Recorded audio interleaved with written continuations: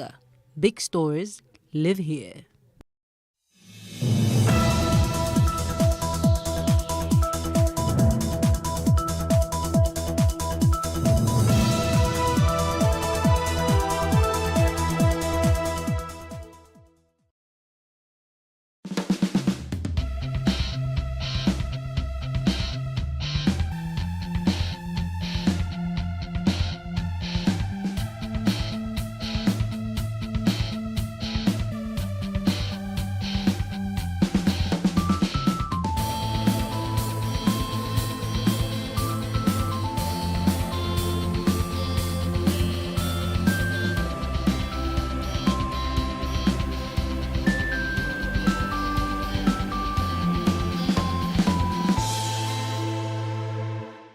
Welcome to our lounge. This is TW Conversations. In the lounge today, we're going to be talking about birth control. I'm particularly interested in birth control because I want to know, I already have 2 kids. Do I have more? Can I stop? Can I hold up for a bit? We'll be talking about all this in the lounge today. And we're not alone. We're 2 co-hosts in the house, but then we have 3 guests. We'll introduce you to them after the break. Don't go anywhere. Yes, welcome back. We're still in the lounge. We're talking birth control. Who am I to be talking birth control when I have so many children? I have no control. But anyway, that's topic for conversation in the house today. And I find it interesting because we still have in the house Dr. Aliyu, my gynecologist, who is a guest on the show for that reason and many more, for his expertise. Dr. Aliyu, say hello to my audience. Hello. I also have, still in the house, Dr. Williams, who I think it's Anna is most excited to find that you are actually a FEC and you're here. Thank you for staying back to talk about this with us. And then, of course, our beautiful, they call them MUA. Yes. That is, I used to wonder what it was, makeup artist, who's been responsible for all our faces on the show. And we brought her on camera today because she's a concerned young mother. So happy to be here. Thank you. Welcome. And then Anne is in the house. You are fast becoming a mini Mew. Hi. No. You are you for who you are. So what are those concerns? Welcome, everybody, right? Welcome. Let's get to it. And I'm glad that Ipo allowed me to wear my salubata so I can be at the same level. Comfort is very important. Comfort is key. So as young mothers, when we've had 1, 2, am I speaking for us? When we've had 1, 2, we start to wonder. No, let's start by how many do you have? 2. How many do you have? 3. Do you want more? You're not sure? Yes, I'm not sure.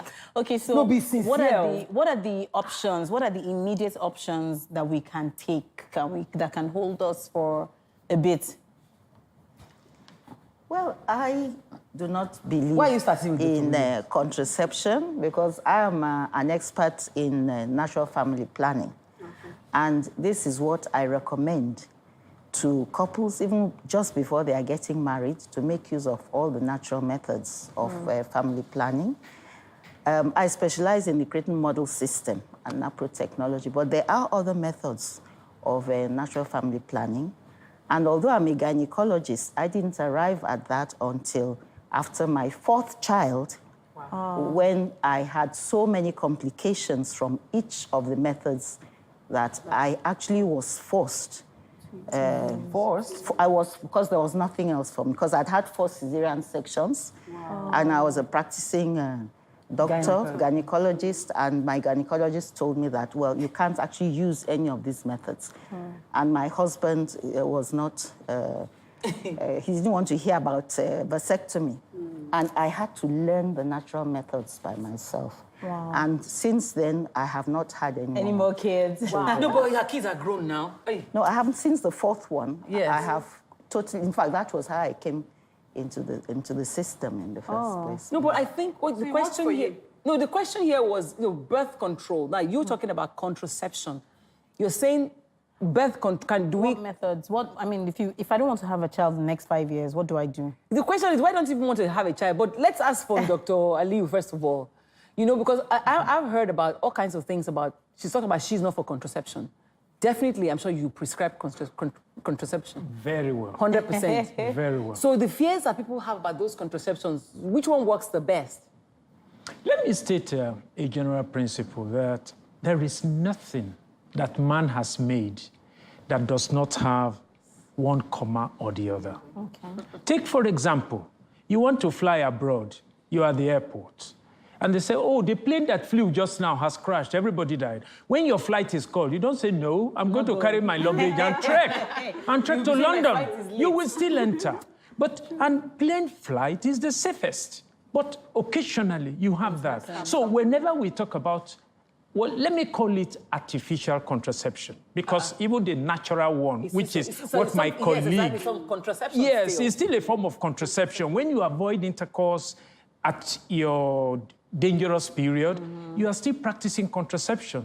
It's just a question of which one are you using. Is it natural? I classify it that way, or artificial. So each one has its drawbacks. And that's why there are many methods when you consider the artificial one so as to determine which one suits a lady. But definitely, I am for contraception. What worries you the most? Is the bad experiences I've had. I Oh, mean, you those had yes, experiences? no, not me. I mean, friends. You've heard of? Yes, I've heard of. I've heard of. I should have said. I was with a friend. We were sharing a hotel one time, and she went out and ran in quickly. Oluchi, I'm bleeding. What happened? Her whatever that was placed in her vajayjay, she was seriously bleeding. And She had okay, let the doctors explain. I don't know what that could be. Yes. Yeah. So I panicked for her because she had to lie down and call her doctor, you know. I just said to myself, I'm never going to try. I'm never going to, because I think I just got married at the time. I hadn't had any baby yet. So I'm just like, you know, this is not for me. Let me What just could have happened? let me just come in a little. I want to believe that what she had just described is what on a general basis maybe the common person would call coil. For us, that's the intrauterine contraceptive device, IUCD. Okay. Right? And it's a known side effect.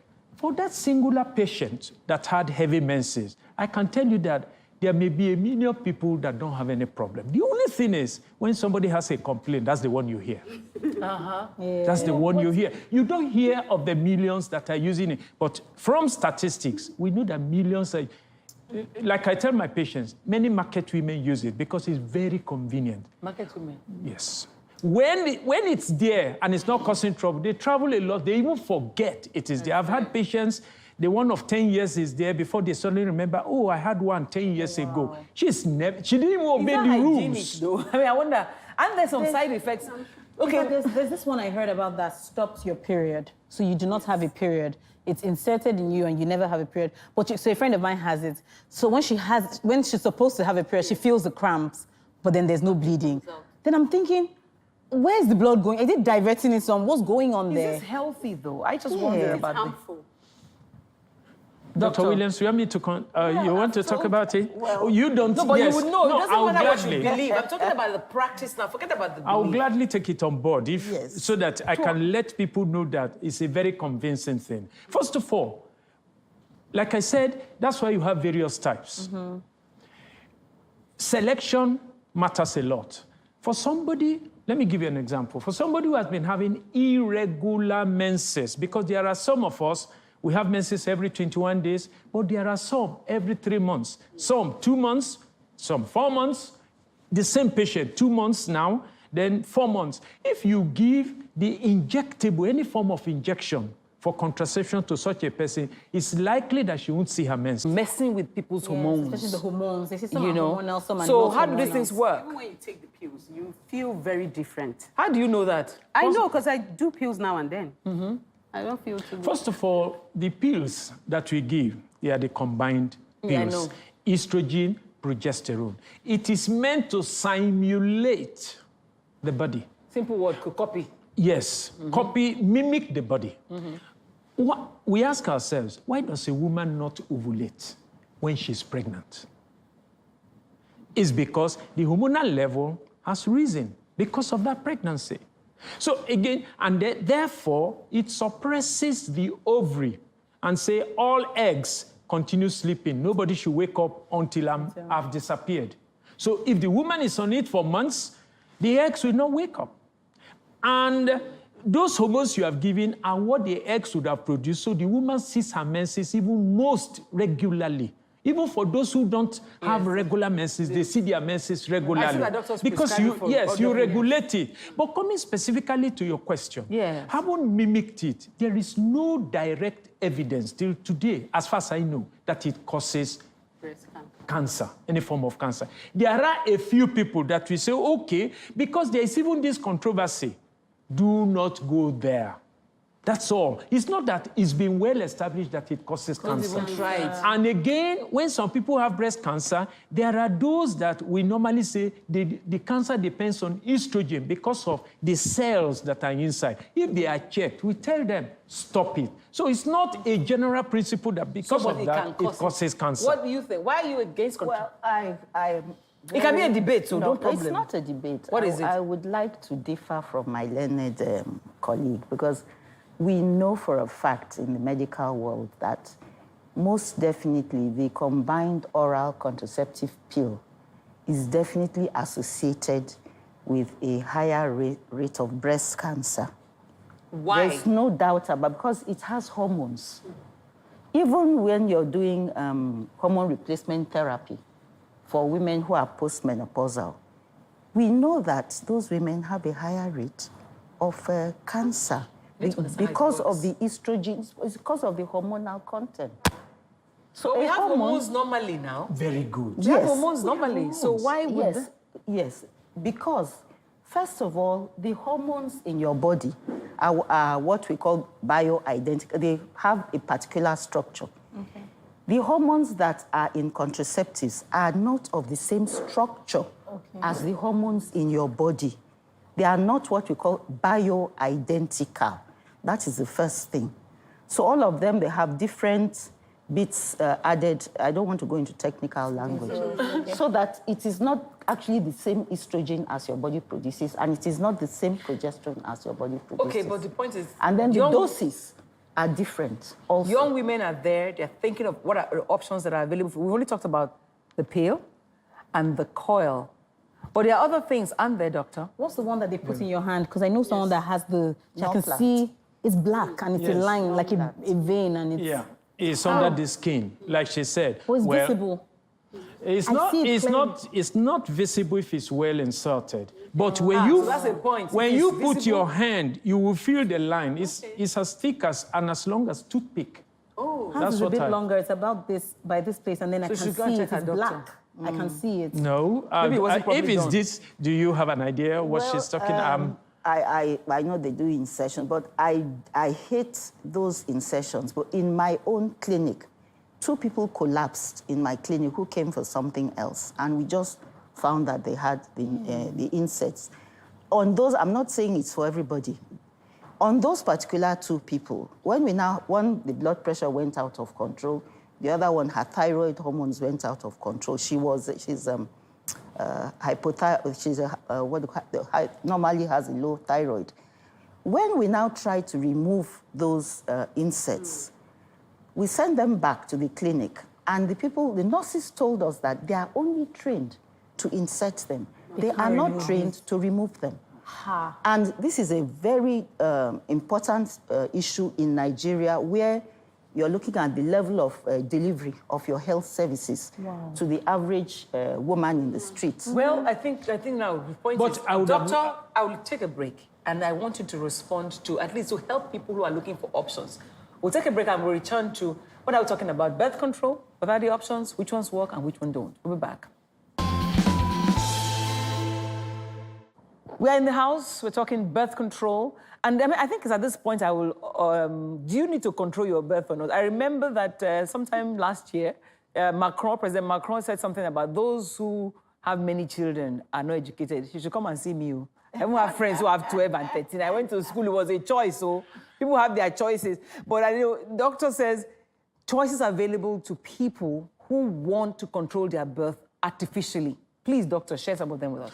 Yeah. We've talked about 3, haven't we? Yes, we've talked about the intrauterine contraceptive devices. We've briefly touched on oral contraceptive pills. And now we were discussing the dermal implant. Are there 2 types?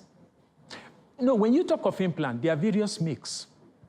Implanon and all the other. Those ones are trade names. But we have the general name that is put under the skin. Usually under the skin, usually at the arm. As thick as and as long as toothpick. So, doctor, sorry, I'm sorry to call you. Her friend, who she was seeing her own, must be in danger then? Well, not really in danger. I'm not too sure what has happened. Occasionally, like I said, some people react to certain things. Like my colleague said, yes, a few people can react to any hormonal implant. Even when you are giving medication to treat somebody, somebody can react to the medication. Some people can even take paracetamol and collapse. It's possible. So it's not as if, because of that, everything is thrown overboard. The majority still has something to benefit from it. But definitely, we must know that there are side effects. And so when you have that, which is very possible, and I agree with her, but it's there, and it controls... What about the regular other forms of birth control, like... When I was about to have my second child, the doctor asked me, because I was doing a cesarean, the doctor asked me if I wanted to... Tie your tubes. Yeah, tie my tubes, and the phone was like... Correct. I'm 29 years old. How will I tie my tubes? Well, you don't want to have children now. But So why are you afraid to tie It your just seemed tubes? so prim, because I asked them, is it reversible? I think they said it wasn't reversible or something. Is that true, doctor? Is that reversible? I don't remember what the... Unquote, not reversible. Yeah, but you can still just take You can't guarantee that you can... No, it can be reversed. But we are not doing that in Nigeria. That's what I mean. We are not doing that. You need a special microscope to widen it, because you are talking of technical details. If you are going to cut off that area that you have already blocked, you have to cut it off, then join the open ends. We call it end-to-end joining. I think we should first address the issue of why do we want to control birth. And I'll ask... Good. Economy. Yes. Why are you talking together? Talk one after the other now. Sorry. Economy. Do you know what school fees is? Yes, and then a lot of mothers want to look hot. So after they had 2 kids, you'll be like, I beg, I'm not doing again.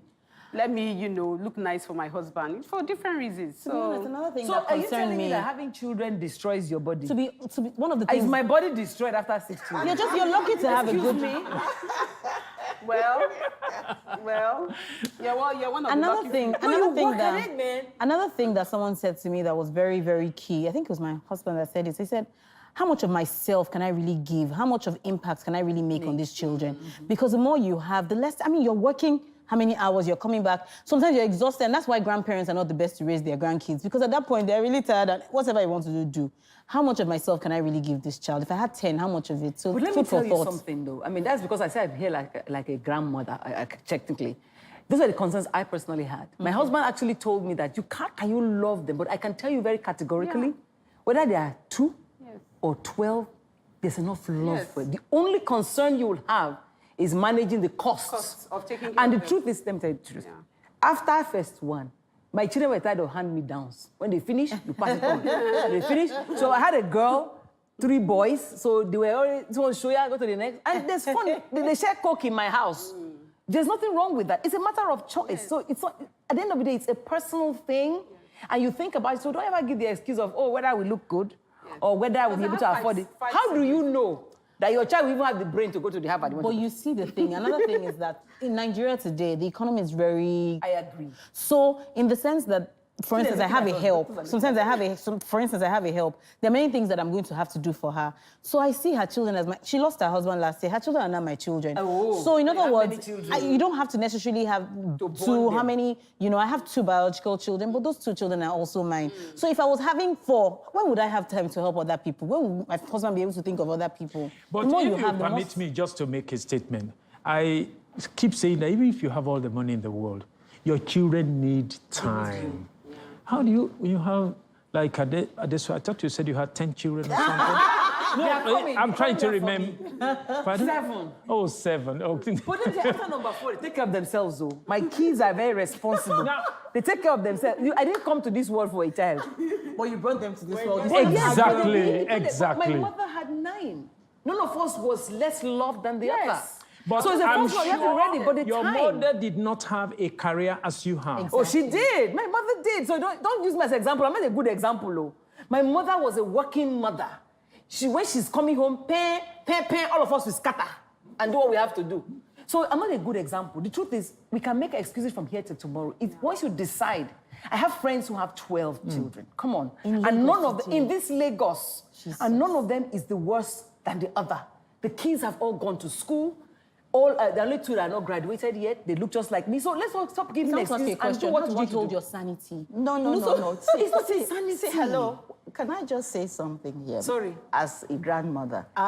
It's about being responsible parents. It is not, a responsible parent is not a matter of the number of children you have. Okay. Thank you. So whether you have 2 children or 15 children, if you have 2 children and one of them is a yahoo person and the other one is into gangs, you are not, yes.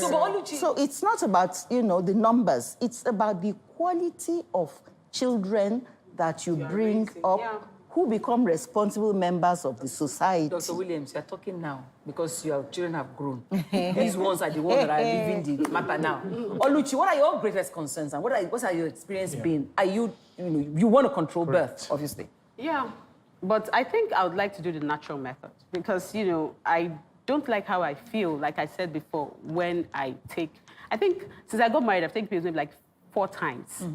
And I feel nauseous, constipated. Weight, how about your weight? No, Did it affect your weight? No, it didn't affect my weight. Just one night to just take, Oh, is it some people just one night They are thing. one Just nighters, one, doctor, right? just one night. The ones that you take it, not the hormonal one. That's the Morning you after mean pill. Morning after pill. Morning after. that's the That's a lot one of I trouble. particularly don't even encourage. Why? Because it is called emergency Yes, contraceptive. yes. You see, when you are using it on a regular basis, that's no longer emergency. Emergency means maybe somebody's been raped, something like that. You have no option. Maybe you are not on any protection. Then you use it just once. So what does the thing do? Why It's hormone and it's on high doses. Wow. So when you take it, the tendency is that you can feel like vomiting. Some people Immediately actually your body vomit. changes. Yes, it is. Immediately. It's meant to change the environment so that even if sperm was there, it will not be able to interact with the egg. That's all. That's the basic Why is it principle. detrimental to take on a regular basis? High dose of It's hormone. detrimental because you don't want to be taking such high doses. It's not meant for your body on a regular basis. So why isn't it regulated in Nigeria? Anybody can buy Postinor 2 everywhere now. Why Yeah, but they But we're do, but educating it's people not now. meant to be so. Yeah. It's meant under prescription. It's written there. Yes. It's written I there. made Exactly. the point earlier that in Nigeria, the level of healthcare delivery to the average person whom we classify as the man at Oshodi bus stop at 5 o'clock, for me, is not enough for us women to use contraception. Okay, why are they not talking about condoms? Those are easy. Because this contraception, we keep talking about as if it's a women's problem. We were actually going to that. We're going in series, and like you've rightly raised it, we have condoms for the men. I think that's simple enough. some men don't like There are also condoms for some men women. don't like it. There are also condoms for women. But the popular one is condoms for men. Yeah. Some men say that. Just like some men don't like it, some women don't like it. Yeah. I know some couples. Why yes, don't some you women, just, all these things is garbage, is English to me. Why are you going through all this trouble just because you want to control birth? When you can easily just abstain. Come on. Please, I want to ask about You this. want- Then the last one, just before you ask your question, the last one, which is vasectomy. Yes, I was going to ask you about vasectomy. Yes, vasectomy. The equivalent in women are the tubal ligation. But honestly, we are into an era where we encourage men. Why don't you do it? And it's so nice, it's so No, but you easy, see, it's so doctor, simple. There was a friend of yours who had, what was it? After he had 2 kids, he decided that he wanted to do it. He didn't want his wife to go through That's the a nice process guy. of, Yeah. of going through all that drama. And then he went to do it. I mean, at some point, I'm sure the wife was very worried, like, oh my God, but then he did it and it's fine. But the only fear I had with that was, is it reversible? Just in case you decide, at some point you want to have another child. Some people say it's not reversible, so I don't know. Is it reversible? Just like tubal ligation, vasectomy is reversible. It is reversible. But Safest and most effective option. very good. Good. It's Very a, quickly, it's I a don't have to watch function, it's customized to every patient. What? For example, if I'm hypertensive, oral contraceptive, the ones through the mouth, oral, they are out of the question for me. I can use other forms that are not hormonal. If I have fibroids and the fibroids are in the inner lining, because it has a tendency to cause heavy bleeding, You can't use them. The IUCD is not even encouraged because we already know that IUCD, which is the coil, has the potential to cause heavy bleeding. But doesn't mean that it will, but it has that potential. And most Nigerian women have fibroids. Believe me, I'm telling Yes, you. if it's in the inner lining, because it can be on the outer lining, it has no effect. Okay, but you see, excuse me, you guys have talked about this vasectomy thing. Yes. They say that vasectomy reduces a man's performance. and visits.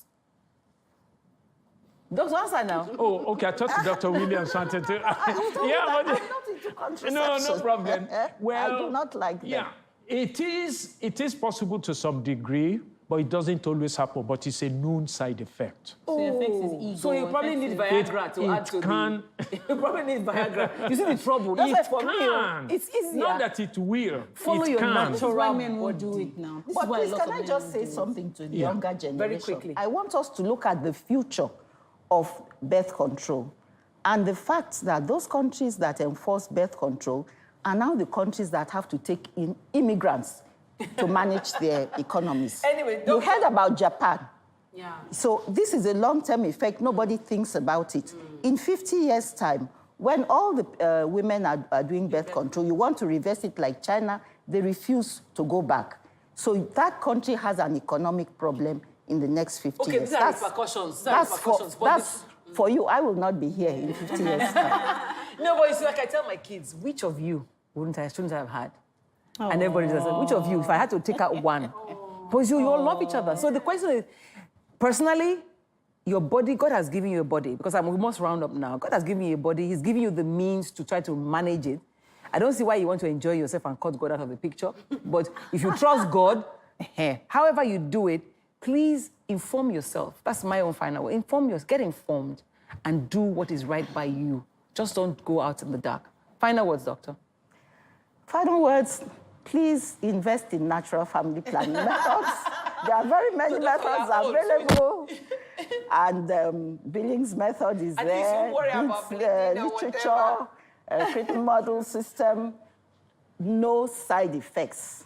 Okay, she Affordable. preaches no side effects. Doctor, Contraception is good. Have the number of children you can cater for. Good. True. For me, have the number of children you feel capable of investing or impacting enough. We don't want more nuisances. It's perception. If you feel, what if God gave you twins or triplets? You know, sometimes you don't know what you can handle. But if you feel that you can't, please, by all means. I think that couples, husband and wife, should sit down and agree. Yeah. This is what we are going to do, and they should visit the clinic if they want to do the natural, method or the artificial method. Decide this is, how we are going to go about this. And for married family people, plan. sex is not entertainment. Sex is serious business for married it's people. entertainment too now. It kills two birds with For one stone. recreation and procreation. It's for two purposes. It has to be for two purposes. Let's not look at it like, but the point, my own is you can't take one and leave the other. That's my own. You want to enjoy it, but you don't want the repercussions of enjoying it. You have to take the two. But whatever the case is, as we lay our beds, that's how we shall lie on it, right? So I must thank you all. Anne and I were alone here. Our other sisters were not here, but we still had fun. I joined you, so I will support you on the birth control. Thank you very much for being with us. I appreciate Thank you it. so much. We see you again. Oluchi, thank you. Thank you. We'll see you again next week. Bye.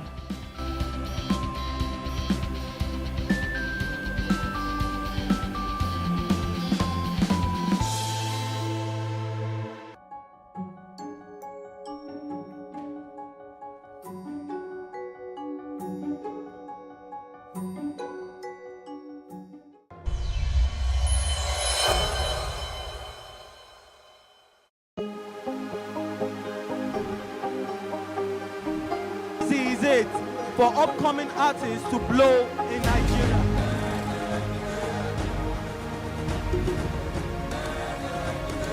Welcome to Plus Trending. I am Bookie November, your host, saying thank you for joining us on today's episode. Welcome back. It's tea time on Plus TV Africa. Practice makes perfect. I'm not perfect yet, but I'm a lot better than I used to be. He's a king. He's entitled to marry 100 if he wants to.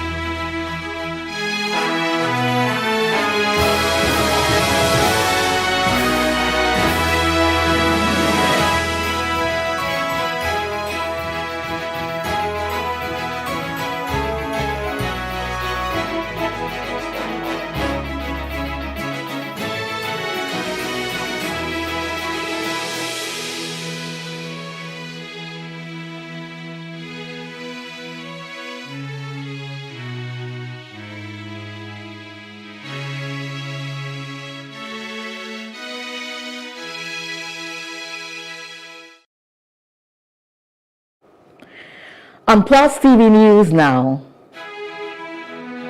Federal government okays 27.5 trillion naira 2024 budget size.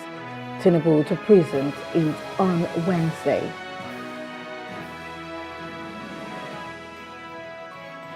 Edo Deputy Governor Shaibu declares interest in governorship race.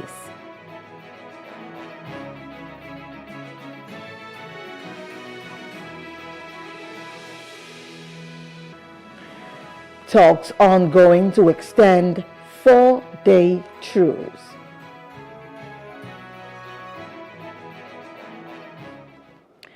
Good evening, I am Destiny Momo. This is News Now. The Nigerian government has approved 27.5 trillion naira for the 2024 appropriation bill, according to Minister of Budget and National Planning Atiku Bagudu. The Medium-Term Expenditure Framework, MTEF, which was approved by the National Assembly, has been reviewed, resulting in a target revenue of 18 trillion naira for the next fiscal year. The Council has also reviewed the MTEF, which has an exchange rate of 750 naira to $1 and a crude oil benchmark of $73 to improve revenue. Mr. President's determination to find more money to fund our priorities, today the Federal Executive Council further revised the medium-term expenditure framework and the fiscal policy framework. And two of the important decisions was to use an exchange rate of 750 naira to $1 and also a benchmark crude oil reference price of $77.96, meaning $4 more than the earlier approval. Equally, the Federal Executive Council approved the 2024 appropriation bill and the presentation of such to the National Assembly by His Excellency, Mr. President. The bill has an aggregate expenditure of 27 trillion 500 billion. The forecast revenue is now 18.32 trillion, which is higher than the 2023 revenues, including that provided in the two supplementary budgets. Equally and commendably, the deficit is lower than that of 2023. Right Honorable Tajuddin Abbas, Speaker of the House of Representatives, assured citizens of participation in the 2024 budget appropriation process, as President Bola Ahmed Tinubu is set to present the budget soon. Plus TV Emmanuel Ehijene completes the report. Speaker, House of Representatives, Right Honorable Abbas has pledged to increase transparency and public engagement to build trust and support for the 10th legislature. He opened a capacity building retreat for committee chairmen and assured that the 2024 appropriation bills would be sent to the National Assembly soon, allowing Nigerians to participate in the 2024 budget process.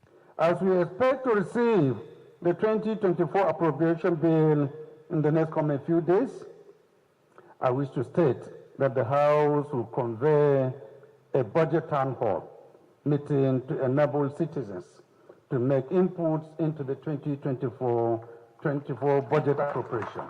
It is the first time such an engagement is planned at the national level. I invite our partners to work with us in preparing for a vigorous and an all-inclusive budget process. The retreat aimed to enhance legislative performance through effective committee management, garnering support from stakeholders who advocated for synergy and effective citizen engagement. Issues around committee work plans and strategic plans. The good thing about the legislative agenda, it provides a framework, an implementation framework that serves as a guide. And we hope that this retreat can also speak to the implementation framework. One of the things that citizens are concerned about is the nature of our public hearings. And since committees will be conducting public hearings, we want to implore that you communicate timelines and the participation of citizens early to encourage citizens to participate. Former Speaker Femi Gbajabiamila recommended enhancing the 10th House's performance by creating a uniform oversight template which should be embedded in outstanding rules. One way to help the Nigerian people to better understand the legislature's role is to expose them to the inner workings of the legislature with a focus on legislative output, such as the publication of oversight and investigative reports. After such reports have been laid and considered on the floor of the House of Representatives, they can be published on a dedicated website as part of efforts to improve transparency and open government. The Deputy Speaker also believes that the retreat will enhance the efficiency of their work and align with taxpayers' expectations. There are 2 or 3 committees that will be handling a particular assignment of the House of Representatives, whether it be investigative or in the course of being appropriation responsibility. Kindly follow the guideline. Let those who are supposed to lead these committees lead well, also with respect to other equal partners in this project, the other chairmen of committees, that you are made to lead the other committees in a particular responsibility does not in any way make you higher in status. The one-day retreat is anticipated to enhance legislative performance by enhancing committee management. And President Bola Tinubu has sworn in 8 new permanent secretaries who were approved last Friday after successfully scaling the Federal Civil Service selection process. The appointments were sworn in just before the start of the Federal Executive Council meeting, which Tinubu is currently presiding over.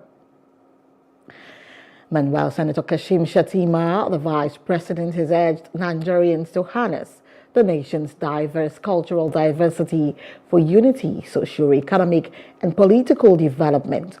Shettima made the call during the 37th edition of the Akesan Cultural Day at Christ Apostolic Grammar School in Iperuremo, Ogun State. He emphasized the federal government's commitment to prioritizing traditional institutions and navigating the nation's diversity and ensuring quality transformation in people's lives. Your Royal Highnesses, this festival serves as an opportunity to reinforce President Bola Ahmed Tinubu's commitment, giving priority to our traditional institutions in navigating the intricacies of our diversity. And we pledge to honor these assurances, ensuring positive transformations in the lives of our people, steeped in the essence of the unity we have forged as a nation. It symbolizes the heartbeat of our nation, and Ogun State has long become the template for the Nigerians of our cultural practices as vehicles for progress. Lessons of our past to shape a brighter future for generations to come. Together, hand in hand, let us continue to work for the continued development and greatness of our nation. Community to community, culture to culture, state to state, and region to region. I thank you all for making us a part of your memory, a part of your history. God bless you all. Governor Dapo Abiodun, an indigene of the town, seized the opportunity to showcase his developmental programs for development. We as a government will continue to build on the foundation we laid in the last 4 years by relentlessly implementing our vision through our shared pillars. Despite constructing over 500 kilometers of interstate and interstate roads, we will continue to identify roads of socio-economic importance to our people. Despite constructing over 1,000 schools, we will not stop until every village in Ogun is provided a befitting and conducive learning environment. Despite building over 3,000 affordable homes, we will not stop. And yes, We are constructing over 100 primary healthcare centers. We will support our target of providing one PHC in each of our 236 political wards. We will soon be launching our e-mobility scheme that will see us swapping our petrol fuel Okadas and tricycle for electric ones.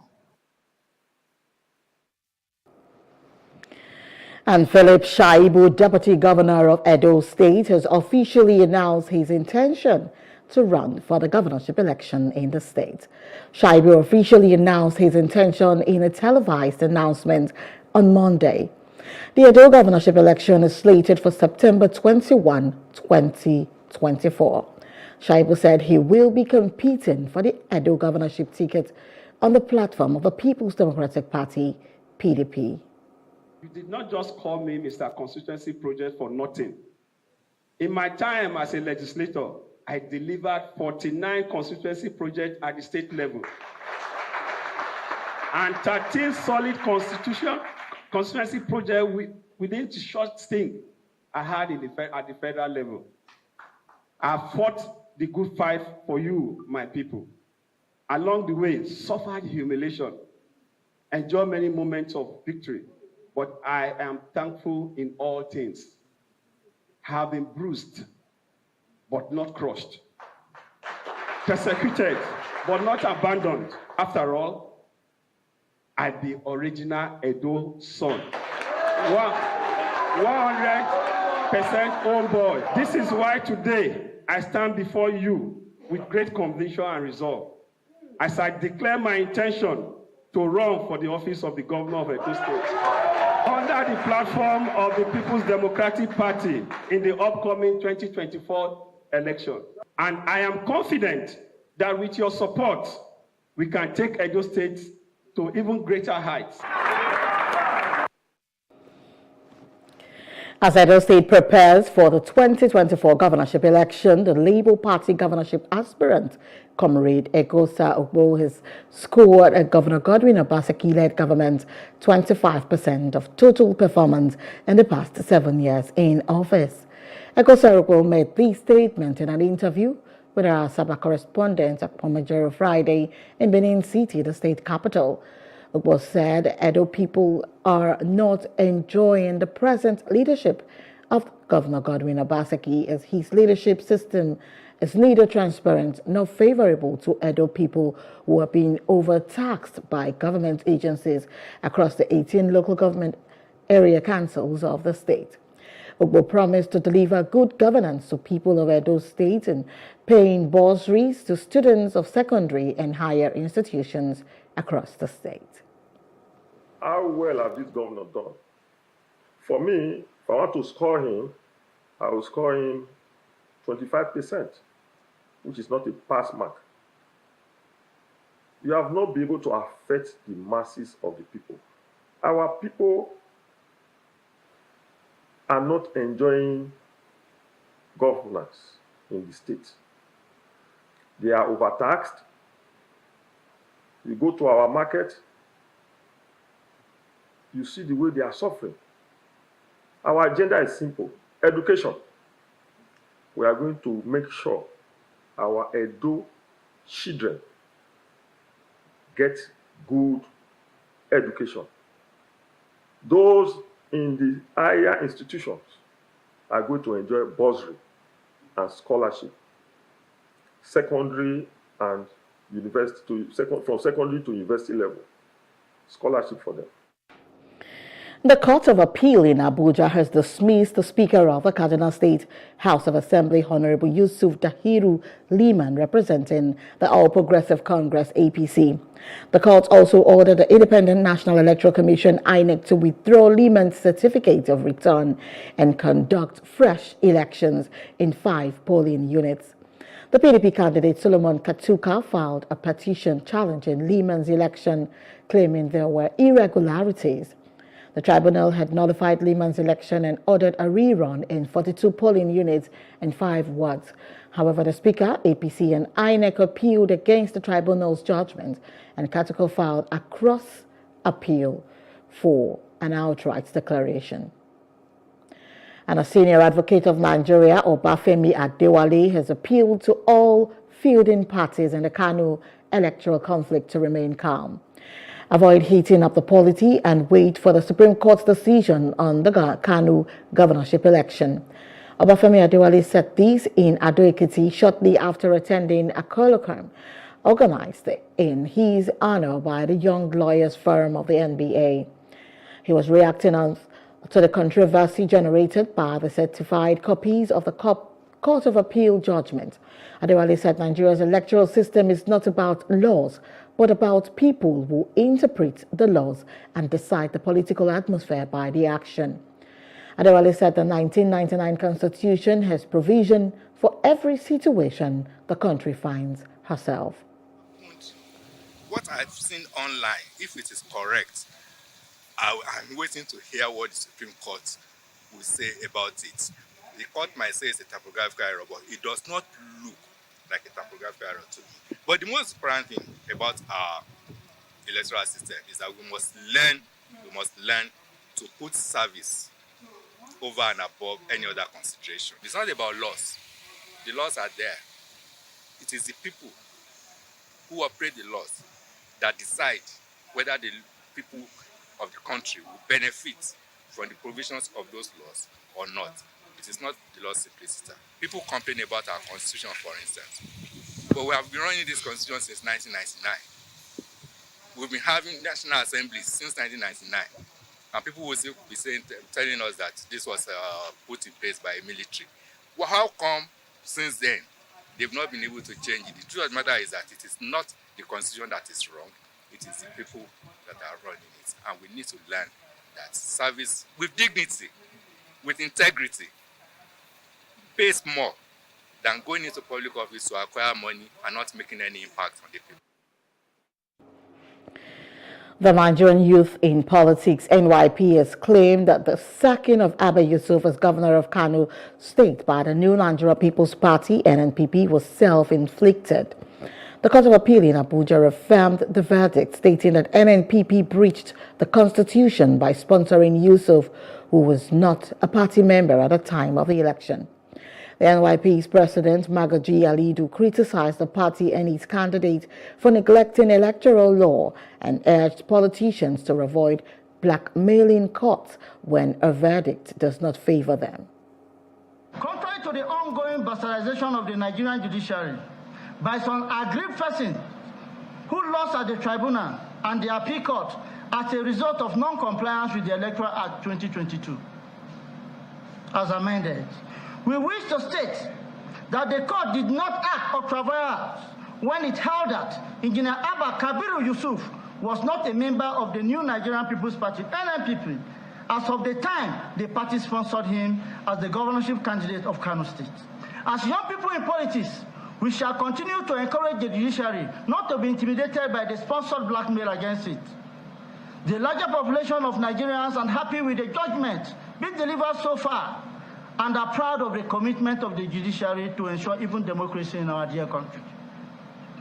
The Supreme Court is their target. They are castigating the appeal court justices to blackmail the honorable justice of the Supreme Court to subject justice. Democracy has come of age, and the judiciary is not a cash and carry, as the Attorney General of Kano State portrays. And the South-South Youth Group has criticized the deterioration of Nigeria's democracy, accusing the political class of using the judiciary as a tool against the people. The coalition, including the South-South Routine Movement, Rivers Chapter, Delta Youth Movement for Good Governance, and Bayelsa Routine Movement, emphasized the recent elections in Bayelsa, Imo, and Kogi State as evidence of the system's damage. They argued that the electoral umpire has not demonstrated the ability to deliver free, fair, and transparent elections in the country. Government must move to provide the enabling environment for business to thrive so that our youths can begin to get to work. The judiciary must immediately look inwards to correct the negative impression that Nigerians have about them. The NJC, that's the National Judicial Council, must investigate all that occurred with the tribunals and Court of Appeal in Zamfara, Plateau cases, and especially with the Kano State Gubernatorial Appeal Court decision. Even to us as youths in the South-South, it is glaringly clear that the contradictory nature of the lead judgment in Kano appeal case is scandalous and is an indicator to what the people of Nigeria see about the judiciary. And Chief Justice Olukayode Ariwola has emphasized the importance of impartiality in George's judgments. Speaking at a special session to mark the new legal year and swearing-in ceremony of new senior advocates, Ariwola emphasized the need for judges to be independent and to confront ignorance and conservatism. And he also encouraged judges to venture into uncharted territories, provided their knowledge and skills are adequately tested. And then, while Attorney General and Minister of Justice Prince Lateef Fagbemi, SAN, has defended President Bola Tinubu's administration against allegations of blackmail over recent judicial pronouncements from electoral disputes. Fagbemi said the federal government will not shield errant judges found guilty of misconduct, and that any allegations against law courts' verdicts must be accompanied by tangible evidence. He warned against throwing caution due to electoral defeats in courts and emphasized that judicial verdicts are always based on facts presented before jurists hear a matter.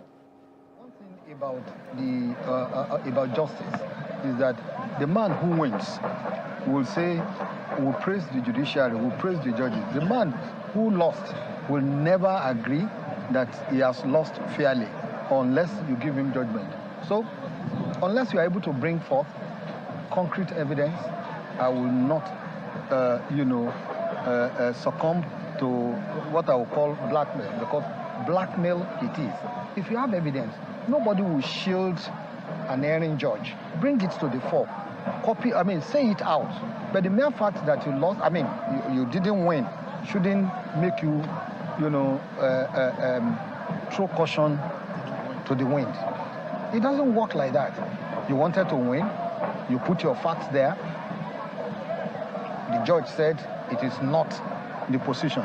You tried it on appeal, you lost. In the Supreme Court, you lost.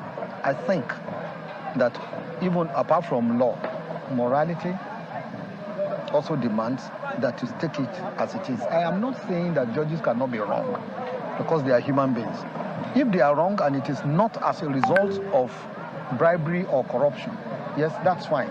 But if you want to prove corruption, you know the way to prove it.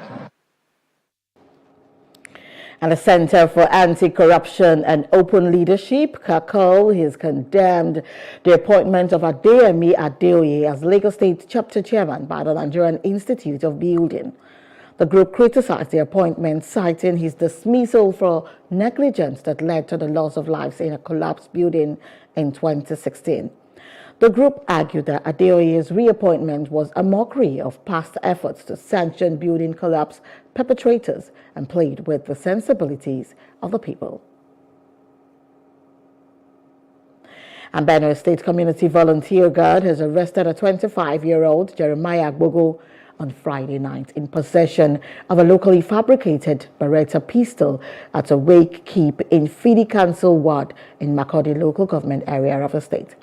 The arrest is coming hours after the special advisor to Governor Hyacinth Alia on Security and Internal Affairs led a campaign rally across major streets of Makurdi metropolis against cult-related activities and forceful illegal collection of levies from developers, among others. Correspondent Francis Terra reports that the suspect who claimed to be a farmer and footballer shot into the air alongside other colleagues suspected to be cultists. The commander of Benue State Volunteer Guard, Captain Ayuma Ajobi, retired, described the situation as unfortunate in spite of the sensitization campaign against social vices and other violent crimes which undermine the peace and development, stating he will be handed over to the police for appropriate prosecution after investigation. After yesterday's campaign, all these security agencies went into action and we hit the ground running. At the early hours of this morning, at the wake keep at the Fidi Council ward, unfortunately for him and other members who are now at large, he was bearing a locally fabricated Beretta pistol. The other guys took to their heels, but he was apprehended with a locally fabricated weapon. I was in a burial this morning with my elder brother, which is SKD. Then one of his friends, which is legit, bring a gun. I asked him to give it to me so that I will see it. The process of saying it, I put the hand on the trigger, it's up, then I blow it. Immediately the security called me. I went there, then I hand over the gun to them. And Benue State is on a global humanitarian map due to the biometric data capturing of internally displaced persons, IDPs, with over 77,000 IDPs. International humanitarian partners are committed to providing sustainable interventions. The Executive Secretary of the United States of America has announced plans to visit the state next year to intervene in the situation of IDPs in Benue, urging journalists to extend their visits to other IDP camps. Now, the international community are aware of the Benue situation through this biometric exercise. We have been sending the figures. I'm happy particularly to know that United States of America are not interested in the Benue IDP situation. They are coming to visit Benue State in January, and they are even planning to take our challenges. So we are waiting for them in January. That was a report we received because of the result of this biometric exercise. So we are happy that this IOM are willing to help us to make sure that Benue has been launched to the global community. Father Hyacinth earlier has shown strong commitment to returning internally displaced persons to their communities and appreciating the federal government's intervention in the Benue situation. Federal government almost taken over the Benue resettlement agenda as a result of the passion the governor has for this IDP situation and the humanitarian crisis general. Federal government is also coming in now seriously to assist us. Also receive allocation notes from NEMA, allocating about 6 trucks of food and non-food items to Benue State. Try to assist what we are doing. And Boys Brigade Nigeria is committed to developing youth leadership skills for national service and patriotism, highlighting the importance of investing in future leaders for nation building. National President Professor Samson Dunar encouraged youths to focus on shaping their future and careers despite economic realities and restiveness. National Patron at Nuhu Dika also emphasized skill acquisition for youth, self-reliance, and aims to empower them through self-sufficiency certificates. The youth makes up about 35 to 45% of the population of a country. And these are the workforce of a country. When a country is full of youth, it means the country has a future. Things are difficult with respect to employment. Most of the percentage of people that are unemployed are the youth. But there is a need for us to learn a trade. There is a need for us to be self-reliant. There is a need for us to have something to do so that we don't depend on government collar job alone. By so doing, I'm sure the youth will contribute their quota in nation building. We believe in the country called Nigeria, with quite a lot of government policies going on. We believe the country will be better and there is future for tomorrow for the youth. So the earlier we catch them, the better for Nigeria and the society. My vision for the boys is catching them young with the word of God, then empowering them so that they become self-sufficient. Even with their certificates, they should be able to have something to do for the society. Whatever certificate you have, you need to use your hands. You need something tangible, something practical, that even when government is paying you, you rely back on something. Let's not all depend on government. We can be self-sufficient in all. Other stakeholders emphasized the significance of character building and disciplining youth as future investments, urging them to avoid violence and drug abuse to protect their image and call for Nigerian government policies to prepare them.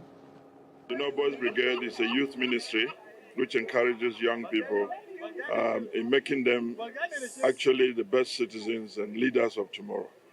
And that is the recognition that's been made. My encouragement to him as he joins us is that he will not relent in what he's been doing. Now he's been taken to a wider horizon that is now recognized as a national patron. Always take the youths at hand. Always make sure that you fix these youths where they are supposed to be, where they can also be great leaders of tomorrow. And that's what we intend to do, or will continue to do as we progress in this new position. The Diocese of Lagos Anglican Communion has inducted Venerable Babatunde Adeleke Oduwole as the Vicar and Archdeacon of the Church of the Resurrection, Victoria Island. The induction ceremony, which took place in Lagos, had the Senior Special Assistant to President Bola Tinubu and Sustainable Development Goals Adejoke Orelope Adefulire family members and well-wishers in attendance. Our correspondent Paul George reports.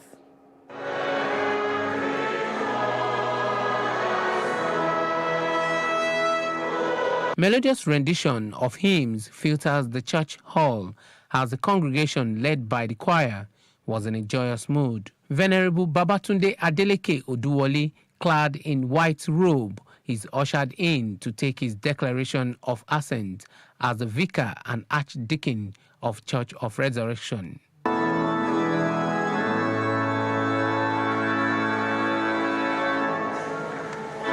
The anointed clergyman was excited to be in the presence of God while performing the induction rituals. Venerable Oduwole said he is ready to hit the ground running as he explains the vicar's role in the church. Well, I must say that I'm very excited.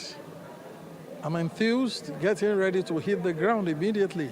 It's a day we had looked forward to. Institution, induction, and installation.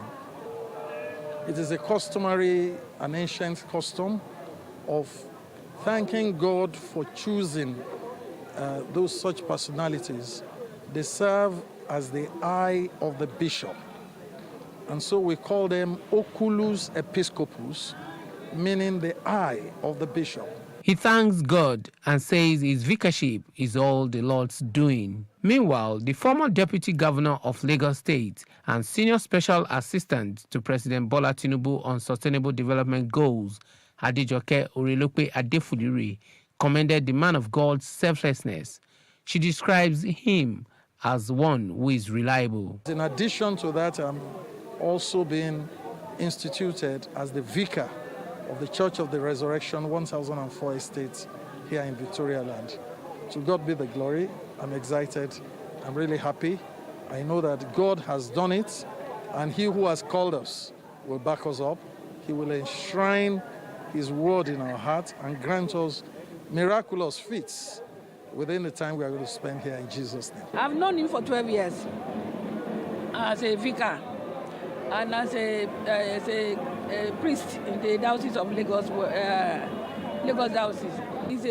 He's a man of God that that we can rely on in terms of prayer, in terms of counseling and motivation. Wishing him all the best. God will bless his ministry. God will give him more strength, more grace, and on a daily basis, God will minister to him. Some church members showered encomiums on him. In Jesus' mighty name we pray.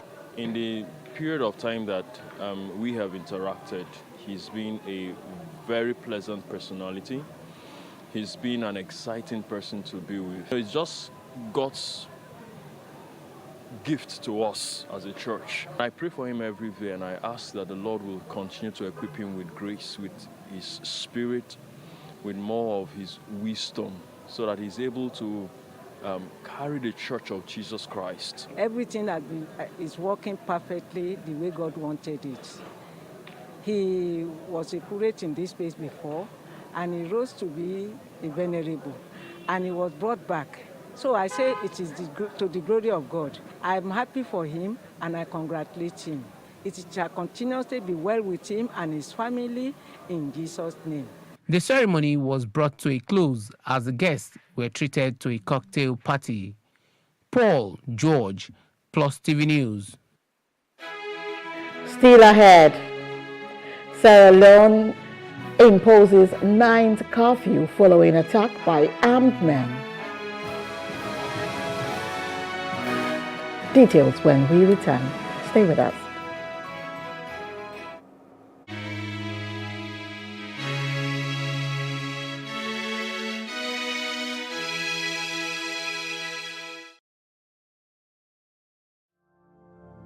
My name is Adejoke Lasisi. I'm the founder and creative director of Planet 3R. At Planet 3R, we convert textile and plastic waste into eco-friendly products. The motivation actually came from a rural community in Ibadan here.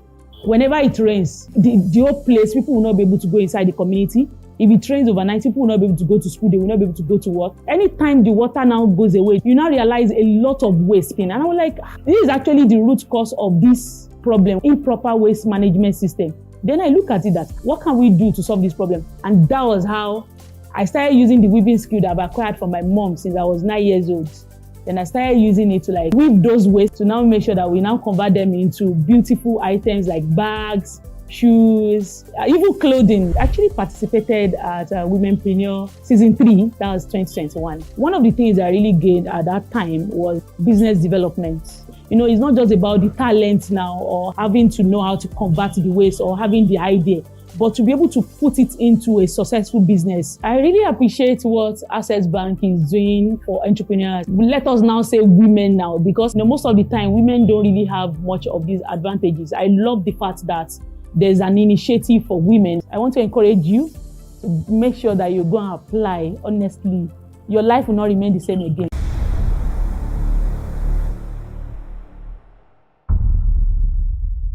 An African girl somewhere is sitting at home, accompanied by dreams that seem so far away. Africa is one of the continents with the highest out-of-school percentage in education, and girls are at an early disadvantage. The sub-Saharan Africa records about 18 million out-of-school girls. This gender gap extends to the tech space with a projection of only a 33% global female workforce representation in tech firms for 2022. Let us help change the stories and numbers. Africa Agility's Project Train a Girl campaign is working to help train African girls in tech. You can donate as little as $2 or 2,000 naira to help a girl in tech get her heels in the door. Visit www.africaagility.rallyup.com/PTAG to donate.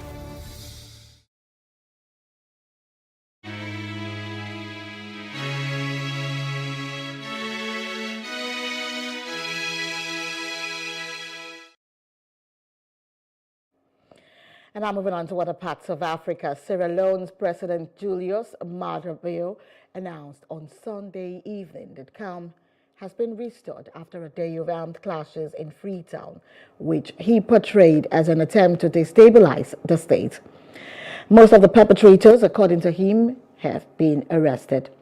The day saw unknown assailants attempting to force their way into a military arsenal in Freetown, confronting security forces in various parts of the capital and freeing numerous prisoners from jail. Authorities have imposed a nationwide curfew until further notice. Most of the leaders are said to have been arrested and will be held accountable, according to Mr. Bio. A brief statement without providing further details. Most of the leaders have been arrested. Security operations and investigations are ongoing. We will ensure that those responsible are held accountable through due process. In the early hours of this morning, there was a breach of security at the military barracks at Wilberforce in Freetown. Some individuals attacked the military armory and other locations in Freetown, including Pademba Road Correctional Center. I call on all political leaders traditional leaders, civil society, and citizens across the region to continue working to preserve the peace of our nation.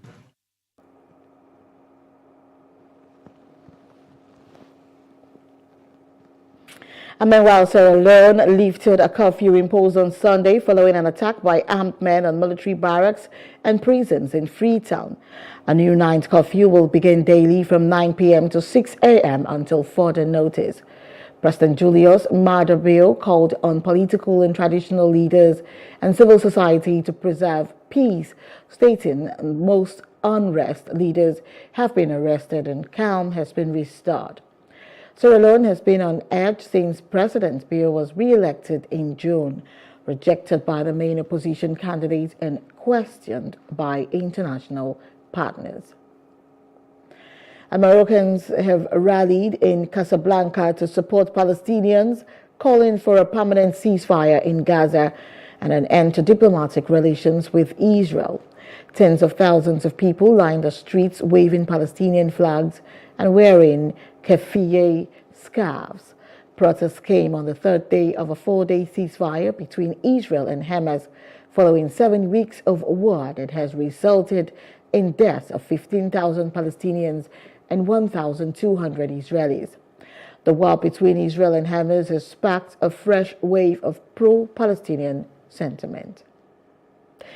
And from news outside Africa, Israel and Hamas entered the planned final day of a 4-day ceasefire Monday, with expectations for Israel to release more Palestinian prisoners and Hamas to set free more hostages amid a push to extend the truce.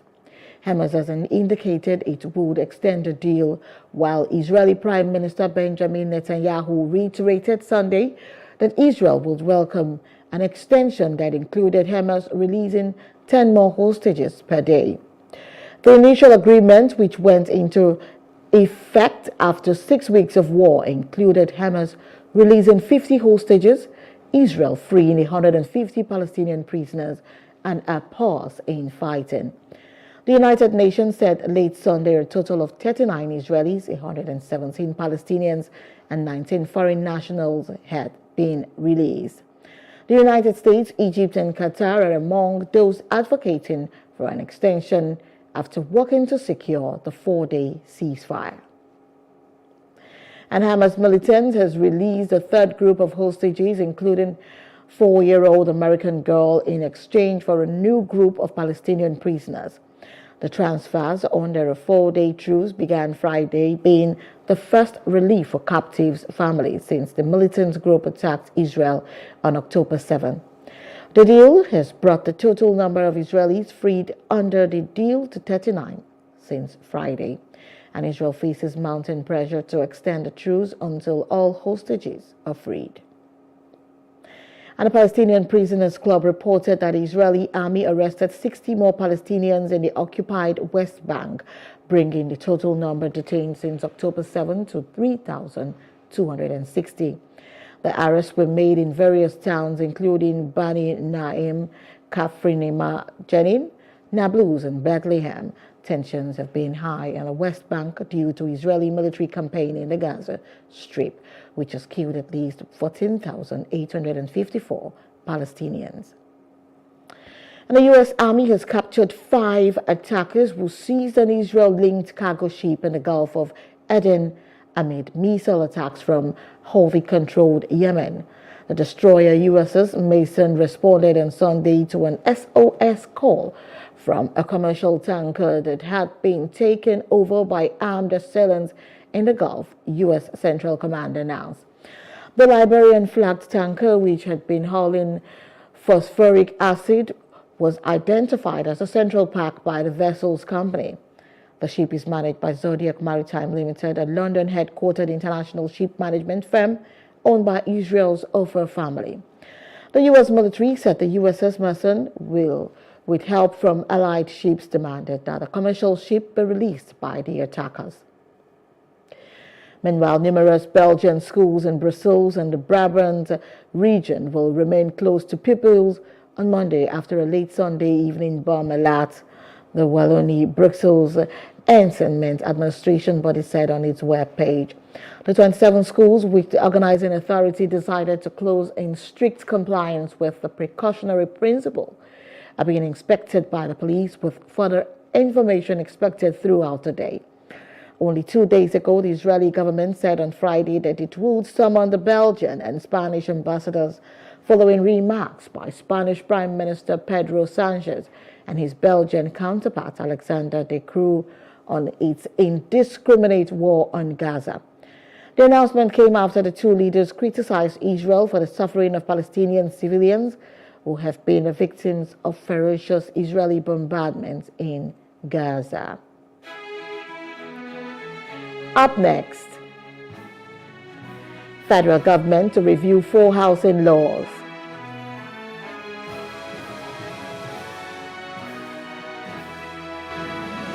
And that's in business news after this short break. Stay with us.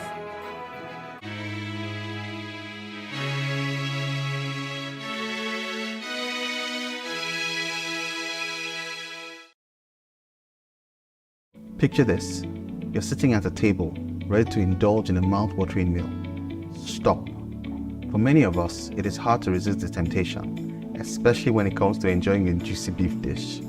But have you ever stopped to think about the impact of your food choices on the greater good? Our food choices have a great impact on others. The beef industry is one of the leading contributors to deforestation. As trees are cleared to make way for cattle ranching, it not only disrupts the delicate balance of ecosystems, but also contributes to climate change. We can make a difference with our choices. It does not mean we all have to become vegans overnight. Imagine enjoying fish and poultry a few times a week, indulging in beef just once a month, and filling our plates with plenty of plant-based goodness. Every little bit counts. And even small reductions in our intake can make a huge impact on the climate. By making smarter food choices, we're not only taking care of ourselves, but also the planet we call home. Remember, the choices we make today lead to a better tomorrow.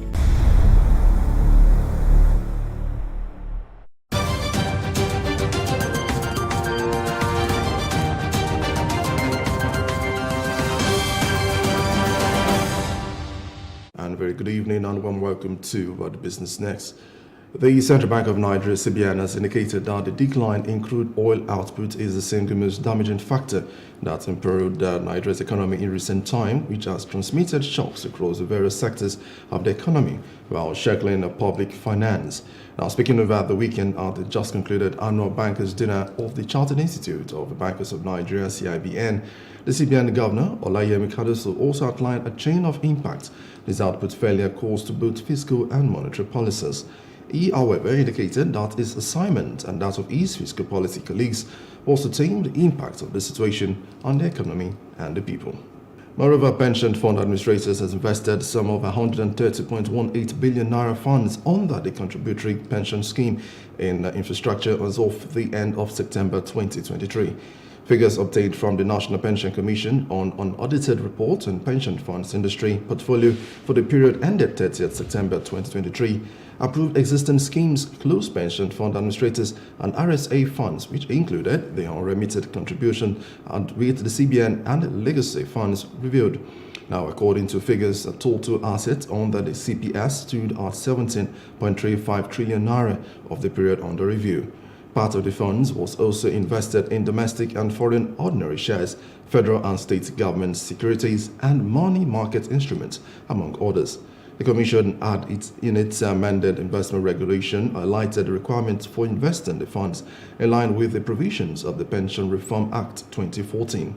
It said the purpose of the regulation was to provide uniform rules and standards for the investment of pension fund assets. Still in business, the Minister of Housing and Urban Development, Ahmed Dangiwa, has constituted a housing reform team of experts and stakeholders to develop a robust framework of the housing sector and ensure that housing agencies under the supervision of the ministry are enhanced to provide affordable homes for Nigerians. Now, in a statement by the ministry's Director of Information, Badamosi Aiba, he also stated that the reform team would deliberate on necessary legislative amendments such as the Land Use Act 1978, National Housing Fund Act 1992, Federal Mortgage Bank of Nigeria Establishment Act 1993, the Federal Housing Authority Act 1973, among others. The minister made this disclosure during a meeting with a delegation from the Housing Development Advocacy Network led by Ugochukwu Obiora Chime at the ministry's headquarters in Abuja. He explained that the reform team would be made up of the representatives from HDAN agencies, professional bodies, as well as academia to develop a robust framework for the reform of the housing sector by thoroughly reviewing relevant laws. The Minister of Solid Minerals Development, Dele Alake, has praised the decision of investors from the Republic of Mexico to visit Nigeria in search of investment in solid minerals. In a statement signed by the Special Assistant to the Minister of Media, Segun Tomori, on Sunday, Alake said the administration of President Bola Tinubu has put in place incentives to ease business for investors in the country and also in the industry. The incentives include a zero duty on equipment imported for solid minerals extraction, easy movement of profit to the countries of origin, and tax holidays. The minister said investors in the mining industry are expected to sign the community development agreement with the communities in the mining area to ensure the socio-economic development of the region that benefits the people. He said the administration is currently sanitizing the industry, citing the recent revocation of titles which have failed to comply with the law on annual service fees. Introducing the investors, Nigeria's outgoing ambassador to Mexico, Adejare Bello, assured the minister that the embassy had screened the investors and confirmed that they are genuine and serious businessmen whose investments will boost the economy. And still in business, the Nigeria Export-Import Bank has disclosed that investors in Nigeria earn about 30% return on investment. The Executive Director of Business Development, NIXIM, Stella Okutete, disclosed that this while playing host to the Mexican ambassador to Nigeria, Alfredo Miranda, who led a delegation on a courtesy call to the management of the bank in Abuja. She called for a partnership between the country and Mexico with a view to expanding access to Nigerian goods to the Mexican market. Now, according to the NEXIM boss, a collaboration with Mexico would boost the country's foreign exchange earnings, attract investment opportunities, and ultimately promote prosperity for citizens of both nations. Now, Okutete, who used the opportunity to showcase Nigerian-made export goods financed by the bank, highlighted all the investment opportunities available in Nigeria, according to a statement issued by the bank in Abuja on Sunday. And that's it on the business desk. I am Emmanuel Olubobokun. The news continues shortly. And coming up next is entertainment news. Tony Wanwick Monago, a musician, Nollywood actor, author, and politician, has given an update on his cousin Amechi Monago's health. Tony revealed that Nollywood actor Amechi is down with kidney disease, diabetes, and stroke. He added that it is undergoing weekly dialysis and also physiotherapy to treat the paralysis brought on by stroke. The musician highlighted financial aid given but stressed the ongoing need for sustained funding for Amechi's treatment, urging donations from kind Nigerians. This comes 1 month after Amechi cried out for help and told Nigerians he cannot walk due to the sicknesses he's battling. Horror thriller Egun has emerged the most watched Nollywood movie at Nigeria's box office over the past week. According to the weekly report by the Cinema Exhibitors Association of Nigeria, the horror title gained a 7-day gross of 9.1 million naira between November 17 and 23, 2023. Making its debut on November 17, Egun finished its first week at the box office in the 3rd spot on the charts behind Hollywood productions The Hunger Games, The Ballad of Songbirds, and Snakes and the Marvels. Following Egun closely on the charts is Adire as the second most watched Nollywood title with a 7-day gross of 5.5 million naira. Last week's numbers bring Adire's total gross since its theatrical debut to a total of 2.1 million naira. Irish author Paul Lynch has won the 2023 Booker Prize for Fiction on Sunday for his novel Prophet Song, a dystopian work about an island that descends into tyranny. The 46-year-old piped 5 other shortlisted novelists to the prestigious award at a ceremony in London. He becomes the 5th Irish writer to win the high-profile literary prize, which has propelled to fame countless household names, including past winners Salman Rushdie, Margaret Atwood, and Hilary Mantel. The Booker is open to works of fiction by writers of any nationality written in English and published in the UK or Ireland between October 1, 2022 and September 30, 2023. American singer Chris Brown has spoken out after receiving criticism for supporting American rapper Kanye West at a listening party for his latest single. The R&B artist 34 was seen singing along and dancing as the lyrics "How Am I Anti-Semitic" played over the speakers. Viewers slammed Kanye and Chris for their actions, and Chris took to Instagram to react. He emphasized that he is not anti-Semitic as he creates music for the entire world and urged people not to perceive him as spreading hate. He also shared the same post on his Instagram stories and added, "This is for the million of young kids that look up to me and might be confused." And next we'll join our sports desk for some sports news. Stay with us.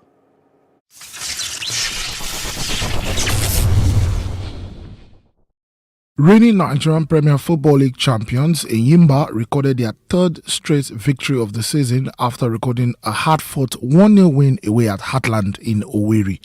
After a goalless first half that saw the Elephants dominate play and miss chances to score through Chijioke Mboma before it was replaced in the second half.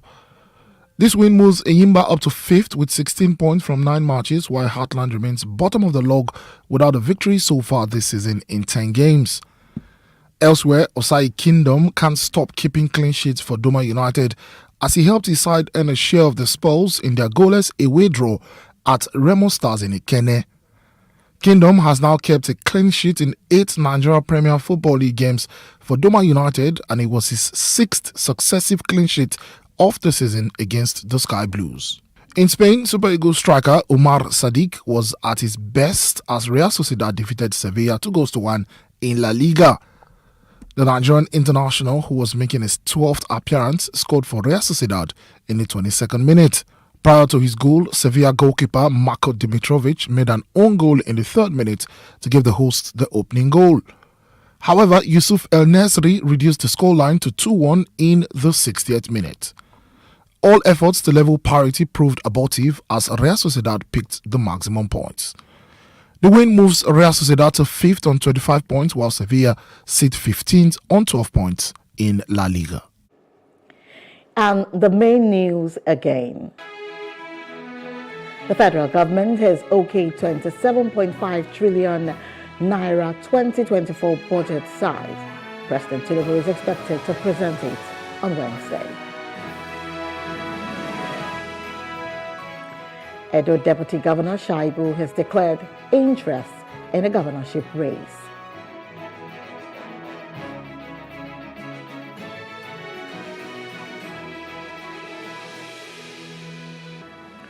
Talks are ongoing to extend the 4-day truce. That's the news now. For more stories, please follow us on Facebook, X, and Instagram. And do subscribe to our YouTube channel at Plus TV Africa and Plus TV Africa Lifestyle. You can also view us from Limex on limex.tv and Glow TV apps anywhere in the world. I am Destiny Momo. Many thanks for watching.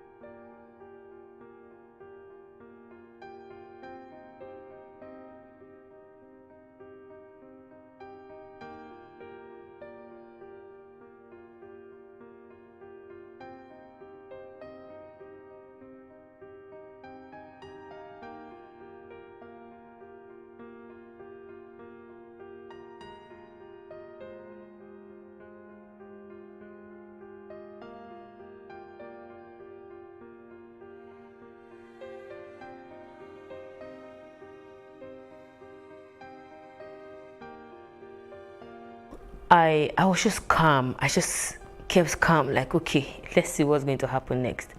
And they were there that night till at about 11 or 12 late in the night. And then they brought a bus. So they packed all of us. The bus was empty, like they had removed everything inside the bus. They made us sit. We sat in the bus and we drove. So we drove for a couple of hours. I can't remember how many hours, but like close to 7 hours. So on daybreak, I saw where we got to was like a house, very big house, gated, fenced and all that. And they just dropped us there and turned back. So I was surprised, like, So for the first time, and I had to ask the 4 ladies, the 3 other ladies that we left together, please, do you guys really know where exactly we are going to? Like, this whole thing is really looking blurry to me and I don't understand anything anymore. And they're like, even them too, they are even confused though. And to crown it up, they asked us not to talk to each other. They asked us not to say anything to each other. I don't understand. So I just looked everywhere and saw that, okay, there are batches and batches of people seated at different corners. Okay, so I really need to ask questions. So at that point, one Alhaji came out, like he's one in charge of that house, and then he did say, okay, let's look for something to eat. All through this while we are not eating, and he said we should fix something to eat, and they made one spaghetti that didn't have salt, and it was so very funny, like. So I just summoned courage. I went to meet the Alhaji. I said, please, sir, I need you to just be open and tell me what exactly is going on. Where am I, first of all? He said, Duruku. I said, where is Duruku? He now said, how do I expect him to be able to explain that? That Duruku, that is what he knows. This place is Duruku. I said, okay, do you know where exactly I'm going to? Or do you know the person that brought me here? He was like, maybe Libya you they go. I said, Libya. I said, I'm not going to Libya. He said, I still say you be Johnny just come. Like, he said, you don't reach here. The only thing now for you make you they go the place where then they carry you, they go say they go come carry you tomorrow night. And he refused to say anything afterwards. So I went to sit down and relayed what he said to the other ladies. And everybody became very, very, very, like, upset and curious, like, okay, let's even find out. So just at that time, there was a lady in the particular room that had like 5 big bags, Ghana must go bags, big ones. So she said she was going back to Kano, that she stays in Kano. She sells gold and clothes. She speaks Yoruba. So she was explaining to one of the ladies. So that was the first instance where I started hearing information. And I just didn't want to believe. Honestly, I didn't believe at that point that maybe that is what we are in. But what she explained to the lady was that we are either being transported to Libya for prostitution or Italy. And then the lady said she told her that no, the person that took us said we are going to Malaysia. And the lady now laughed and said that is what they will tell you. And that this is her 5th time going through this route. That was the same way she was deceived. But she ran away and was able to find someone who helped her. And eventually that was the person she got married to. And now they are doing like illegal business. She goes there, buys stuff, and goes back to Kano to go sell. So I said, no, it cannot be possible. Like, we all agreed that it cannot be possible because that was not what they told us. Looking at what the first guy told us, what the magician guy told us, what the lady told us, that it cannot be possible that maybe hers is a different kind of connection. So fast forward from there, they came to pick us the next night in a Hilux, arranged us, and we drove for like 3 days non-stop. Okay, we had 2 stopovers. The first stopover was in a very cold, white place. Like, I have never seen that kind of cold in my life before. I was shivering to the brain. Like, I just couldn't imagine why I was going through this, like, if these people really want to help me, this is not a way to help someone. You cannot be helping someone and the person is in pain. So, but I couldn't really say much because I was already in it. So we drove for days, and on the third day where we stopped was really looking like, I didn't know what to call the place. There were thousands of people, young ladies, guys, and they were calling it ghetto. This is ghetto. They were calling the particular ghetto. The ghetto had a name, and they said, okay, now we can go and have our bath. So for the first time after 7 days, 8 days, we're going to have our bath and have change of clothes. So first of all, my concern was to even just let me even have a bath first and find something tangible to eat. So they made rice, we ate. In the midst of eating, I started hearing conversations. So I said, okay, since they said we should not talk to anybody, no problem. I'm going to find out everything I need to find out, and if possible, go back from here. So during conversations, I heard people saying, they will tell you everything possible, that here it is Libya they're taking you to. You either go and work as a housemaid, or you go and work in connection house, all manner of things. And at that point, it really dawned on me that what that lady had said earlier was very true. So the other 3 ladies, 2 of them now came to meet me when I was sitting down. I like, see what I am hearing. I said, okay, even me too. I heard the same thing. And they're like, are we sure we want to continue this journey? So at that point, I was really upset with myself not to have verified whatever information I got. I started crying. I was in pain. Like, why will I be going through this? Like, no. Even if, for crying out loud, this is not help. This is like putting me in a pit where I can't talk, I can't communicate. Now there is no communication, nothing. So I looked around. We were there till the next day, and then there was this particular guy, Mohammed, that was giving out clothes, was calling out names and all. So I walked up to him and said, please, at this junction, I don't think I want to continue this journey. Can you help me? I want to go back home. And then he said, that what I just asked is very dangerous. That if it was yesterday when I came that I said that it would have been, maybe you can manage or think of how to go about it. That already the person that I'm being taken to knows I'm here. Whatever makes me not get to her, he has to be the one to pay for me. I'm like, pay for me as how? He said, somebody paid for you to be brought to her, and pay transit, they pay additional money just to be sure that the person is being carried along. And I was like, okay, so how much does it cost to get up to this point? And if I'm to go back from here, I can actually call them, tell them I don't want to continue this journey and I want to go back home. He said it's either of 2 things. It's either you get home or you don't get home. They might tell you to go. They'll either kidnap you and sell you to a place where you'll never be able to come out from, or they might even kill you. That he would advise me to just go and face my fate, but I should pray that whoever I'm going to go and meet is not a bad person. And I asked that, why did he say so? He said he cannot say anything more. That I'm here, and the only way forward is to move forward. I was like, okay. I was broken. I couldn't even tell the other ladies what he had said. I summoned courage to eventually say. So that night, they put us in a hillock. We're about 36 or 32 of us. And they made us sit in rows in the hillocks. So we drove for like 3 days. We had a couple of stopovers, but I was really choked up because I was seated back in the hillocks. So everybody's weight was resting on me, and it was hell for me. I couldn't breathe at some point. My legs were dead.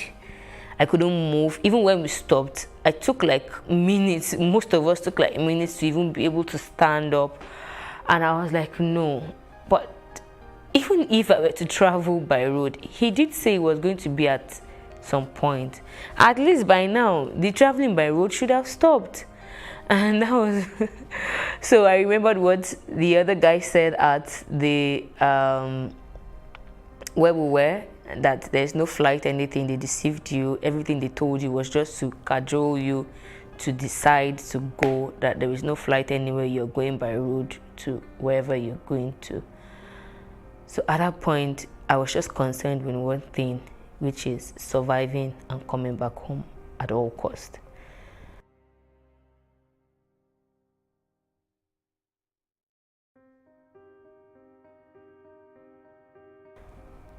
So after the first stopover, I became sick a little bit. I started having too many issues. So I decided not to sit in the hillocks again. And then I had to sit at the edge on top of the tire box. And then I had a stick in between my legs. So they made ladies sit inside the hillocks, and then the guys would sit around the hillocks. But because of my previous experience, I had difficulties breathing. I said I wasn't going to sit inside the hillocks again, that I was going to sit at the edge. So I did sit on the edge of the hillocks and had a stick to hold on to, and we drove for another couple of days. The experience in the desert was, it's not sometimes when I think about it, I just smile. My smiling is not that, okay, I'm happy, but I wonder how I was able to pull through.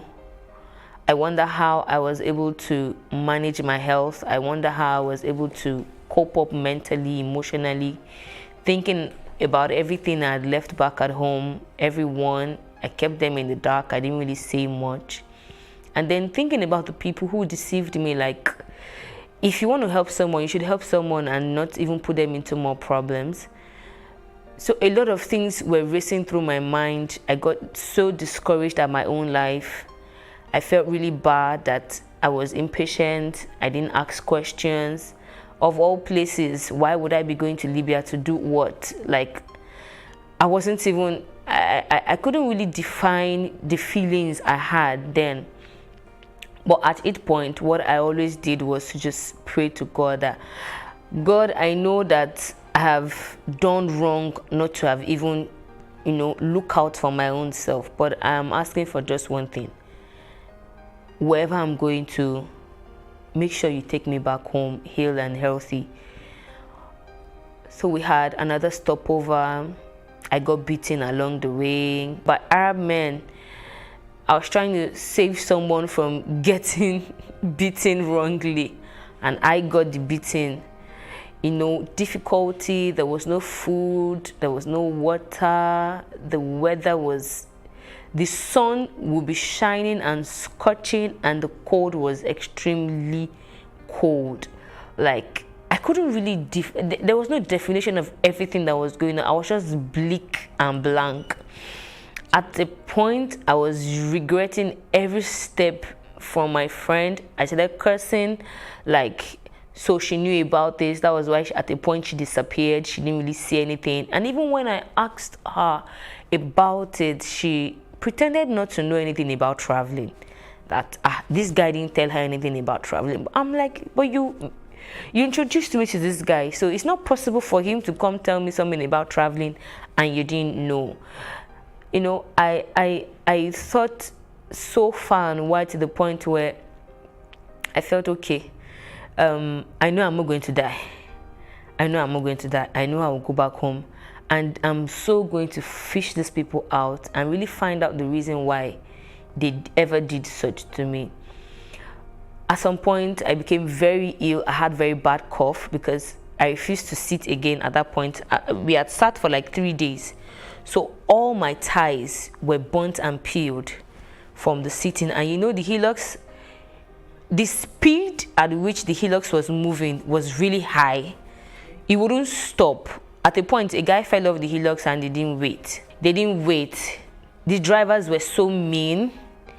We don't understand their language. They don't understand our language. So even when you're beckoning on them to say, oh, something is going on. There was a time a guy was throwing up. He was feeling, okay, I think it was about throwing up. So we're like, okay, maybe if he stops. We tried beckoning on them, and if they come out, the next thing they do is to hit you with something, saying all manner of languages, We didn't understand. We couldn't speak to them. They couldn't speak to us. It was hell for me. So because my laps were peeled, I couldn't sit again. So I now stood behind the pavement of the main Hilux box. And then that journey was for 5 days. 5 days of cold, 5 days, as in I couldn't breathe. I couldn't breathe. Like at some point, I would just cry and scream out loud. Like I wish the sky could even feel my pain. Like there was no definition to what I was going through. And I just kept crying and crying and crying. After crying, I'll console myself. You're just crying. You see, everybody here, they also have one reason to cry. So they cannot shoulder you and tell you sorry. So you alone will have to shoulder your pain. And that hurt me so bad. Sometimes when people see me talk about the story and I'm not really showing so much emotions, they feel, oh, we're not too sure you went through this. I have said it like 1,000,001 times. It's something I went through, and I can imagine how I had to just tell myself that, come, you have a child back home that you love. You need to be alive to come back to her. That was my source of strength. And the life I really wanted for myself ever before embarking on that journey just kept me going, that I know one day I am going to eventually come back and say this story to people. So at that point, remembering and recalling everything, one question kept popping in my head: why will people not have any other thing to do other than to do a business where you transport people to an unknown country, you lie to them, you deceive them, you promise them heaven and earth, and then put them on a dangerous path where it's either they make it or they don't make it, and you will not even tell them any of this. So I was bent on making it to wherever it is. I said to myself, no matter how wicked whoever it is I'm going to go and meet is, I'm going to come back home and know the reason why people really did this problem, this business. On getting to Sabah, Sabah is halfway into. They kept adding us. They kept adding. And at a point, I counted, we were about 80 in that room, the ladies' room. The guys were about 40-something. The food was really bad. You know, having to make banku. Now, this is not even the original banku. This is the banku made with flour. Having to make flour like fufu. And then maybe they'll serve like 20 plates down. And then everybody will now line up. By the time you're eating, it's as though you're eating stone. You're swallowing stone. The soup was so watery that you won't even, you're not. The very first day I was asking myself, like, I know I had challenges back at home, but my challenges were not so bad that I couldn't even eat a good meal. Like, this is not a meal. So the first day we had that in the night. The next day we had rice, very small portion of the rice was dried. You can imagine when you boil rice and then you open it, you put it in a plate and you just open it down. And because the weather is very cold, so anything you don't keep properly dries up. So by the time you're eating the rice and like it's like you're eating rubber. So at some point we just sit there crying out that no, this is not life. This is not, why are we having to go through this? I would cry every night. I would beg God that please, can I just vanish from here? Okay, at the point I was begging for death to come because it wasn't funny. It wasn't funny. And within ourselves, some girls were like, they were really radical about it, and they were like, no, we need to tell them, it's either they change the way they are doing this food, or maybe we should even take up the cooking by ourselves. So I thought of it. I was like, okay, that's true. So if already I'm going through hell and then food now has to be a problem. So we waited for the ghetto man, the person in charge of the ghetto, like, we waited for him to come. We kept shouting, when is he coming? When is he coming? We don't even know why we are here. We don't even know what we are doing here. So at that time we had stayed a week. We don't know why we are being kept here.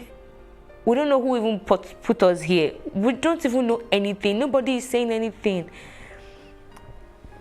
So when the connection man did come, we took turns to ask questions. I noticed everybody was just asking questions. Where are we going to? Where are we going to? And all. So I did ask him. I said, okay, first of all, why are we here? Do you have an answer, or do you know the reason why we are here? And then he said, you are here because you're being transported to your burger. And then we now asked, what is the meaning of a burger? He said a burger is a person that paid for you to be transported from Nigeria. So we're like, is that the reason why we are being given bad food? Like when you're given something to swallow and it's already hurting your throat, like practically almost everybody had sore throats from that banku. And it was like, okay, he doesn't know anything about the way the food was being prepared, but that this place is just a transit, and the reason why we are here is because the road is bad, there is war, and they cannot transport us. It's very risky, and that we might meet rebels on the way, and rebels, they either rape, kill, abduct. And we're like, okay, so for how long are we going to be here? He said, doesn't know until the war is over. So if it takes 1 month, if it takes 2 months, but just know that for every food you are eating, for every extra thing you collect here, your money is piling up. It is your burger that is paying, and when you get to wherever you are going to, you have to work to pay your burger back. So we now, 5 of us volunteered to be cooking our food by ourselves, and we were there for extra 2 weeks and some days. In total, we were there for 3 weeks and 5 days. And then we started the journey to Libya. That was where I had a near-death experience.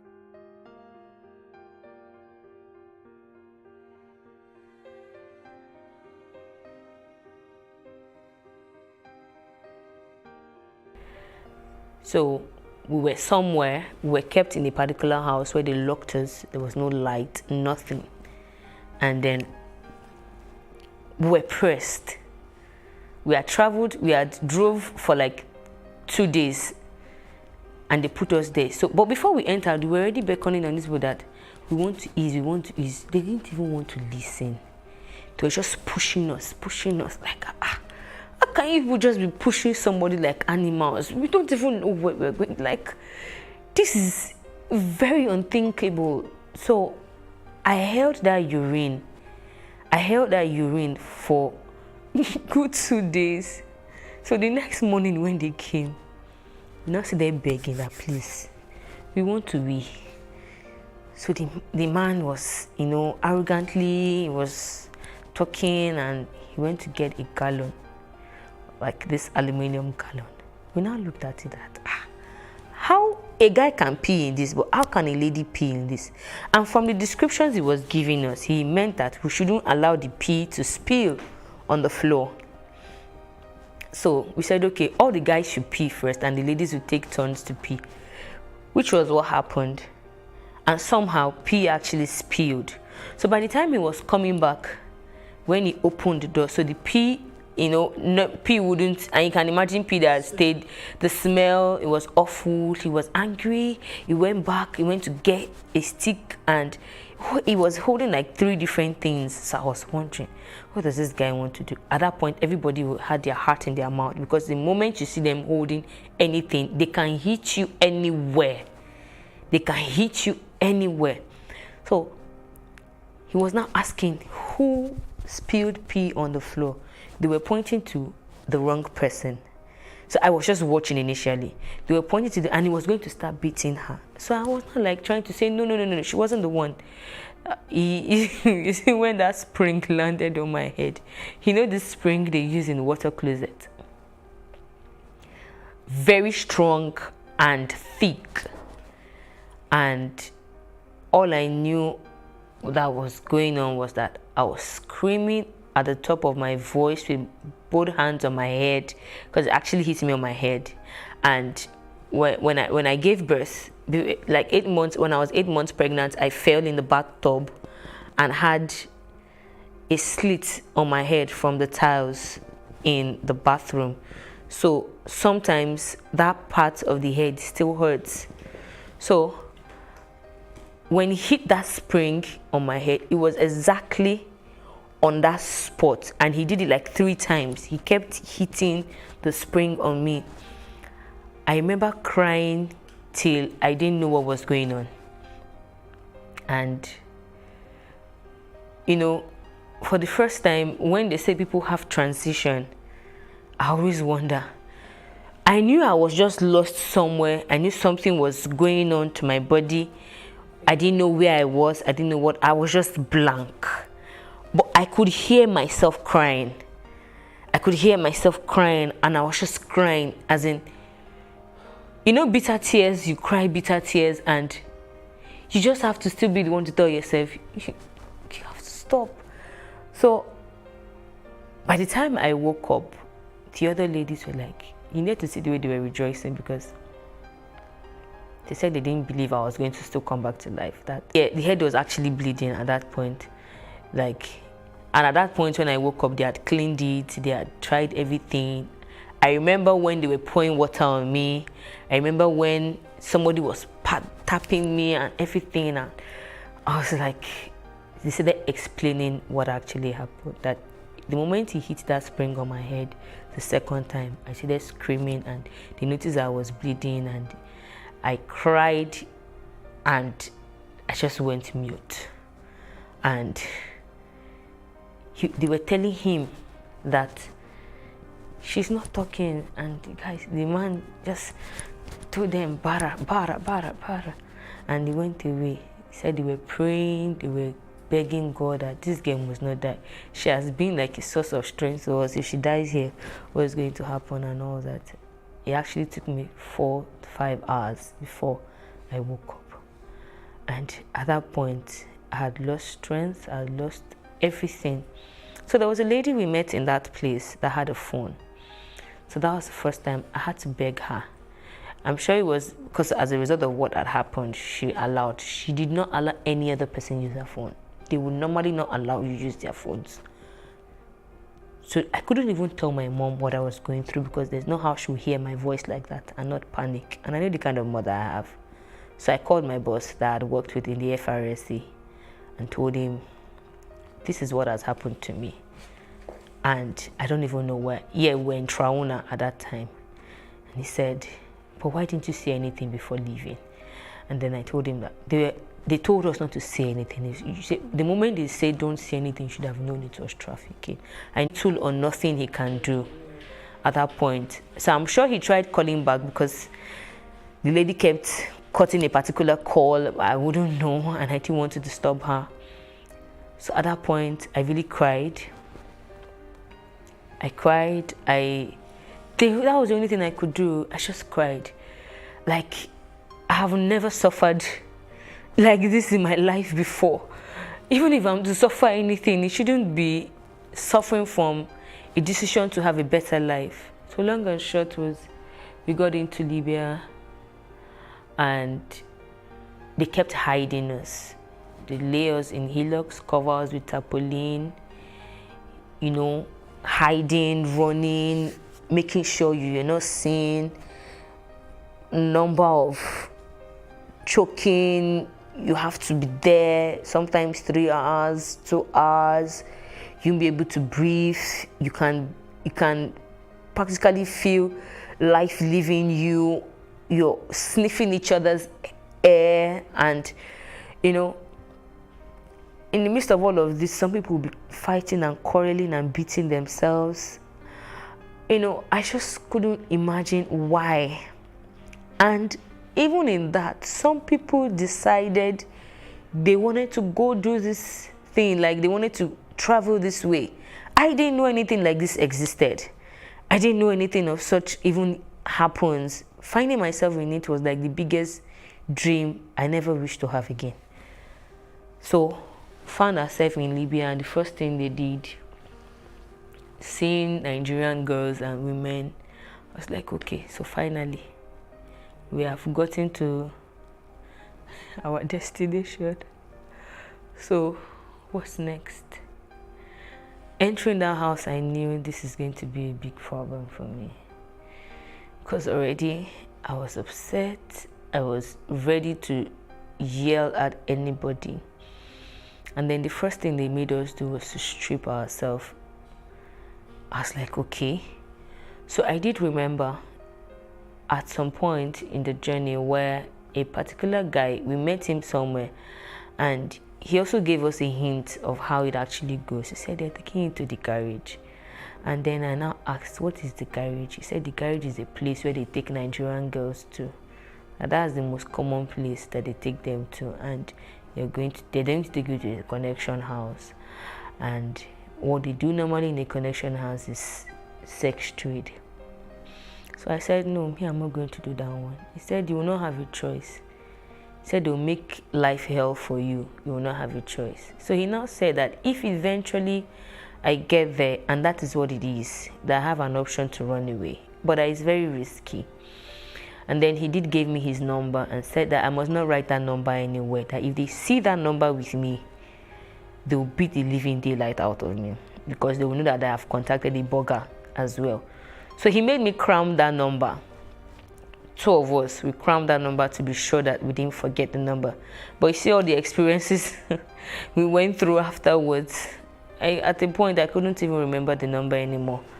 And then I remember what he said. He said, you just have to help yourself remain strong. And while they asked us to strip ourselves, I was like, for whatever reason, I'm coming to work for someone. Why would you ask me to strip myself? So they said they were searching, maybe you have a number written somewhere in form of a tattoo, or maybe you wrote the number somewhere and you hid it in your clothes, or anything. They just wanted to be sure you didn't have any information whatsoever. They collected my phone, went through my phone, and that night they called us one after the other. So, what were you doing in Nigeria? And then I explained, and the man said, okay, now this is the woman and her husband. And the man said, okay, I can see. And then the first question he asked me was, what are you doing here? And I'm like, I was dumb, like, he said, you have something good doing. What are you doing here? I said, it was a friend that said there's traveling opportunity, and said, there's no need to explain. You are here, you are here. Oh, no choice near. Your own is to make sure you work on time and pay and get out of here. So the wife now asked, what did they tell you that you're coming here to do? I said, first of all, this is not where they told me I'm coming to, and they told me I'm going to be working in a hair factory and a restaurant. And then she laughed and said, that is not it. That this is what they do here. That did I see all those other girls outside? I said, yes. He said, what do you think they are doing? I said, I don't really know, but I saw a couple of girls sitting down. He said, they're working for their money. He said, that is the same thing you're going to do. And I was like, I don't understand. He said, yes, that's the same thing you're going to do. So the earlier, the better for you. I bluntly refused, because this is that wasn't what I was told in Nigeria. And for no reason, why would I leave Nigeria to come to Libya, to come and prostitute with my body to make money? How much money do I want to make?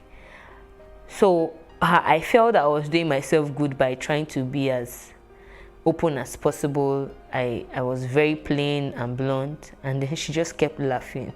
I was like, but yeah, nobody will tell you. So she said, okay. And the same thing with every other girls, because we had agreed that, okay, if eventually we find out that that is what we're actually being taken there to do, that we are not going to agree to it, because that was not the agreement. And for whatever reason, we cannot just decide to leave Nigeria and go and prostitute somewhere. So she was like, she knows that girls that they just bring from Nigeria are very stubborn, that she will give us 3 days to go and decide. But in that 3 days, we should be watching at the other girls to see how they actually go about what they do. And the first day went by, second day went by. I vowed to myself, I said, nowhere in heaven's name will I live this kind of a life. Like, it was so absurd. I was grieved, I was bitter, I was angry, all manner of words, because looking at all the experience in the journey, I almost died, and then all for what? To come here and come and use my body to work to pay someone. I'm like, it didn't make sense. I cried every minute I remembered. And on the third day, she did call us to ask us if we were ready. I told her that she has to look for another job for me. And then she said, okay, since I don't want to take it easy, since I don't want to take it the easy way, that they'll show me how they also go the hard way. So that night, we didn't even know what she meant. That night, a girl was brought in, and we watched more than 5 people beat that girl black and blue. Wow. She had also refused the connection house where she was taken to. She had also refused to do the same connection house job. It was actually a burger that brought her, but they took her somewhere else. So they said she was being stubborn where she is, or where she was, and then they brought her back to the burger.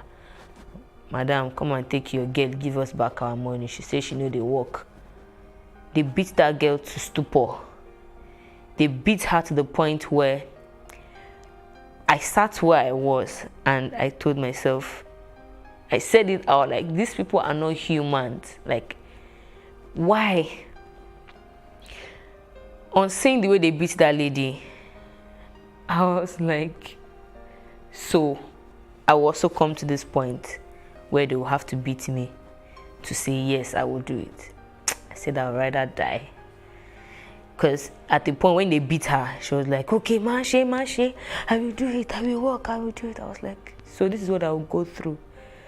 So for some reasons, I didn't know, they took the other 3 ladies out of where I was. It was now left with only me in that house that came together. So after a week, she then asked me that, what else can I do? I said, I cook. She was like, okay. She gave me pepper and oil. I said, go and make stew with it. I made the stew. She told them to teach me how to make banku. I made the banku. She was like, okay, not bad for a start. So first of all, your first job here is you're going to be cooking for everybody. My heart was like, okay, finally she has agreed to give me something else. So another week went by and she said, Orobo, I don't know where one day she just called me by that name and said, for her, that is what she will be calling me. Although she gave me another name, Success. So everybody calls me Success, but she calls me Orobo. And then she looked at me and said, Orobo, are you ready to work now? I was dumbfounded and I couldn't say anything. And in my head, I was like, if it is to die here, I think I'm ready to do that. But to use my body here, I will not. So 3 weeks went down. And all of these weeks, nobody even came in one day to say, this person, how she be, who she be, and all. So after the 3rd week, a man came in, a matured Nigerian man, a Yoruba man. He came in and did ask to take me home. And at first she refused, that she wasn't going to let him take me home, but he begged and all of that. So when we got home, he sat me down and said, I didn't bring you here to come and sleep with you. I brought you here to teach you one lesson that will help you if you must live where you are. He said he noticed the way I was being questioned, the way I was being bullied and all that, that is the way the woman does. And that I'm even still seeing the better side of her, that she's a really, really hard person. And when she's ready to go hard, she goes all the way. He said, you see where you are, there's no shortcut. There is no way out other than for you to actually make money, pay them before you leave. And if you are not even careful, you'll be done paying them, you will not know, you'll still be there playing a fool, working for them. So you have to be smart. I see that you are innocent, but then yet you are smart. So I need you to wake up that smart instinct in you and know what to do to live there as soon as possible. He said he was going to be going to Italy in 3 weeks. From that time, that was the reason why the woman refused to give me to him initially, because normally that is the way some men will come there, take girls and they run away with them and they don't eventually get their money. So he said, but he's going to teach me how to make it fast. That if I work with my body to pay them, they'll split that money in two. But if I'm doing something extra to pay them, they would record the money just the way it is. Say, for example, I sleep with someone and the man pays me 5,000 naira. They're not recording 5,000 naira. They're recording 2,500. But if maybe I sell something or I save up money and I give them that same 5,000 naira cash at hand, they'll record the 5,000 naira for me. So the best for me is to think of something I can start doing to get extra money, which is begging. So when these guys come, I have to beg them for extra penny.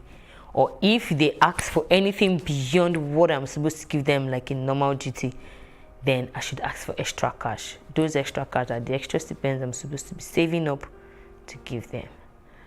I cried my ass out that night. So he said, you see, she's even giving you grace. He said, it's because she likes you.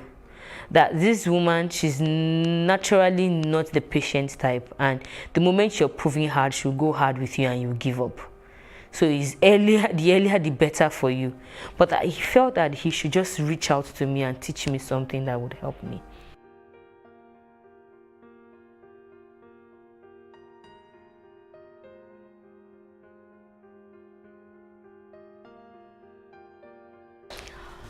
So I eventually spent 2 years and 9 months in Libya altogether. I spent a year and 8 months in the Connection House, and that a year and 8 months was hell for me. So after 7 months, I tried reaching out. So at the point they released a phone for the girls in the house to call their customers, to know when they're coming, to know if you're having someone who is coming to come and sleep with you over, or someone who is going to come and take you out and all. So I begged one of the girls in charge one day to allow me buy airtime on the phone to call.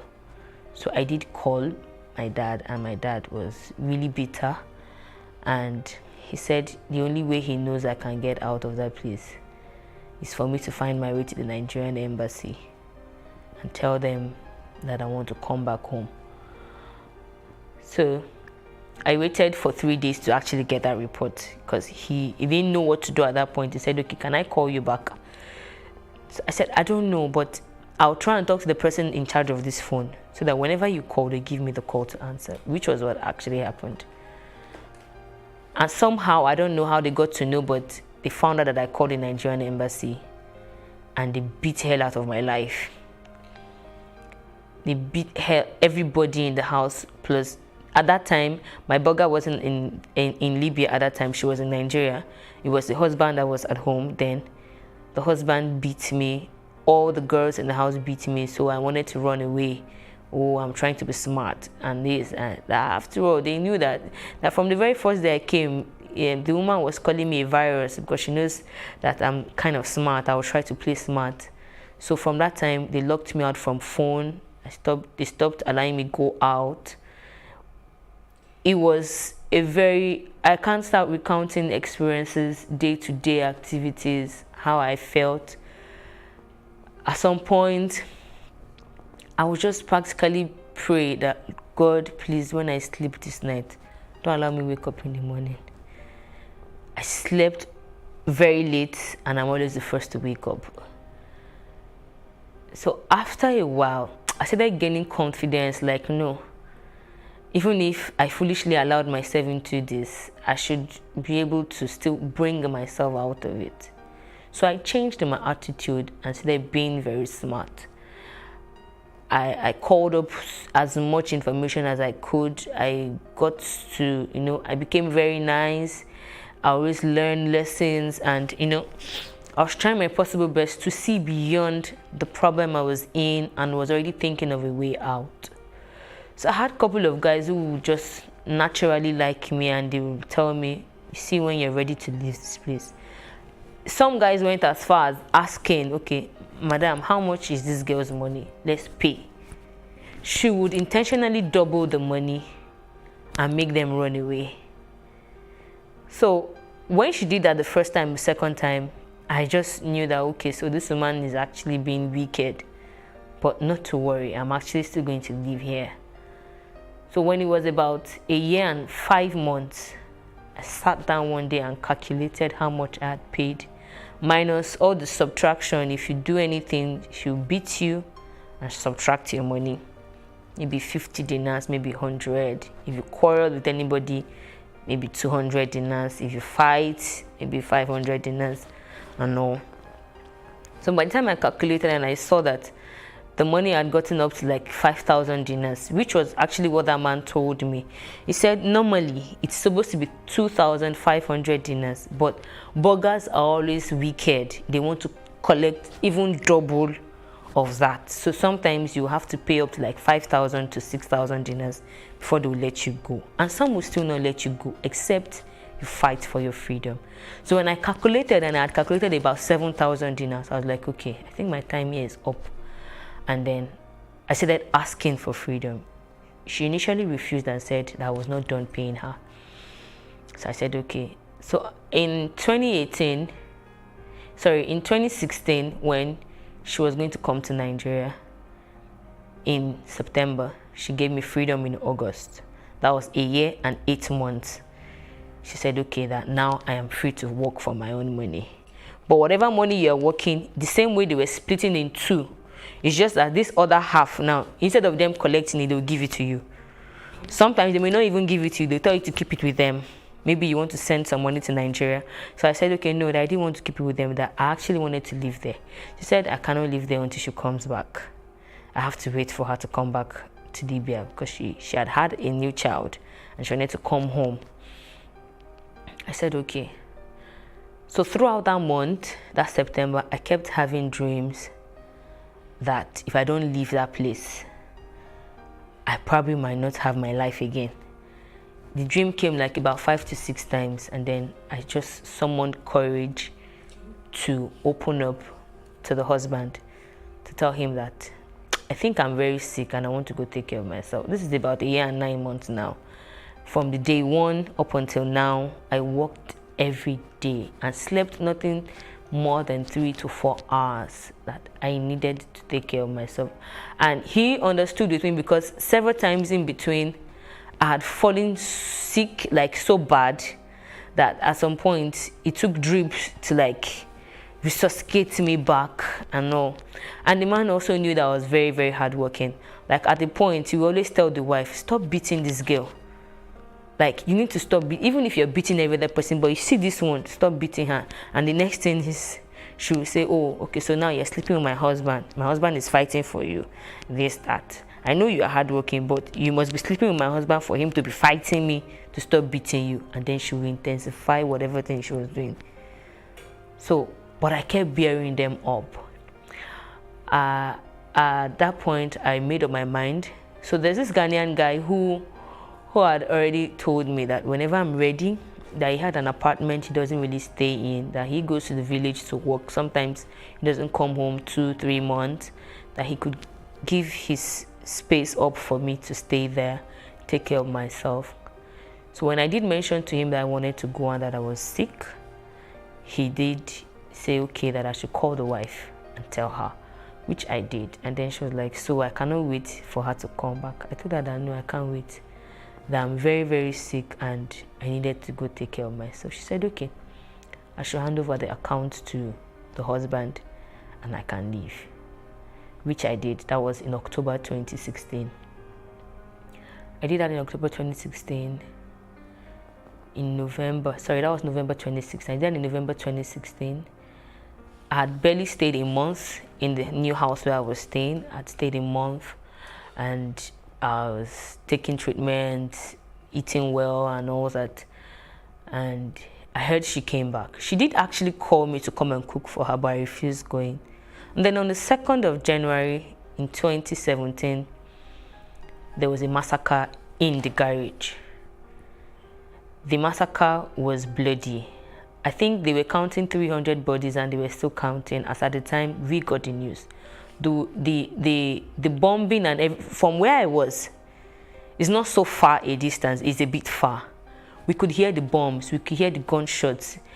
Part of the things we face like every day, you don't sleep, like gunshots. There are some bombs that you practically feel like the house is going to be uprooted from the ground. There was a day that we were running and a stray bullet passed by my side, brushed my leg. Like, I don't know how I escaped. I don't know how I escaped, but you know, it was just God that was just protecting me all through. And at that point in January, when that massacre happened, like 6 girls in that house actually died. And for me, I felt, oh, this is God just saving me. I guess this is what God was talking to me about when I kept seeing those dreams, and I made up my mind I was going to just go back home.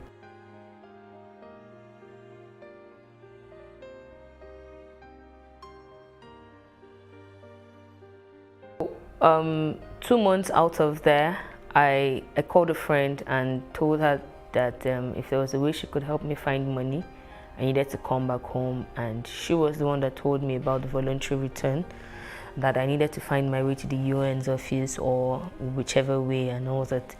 So I remembered contacting the Nigerian embassy. So I did keep the number. So I then asked questions because I was now going to a church. I then asked questions and they said, okay, that I needed to get to the IOM office.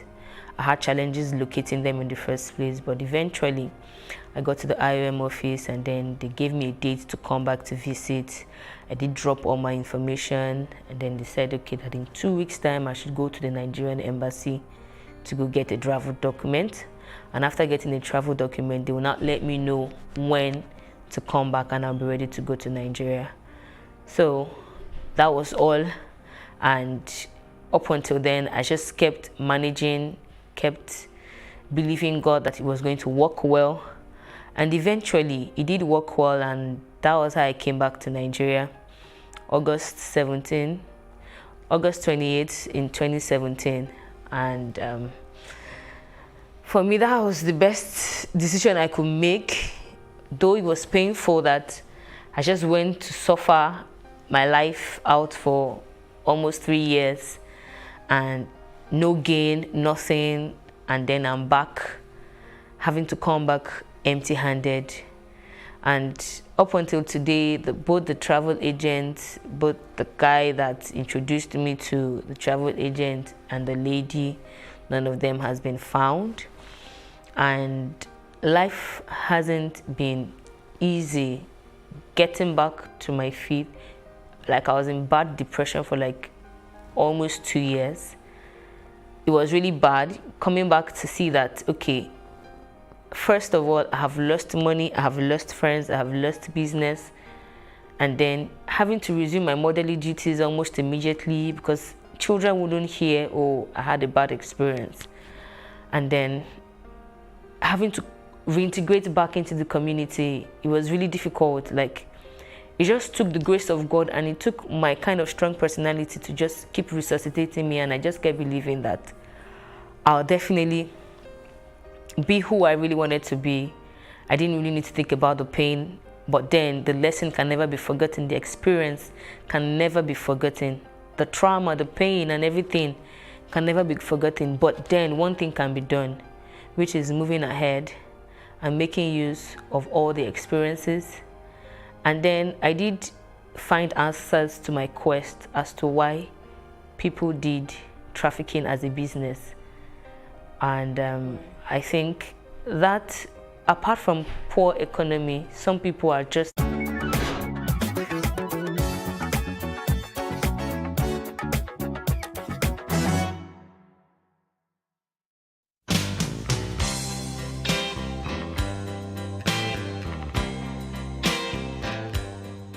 The pandemic opened the world to a new dispensation regarding work. How people work and the career paths they take differ from generation to generation. There are 5 generations present in the modern workplace, each with unique expectations and perspectives. A person's career path is described as the work they do and the roles they hold as they climb up the ladder. Before the millennium, career paths for many was simply linear, which could be a person working at the same organization and growing there till they retired, or a person working in the same role but changing jobs a couple of times. Security and staying power were the cornerstone of this career path. However, with modern technology, a person's career path can be as multifaceted and versatile as the individual wishes. Millennials now work multiple roles in their career trajectories, pursue numerous passions that are sometimes interwoven, and work at different roles in their journeys. Baby boomers and Generation X only considered a job good if it gave them the security to work there till they retire. But for millennials and Gen Z, the workplace has changed and so has the career structure. Millennials often change their career paths or juggle multiple interests simultaneously. Being able to move from one job to another might signal a person's employability and adaptability. Baby boomers tend to believe that working long hours is what defines success and value face-to-face interactions with co-workers. In contrast, millennials believe that innovation and flexibility are key ingredients for success at work. The shift in occupational structures, for example, the increasing gig economy, is leading to polarization in employment, wages, and inequalities. From remote work policies to virtual leadership, the pandemic changed how we work. The opportunity to telework increased for some, such as knowledge workers, but not for frontline workers. Among the benefits are an improved work-life balance for some, as well as changed attitudes to well-being. Teleworking can lead to a higher productivity and lower operating costs for companies. Work is increasingly flexible and decentralized. Working from home or out of a workspace is favored by many because of the flexibility that comes with it. Millennials and Gen Zs prefer flexible work schedules and part-time hours so that they can balance their work and life compared to older generations who prefer security. Some people are social people. When they go to the office, they have friends everywhere. Good morning. How was the football match? But I also like keeping to myself. So at work, I'm not the friendliest. I would smile, I would say hi, but I don't need to. So it depends on your personality and what you need. For me, work from home works a lot for me because I get to spend time with my family. I'm always in the house with my partner, and that really makes me happy.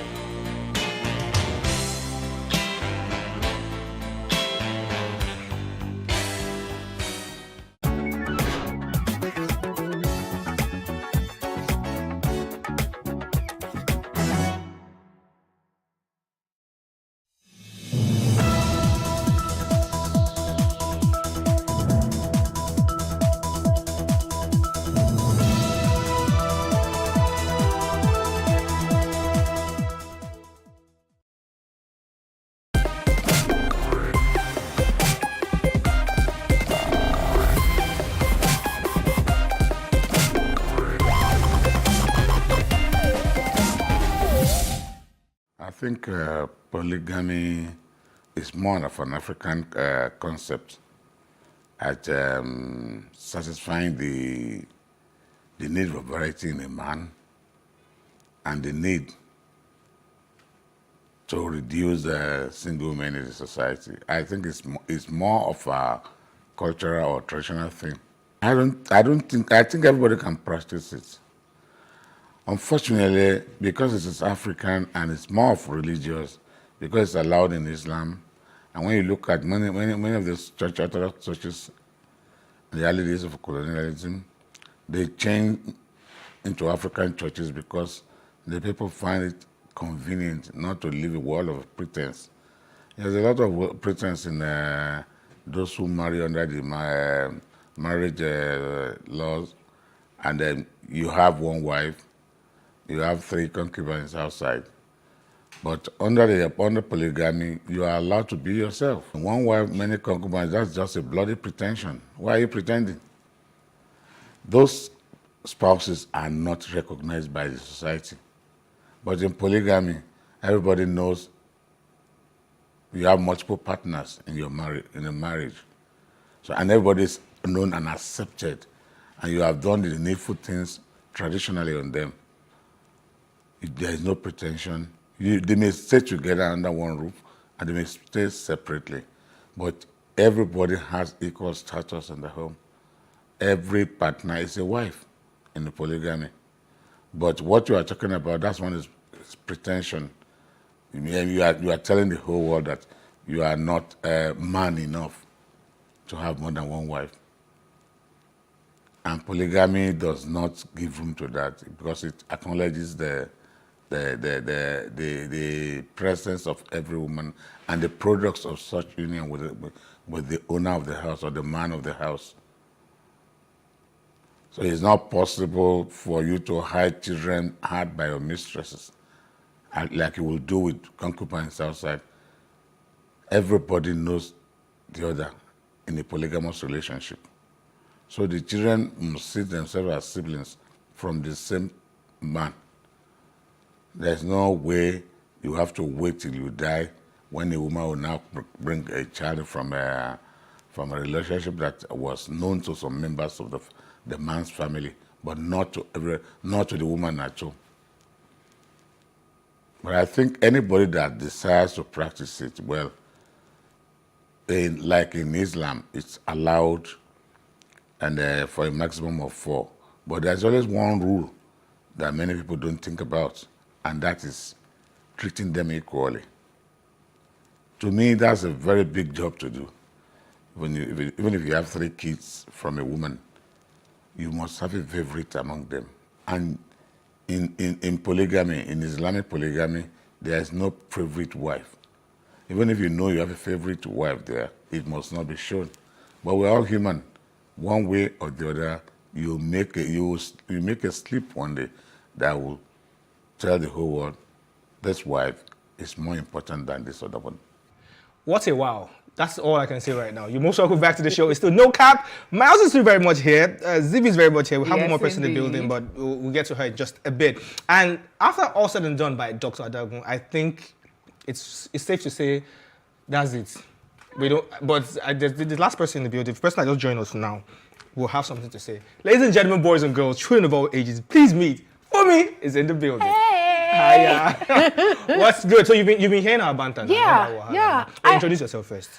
What else to introduce? So everything: TV presenter, TV producer, content creator, a mama, a lover, and looking for her billionaire blue people. Okay, polygamy. Yeah. Let's get started. Yeah, so I heard you when you were saying that men are polygamous in nature, but I just want you also know that. I don't know whether in the generation of our mothers they were not.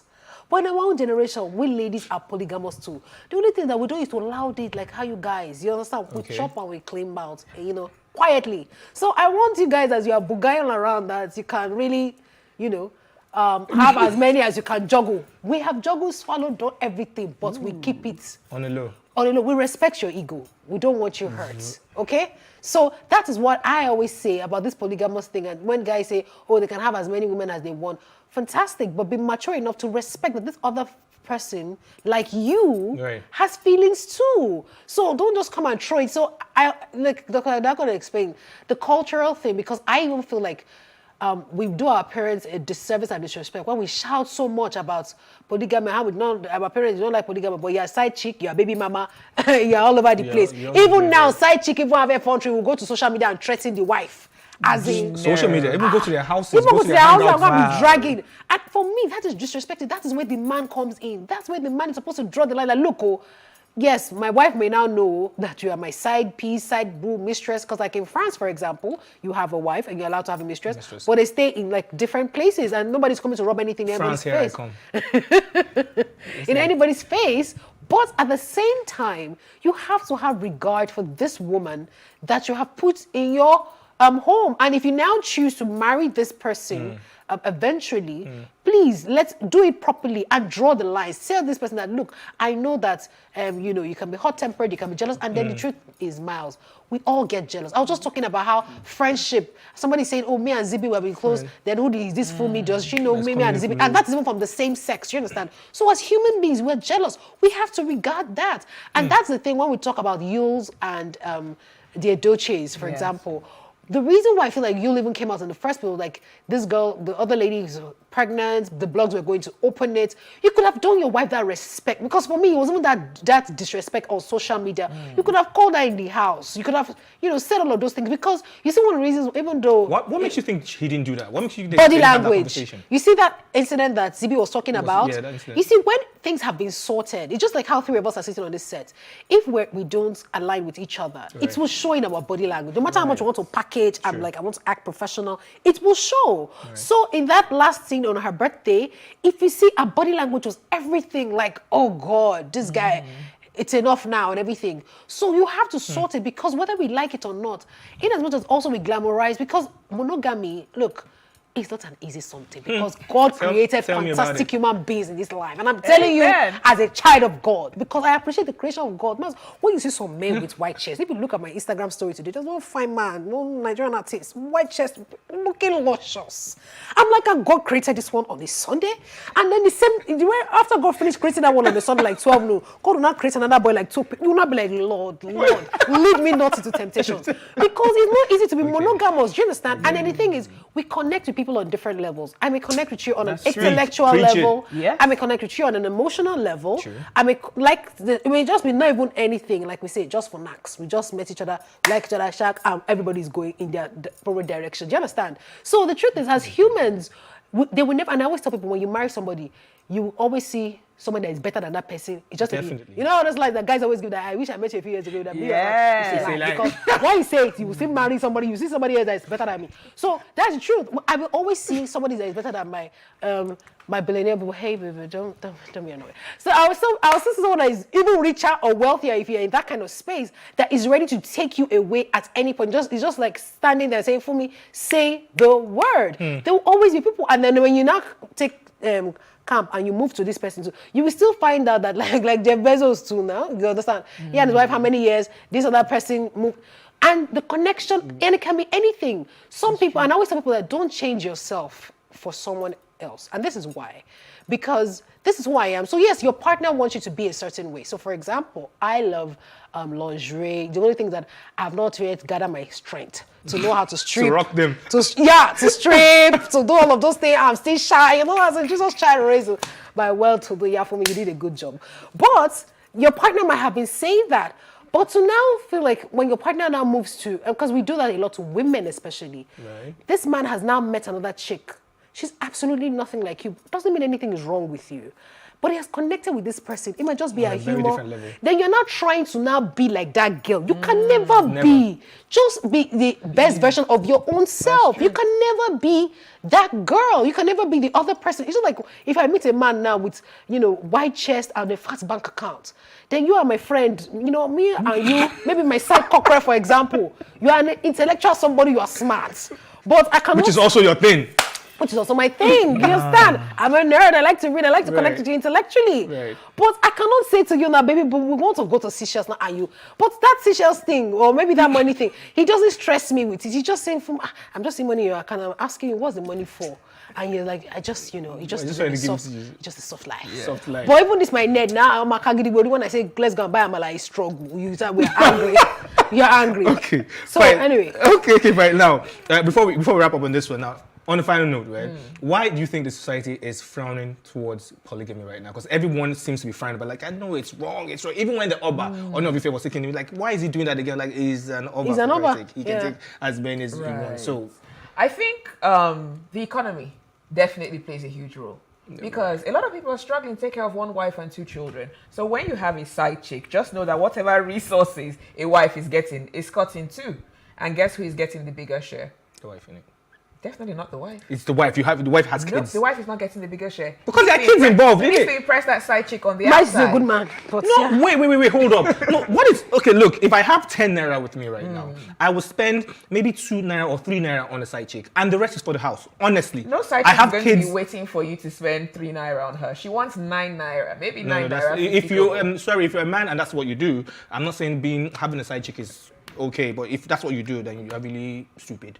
Sorry. Wow. Sorry. No, No, seriously, come on. from actually betraying someone who is in a committed relationship. Okay, let me put a devil's advocate here. Let me just throw a spanner in the works. Here we go. Okay, so what if that side chick, is like a business partner? She brings in, or not brings, she's able to bring you business and bring you, I'm like, when you're saying that, for me, we have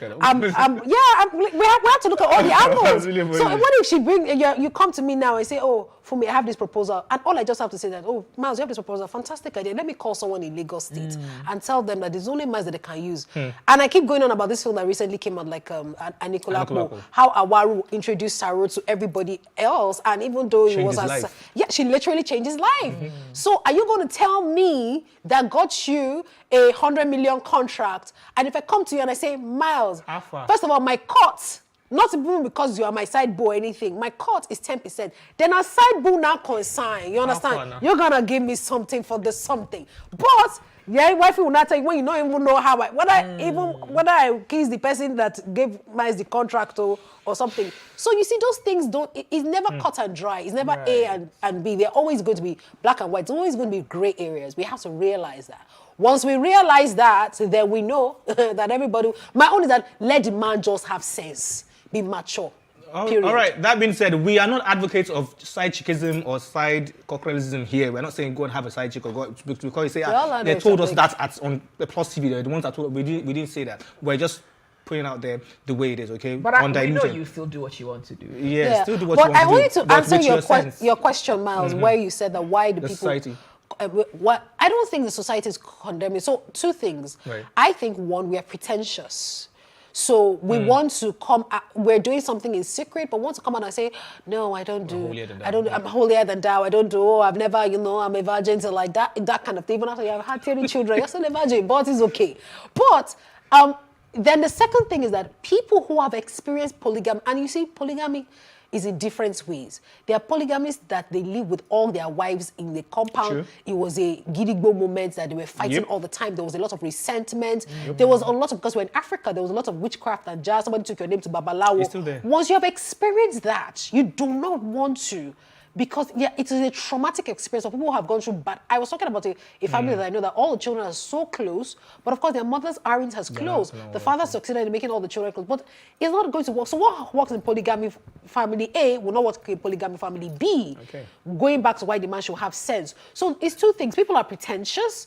People genuinely also don't like it because of the experiences they have seen personal or their families and their friend, and they see the resentment that it brings to. So that's why. So that's what I think, though. Yeah. Okay. Are you okay with that? Very interesting perspective. All right. Now, there's no how on earth we'll talk about polygamy and we'll talk about side chicks and we will not have this discussion. I think this is another discussion people frown at. A lot of people.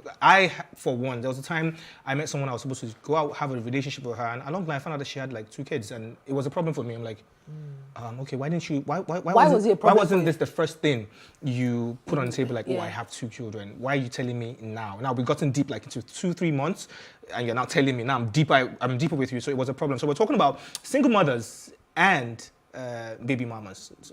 Somebody said they're actually 2 different things, but I think, I want to be schooled today. So single mothers and baby mamas. What's the difference, please? Let me just first. Okay, I will answer that question, but answer my question to you. What's the question? When you were saying that you dated this single mother that had 2 children, why did it make you uncomfortable when she eventually told you that she had children? Okay, it made me uncomfortable because we didn't have that conversation. If she had 1 child, I have a child, right? So when I'm meeting anyone for the first time, that's one of the first set of things I tell you, like, oh, I have a child. Are you okay with this, right? I think she should have just laid it down before me first. Like, guy, I have not even 1, 2. That's a lot. So we're gonna have, you and I are gonna have like, I'm not having more than 3 children in my life. Maximum of 3, minimum of 2. So added with your 2, my 1, that's 3. Then that 2 from so you didn't like her enough to take her with her 2 children? No. No, I did Wow. not. And you ended the relationship. Yes, we had to real quick, not before we went further.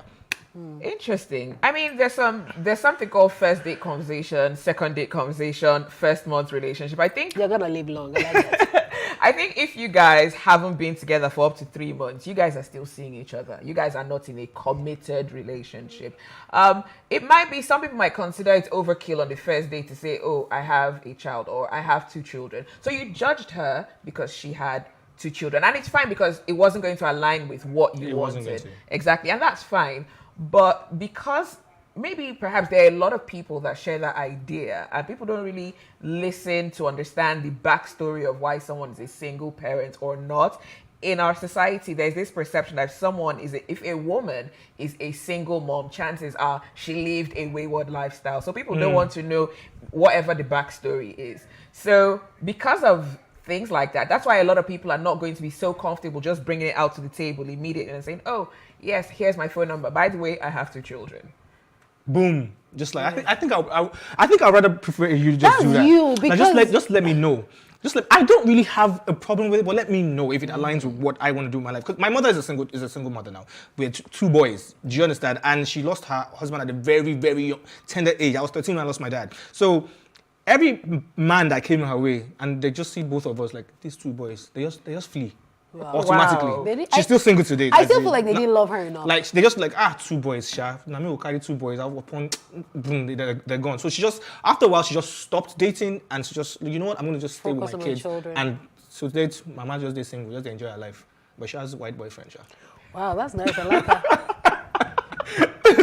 I like So that. it's your turn. Okay, so finding single mothers and baby mamas. So this single mother thing, I feel like the baby mamas are intentional in the sense that they see a guy, they want to have a child for the guy, like with the Nigerian celebrities. You see a guy, or with celebrities across the world, you see a guy, you're targeting, you're like, this is what I want to do. I want to have a baby by this, that song, have a baby, be a millionaire. So I want to have a baby by this man for money's sake, for his status sake and everything. Single mothers, defining single mothers in my own Fumi's terms, single mothers are people that have been married, like I was married, or they were dating someone that they loved, or, well, I'm not saying that the baby mamas, before people come from that you don't love your celebrity boyfriend, but hey, they loved, or, someone that they were in a relationship with, they were married to, and then things went south, and the child was involved, and the man now, just is taking care, this woman is now left with the responsibility of taking care of this child. So that's it. So like the baby mama, she's intentional. She's not looking at look at a two-face here. If I, handle this guy, if I do this, I'm going to have a boy. Those are the trappers. She trappers. Do you understand? So what happens to those who are not being baby mamas for celebrities or rich people? Just there are lots. Go to Makoko, baby mamas plenty there, plenty. Makoko there, plenty baby mamas, plenty. So what happens to those? How do you tag those ones? That's what I'm saying. Because even baby mama came from like an American entertainment term. You understand? So. But guess what? Because we always think that things are just exclusive to us. This thing have been happening like for a long time. I knew one of my friends' mom, for example, when we were younger. I think I was like even the first woman that I knew that had children for different men. Right. So the only thing was that her own father took my friend out of. I said, you know what? I will raise my daughter. I'll go and raise. So some women are just like that. So those women, some of them were also, how do I put it? Either careless, like, they met this person, they thought the relationship, not careless, but they met this person, they thought the relationship is going to work. And how we always use children as what will seal and hold the relationship together, which is not true. Because if you like 100 children, if a relationship or marriage that will fall apart will go to pieces, you get it. But that's the, that's the thing with, for me, with baby mamas and single mothers. So those ones were hoping that they could do that. Some may have been intentional, some may have not. And so I have a few matured friends who are still single, like in their late 30s, mid 30s, and all they say to me these days is like, look, I just want to have a child. I don't even care about the guy. He doesn't have to take responsibility. Just get me pregnant, and I will take care of my child. Do we still call those ones single mothers or baby mamas? I think, to be honest, that term baby mamas, I find it a bit disrespectful. Okay. That's personally, I find it weird. I feel like it degrades women who consciously or unconsciously had a child without being married. So I always frown and cringe whenever I hear people being described as baby mamas. I mean, even some of the baby mamas so-called baby mamas who have children for celebrities, some of them are not just hoping to trap, they're actually hoping that maybe I would be the one that this person will end up with. And unfortunately, in some cases, it doesn't happen. Okay, let's put the final notes out there for me, from your part, before we wrap this up. I just feel like live your best life, be responsible, I saw that comment. male and female. Let everybody have sense so that the world will be a better place. Simple. Okay. I think self-control is very, very important. Yeah. If you're single, you're not wearing that shackle on your finger, that's fine. Live your Shackle, life. wow. Yeah, some people see it as a shackle. Some people see it as, something precious. Depends on which way you're looking at it from. But once you make a commitment to someone to be in a relationship, be with that person. If for some reason you choose to take a walk out, don't do the whole side chick, side cockerel thing. Be bold enough. Tell your partner, we're done. And everyone moves on and everybody's happy. All right. That being said, shackle wearing or not shackle wearing, and the major thing is you should have sense. In the words of me, you all should just have sense. Okay, cool. If you're gonna indulge in some things, let your partner know. Nobody's holding you. You're old enough now. You're above 18. No caps. We came, we saw, and we definitely conquered. We have to go.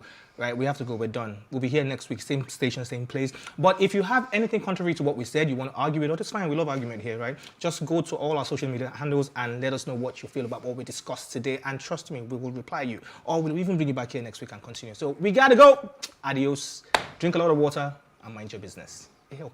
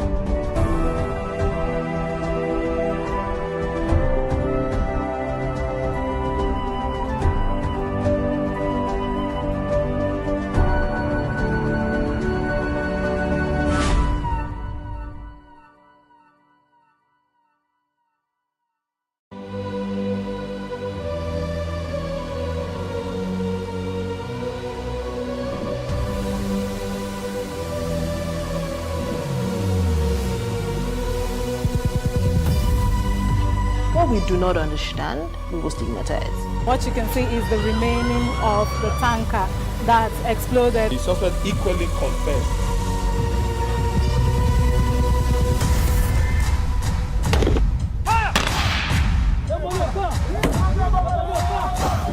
A 500 naira they collect am. If you no talk, dem go beat you. Na 2,500 they pay.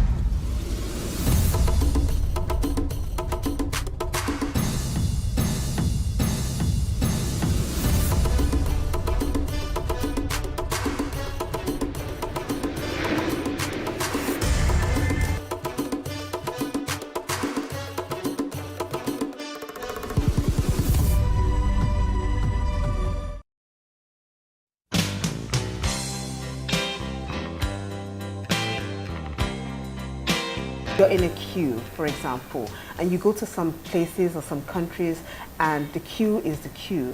You have to join from the back, right? And that's conducive because, hey, I was here before you, makes sense. But then you find some people that they just don't have the time and everybody is in a hurry and they jump to the front stylishly and feel they will get away with it. Sometimes some people just don't want trouble and they just leave you with your, your actions. But then you will find in some places where people don't like it, they don't condone it, and they will call you out. Excuse me, the queue is at the back. We need to see more of that nowadays. You've probably experienced a scenario like this. You're waiting in line for a service or to buy something, and someone who sees the long queue comes along and goes straight to the front of the line, completely disregarding everyone standing. In most cases, some people on the queue will speak up, but some will look on with utter disbelief. With teeming population, it is almost inevitable not to experience queuing. If you're not queuing at the bus station, you're queuing at the ATM or in the bank, or to get tickets to your favorite show. Queuing is a way to create orderliness and to ensure that there is some fairness. But like clockwork, there will always be the impatient ones, or the ones who feel too smart that they find a way to jump the queue. Queues are not created to simply waste time but to ensure orderliness, because the chaos that happens without the orderliness leaves a lot of people bitter, angry and helpless. The reason why queuing is challenging for us can be associated with the way we see it. Darden Professor Elliot N. Weiss and colleagues Graham Gillam, Kylie Simmons and Donald Stevenson explained that across the globe, people wait for food and transportation, to make purchases, to get services, or to have experiences. But how they view the wait, what the rules are, and what they expect vary widely. Some cultures see needing to wait as almost always negative, while in other societies, seeing there is a line can signal there's something worth waiting for. In an environment where they don't call it out and they allow people to jump the queue, and jumping the queue becomes normal and the norm, they won't say anything wrong with it. They will continue to do it because they can't see the bad in it. You get to an environment where, hey, it's not possible for you to ever think of jumping the queue because people say, get back. Excuse me, we've been here before you, join the queue. There and then you notice that you've done something wrong. It conditions your mindset, I can't jump the queue in this environment, it's not acceptable. And so you begin to readjust yourself. It's a culture change. Instead of seeing queues as a waste of time, see it as a way to better manage time. It is also a way to ensure fairness and equity. The next time you feel the urge to jump a queue, don't. Instead, remember some of these guidelines.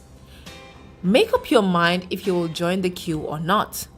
Once you have joined the queue, stay in your line. You may decide to ask what the waiting time is before you join the queue.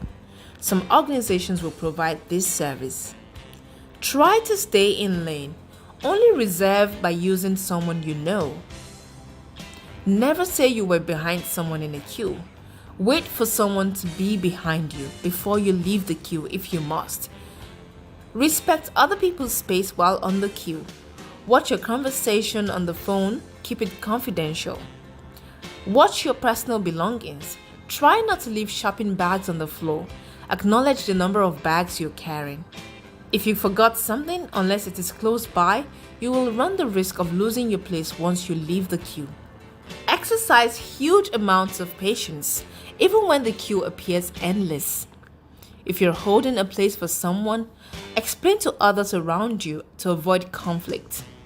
Sometimes, the queue may be a telephone inquiry. You may have the option of calling back or leaving a message to be called back. If someone appears like they're jumping the queue, politely correct them without getting into a squabble. Always wait your turn if the queue is automated. Sometimes you may need to wait to be beckoned, served, or for the green light before proceeding. Follow the rules and move orderly.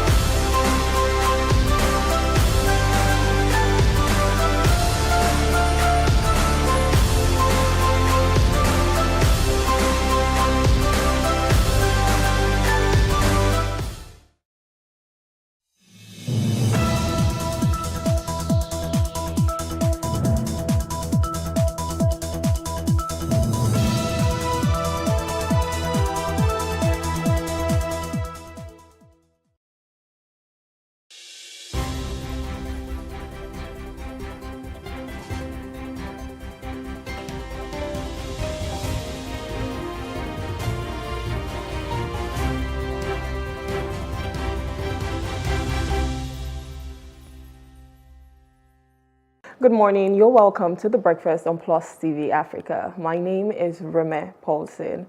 On today's breakfast, we have a lot in store for you. We'll be looking at the paper review on Off the Press, as well as having two hot topic conversations, one in which Serap asked World Bank to suspend loans to Nigeria's 36 states, as well as Nigeria's role at COP28 Climate Change Conference.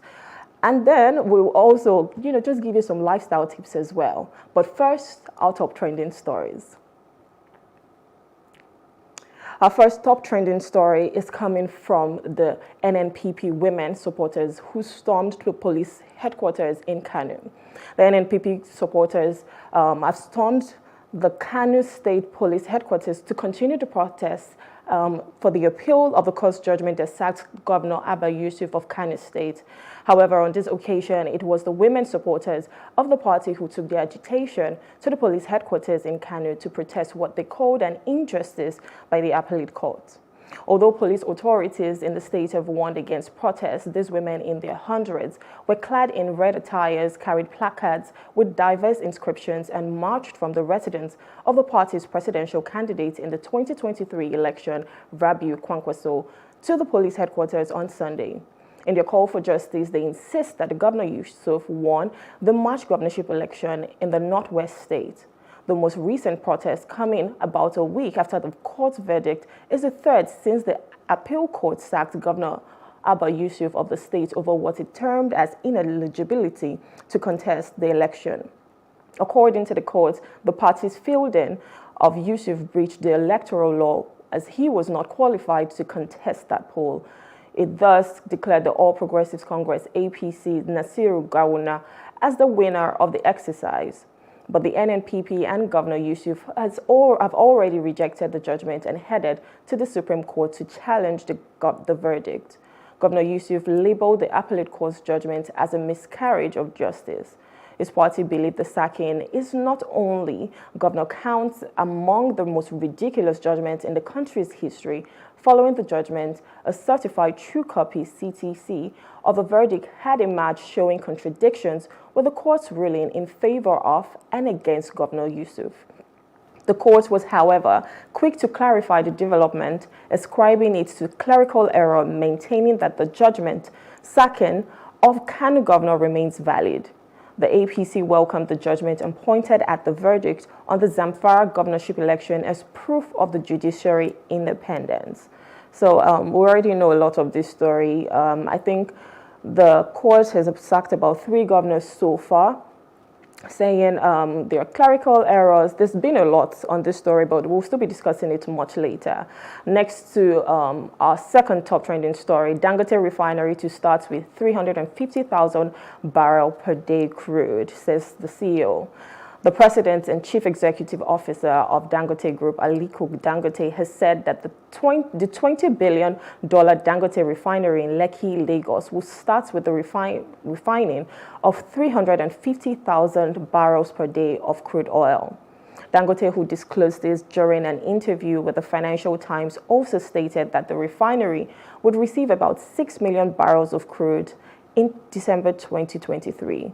Dangote said he believed that the refinery could reach its capacity of 650,000 barrels per day by the end of 2024, although the IMF has said it doubts it will reach more than a third of that by 2025.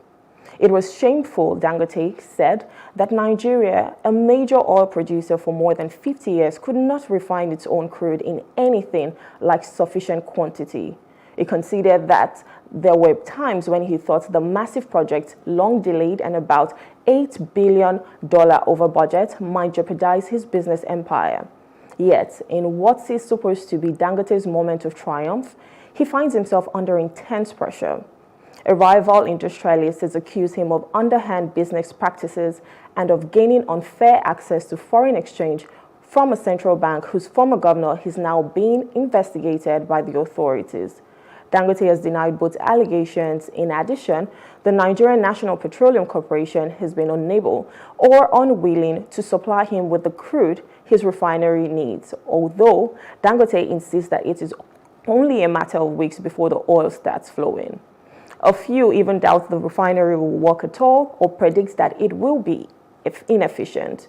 Rumors are also rife that Dangote, whom critics accuse of having unduly benefited from close relations with 4 successive administrations, has fallen out with Bola Tinubu, who became president in May. In the interview, Dangote complained that rivals were complaining because they did not understand what it took to run a business that was the country's biggest private sector employer and its biggest taxpayer. Nigeria produces about 1.4 million barrels of oil a day, well short of its OPEC quota of 1.8 million barrels, which much pre-sold in forward contracts.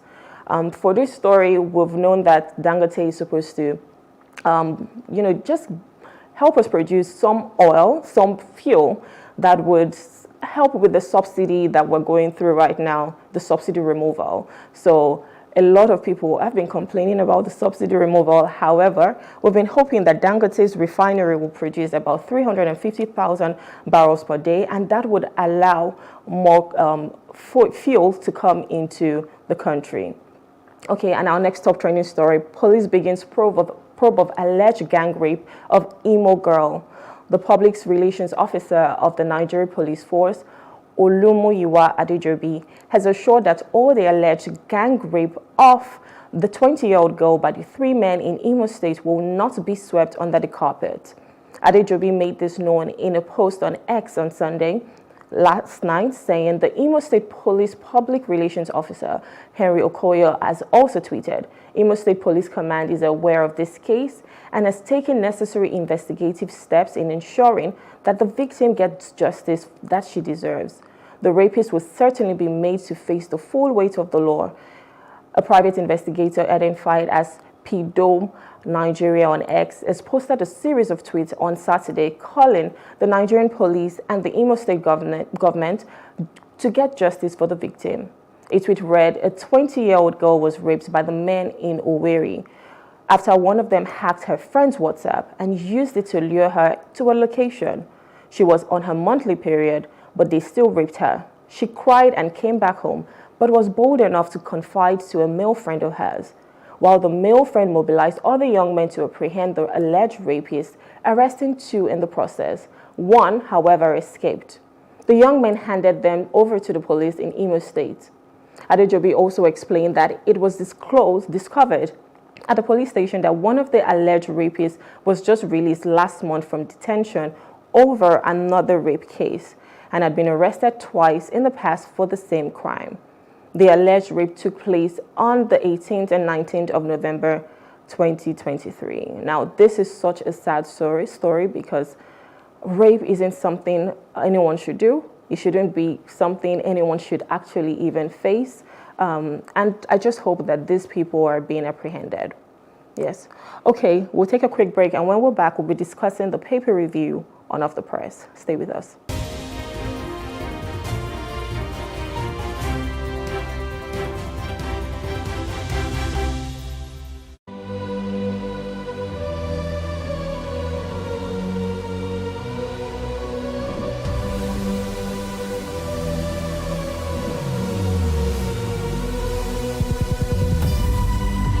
What we do not understand, we will stigmatize.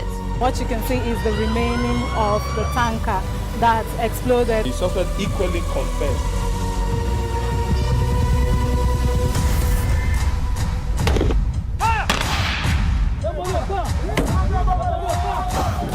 A 500 naira they collect am. If you no talk, dem go beat you. Na 2,500 they pay.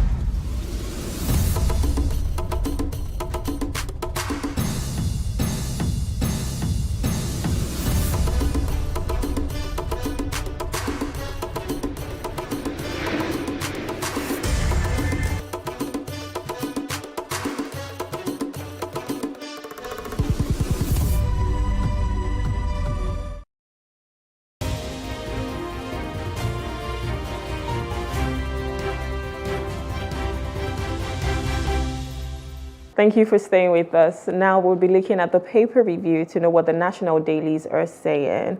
And today I have with me Mr. Sani Fage, who will be joining us in the paper review. Good morning, sir. Thank you for joining us. Good morning. Good morning. Good morning. Thank you very much. Thank you. Okay, so let's get straight into it. We'll be looking at the Tribune first, and the headline here says, why CBN governor is right on bank recapitalization. So I know the last time this happened was about in 2004 with Soludo, raising it from about 2 billion to I think about 25 billion, if I'm correct. So right now, do you think this is what we need? And thinking of the inflation, the devaluation of the Naira as well, what would you say, is this what we should be doing at the moment? I think this is not what we need right now. Given the fact that they are proposing, I think, about 1 trillion overall. So I think we should learn a lesson from what happened in the past. When it was raised, many banks could not make it. So I think this is likely going to happen again, that many will not be able to make it. And indeed, that is why some banks are complaining. Those that have national and some with regional strengths, they are complaining about it. That is number one. Secondly, if we look at the situation now, with inflation and the devaluation of our currency, I think perhaps that may trigger further, inflation was skyrocketed more than what it is now. So I hope the policymakers should look at this situation and look at the possible implication and the consequence of this new proposal. Okay, so don't you think that if they do this, the banks would have more money to be able to grant credit to people? Because if they're raising the capital base for these banks, that means the stronger banks would remain. Obviously, that's the same thing that happened in 2004. So the stronger banks would remain, and you're sure that they can have the structure that they need, and they'll be able to grant credit to people. Don't you think that would benefit us better than having like Mushrooms Bank, who are just moving around with the little capital that they have, and they're not able to do anything? Now, the current situation that we are, logically, your suggestion would have been a logical thing, but you have to look at the capacity of the people and the borrowers. You have to look at their own capacity. It will not be something positive when you raise it in the expectation that people, there will be borrowers who will now borrow money and inject it into the economy. That will have been a nice thing, but like I said, if people and borrowers don't have the capacity, it will amount to complicating the situation. That is number one. Number two, look at the also possible implication of other banks going down, maybe closing shop. That will amount also laying off people, which will be an addition to our team of unemployed people in Nigeria. So I think the best thing is look at what will have been the implication, not just think and project that this is what is likely going to happen. But we have to, like I said, take a lesson from what happened in the past and also take into consideration our own current realities before we plunge into another policy trial, which by the time we are in and we find out that we have gone deep into it, we don't have the ability to rescind and come back out of it. Okay, let's move on to another one. So we have one here that says Petroleum Minister wades into LPG supply price hike challenges. So this is about cooking gas, as most people would know it. And in Nigeria, I think the rate of cooking gas has gone to about over 10,000 naira for the 12 kg. So the price is astronomical. And The petroleum minister now is wading in on it on this price. What can we even do? Or what can the president or the presidency as a whole, what can they do to this to ensure that people are able to afford this cooking gas? Because we have a lot of gas reserves, but we're not probably utilizing them. So how can we ensure that people can afford this commodity that we so have? Yeah, you see, the way things, gas is going, is skyrocketing. We have to contextualize it. It is a very serious thing. We need it. After all, if people don't get gas, they will go back to firewood, which will put us in another bad situation with current global warming, deforestation, and other things will be on a rapid scale. So I think the government should make gas available and affordable to Nigerians. After all, we have been clearing gas for many years since we started exploring oil. Gas, has been cleared. We are wasting a lot of resources, and we don't see the implication. So I think the best thing the government should do is to make sure that we address this challenge by trying to, get it done here in Nigeria so that it will become more affordable and available to Nigerians. Otherwise, like I said, the implication of that is very serious.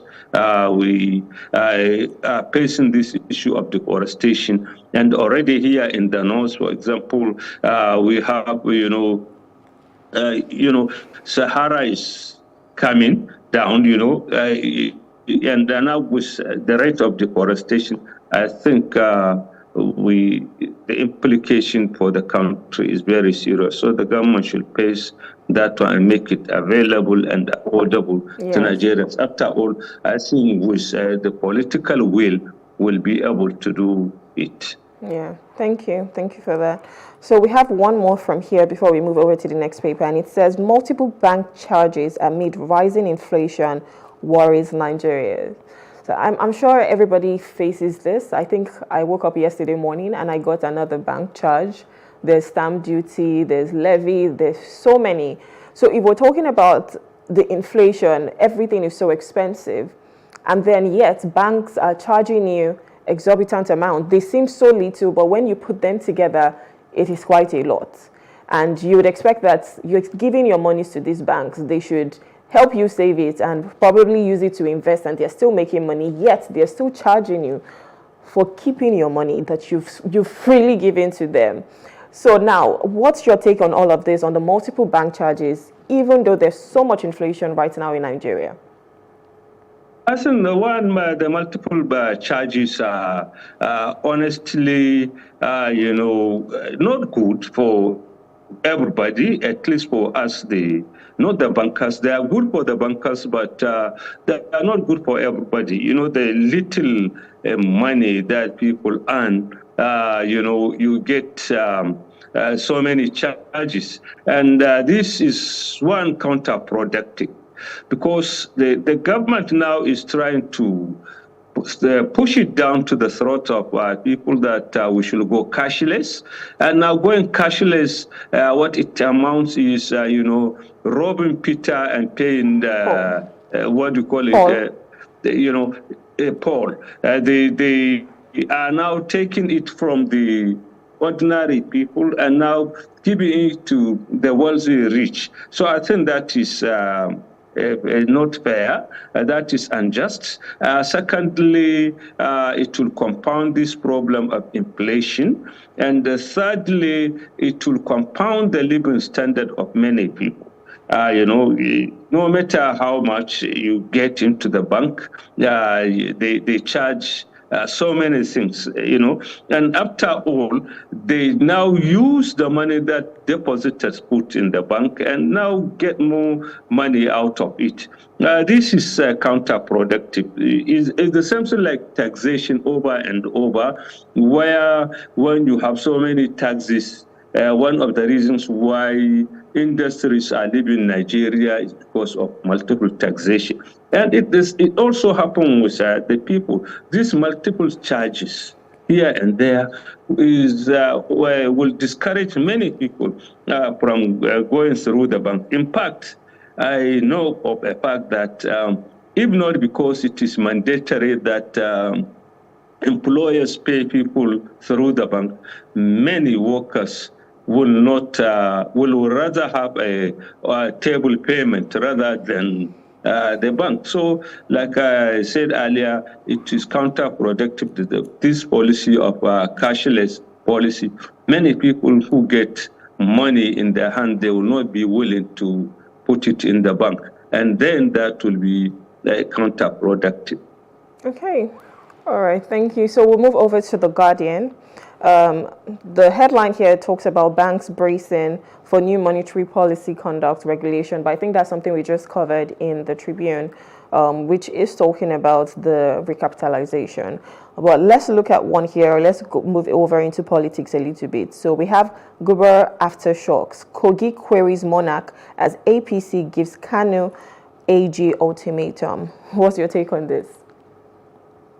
Yeah, I think that is, let's say, the season of politics with the cases going on in the court. Now, majority are going to the Supreme Court. So I think we are on a precipice where the situation is tense, and we are likely going to see that. But to me, I think the politicians should respect, the traditional institutions. These are institutions that have wide respect among the common man. And if you are now, for whatever reason, plunging them into politics, they either play with the ruling party, or at the end of it, they will cook up problems and deal with the traditional rulers. So I think by messing up with that, we are, cutting our nose and spiting our face. So I believe and I hope that the politicians will look at that. And the other thing is, like here in Kano, with the two verdicts so far, the situation is tense. So we hope the judiciary will come to the aid of the situation and giving a fair and just judgment. Whoever is right, let them start it. Give the verdict accordingly, but they shouldn't be seen to be taking side, which will compound the problem here in Kano and indeed in many parts of the country. So do you think the courts have any form of credibility right now? Because we've been seeing issues with clerical error. A lot of times now, they just say, oh, there was clerical error on this, or everyone is trying to go to court. And sometimes, just like the NLC, they were even able to flout the court order on them not going on strike. So do you even think the court has the credibility to ensure that everything runs smoothly? This is one of the dangerous things that we are praying that Nigeria should not go into that direction. That is where people lose hope and the confidence in the judiciary. Because the judiciary, like they said, is the last hope of the common man. Yes. And by the way it is giving contradictory judgment, by the way it is siding with the power that to be, by the way it is coming out with decisions, yes, or ruling that sometimes defy even common logic, where you have a statement, and then you blame it on, clerical error. I think that one is pulling down the judiciary into politics, and it is denting the image of the judiciary and indeed the country. Yeah, because you cannot come out and say it is a clerical error. Yeah, you blame clerical error to maybe we know what is called the writer's devil. If you are writing, you miss one word here or this. But where you have a whole paragraph and where you have even a decision and where you even have fine that you have said, and now you said that one would come out with a contrary, verdict. I think it is a serious thing, and I hope the judiciary will take into consideration that, because Nigerians hope is that where you have a credible and honest and just judiciary, you are going to have a very stable and peaceful society. But where the people lose interest, lose confidence in the judiciary, then anarchy will definitely prevail, because people will decide to take the law into their own hands instead of going into the judiciary that they don't trust. Yeah, okay. So I have another one here, which is also one of our hot topics. It says, SARAP urges World Bank to suspend loans to states. What's your take? Yeah, I think the rate we are going into debt, I think it is a good thing that we should look at it. To me, I think it is not only to the state, even to the nation, the country. We should be we should urge the World Bank to stop granting the loan, because already now we are neck deep into it, to the extent that we get almost 95% of what Nigeria earns goes to debt services. So I think we have too much in that.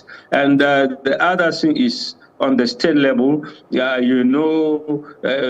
for going to external loan, state don't have that power. They have to get approval from the federal government, because they cannot conduct foreign affairs on their own. So I think we too, the government should look at that. Look at how dangerous it is that we are going deeper into the debt trap, and to the extent that we don't have the capital to do even not even capital project, but debt. Some of them could not even pay their own salaries, and they will go and borrow money and then embezzle that money. So I think it is a right thing that we look at this issue and stop it right now. Okay. So I want to take one more from The Guardian before we move, and this talks about women lawyers canvass castration for rapists. The reason why I'm even taking this is because we just had a story talking about the rape of a girl in Imo State, a 20-year-old girl. Do you think this is going way off, or it's something that we should be able to say, okay, yes, we need to have grave consequences for people who do things like this to ensure that it's not being done? Because we have a lot of rape cases happening. For instance, one of the men that raped the girl in Imo State, he had been arrested twice for the same offense.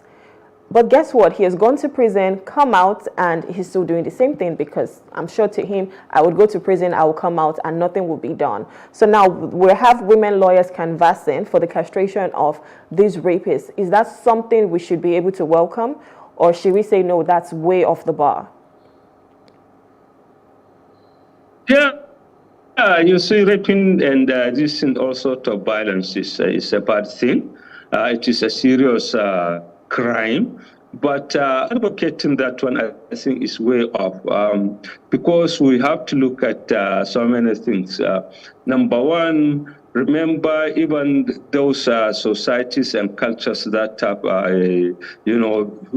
female circumcision, it is now a global thing that people are fighting against that one.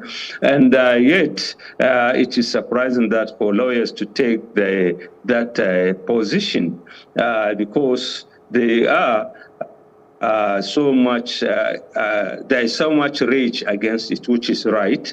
But I think we should blame the legal system. If we now have like a person doing the same thing or at least twice and getting out of it. So I think we blame the legal system. Where are the lawyers when these things happen? And I think instead of that, we look at steep penalties. we should always be mindful of the fact that Nigeria is not alone. We are in a global community. We shouldn't be seen to be, I don't want to use this word, but I don't have alternative. We shouldn't be using barbaric kind of approach to issues, meaning the whole world, I think, will look at us as some kind of people. So to me, I think we could put it even more. For example, instead of that, why can't you make it a live sentence so that he will not come out to do it, or you give him not less than 20 years in prison. There are so many options. By the time you get a young person in his 30s and this thing, you make it like 20, 30 years. By the time he come out, he'll be too old to even think for the other measures. But where you have things like that, it will not solve the problem. And above all, we need to look at justice, not technical justice. Most of these cases happen, people escape because they look at technical justice. And this is why we're saying the judiciary will have a long way to do. Let's decide things on facts, on justice, rather than technical justice. If there's a problem, we find a problem. Whoever is, offend the society, we should deal with him. We have steep penalties against such. I think that is the only way out. But such advocacy, I think, is done out of rage, out of anger. And usually when you take decision out of rage and anger, it is not going to be good at the end of it. Okay. Thank you. Let's move over to the Punch. I just want to take this before we wrap up off the press. So we have this on the Punch that says lecturers shortage hits varsities. ASU blames JACPA, IPPIS. So there's a JACPA syndrome going all around. JACPA meaning moving away, moving abroad. And now, first, it was affecting the medical sector. So a lot of doctors were moving abroad. We have a lot of tech people as well moving abroad. But now even lecturers are moving abroad as well, and our schools are suffering. And I'm sure that's because of the economic realities of Nigeria. But what is your take on this lecturers' shortage and blaming it on the JACPA syndrome? You see, all along, I have been in this profession for decades. I've never worked anywhere except in the teaching profession in the university. I started from a graduate assistant and rose to the rank of a professor. And like I said, I have over 40 years of experience of that. And I've never seen a situation where the teaching profession is now, people resign in that situation. Part of the problem is not just the pay, the poor pay, but the conditions. Yes. Remember, we had 8 months strike. And our salaries were withheld. And, the government is yet to do anything on that situation. Okay. So I think we are likely going to see more. In fact, from where I am, I know of so many people who are planning we have to wrap it up here. Thank you so much. I really wish I had more time to continue this conversation, but thank you very much for coming and reviewing the paper with us on Off the Press. We've been speaking to Camillus Sani Fage. He's a public affairs analyst. Thank you so much for joining us, sir. Thank you very much. Thank you. Okay, we'll go on a short break, and when we return, we'll be looking at some hot topics. Stay with us.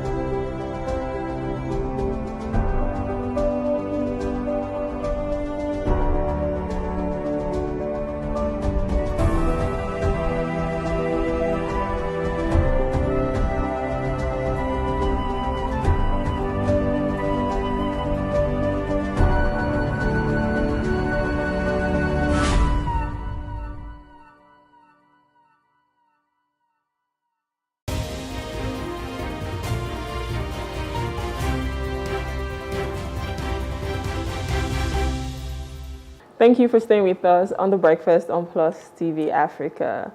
So finally, we have Yamgul here in the studio.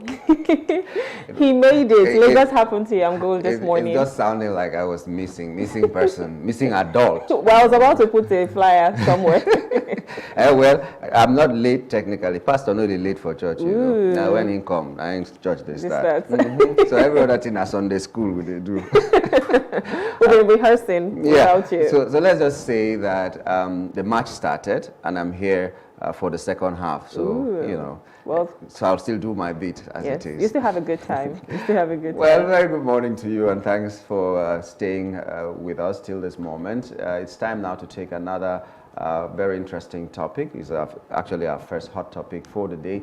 And Serap have asked the World Bank to suspend loans to Nigeria's 36 states. And we are glad to have with us here Barrister Kolawole Oluwadare, the Deputy Director, Serap. Good morning and welcome to the program. Good morning. Let's just get this clear so that it doesn't become like an INEC issue, 36 states and Abuja. You said the loans should not be given to the 36 states. Is Abuja not in the fray? Abuja is part of it. Okay. All right. Now that we know that, you know, so how are you going to prosecute this case? How are you trying to get this done? Thank you very much. This need not end up as another public interest litigation, like we've always affirmed time and again. The advocacy issues that we take up, advocacy on transparency and accountability, become matters of public interest litigation because government and public institutions will not toe the path of the rule of law. And naturally, as law-abiding citizens, we will end up in court.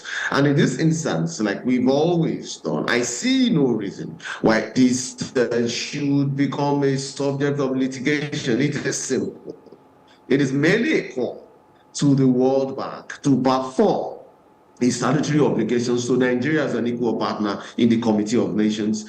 On the other hand, for the state government to also be responsible to obey the rule of law and the various duties they owe to Nigerians. I see no reason why this should be a subject of public interest litigation. Is it that the World Bank would say that it doesn't mind how these loans that it is granting to Nigerian states have been spent? Or will the governor perhaps say that spending this huge sum of money without being transparent and accountable to the people, sometimes some frivolities is justifiable? Really, I do not see any reason whether in fact or law why it should end up in court. And that is why ultimately conversations like this are important for citizens to own these, as it were, and to be able to compel each of these public institutions, including the World Bank and its affiliates, to do the right thing in these circumstances. But what really informed you you're going to court because of this? Because everybody will tell you, the people who you are trying to stop will tell you that everybody borrows before you could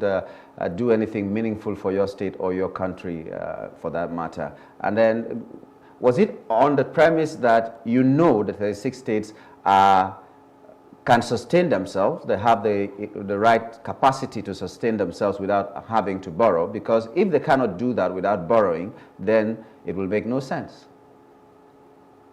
This issue is not about borrowing in the strict sense. It is actually a matter of expenditure, that is the use of public funds, no matter the source of those public funds. But in this instance, for context, we do know that the bulk of the public expenditure to finance the Nigerian budget, including those of the state, primarily comes from borrowing. FAC allocations have not really been that much and adequate as it were. And even some of the FAC allocations are also sourced from borrowing. And the IGR of those states are not doing as well as they should. That now brings us to the issue of the source of those loans and the duty and obligations that the World Bank owes the Nigerian people through the various conventions and treaties that Nigeria has ratified. So, for instance, for a proper context of this conversation, it is not wrong, and we are not saying the Nigerian government or the states in this instance should not borrow, but that borrowing must be done within the context of the rule of law, and there are various laws that guide both the borrowing and the spending. The spending being the most important aspect in this conversation, because if we spend effectively and efficiently, perhaps there may no need to borrow, and if we have to borrow, it will be justified. So it gets a point will be the Fiscal Responsibility Act that provides clearly what the means of borrowing should be. In fact, it mandates the federal government and the states to carry out a cost-benefit analysis before any borrowing, and that borrowing should primarily and purposefully be for capital expenditure. But how can you justify the purchase of over 400 million bulletproof car for the Chief of Staff in Lagos State in the midst of growing poverty? You justify that, knowing fully well that the bulk of those funds are borrowed, and it's justified. And the various expenditures that we've seen across the states, and states are indebted to the World Bank and its affiliates, do not justify the reality of the borrowings, particularly in the life of the people. And that's why we're calling on the World Bank as a responsible organization in this instance to ensure that there are transparency and accountability mechanisms. And in this instance, to be a bit, to look back at those borrowings that they've done, to ensure that those funds are being judiciously spent. With the present facts in the public domain as they are now, those funds are being spent in frivolous ways, including for recurrent expenditures, payment of pensions to former governors and their deputy, payment of security votes and whatnot, and the bigger expenditure sometimes are overinflated. We've seen in the case of Lagos State and nearly all the states in Nigeria. Budgets. A civil society organization released a report. You can check it on their OpenGov website. You would see the details of the budget of each of these states, and you would wonder how these funds could have been allocated to be spent. For instance, in Delta State, there is an allocation for the office of the governor for 22 billion. In Osun State, for instance, we 6 billion to the office of the governor, and then you begin to wonder, what are these funds for? And you look at the growing level of poverty in these states, you cannot match the borrowing, even the basis for the borrowing, and development in the states. Which is why the World Bank has to be alive to its responsibilities to ensure that the Nigerian people who will ultimately pay back these funds are not taken for a ride. We've seen Abacha do that. The repatriated funds are still coming in, and we should not allow that to happen again. Okay, so what will happen if the World Bank doesn't respond to this in how you and your organization want it to be? I'm really optimistic that the World Bank will heed the call of reason because its own articles of association compels it to do so. The UNCAC Convention, don't forget the World Bank is an agency of the United Nations. The UNCAC, the United Nations Convention Against Corruption, which of course is ratified by Nigeria, also binds the World Bank to ensure that it is not facilitating and enabling corruption, particularly at the detriment of the Nigerian people. So I see no reason why the World Bank will not do this. Okay, but these politicians, they can argue that they're using this capital expenditure for the good of the state. So how do you know that definitely, fine, we're saying the 440 million naira bulletproof SUV. However, he has said that it's not for the office, it is for the office of the Chief of Staff and not for the Chief of Staff himself. So they can actually argue that they're using these monies that they get as loans. Fine, I understand that we shouldn't borrow more than we're spending, right? We should find a way to cut our costs. However, what if they argue with you and maybe we have like a litigation case whereby they're saying they're actually spending judiciously, because you can say that this spending is frivolous, but they can also argue that their spending is judicious.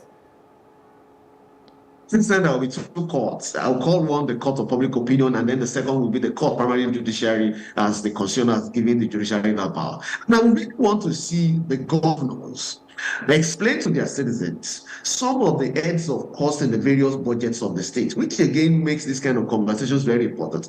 If people have access to these budgets and scrutinize the various budget lines, these questions will be asked. So why are these things happening in Lagos State? It is because people can see now that our government is borrowing to do this. How can you justify that on the face of poverty? 70% of Nigerians are poor. So how can you justify buying such a Jeep bulletproof car for the office?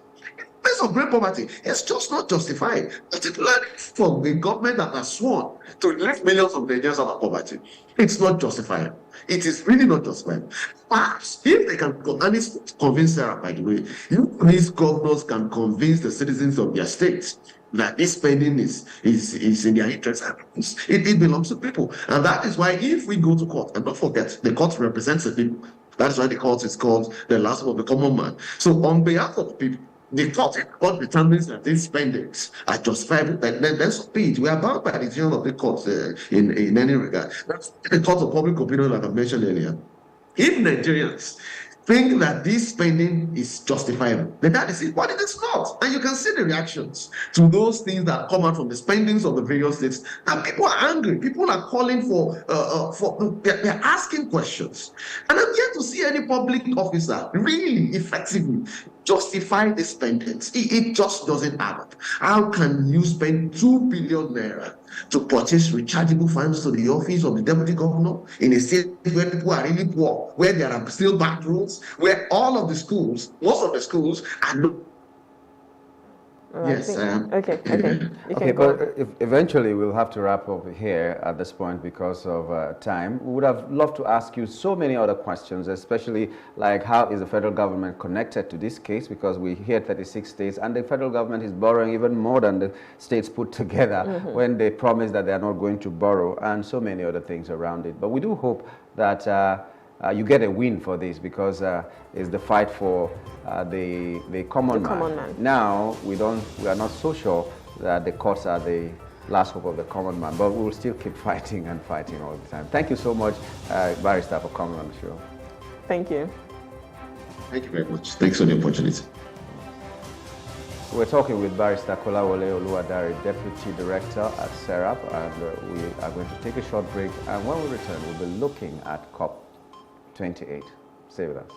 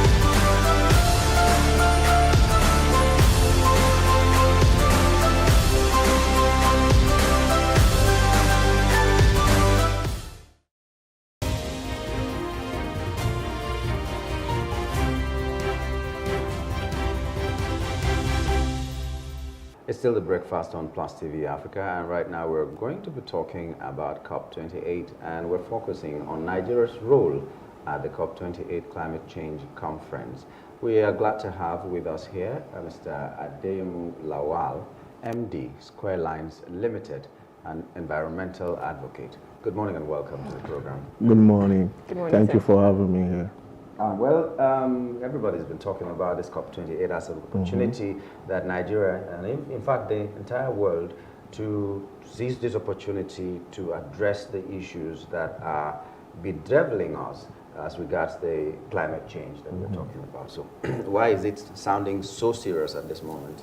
Well, if we could sound more serious, it would have been better, because we're really in dire need of changing our ways, because the environment has changed so much because of us. So we need to realize what we've done to the environment, come to the round table and agree quickly on what we need to start doing in the opposite direction to what we've been doing, so that we can stop the depletion in the ozone layer and stop the environment, the earth, from warming up beyond what it needs to do. The earth should warm up, but if it's going at a faster rate than it should be because of us, then we need to do some other things to push it in the other direction. Okay, so what are these things that we're doing that are wrong? Oh, well, our lifestyles, our industries emit a lot of CO2 and other greenhouse gases into the atmosphere that warms up the air, the atmosphere. And when this is done, we have droughts, desertification, and other environmental issues that comes up and makes life difficult for us that started it in the first case. So we need to redress that one. Should we say industry should close down? No. We should just find better ways to impute in our processes what will not emit CO2 into the atmosphere at the rate that is emitting it. So at least we can have a better world to live in. Okay, so that takes me to Port Harcourt, because I know there is gas flaring in Port Harcourt, and as a result of that, there is suits. So I'm sure that is like one of the things that we're doing wrongly. So what can we do? What can companies and industries do to ensure that we're not going at a faster rate than we shouldn't be going? Now, we should check the processes for the production of fossil fuel, because that's one of the biggest contributors of CO2 into the atmosphere. We need to also change in our own lifestyles to start depending more on renewable energy as against fossil fuel energy. So if the more we do that, of course, those companies will have to diversify, go into something else, or find better ways to produce without emitting into the air. There's another option of even the CO2 produced, if they can be collected and used as source of, inputs in other industries to make other materials. Then instead of flaring it into the atmosphere, then those are one of the ways we could work on improving things. COP28 is in faraway Dubai. What have you done about the people back home to educate them enough? I say this because in the last National Assembly, someone brought up the issue of electric cars, and some of the legislators actually said Nigeria, being a producer of oil, should never even talk about it. So which means even the legislators need to be educated. So what have you done locally before you carry this advocacy to the COP28? Well, I don't think it's something that we have to do first before going. We have to do it at the same time, simultaneously. As we are going global, because we need to discuss with other countries, you cannot do it in isolation as a country. We also need to educate our people from top down on the need to change our lifestyles. Because we all love this planet that we've been living on, and we don't have another option to even go to. So as long as we don't have other options, we have to find a way of making the place continue to be habitable for us. So if we have senators, if we have House of Rep members, if we have anybody in government that is yet to be as educated as possible, as required on this, then that means we need to increase, because they are the ones that are supposed to educate the people. So if they are having challenges with the level of education, they need to be educated also, because the truth is, whether you are aware or not, the climate is changing. Whether you've observed it, whether you want to live in denial or not, it's changing. So we need to do what will reverse the rate of change in the environment. Can that be reversed? Well, the rate of increase can be reversed. The rate of increase. Not that it's not as if it will go back to, but we can work towards net zero. Net zero means the rate of emission and the rate at which you can capture the already existing carbon dioxide from the atmosphere comes to the same. So you can say effectively you've not emitted, because what you emitted you also captured. So that's a goal that the world is yet to reach, because we are having a lot of talk, but not yet backed up with sufficient action to get what we need to get to. Yeah, because at the world stage, it seems to be easy. You show your intellectual prowess by arguing for, and Nigeria will also go there. But I remember a time when Cross River Forest or so was like one of the largest in the world, and the world was focusing attention there because we need the trees to capture the carbon dioxide and emit the oxygen and all that. But I didn't see any deliberate policy, anything that will make that forest not to be depleted. So I'm worried about we going to the world stage and saying what we need to say, and back home we're still doing what we are not supposed to do. It worries me that maybe we didn't tidy our home well before we went out. Well, unlike in time past, in 2021, there was a legislation that was brought up by the government for climate change as a standalone legislation. In fact, Nigeria is the first in West Africa to do that. So that's where to start from, because we need government to lead, giving guidelines, the policies on what to do and what not.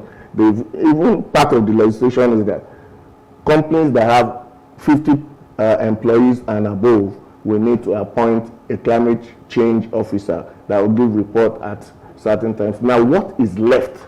Now, having done that, because that's where to start from, guidelines and policies to direct what is left is now the implementation of that policy, so that at least we can get the needed benefits from. We've set NDCs, nationally determined contributions.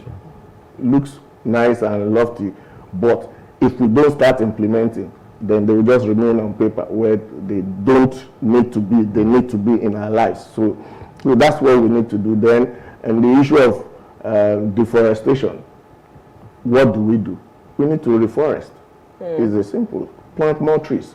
Make it a thing of our life. Make it like almost compulsory that you must have trees in your house. There are trees that are indigenous to the area. Plant those trees, because they'll be able to sequester CO2 from the atmosphere and keep them, because we don't need them there if they can be kept in. But when you're planting and cutting at the same time, it doesn't make any sense, because now when you go to Boki, for instance, that's where the forest in Cross River is, that stretch. When you go there now, people are cutting the trees to make a living, firewood, charcoal, and then timber. Paper at the is same time. even So made from yes, trees. paper and all that. So if there are no alternatives to this, they will keep cutting the trees.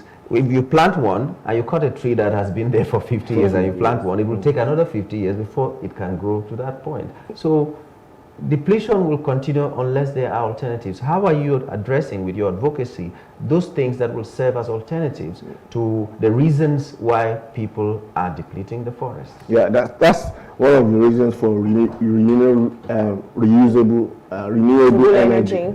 That's one of the reasons for it. So that at least as you are cutting and using what we've been used to, which is the fossil fuel energy source, we can go into solar, wind energy. There are different ways to get the required, it's energy we're trying to get. So if we can get it from other sources and find ways of storing them, because part of the shortcomings of renewable energy is the ability to store and have it consistently over a stretch of time, so that you don't have power in the afternoon and in the night when there is no sun, no power. But if you have very good storage facilities, you can have that power round the clock, though you don't have sun round the clock. So those are ways of doing. But you see, the first thing to do is to change the mindset of the people that this can be done. This can be done, and these are the steps we need to take. So we need that higher heightened advocacy on the need to change our lifestyles in a way that our atmosphere and our climate and even the earth that we so much love remains what it needs to be for us. Yes. So that we don't destroy where we're living because we don't have somewhere else to go to.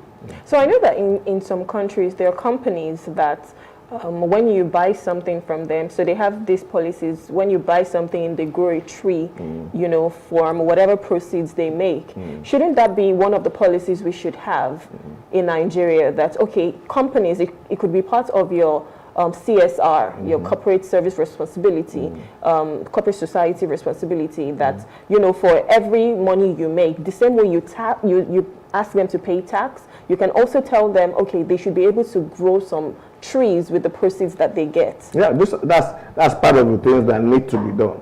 It's a holistic approach. It's not, there's no one size fits all with what we need to do to work against the climate change.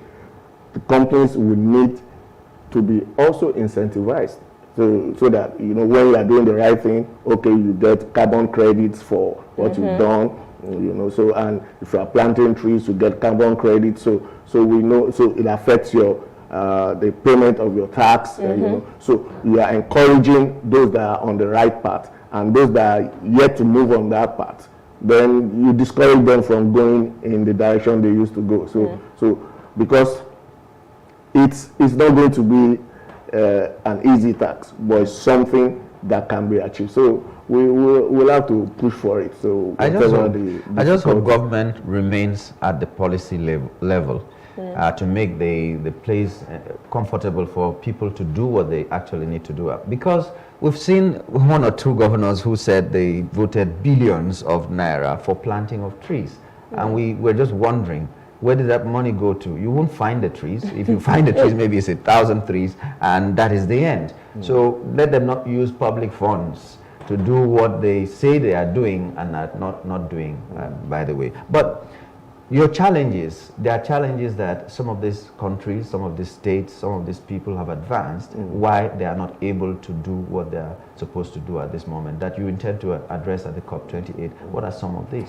Well, the number one challenge is the lack of political will to do what it takes for everybody. So that we go beyond just coming to the round table since 2015. We are now at COP28 and just talking. Beyond the top, you from going along the path, then what do we need to do? But the moment you stop going along that path, we need to encourage you also so that you can see benefits in not going along this path, but going along this path. So it has to be like a carrot and stick approach. You know, you pat them in the back when they're doing the right thing. When they're doing wrong, I say, nah, I think you should do it a bit better than that. So for instance, there are countries right now that in volcanic rocks, as bad as volcanoes are, they are able to sequester CO2 and store it forever. So what they are doing is that they have like massive vacuum cleaners that will suck out the air, take out the CO2, release the good oxygen, then take down that CO2 2 kilometers deep into the ground. And the CO2 remains permanently sequestered in there. But at what rate can we do that? That is the biggest that I know of is can take 4,000 tons of CO2. But we are emitting 36 billion tons per annum. So you see, it's still the margin is quite. Yes. So, but we are going in the right direction. So if we show this, and that company that did that, you give them carbon credits for doing this, and benefits, so that they can know that okay, this is actually profitable. When you see more of, then another thing we need to do is to reuse items more as against producing new ones, because the process of producing from scratch releases more CO2 than when you are just reusing what has been produced already. So it's a whole lot of things. The government needs to put policy guidelines in place. We, the people and institutions, we need to change our ways too. Okay, so I know you're an environmentalist. Do you have anything talking about plastic and waste and all of that, or is just solely on CO2 and the climate change? No, it's holistic. Okay. It's holistic. If you drop waste in the drains, and the plastics and the PET bottles end up in the seas and kill the aquatic organisms, you've done harm to the atmosphere. So we need to, that's part of what I said by changing our lifestyle. At the point of even generating the waste, sort your waste. Yes. Put the PET bottles separately, put those that are degradable separately. Yeah. So at least, so we, of course, and there are avenues of even being encouraged in that line. So if you can sort the PET bottles, you at the point you have sufficient, you can weigh them, they buy it off you, so they can reuse them for some other things instead of throwing them in the drain and they end up in the oceans and cause trouble for our aquatic life. So it's holistic. It's not one way approach. We have to approach everything at the same time, because the climate is changing, and if we get beyond, we are in this world together. If we get beyond the 2 degrees increase by the end of the century. Okay, everybody has to do what they can where they stand. So Nigeria has to do what it can where it is. We're talking about the role of Nigeria in all of this climate change. What are those peculiar challenges that Nigeria needs to address, beyond going to COP28? I'm really concerned about home. Well, we know we can beat our chest and say we are doing it in Nigeria, so you copy as well. Okay. One of the first things Nigeria as a body must do is what they've done, to have a policy. Policies in place. That's one.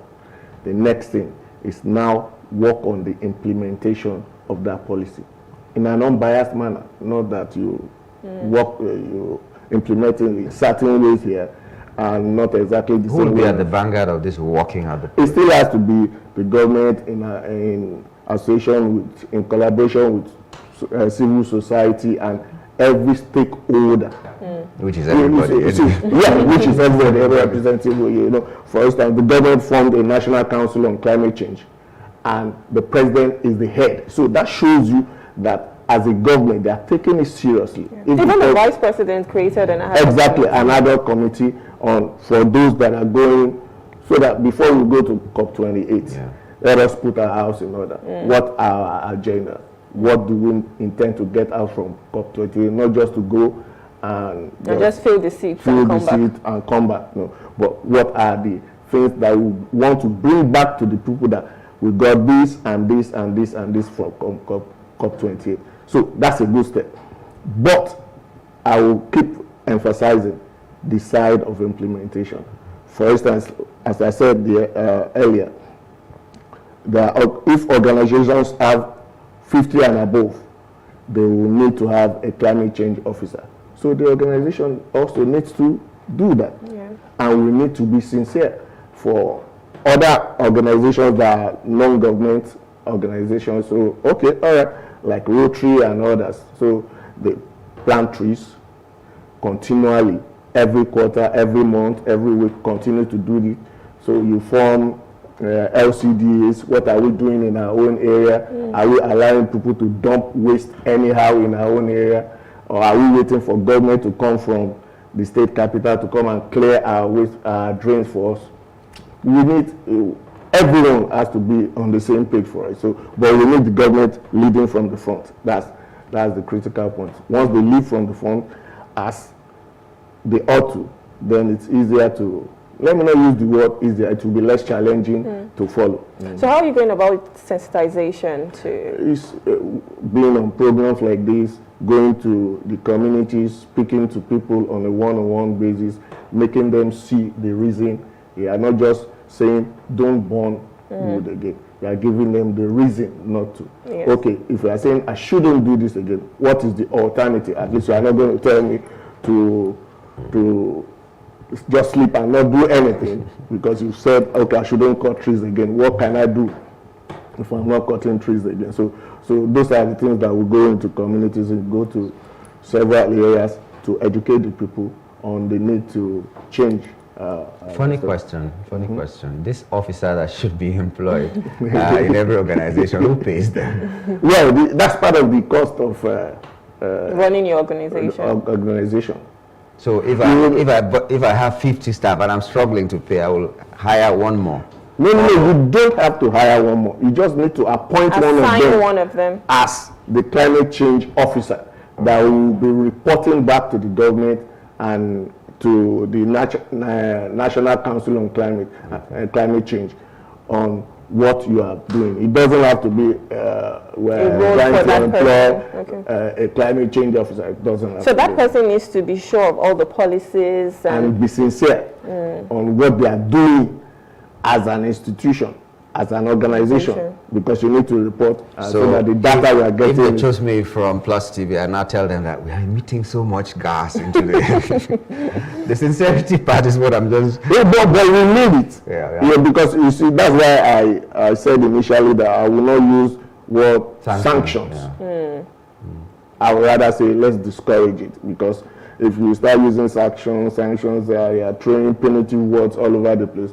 People will just start walking around the policies and look for loopholes around. So, but if we discourage it, we don't encourage you to continue. But when you do the right thing, you get benefits from doing the right thing. So okay, I think that's where we have to leave it. It's challenging, but we have to do it. We have to do it because we love this world. We don't want to be without it. We can't even be without it. We don't have an option. So, so we should even the heaven we want to go to. Nobody wants to die. Exactly. But you just we want to make it to heaven. Okay, we've been speaking with Mr. Adeyemo Lawal. He's been talking to us on the role of Nigeria at the COP28 climate change. And I hear that today is your birthday.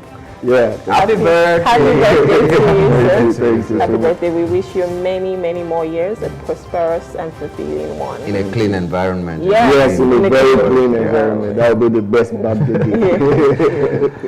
All right, ladies and gentlemen, this is where we wrap it up on the show this morning. It was great being with you. We hope to rejoin with you tomorrow for another edition. Until then, my name is Nyamgul Agadi. My name is Rume Paulson. Have a good day.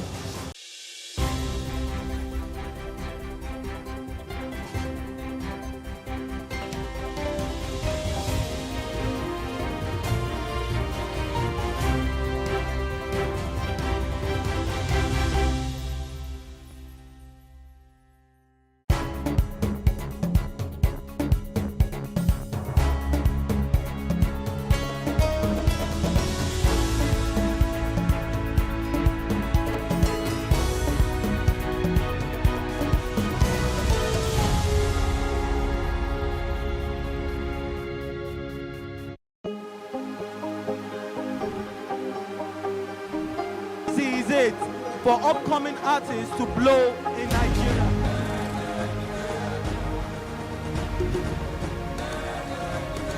Welcome to Plus Trending.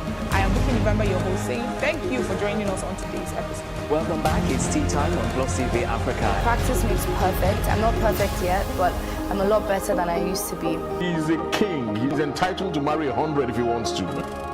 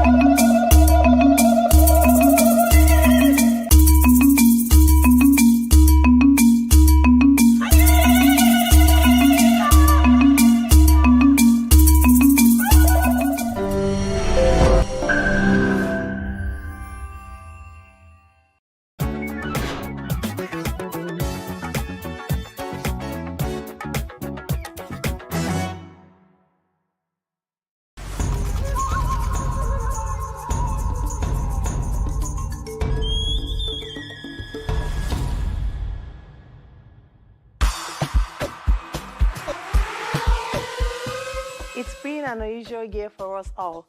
We've been forced to learn to adapt to the changes that COVID-19 has brought upon us. However the cards may have been dealt to us this year, we have remained resilient. The Afrima Fashion Show stems from the Afrima Award Show, which is the biggest African award show in the diaspora. Every year, we have showcased designers and we bring together people from all over the world. This year, the Afrima Runway is graced by the top 3 African designers who have welcomed the challenge of doing a virtual runway show without any physical audience. Don Murphy, Ese Ezanabo, and lastly, Sai Sanko. Let the show begin.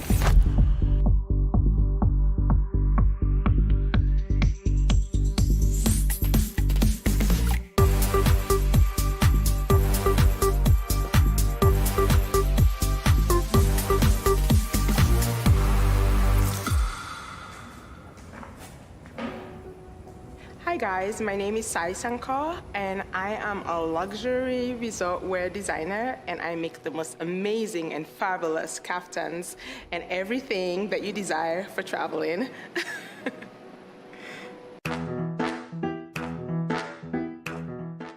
I just really love the way women carried themselves back then, you know, the Marilyn Monroes, you know. It was sexy, but there was still glamour to it, you know, and elegance and sophistication.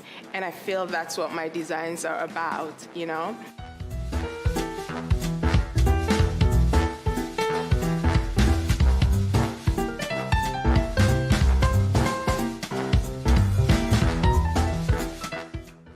I've also been inspired just by my continent, the continent of Africa.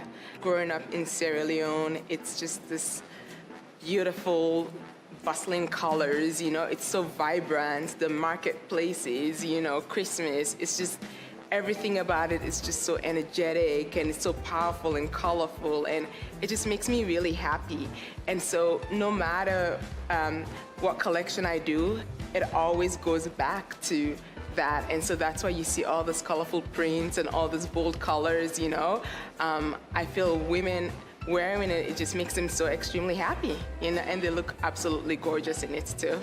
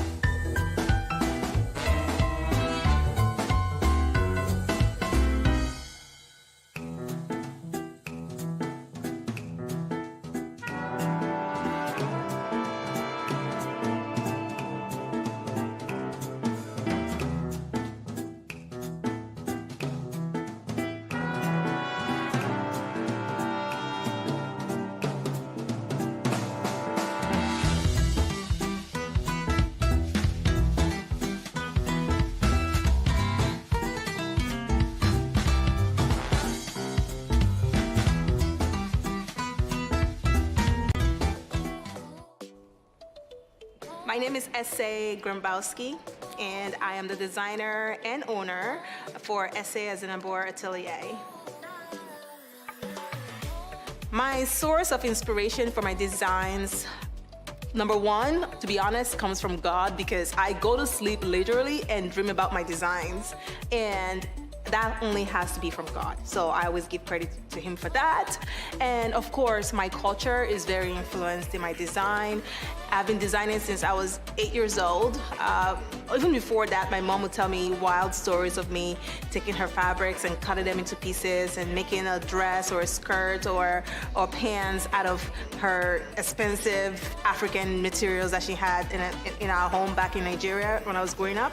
And I draw a lot of inspirations from where I've been, and I just try to tie them into modern design mixed with vintage designs, mixed with traditional looks, and just tie it all together in a bowl to create a true Ese Azinabor couture piece.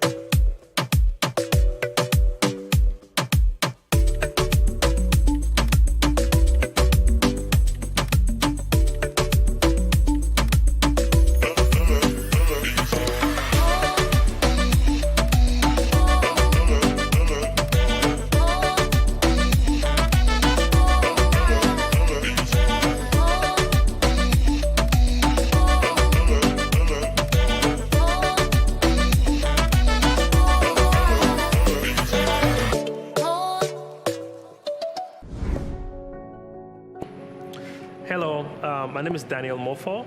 I'm the founder and designer of Don Murphy, a men's luxury custom suit clothing in Dallas, Texas. Fashion is color. In the past, men were all very scared of, the colors. They were used to the blacks, the grays. But now, if you look at fashion, men wear almost bolder colors than women, You see men in red suits, men in yellow suits, men in pink suits. So for me, fashion is color.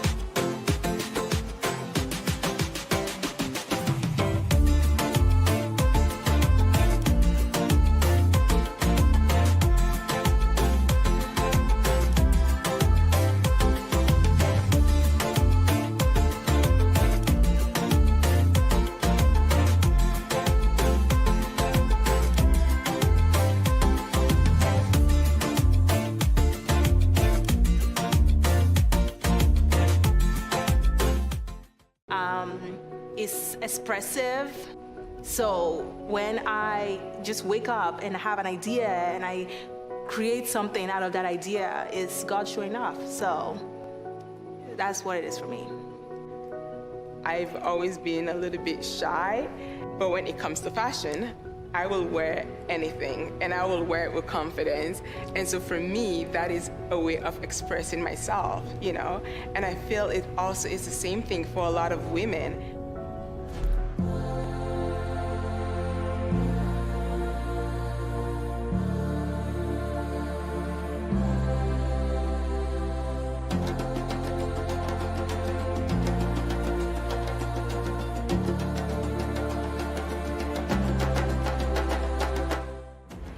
African for me means community. It means living together. If you look at Africans, they're all talking about the different countries in Africa. You know, it's all about our community. So for me, Africa means community. It means living together.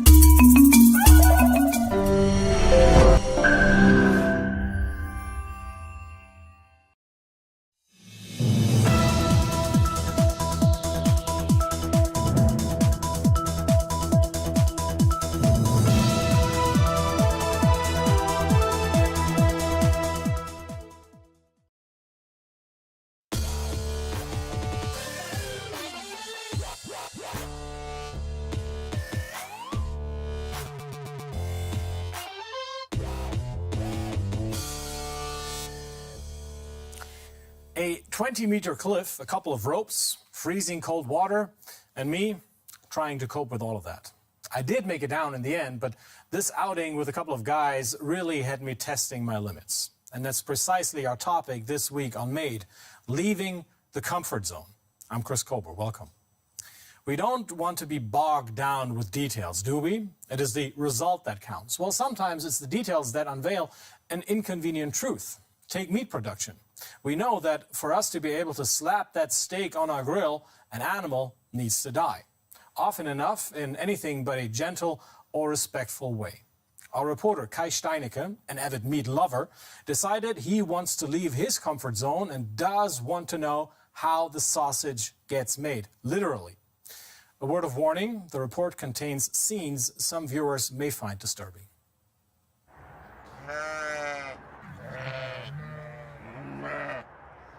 Hello. I am going to slaughter one of these animals. They belong to Wendelin Schmucke. He farms sheep the traditional way. His family has been doing this since 1750. His sheep are out to pasture for most of the year. But it's hard to find enough grazing land. The sheep need about a hectare a day, that is. A hectare every day? Yes, a hectare for 700 sheep. So this whole field is only enough for today. When they've had their fill, the flock will go home to the farm. I hope the ones that I'm gonna slaughter are going to be bigger.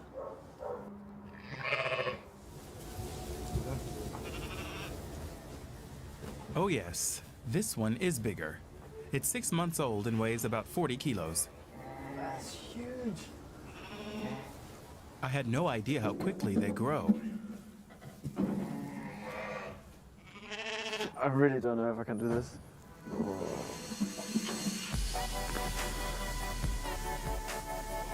I'm grappling with the fact that we kill animals so we can eat meat, and that I'm going to kill this lamb.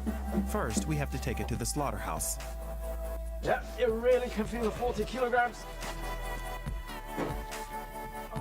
It's a 10-minute drive, nothing in comparison to the lengthy journeys to the slaughterhouse that livestock often face. Marco Kerr will be by my side throughout the process.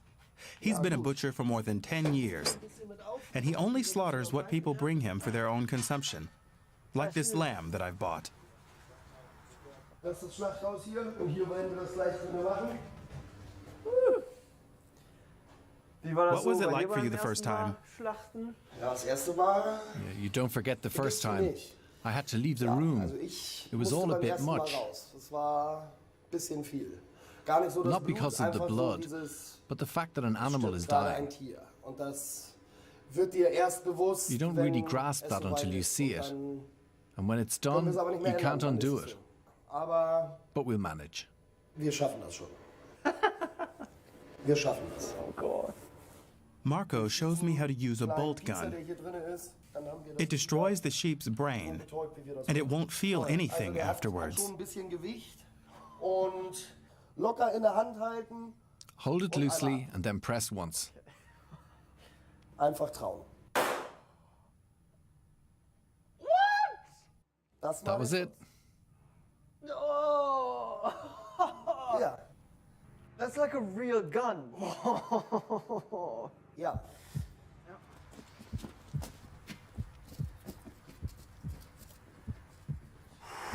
And now the lamb's head is in the firing line. All is good, all is good. Oh my God. Höchster Punkt. Ja. Verbindungslinie. Highest point, draw a line. There. Finger weg. Take your fingers away. Immer den Finger weg. Ja. So. Aufsetzen. On the head and pull the trigger. Ja.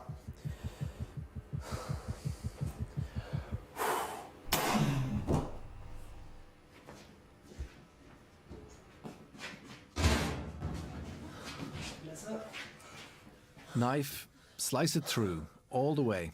Durchstechen, richtig. Durch. And again. Muss man einmal. Oh God, Jesus.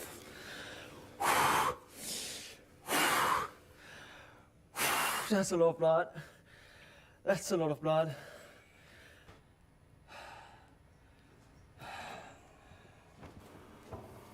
Das war's. That was it. It's over. Hat er's geschafft.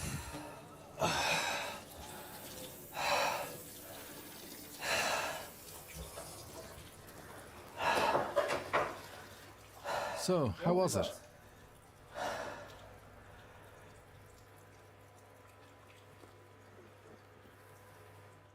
It's all happening so fast. I think I'll need time to process that.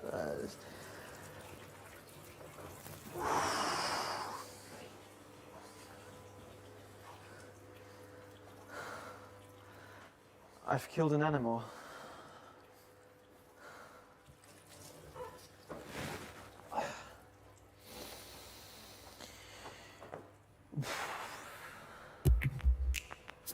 Super geschossen, wirklich. Great shot, really. Wirklich sehr gut. But that was just the first step. We're still a long way from having any chops or sausages. First, cut off the head, then the legs and the pelt. That's easier than I'd expected. Das bedeutet dann aber auch This so, isn't mass es ist ja keine production. Masse so, ne? Also dann kann ja nicht jeder Not immer everybody dann can halt get so a lamb Lamm like this. haben, mehr oder weniger. Das ist so. Das ist That's so. Aber true. das macht's auch wieder besonders. But that's Und what das makes ist it auch wieder special. Das, da haben wir die And it's what makes it sustainable. People approach the whole thing in a different way, especially with an animal like this. Essen, gerade bei so einem Tier. Genau. We still need to get rid of the guts. Genau. Einmal über Nacht in die Kühlung, wenn's abtropfen. Now it's left to hang overnight. That makes it easier to process. I think what happened back in that slaughterhouse will forever be burned into my mind. The noises, the sounds, the smells, but it's the only way that sustainably eating meat is actually possible, because doing this in the masses of meat we eat today is absolutely impossible. But still, for me, I don't really know if I'm ever going to walk into a supermarket again and be like, yeah, I'm going to eat that meat. The next morning, it's time to harvest the meat we've worked so hard for. Taking the carcass apart isn't any easier, it turns out. And there goes the shoulder. Yes! About 20 kilograms of the lamb are lost in the process, mainly the pelt and the guts.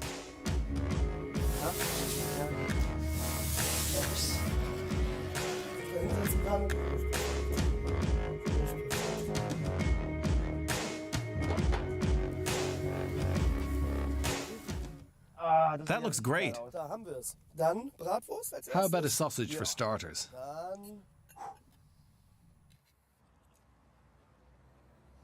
Dann I'm not going to lie, this tastes really, really good. And I don't feel guilty about it because the lamb had a good life and a good death. And I'm not turning vegetarian, but it's only for special occasions, really. When you slaughter animals like we used to do 100 or 150 years ago, and like we just did, you also need to eat meat like we used to 100 or 150 years ago. That means only a steak a week, and that's it. Leaving your comfort zone doesn't always happen voluntarily. People losing them if you're not into large-scale health systems development like he is. The COVID pandemic has really turned the world upside down. So here are the 5 tips to boost your career in the context of a pandemic.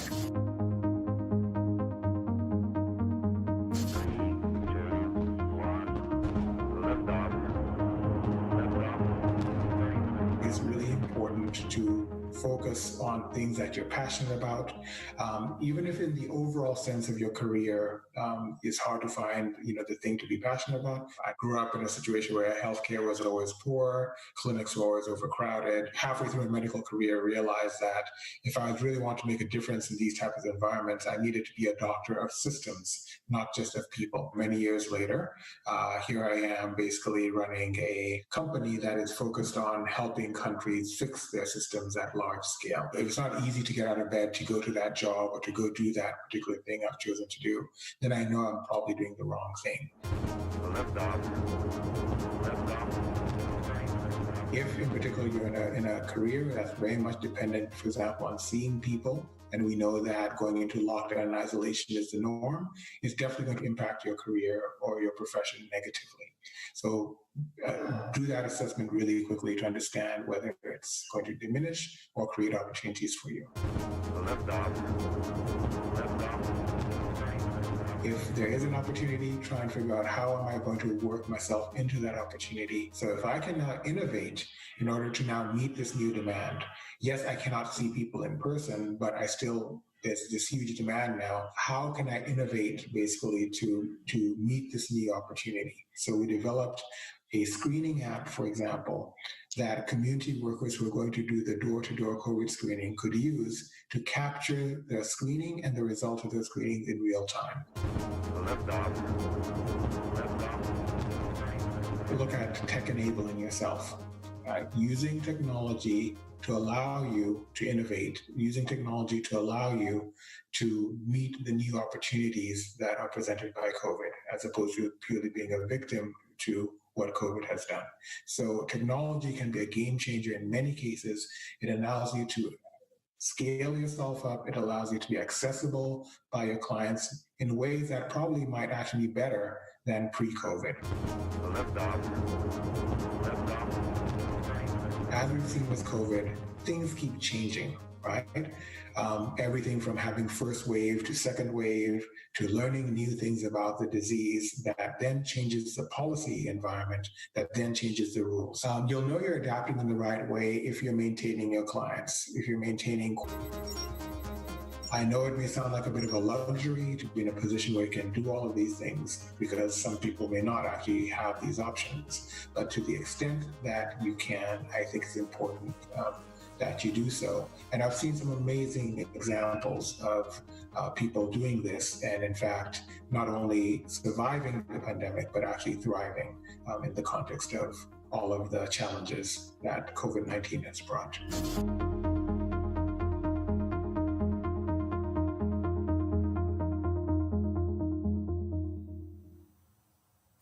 Readjusting your career can be difficult, no doubt, particularly if your plan was to have one of the coolest jobs ever, flying a plane.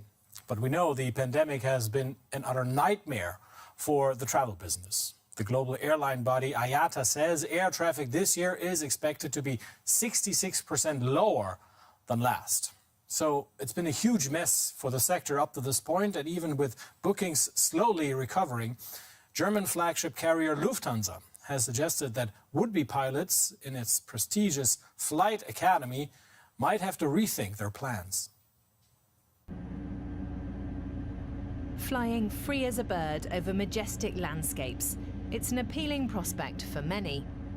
The videos about Lufthansa's pilot training program in the United States are a favorite with Lukas Heim.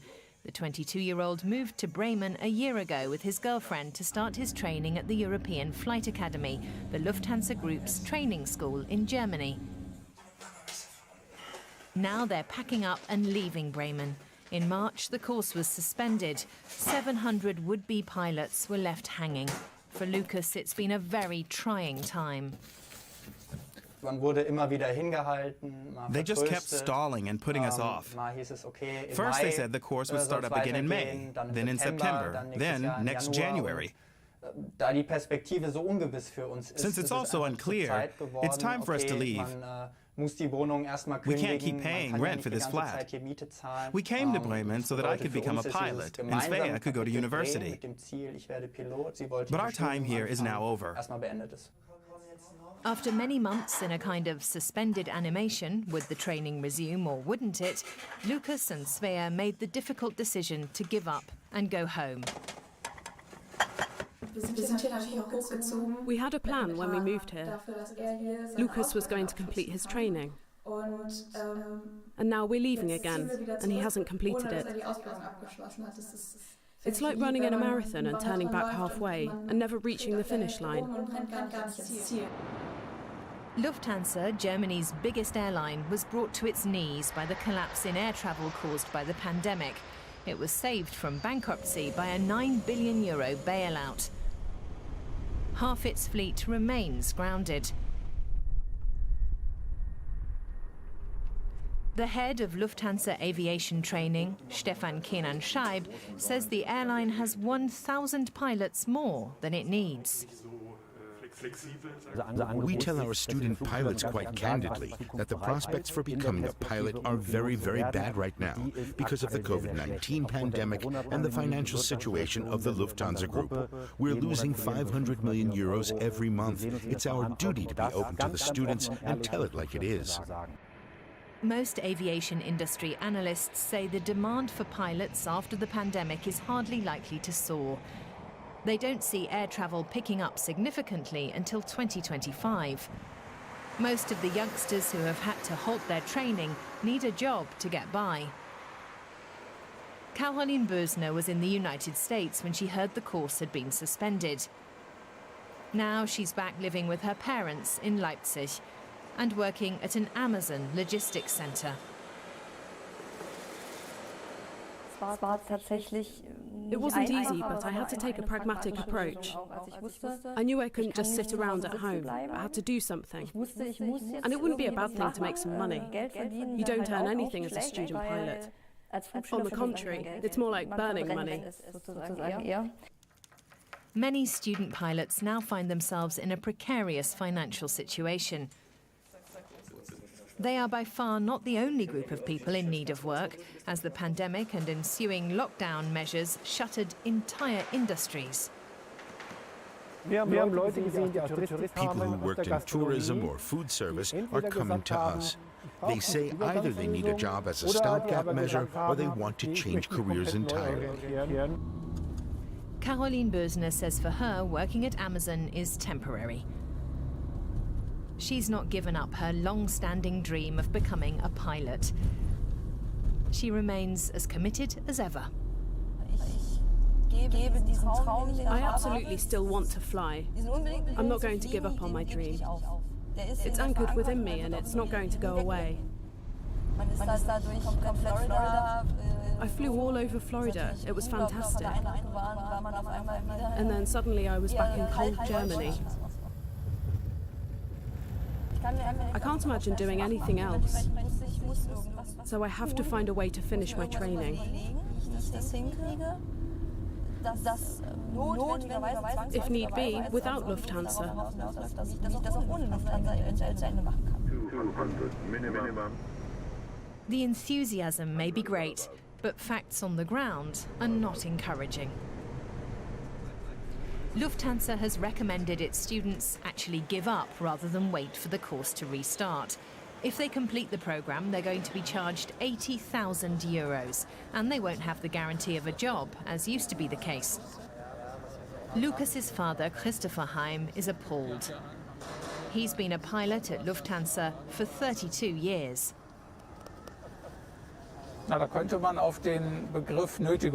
This sounds to me rather like coercion. If I agree to terminate the training contract, everything will be fine. If I don't and want to fulfill my dream, then a huge sum of money comes due. I don't like that. I think it's dishonorable. It's quiet and empty at the European Flight Academy in Bremen. This is the first time Lukas Heim has been inside since March. He too remains determined to become a pilot, despite the difficult conditions prevailing right now. Though he says he doesn't yet know how he's going to do that. What I would like is for them to say, when we restart pilot training, we'll take you guys first, or that they at least certify our test results. But Lufthansa has not made any such commitment. Nor does CEO Carsten Spohr have any words of encouragement for the students. He's already indicated that Lufthansa will have no more work for tens of thousands of its employees. As with all professions and at all German universities, there are no guarantees of jobs in the future. And that is the case here too. Aviation remains a fascinating industry for young people too. But I think we have to face reality. In the years ahead, there are going to be too many people for the jobs available.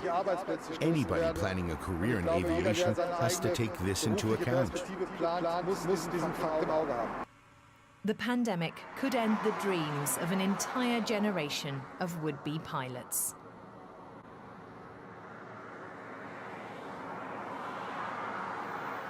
"2020 has brought dread, distress, and disappointment, sure, but there are exceptions. E-commerce has seen an unprecedented boom.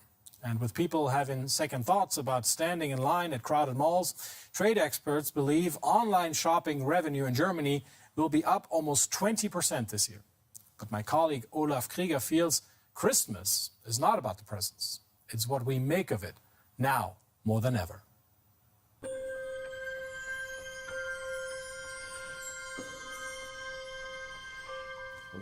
Christmas is what we make of it.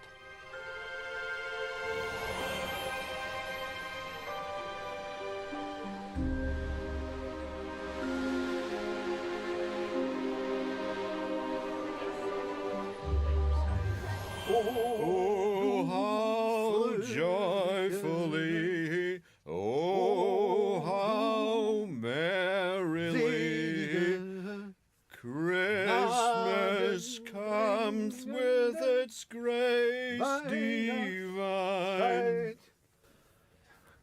Christmas comes with grace in this of all years? Wie soll das gehen? Really?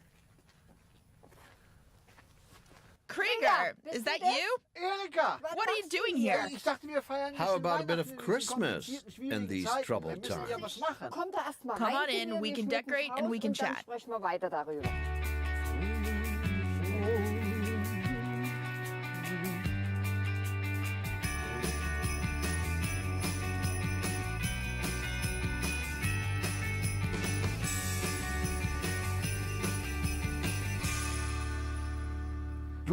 You have children, grandchildren, great-grandchildren. How many altogether?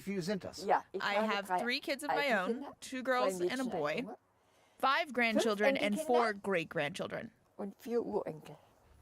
What's your favorite Christmas memory? My childhood, with my parents and grandparents and with my kids when they were little, in the Ore Mountains. And who helped decorate? Just me. Alone? Yes, I start putting up the decorations in early December, but I wait until the 23rd to get the tree ready. Not a day earlier. No one helps? I don't want any help. How about the food? Really? Yes, absolutely. Christmas Eve is lentils with sausages. The next day, potato salad and maybe roast goose with red cabbage and kale from this garden. From your garden? Yes. So tell me, Krieger, how is Christmas with your family? Do you spend Christmas at home or do you go somewhere? I'm going to try to be with my mother, but it might not be possible. She's in a home, and I may not be allowed in. But we hope that whatever the conditions, we can celebrate Christmas and be together. We can make that happen somehow. I hope. But suppose we can't meet up the way we used to at Christmas. Yeah, if my son comes, we'll sit together with him and my daughter-in-law and my grandchild. And for everyone else, we have the phone. Our Christmas lights.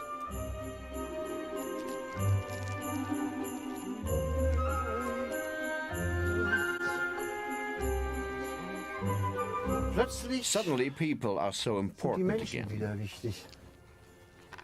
Forget about the presents. Christmas won't be cancelled. It'll just be different.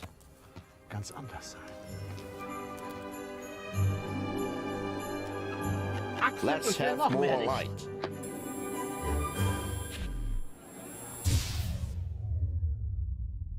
Let's have more light. What a splendid idea. That's our show. Thanks for watching. See you back here next week.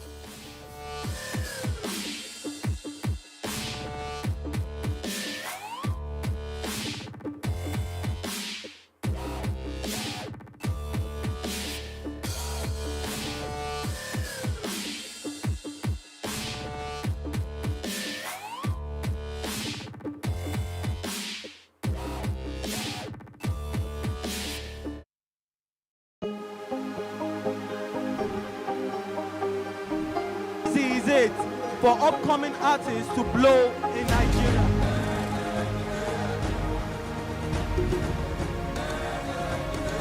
Welcome to Plus Trending. I am Bookie November, your host, saying thank you for joining us on today's episode. Welcome back. It's tea time on Plus TV Africa. Practice makes perfect. I'm not perfect yet, but I'm a lot better than I used to be. He's a king. He's entitled to marry 100 if he wants to.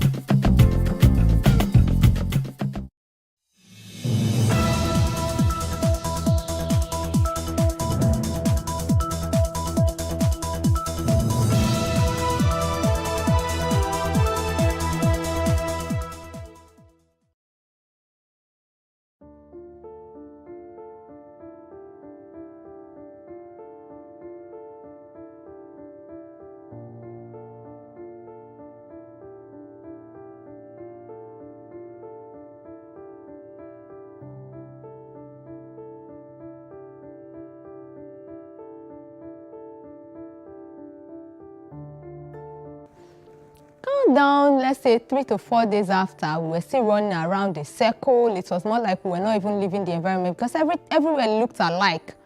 So I just told my sister, even if we are going to the land of the dead, 4 days is enough for us to have gotten to where we are going. Are you sure there is no problem? Sister said, nothing, let's just endure. And then after a while, she will ask me, that thing you said is true. Even if it's land of the dead, by now we should have gotten somewhere that is close to the land of the dead that we are going to. No. And the funniest thing is, all these things was going on under a scorchy sun. Like, the sun was not friendly, very hot. There are no trees around. Everything is just blank, like you're just seeing only the soil. That sand is the only thing you're seeing. So you're not seeing anything that is going to give you hope. And then to worsen it all, you're seeing bones. If they park and say rest, the only thing you're going to see is probably bones from animals and human beings that have died. Some people will just, maybe like people who like playing, will just put their hand like as if they are packing sand, and then the next thing is bone. They will just scream, hey, see bone, oh. Everybody will run, you know. It was just, now I'm laughing, but then it was very traumatizing, like you see weird things only. So after that, we noticed that actually we were running in a circle. So the driver explained to someone that there were security persons around, policemen, that's the Niger police. So we are not supposed to pass them except they are not there. So we'll have to wait until those policemen are out. And then I think after a while, those policemen started getting really close. So the drivers left us. They fled for their lives. And then where they parked us was very hot. So we sat there, we were waiting for them to come back. Those security or policemen didn't even come where we were. But then we lost someone while struggling for water. There was no water. The drivers had already left. So I think the man's heart failed. He's not a young boy. He should be like around 50-something. So I think his heart failed or something. I don't even know what to say happened to him. But he was just lying down. Nobody had a clue that the man was already dead. So when the drivers eventually came back, they found out the guy was dead. They just did their Arab or Muslim ritual. Just did something, put their clothes, then used sand to cover the man, and that was all we left. You know, we all cried while leaving. People were singing sorrowful songs. And then after a while, the police caught up with us. But that part too was traumatizing for me because the drivers left again as usual. They started running. This time they were running and asking us to jump out of the hillocks. They were running with their cars. It's not like they are running, they parked somewhere and left. No, this time they were running with their cars and they were asking us to jump off the car. It was difficult for me to jump. I don't know, I'm slim, but I wouldn't say I'm athletic. So a lot of people were jumping out. It was hard for me. So, but at some point I jumped. I didn't sustain any injury as at then. But then when I was running, because of the nature of the place, there are thorns everywhere. The thorns kept piercing my leg and everything. No sandals. We already lost our bags in the car. I was just running alongside people. So the kind of race was, people are running towards this direction. As they are running back. People are running towards this. You join these ones. You know, everybody is trying to escape, but the security persons had already surrounded everywhere. And then with armored cars, I wouldn't have an idea if they were asked to shoot anyone, but they were shooting, kind of to threaten us to stay in one place. But people were still running, so the shooting continued, didn't stop. So while they were shooting, at some point, they are not shooting like randomly, like maybe releasing bullets often, but just once, just like that. So a lot of people were running towards a direction. I joined them. Anywhere they are running towards, I joined them, just like that. But then, at some point, my sisters already left me. I don't even know where they ran to. The guy that was supposed to be taking care of us also left. So I just stood somewhere and then I said, if these people are going to kill me, let them just kill me. I was crying, like, God. I was crying seriously. I was saying, just kill me. If I just remember that moment, I'm like, God, if I could survive that, there is nothing that God can't save anyone from. I was crying. I was saying, just shoot me, just kill me, let me just die. What kind of suffering is this? I was crying. And then the guy stopped.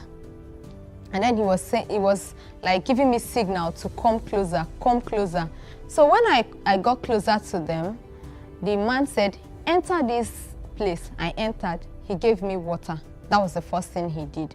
So it was like, don't worry, no problem. So when he said that, don't worry, no problem, I just felt like, okay, then why is it that they are now chasing us? Is it like they want to save us? Is it like they want to help or anything? So at some point, they brought us together. They were able to they were able to gather as many people as possible, to the extent that we filled this big truck was filled with people. And then some hillocks too had to join in taking us to the police station. They brought books. We started writing our names. Everyone, write your name, write your country, write your name, write your country. Everyone, people were just writing their names and country. We did the same. So they brought us together. And then they told us, okay, they are going to take us somewhere. And then that's where we will sleep for the night. And then they will register us and return us to our country. But before then, a white man came to speak to us. So the man asked us where we are traveling to and why are we traveling. So many people were saying, I was just looking. So many people were saying, there's hunger in my country, they are killing us in my country, there's suffering in my country, there is this in my country. You know, a lot of people were saying their reasons for traveling. He wasn't asking personally, he was just asking the entire people who were there. And then they were filming it. So majority of us had to cover our face so that we don't get captured, but some people were really vocal, like saying so many things before the man addressed us and told us that he's been to Nigeria severally. And then he's been to most of the African countries too, that we have food. A lot of us have good shelter, particularly Nigerians. He kept hammering, particularly Nigerians, there is good food in your country. I've tasted this, I've tasted that. You know, he mentioned most of the meals, and then he told us that there is no cost for this kind of traveling. Do you even know where you're going to? Do you know if it's worth where you're going to and all of that? Then they took us somewhere. They put us together in a particular environment. And then a few days later, they came to tell us that we'll be leaving back to our country. So there was rumor everywhere. People were saying, I pity people that will go back to Nigeria.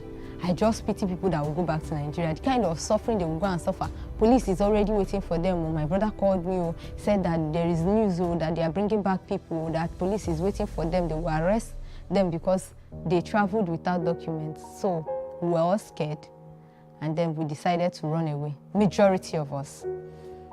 So at night, while the security guards were sleeping, majority of us started jumping out of the fence, and then somebody brought an idea to open the gate, you know, some kind of dubious act, which is not actually good, which wasn't good for us. But because of the kind of rumor, because of the kind of things we heard, we joined, everybody left. You know, we're still hiding. It's not like you're leaving and you're just coming out to say, I'm going. No, you're hiding from place to place, hiding until we got to a particular house.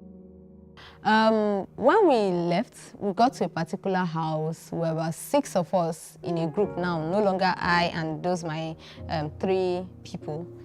They were with me. Those 2 sisters, that guy, the 4 of us were complete as at then. And then 2 other guys joined us. So the person that owned the house agreed to keep us in her house for that night. And then I think her husband came back and asked who where. She told the husband brought a driver. So none of us had an idea that we were sold. So the man sold us to the driver. None of us had an idea. We just thought the man helped us. You know, that was the idea in my head, like, God bless this man. He finally helped us out of this place. So the driver took us, proceeded to somewhere they called Nitel. That was what they told us, that place is Nitel. So they hid us in their family house at first. Then in their family house, we met their one of the sisters that had already gone to Italy before. The lady told us she can't speak English, so she had to use diagram to express herself. She gave a sign of water and then a sheep on the water, and then she told us how she was working there. She was washing clothes, that's probably doing dry cleaning or something like that. I don't know what she was doing over there, but me, I just assumed and then I told my sisters, that means maybe she did house help work over there. So we had fun with them because they were nice people. I didn't figure out if they were among the people who bought us, but they were nice to us. They gave us food. That was the first place where I had to brush my teeth, have my bath, you know. It was a good treatment for us. So throughout the 4 days we were in their house, they treated us nicely. And then after a while, the driver came back. And then the driver told us that in a few days he will come and take us. This thing was already summing up to like 3 weeks already within the desert environment. A few days later, he came again and then he said, oh yeah, get ready. You'll be leaving this night. After a few hours, he came back in the night. And then they told us, everyone to lie down inside the hillocks, and then they sealed it. So they took us from there, took us to another garage. Then that garage, they had a lot of drivers now. It wasn't just him. So I think he was looking around for passengers, but didn't succeed that day. So he told us to stay in a particular room, don't come out till he comes back. 4 days later, he came back with food. He didn't take us out of there. After like 2 days, he came back again, came back with food. So I told my brothers that the food is not as if it's enticing. This guy has caged us here. Probably something will go wrong. Let's leave this place. So the man and then the other guy that was with us said, okay, let's leave. Okay, so if we leave now, where will we go to? I say, me, if I leave like this, I'll be walking down. I would want to see a policeman. They should take me back to Nigeria. What kind of suffering is this one? This place that they locked us for like 4 days. Not as if the house is very enclosed. That same breeze that was even blowing in the other place was still blowing and bringing sand. So that I'm not comfortable here. They said, okay, let's leave.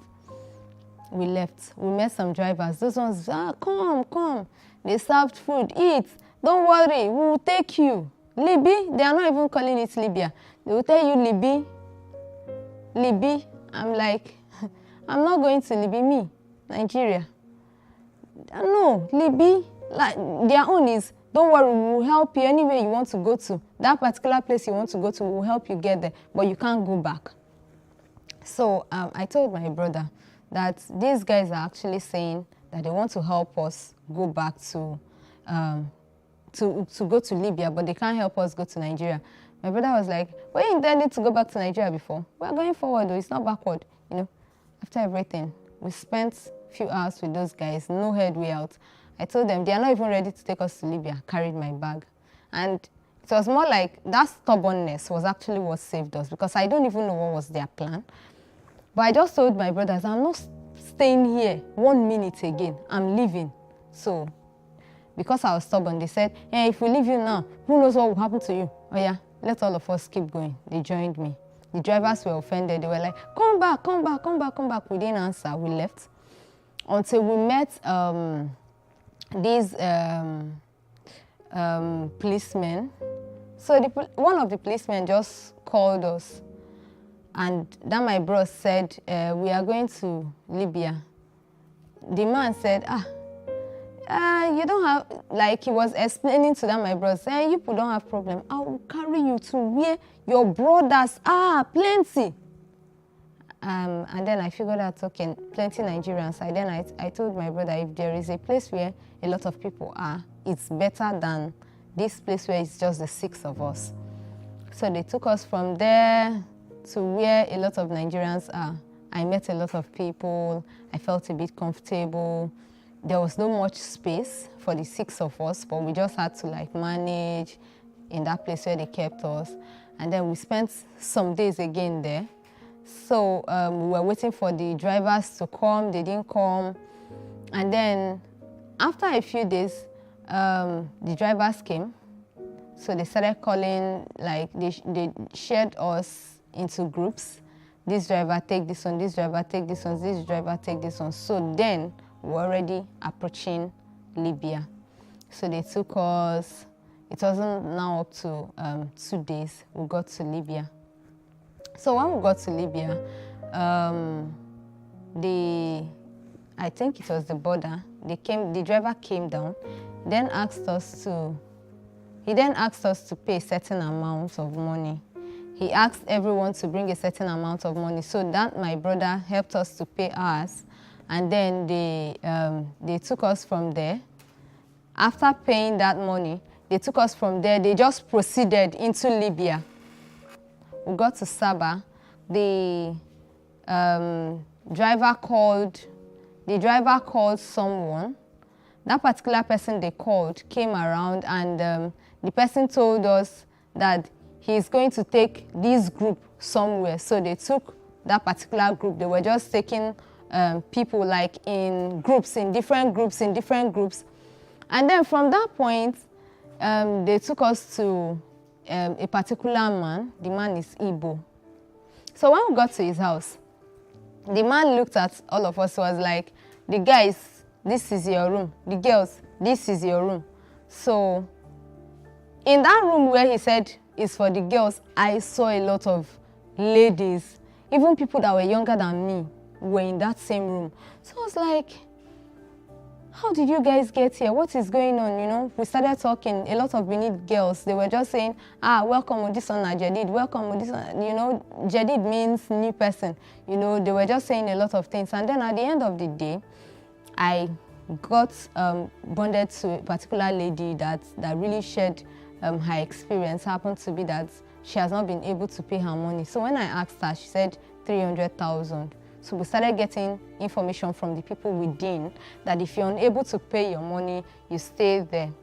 So towards the evening of that same day, like around 5 p.m., the man came to assemble all the new passengers. All the new passengers come outside, we came out. He took us to a particular hall, asked all of us to sit on the floor. We sat down. He said, we are welcome.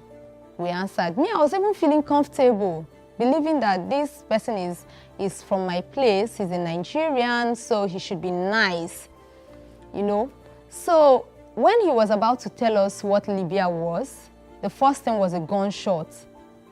In fact, for like few seconds, I couldn't recover from the shock. I had to hide behind our bros, like the whole of us just held him. The man said, everybody, oh yeah, this way. Like he had to like scatter us so that we don't get to communicate with each other. He had big boys. In fact, those big boys, if they handle one person, I'm sure the person will not survive it. So I was shaking. And then the man said, he just wants to let us know that we are in Libya now and that now that you are here, he's giving us just a few hours to give him his money. He paid for us, he bought us. He was saying it like, you know, when someone is actually practically trying to pass a message across to you with everything he's got inside, the kind of anger, I'm like, I didn't offend this man before. But the way he was saying it was like, I'm just telling you that you have to pay this money within the space of so and so hours. If you don't pay it for the girls, you walk and give me my money. For the boys, you die here. So the thing sounded somehow. We just had to like beg him, just allow us to discuss. We are from the same family. He said, okay. After a while, then my brother said, please give us your phone. You are begging in tears. If you are even asking for the phone, it's not up to like, they are not giving you to call. They are giving you to just say, I'm in Libya, please call me back. You can't use their airtime to inform whoever you are informing. Sorry. So at the end of the day, we were able to reach out to the people that invited us to France. Those ones said they would send someone to come and pick us in a few hours. We should be patient. We were there, we were waiting. After a while, I came to call down my bros. Your people, they disturb me with call. Your people, they disturb. If they disturb me again with call, now I go beat you, you know. We're hearing it from our own side, and I was like, is that not bros this person is talking to like this? You know, the fear was more. We pleaded, okay, can we talk to bros? So you have to plead to see a guy in that room. In fact, you're not even allowed to see a guy. They don't give you room to see any guy. So we're able to like talk to bros. How far? Did they call? He now asked for phone again to reach out to them. So he was able to get to them again, and then they sent someone across. So I think the person who was supposed to bring the money was now pricing lower than the 300. I think the person was now saying 250. That was where the anger came from.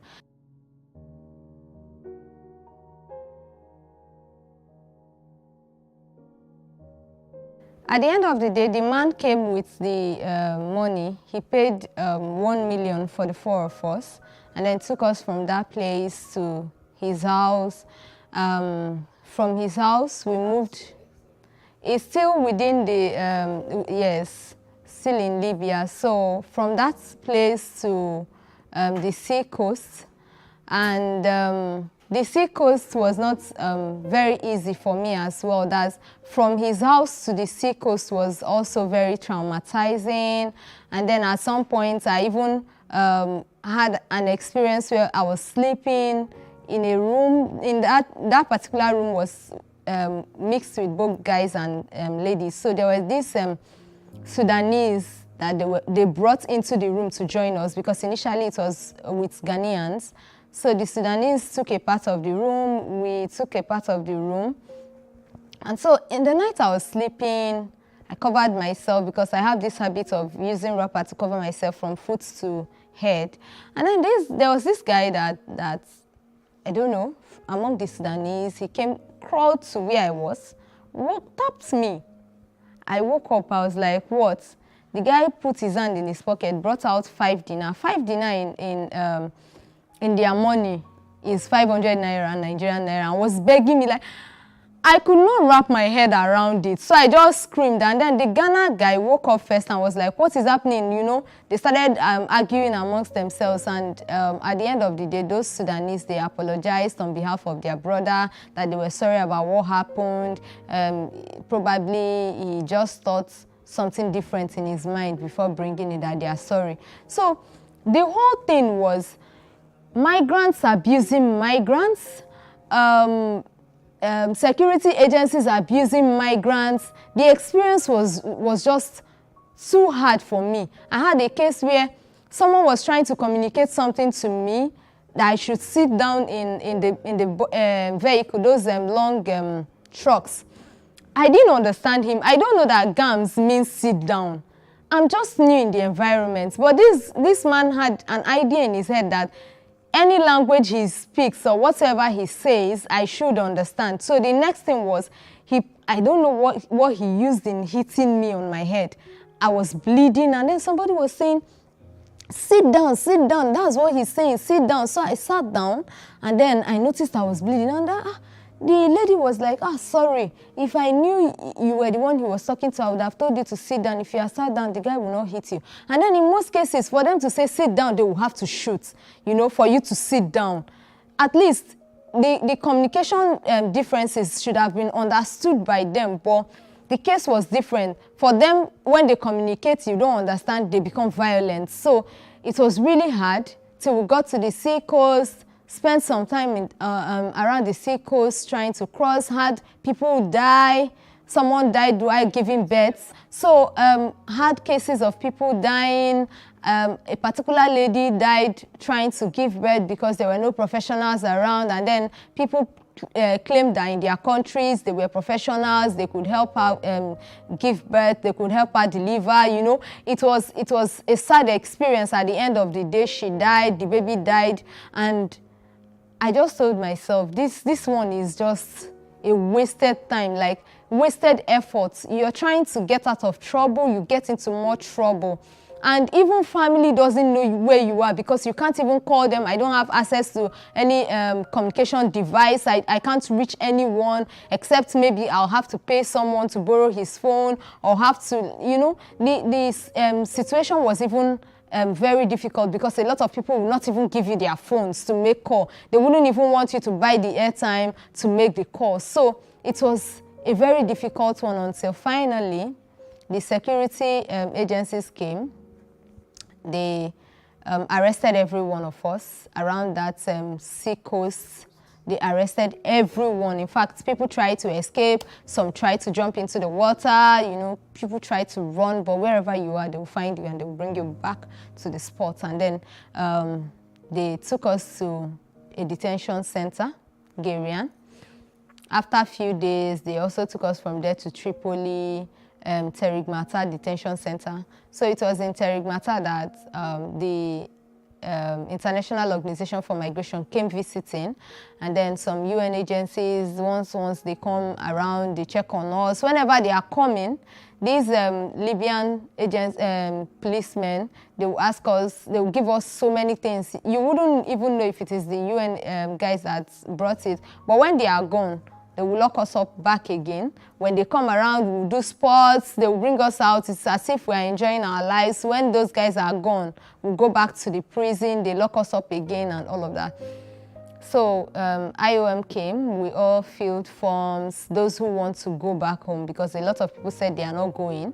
Those ones that didn't go did what they call banamish. You pay, someone pays for you, like someone will come around, pay, yes, kind of bail them, pay the money, take you out of the prison, and then you work for the person. So I almost tried that, but a particular lady, she's from Delta, so she speaks my language. And then she told me that if I pay this money, in fact, she used our language to tell me, Idama Yanso. That is, if you try this, you just die. And then if I remember that she told me that, and if anyone comes to me to say, I want to help you to live here, I would just tell them I'm not interested. I want to go back to Nigeria.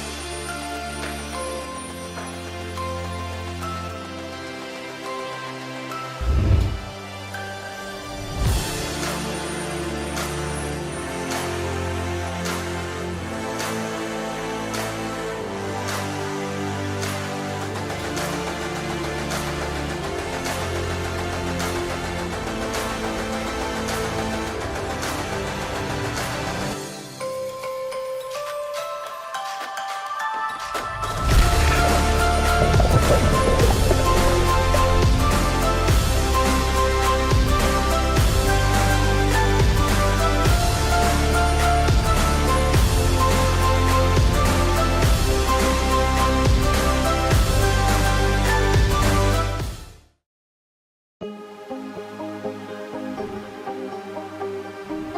is it for upcoming artists to blow in Nigeria.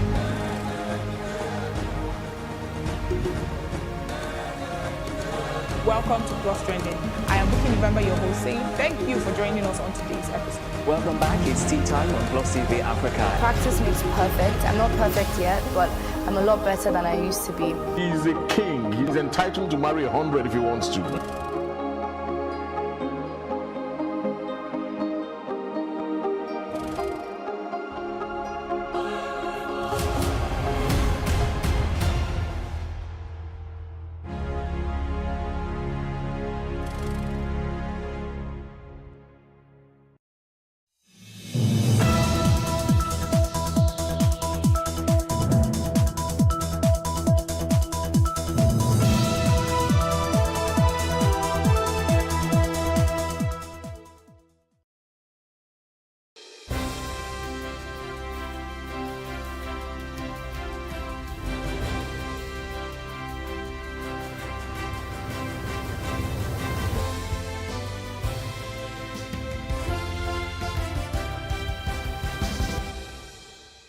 Hello, this is Plus Report. It's where we bring you some of the stories and events which made the news recently. In case you missed out on some of these stories, don't worry, we've got you covered on this edition. Welcome, I am Uyime Elijah.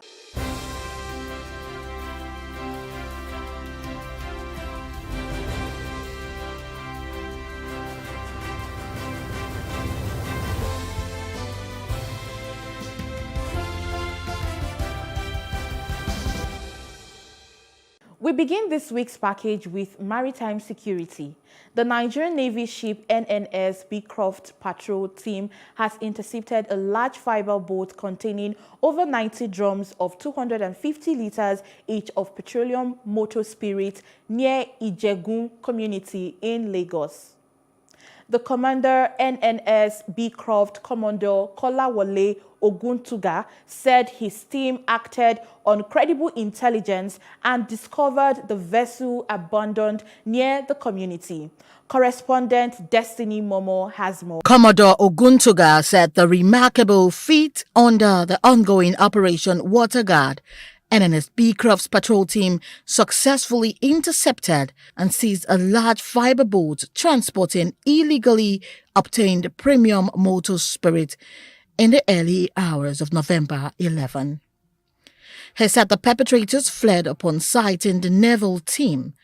Oguntuga said the prevention of illicit acquisition of such volatile products does not only curb economic sabotage, but also prevents outbreak of fire, which may have dire consequences on life and property. Apart from the fact that this product will not make premium motor spirit available for Nigerians, which the Nigerian Navy is trying to curb, it also has the potentials of triggering fire with catastrophic consequences on life and property. Apart from that, this is ill-gotten wealth, and I'm sure we are aware that ill-gotten wealth could be used to sponsor violence, to sponsor crime, to sponsor so many other vices, which the Nigerian Navy, under the leadership of Vice Admiral E.I. Ogala, is bent on curbing. And I want to use this opportunity to warn perpetrators of this nefarious act, particularly vessels that carry these products that try to compromise and give these products to these perpetrators to desist from this act. Because from now henceforth, apart from the fact that we are going to bring them to book, we might be tempted to use force, which could also mean deactivating vessels that are found indulged in this kind of economic sabotage. In a related development, the NNS Beecroft Patrol Team and the maritime component of Operation Awase said it thwarted an illegal bunkering activity at Folu village in Ibeju-Lekki, a town along the boundary between Lagos and Ogun states.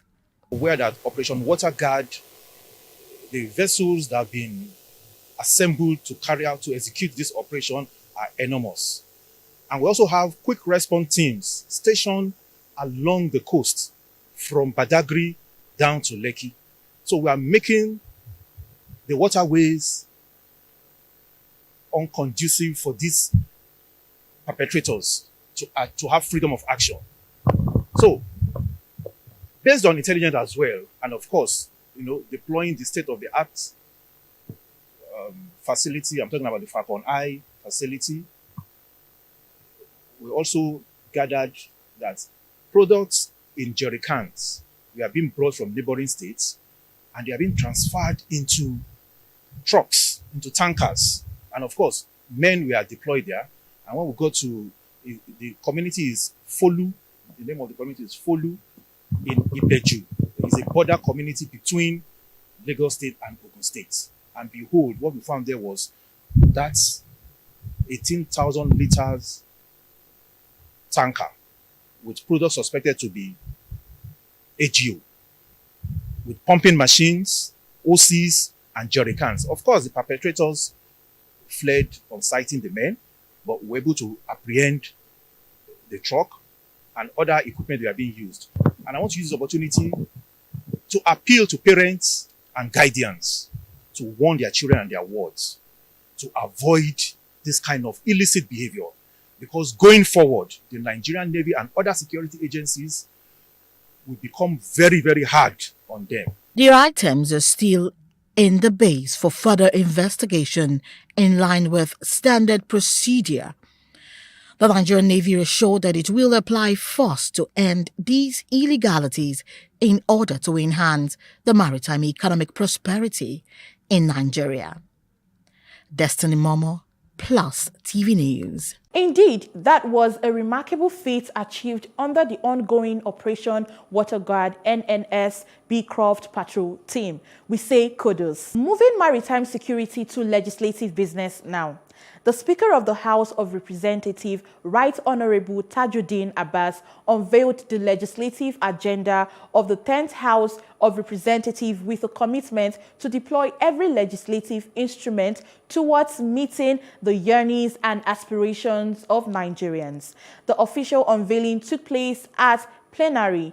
Plus TV Emmanuel Ehijene completes this report. The Speaker of the House of Representatives, Right Honorable Tajuddin Abbas, unveiled the 10th House legislative agenda entitled The People's House. During the launch, the Speaker says the 10th legislative agenda is rooted in the fundamental belief that the primary role as lawmakers is to serve the best interests of constituents. Abbas says though the House recognizes the diverse needs and challenges currently facing the nation, it is optimistic that together President Bola Tinubu will provide long-lasting solutions to set Nigeria on a sure path of development. The legislative agenda of the 10th House of Representatives, aptly titled The People's House, is rooted in the fundamental belief that our primary role as lawmakers is to serve the best interests of our constituents. We recognize the diverse needs and challenges currently facing our nation. Despite this, we are optimistic that together with His Excellency President Bola Ahmed Tinubu, will provide long-lasting solutions to set Nigeria on a sure path of development. His Senate counterpart, who was also present at the launch, Godswill Akpabio, also lauded the House for leading the way in unveiling its legislative agenda, saying when the Senate also presents its own, it would ensure it does not depart from the agenda of the House. I believe that we have gone beyond the call of tradition, and we have reason to respond to the call of our dear nation, Nigeria. We have wrapped this agenda around issues germane and crucial to our national development. and you have committed yourselves to supporting the executive arm of government, led by His Excellency President Bola Ahmed Tinubu, to succeed in the renewed hope agenda already espoused by the Secretary to Government of the Federation. On his part, Secretary to the Government of the Federation, Senator George Akume, praised the Speaker for the initiative. He says a focused and forward-looking legislature is a panacea for a thriving democracy in any nation. Particularly Nigeria deserves a legislature with experience, tested and determined leadership that recognizes the importance of effective lawmaking as a vehicle for socio-economic development. The agenda will have come to large manifestation. The high quality of leadership of membership, the House of Representatives, and a demonstration of their commitment to science. The legislative agenda is designed to provide the necessary legislative support to the 8-point agenda of President Bola Ahmed Tinubu Renewed Hope Agenda. Nigerians are indeed looking towards getting better legislations from the National Assembly, even as the various committees begin sitting and oversight functions. It's time for a short break now. We will be right back with more stories.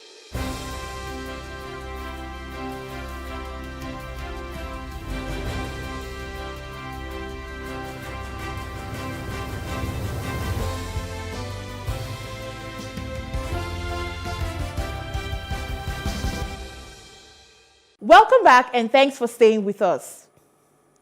I am so excited about this report, which celebrates womanhood. It's a book launch. The role of women in nation building has been re-echoed through a book titled Peleruwa. The book, written by Associate Professor of Psychiatry and newspaper columnist Dr. Femi Olugbile, author, was unveiled in Lagos. Plus TV correspondent Love Ikuku Oyedokun was there and now reports. It is the launch of the book Peleruwa. It reveals the untold story of gender politics in early colonial Lagos and Nigeria. The book encapsulates the historical foundation of Lagos and Yoruba land. It beams a searchlight on a woman, Alimotu Peleruwa, a heroine in Yoruba land. Dr. Femi Olugbile is the author of Peleruwa. He shares more insights into the content of his book. In the course of my work, I met Alhaja Abibatu Mogaji, and I found her to be very powerful and very inspirational, despite the fact of her limited education. And then when I read history further and I discovered Peleruwa, who is actually a true historical figure, I found some commonalities between those three characters, and I decided to look further into the character of Peleruwa. And that's what I found was that many things that happened to her were emblematic of developments of Lagos in her time, and she had a very major impact. And a lot of those things can be transformational if the present generation can imbibe them. The book is captivating and compelling as it offers a fresh perspective on lesser-known aspects of Lagos history. Dr. Olugbile believes that Peleruwa would deeply impact its readers. All the children of Lagos should read about Peleruwa. They should read this book. I think it will help to connect them with their past and help them to recognize that they have within themselves great power that they need to tap into, they need to connect with, and they need to carry forward to help.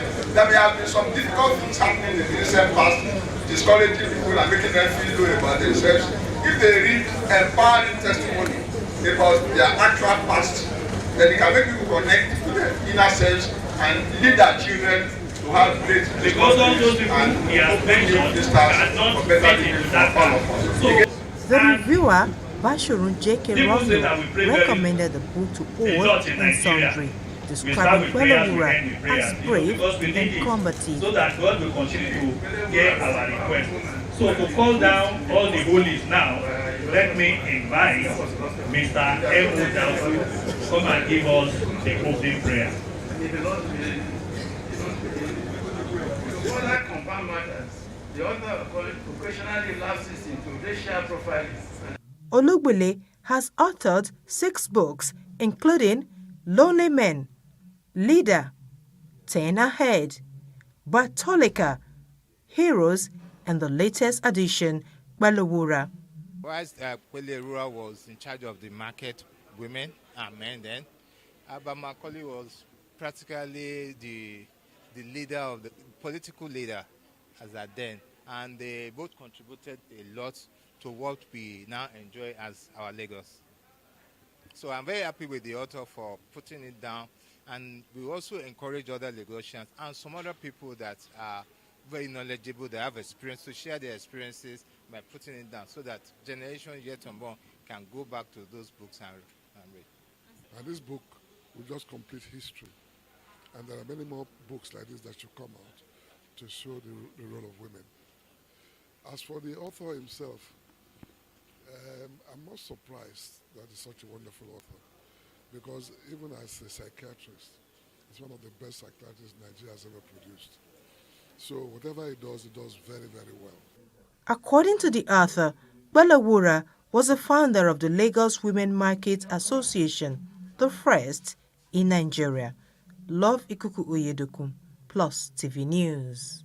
Yes, you will agree with me that the role of women in nation building cannot be overemphasized, and as such, women should be more visible in the decision-making process of government. Let's talk agriculture and food security now. From statistics available in the country, Nigeria post-harvest losses today stands at 3.5 trillion naira, meaning about 94.5 billion annual losses per 36 states and the Federal Capital Territory, if shared equally. This was the submission of stakeholders during a conference on ways to achieve food and nutrition security in the country held in Abuja. Plus TV Emmanuel Ehijeni completes this report. The message was delivered by ActionAid Nigeria in collaboration with Small Scale Women Farmers Organization and the CAADP Non-State Actors Group at a conference in Abuja on Tuesday. Recall that in July 2023, the President Bola Ahmed Tinubu declared a state of emergency on food security situation in the country. For now, the key areas to address these losses is to focus on reducing this alarming rate of post-harvest losses through the provision of access to processing and storage facilities for farmers in the country. So we are talking about where there is quick win. Provide communities with processing facilities. If they are doing massively rice, provide them with rice processing facilities. If they are doing massively cassava, provide them with cassava processing facilities. If it is maize, different value chain, and we can get that. Then you can also see that access to transport is only 10%. So we are in a dire situation. So imagine if we can save 3.5 trillion into our economy through this type of investment. This support should be given to cooperatives. Let them own it and run it. One of the key areas for quick wins and results for our food and nutrition security is to focus on reducing our alarming post-harvest losses. Post-harvest losses is one of the foremost challenges faced by smallholder farmers, especially women in communities in Nigeria.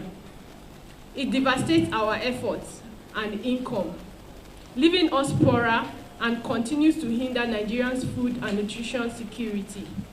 The group also stated that 133 million Nigerians are living in poverty, and out of this number, 106 live in rural areas with agriculture as their major occupation, which is why the government must invest heavily in agriculture. But Nigeria's economic growth has not delivered inclusivity, resulting in widespread and alarming poverty and inequality across the country. Economic growth can only be inclusive if it reduces both poverty and inequality. Therefore, if smallholder women farmers are to benefit from the implementation of this agreement, trade barriers facing women must be dismantled through adequate investment, public investment in agriculture, especially in post-harvest losses, reduction support. With this investment going towards processing facilities, storage facilities. The group also made some recommendations. The president and the state governors should take charge of the agriculture sectors for our food and nutrition security by deliberate massive investment, especially in post-harvest losses reduction. Number 3, the federal and state government should concentrate on small cottage processing and storage facilities in communities based on different commodities to the own operated, sustained and expanded by smallholder women farmers cooperative. The group is convinced that with adequate processing and storage facilities for Nigerian farmers, the agriculture sector can contribute greatly to the GDP of the country. And lastly, to labor and economic matter. The Private Telecommunication and Communication Senior Staff Associate of Nigeria, TECSAN, has condemned what it described as act of brutalization and dehumanization of the president of the Nigerian Labour Congress, Joe Ajaero. This was contained in a communique issued by the union at the end of its second quadrennial National Delegates Conference, which held in Lagos recently. Details in this report. In the struggle for our men, there is victory. It is yet another 4 years, and members of the Private Telecommunications and Communications Senior Staff Association of Nigeria, TECSAN, have gathered for their second quadrennial conference. President of TECSAN, Okpeyemi Tomori, released the journey of the union from the challenges of COVID-19 to the present economic challenges, including how the exchange rate has affected business performance, union membership and grievances, among others. It has been a challenging mix for all our members in the private communications industry as well, when we consider the effects on the home front, where whatever has been sustaining the family couldn't pay the bills any longer. The comrades are not unaware of the biting macroeconomic challenges as they called on President Bola Tinubu to address the downturn. They also shared their reservations about the issue between the Nigeria Labour Congress and the Imo State government. Sincerely, it's barbaric because we're in a place where we have police for thug to attack a citizen, not even because Comrade Ajaero is the president of the union. It's barbaric, it's not fair. We should have right to life, and dignity should be attached to everybody's life. So the government cannot play an ostrich to this, because truthfully they are aware. Because now you can look at it, we remove subsidy, and at the same time we are now buying yachts. We are buying 160 million vehicle for our people. So I believe that if subsidy is the only thing being enjoyed by the citizen, we should leave it. The macroeconomic policies, particularly the management of the forex. The other relates to energy and what impact that has on local manufacturing and local production and jobs. Because for TECSAN, they in services industry, telecoms, they rely a lot on energy, electricity, they rely a lot on diesel, they rely on all kinds of energy. The same thing with people who do direct manufacturing in textile, in chemical, in food. So a lot of our members are really groaning. Yeah, we condemn that fully as TECSAN for the attack on the president of NLC. It is something that is so uncalled for. And it's a very bad signal when things like that start happening to leaders, especially leaders of unions. Regarding the economic situation in the country, everyone is affected.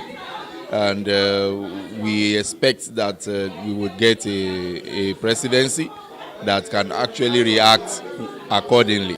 The conference is themed Empowering the Future and Navigating Digital Frontiers. Members say digital transformation is important to improve business efficiencies.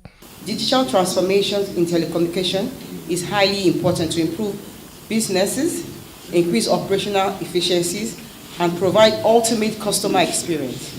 It is the process of incorporating the latest tech in the drive of organizational growth and gain in a competitive environment. We had known members, but now we have branches that we can be proud of that we have. And also we have been able to negotiate a collective bargaining agreement, which means the working conditions are improved for our members. Texan says it is poised more than ever before to fight against anti-labor activities within the information and communications technology sector, as well as go after multinationals that hide under the name of outsourcing to enslave workers. And that's all on this edition of Plus Reports. But before we go, let's remind you to follow us at Plus TV Africa on Facebook, Instagram, and X. And also do subscribe to our YouTube channel at Plus TV Africa and Plus TV Africa Lifestyle. I am Uyime Elijah. Thanks for watching.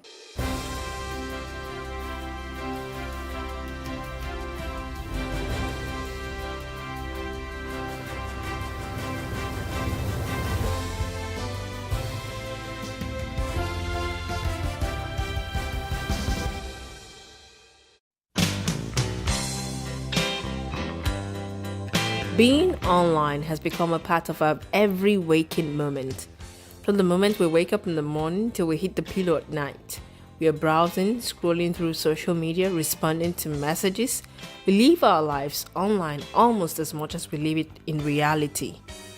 These anonymous interactions, like any other human interaction, comes with complexity and challenges. People get into civil discussions, debates, banter, and share with one another. With these interactions come disagreements, arguments, conflicts that can soon degenerate into trolling, bullying, and general unpleasantness. The discretion we employ in face-to-face interaction is further decreased online. In fact, according to psychologist Robert Sutton, disrespectful, demeaning, and downright mean-spirited behavior is worse than ever. This behavior is especially true of online discourse, which researchers describe as the online disinhibition effect. Stanford psychology professor John Sula in 2004 said, "The online disinhibition effect can cause people to act out in either a benign manner, wherein they overshare their personal information, or in a toxic manner wherein they become abusive or threatening." "I am in my house, come and beat me" is a common saying online that alludes to the inaccessibility that emboldens even regular people to behave in less than civil ways online.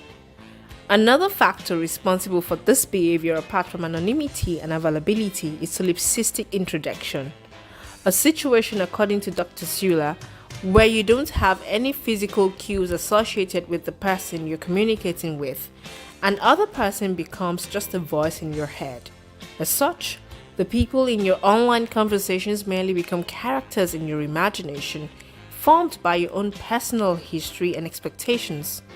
You might also hear his or her voice as your own, which makes you feel more comfortable with the other person and further lowers your inhibitions. As we have rules that guide our interactions in real life, unspoken rules need to be developed for our online interactions. Social media etiquette, or social mannerism simply put, means do's and don'ts for social media interactions. These etiquettes are also referred to as netiquettes. The term netiquette refers to all aspects of online communication, including email, instant messaging, social media, multiplayer gaming, and other forms of online communication. The main goal behind netiquette or mannerisms on social media is to treat others with respect and take care of intellectual property rights and associated implications. Personal information, images, or videos of anyone should not be shared without consent or mentioning credits where due. Except we seek to change such behaviors, it will pervade. Here are some social media netiquettes. When sending a DM, be polite and go straight to the point. When responding to posts, even if you disagree, be careful not to use condescending and insultive words. Take a 5-minute pause before you post any comments. Don't comment on topics that people tend to be passionate about. Don't respond to insults or hateful language. Don't say to people online what you won't have the audacity to say to them in person. Avoid excessive tagging of people. Ask before tagging people, Although it may seem inoffensive, tagging a friend or acquaintance on social media without their permission could in many ways cause problems for that person. Good social media etiquette means you should always request for permission before tagging anyone. Post only flattering pictures of other people. Apply the billboard test. Assume that everyone in the world can and will see everything you post. So if it's not billboard worthy, don't post it. Give credit where it's due. Don't post other people's photos or quotes without clear attribution. This means no screen grabs even if you have the best intentions. Instead, use a repost app to properly credit others for your own content. Think of the future you. Your taste will change as will your sense of humor, but your photos will live on forever. Use caution when posting. Don't take screenshots of other people's private moments that they shared with you in confidence. Censor yourself. You might treat your Facebook or Twitter accounts as diaries. Don't share everything with your readers. Some things are meant to be kept private.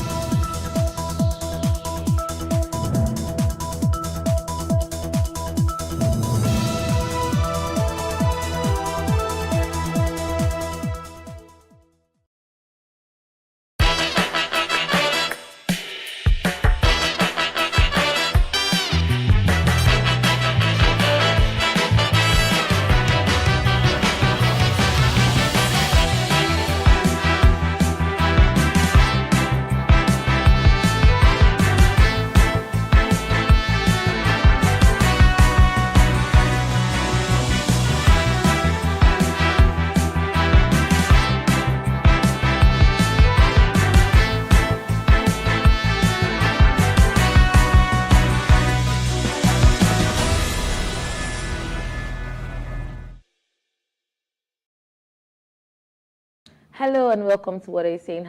#Ways, where we talk about topics in the news as it affects us all. I am Chinelo Anene and I'm joined by my co-amazing anchor. I haven't seen Diola in what, 4 or 5 months? It's been a very long time. No. And we're greening today without you, Uwa. Green Monday. I know, right? Hi Diola, how you doing? I'm good, thank you. How's the week started off? Thank you very much. How's your week going? Or has it started? Because today's just Monday. Yeah, I mean, it started well. I had a great weekend, and I look forward to all the exciting things that's going to happen this week. Right. Yeah. For me, it was a very long weekend. There was a whole lot to do. And then I thought, okay, I had rested enough yesterday, and then this morning I struggled to get out of bed. But yeah, we're here, one day down. For me, it's 2 days to go, not 4 days, because I took Thursday and Friday off work. So. Wow, I'm envying you right now. Okay, as we know, today is Monday on the show. And in partnership with the Enough is Enough team, we'll be touching on public procurement in Nigerian states. I really enjoy this because it actually helps me to keep my sense of civic responsibilities alive all the time. Yeah. Absolutely. So I always, even when I'm not on air, I see that whole Enough is Enough message drop on the group. I'm always so excited because I'm like, yeah, something new to learn. Something new. Yeah. But then here's what we found as today's quotes. Whoever controls the media controls the mind. And this is by Jim Morrison. Whoever controls the media controls the mind. Because really, you can't, the media it has a very, very strong role to play, in the lives in the world generally, as a matter of fact. And nowadays, it is how news is transported, how information in general is transported or is transmitted, as the case may be. And just imagine, I remember back when they used to teach us social studies back then, and say, means of communication, and they say the town crier would beat the gong and all those things. And I'm like, I don't want to imagine how those things were in those days. But I'm very happy to see how it has transitioned now. And, how the digital space, what has happened in the digital space and in the media as well, the role of technology in media as well. Absolutely. I mean, I like that it's not so easy for anyone to claim ignorance anymore right now, because information is readily at the tip, of our fingertips. It's everywhere you look. You just need to know where to look. You know, Right. even when you don't go looking for it, It will information come to actually you. comes looking for Absolutely. you. So yes, I mean, we're in a world where there is so much information, and media is the proponent. It's so interesting how much media. In fact, I can honestly say that without media, it's hard to imagine what the world would be. Right? I absolutely agree. Absolutely agree. So, Joel, I'm sure you have access to the EIE. Oh yes, Yeah. I do. Okay, so one moment, please. Let me just quickly. Okay, so today's episode of Enough is Enough. We're talking public procurement in Nigerian states, and Nigeria's weak governance demands that citizens vigilantly ensure accountability. Recent procurement revelations in states like Lagos, Abia, and Osun exposed financial mismanagement. With the dire state of the nation's economy, the reckless spending by politicians is quite concerning. Although some of these figures were denied, the grounds for denial are very weak. So let's look at procurement sham in Lagos. 30 million monthly allocation for empowerment programs and outreach to the office of the deputy governor's wife. 1.7 billion for the purchase of vehicles for the office of the chief of staff's carpool. Another 54 million for cleaning and maintaining the state house between May and October 2023. And then quickly to other states, for Abia, over 900 million spent on the governor's food and well-being between July and September 2023. True, we can argue that. Okay. Then there is, for Osun State, 8 billion was reportedly spent on meals in the third quarter of the year. For Benue, 2 billion allegedly spent on the purchase of vehicles for the state governor. This is crazy. But okay, so let's quickly look at the effects of corruption in this state. So there's loss of public trust, there is economic deterioration, there is impaired public service, there is political instability, there is citizen chat box. Exactly, Patricia. So that people actually know that you can actually hold these people accountable. Well, sometimes we just sit back and we hear all these things, we hear these figures, and we feel, we just banter and banter. That we know how to do that a whole lot. But you can actually question these things, and we thank God for EIE. Yeah.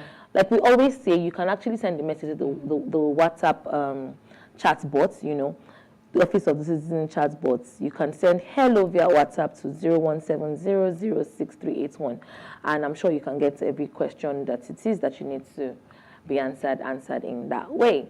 Yep. Media has played a significant role in helping Nigeria with youth engagement in recent years, and the widespread use of social media platforms like Facebook, Twitter, and Instagram has provided young Nigerians with a powerful platform to voice their opinions, organize social movements, and connect with like-minded individuals. Today, we'll be discussing the role of media in youth engagement, but first, let's take a break to see what we found in the news.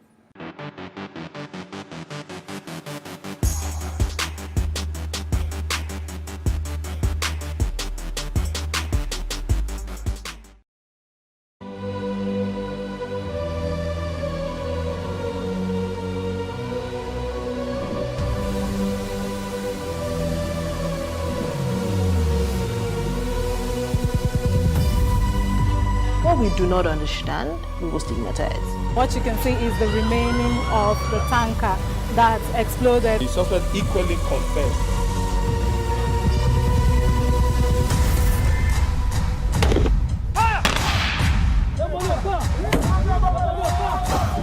A 500 naira they collect am. If you no talk, dem go beat you. Na 2,500 they pay.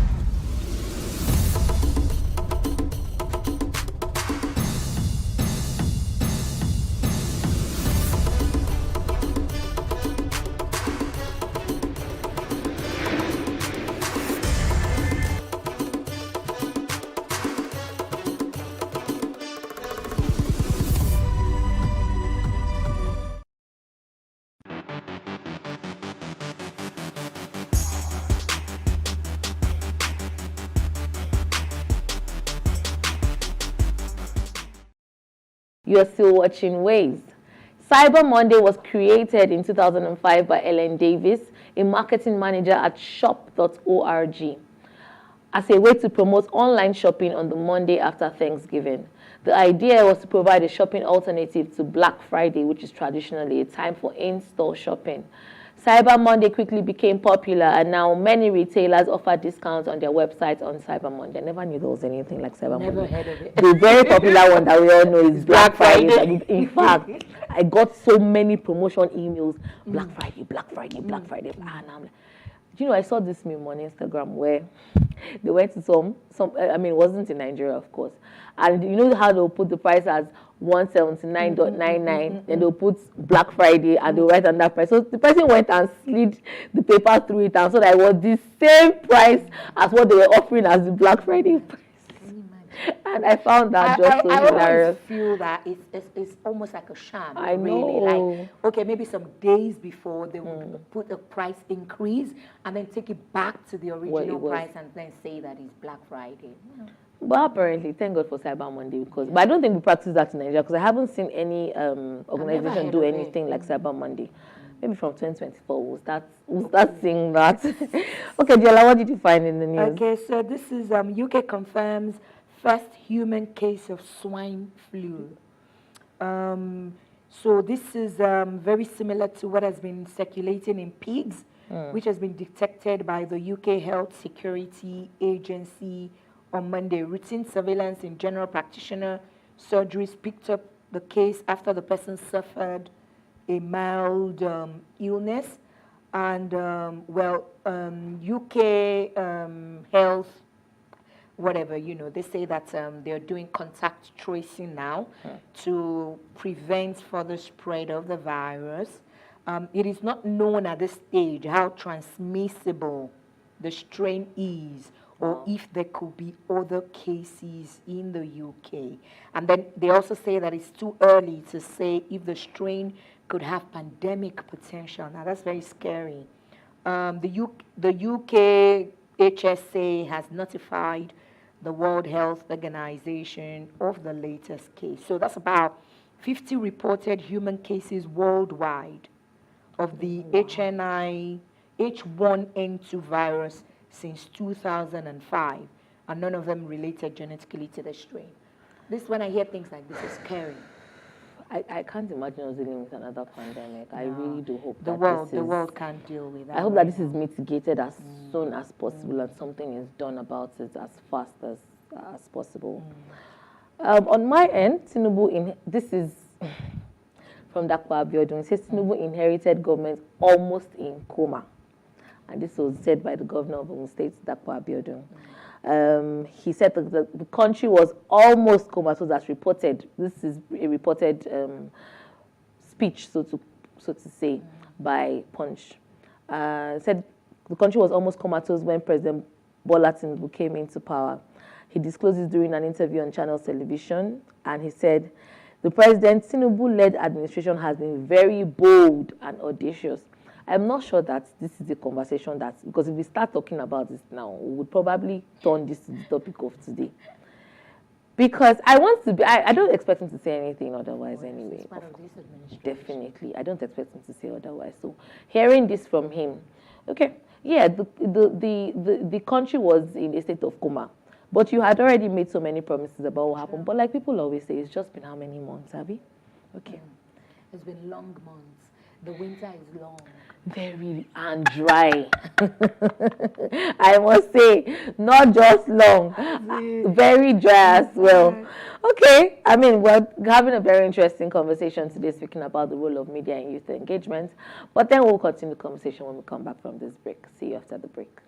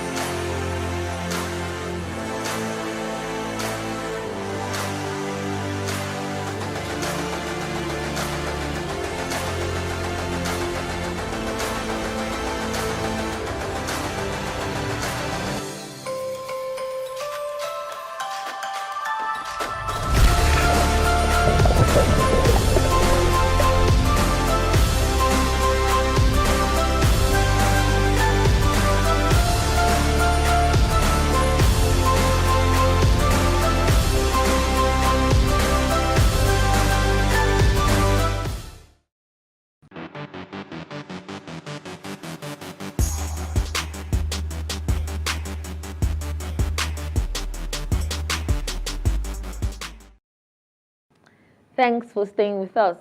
According to data published in the ad planning tools of the top social media platforms, there were 28.20 million users aged 18 and above using social media in Nigeria at the start of 2023, which is equivalent to 25.3% of the total population aged 18 and above at that time.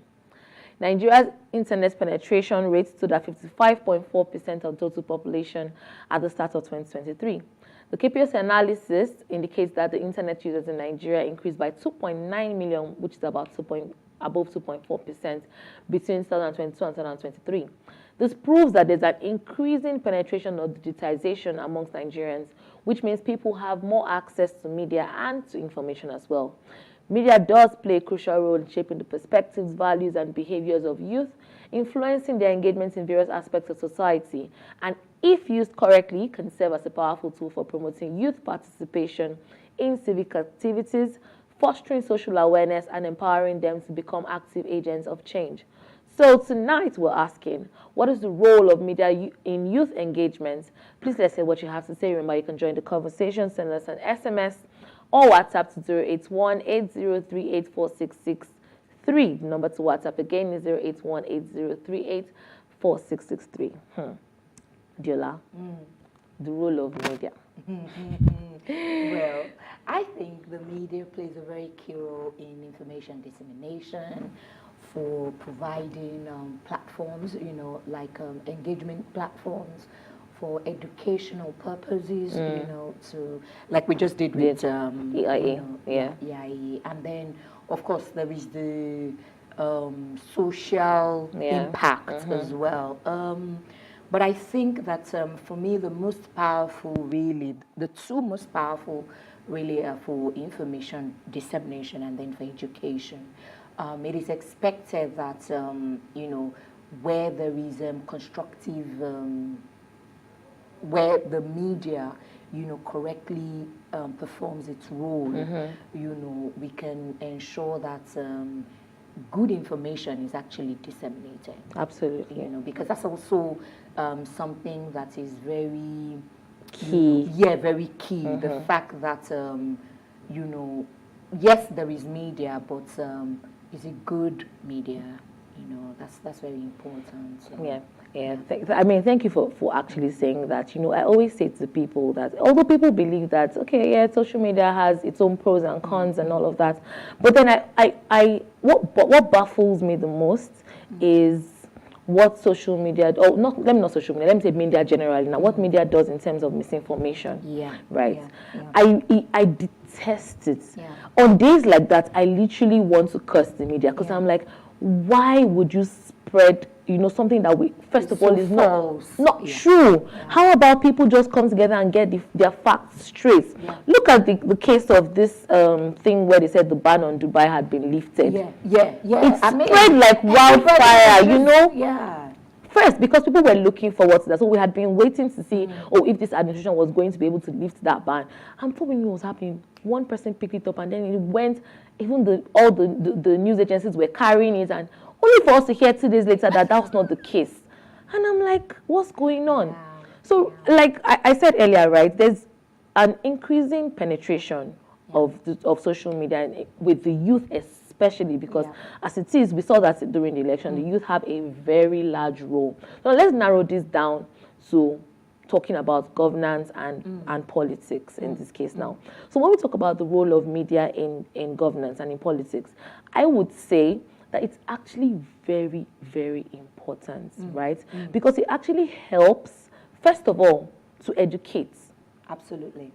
I'm sure that there are quite a number of youth out there that if there was no form of media, in quotes, during this past election, there would have been no participation per se. There would have been no participation. So if we're talking about one of the pros, I would say that it has played a very, very huge role and impacted a whole lot in the political space.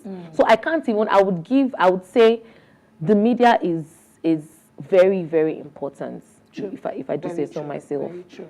Very true.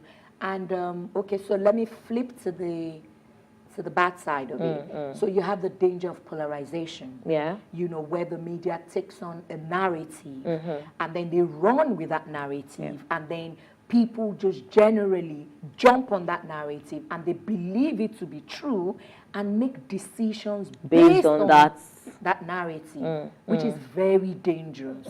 And I see a lot of that happening within the political space.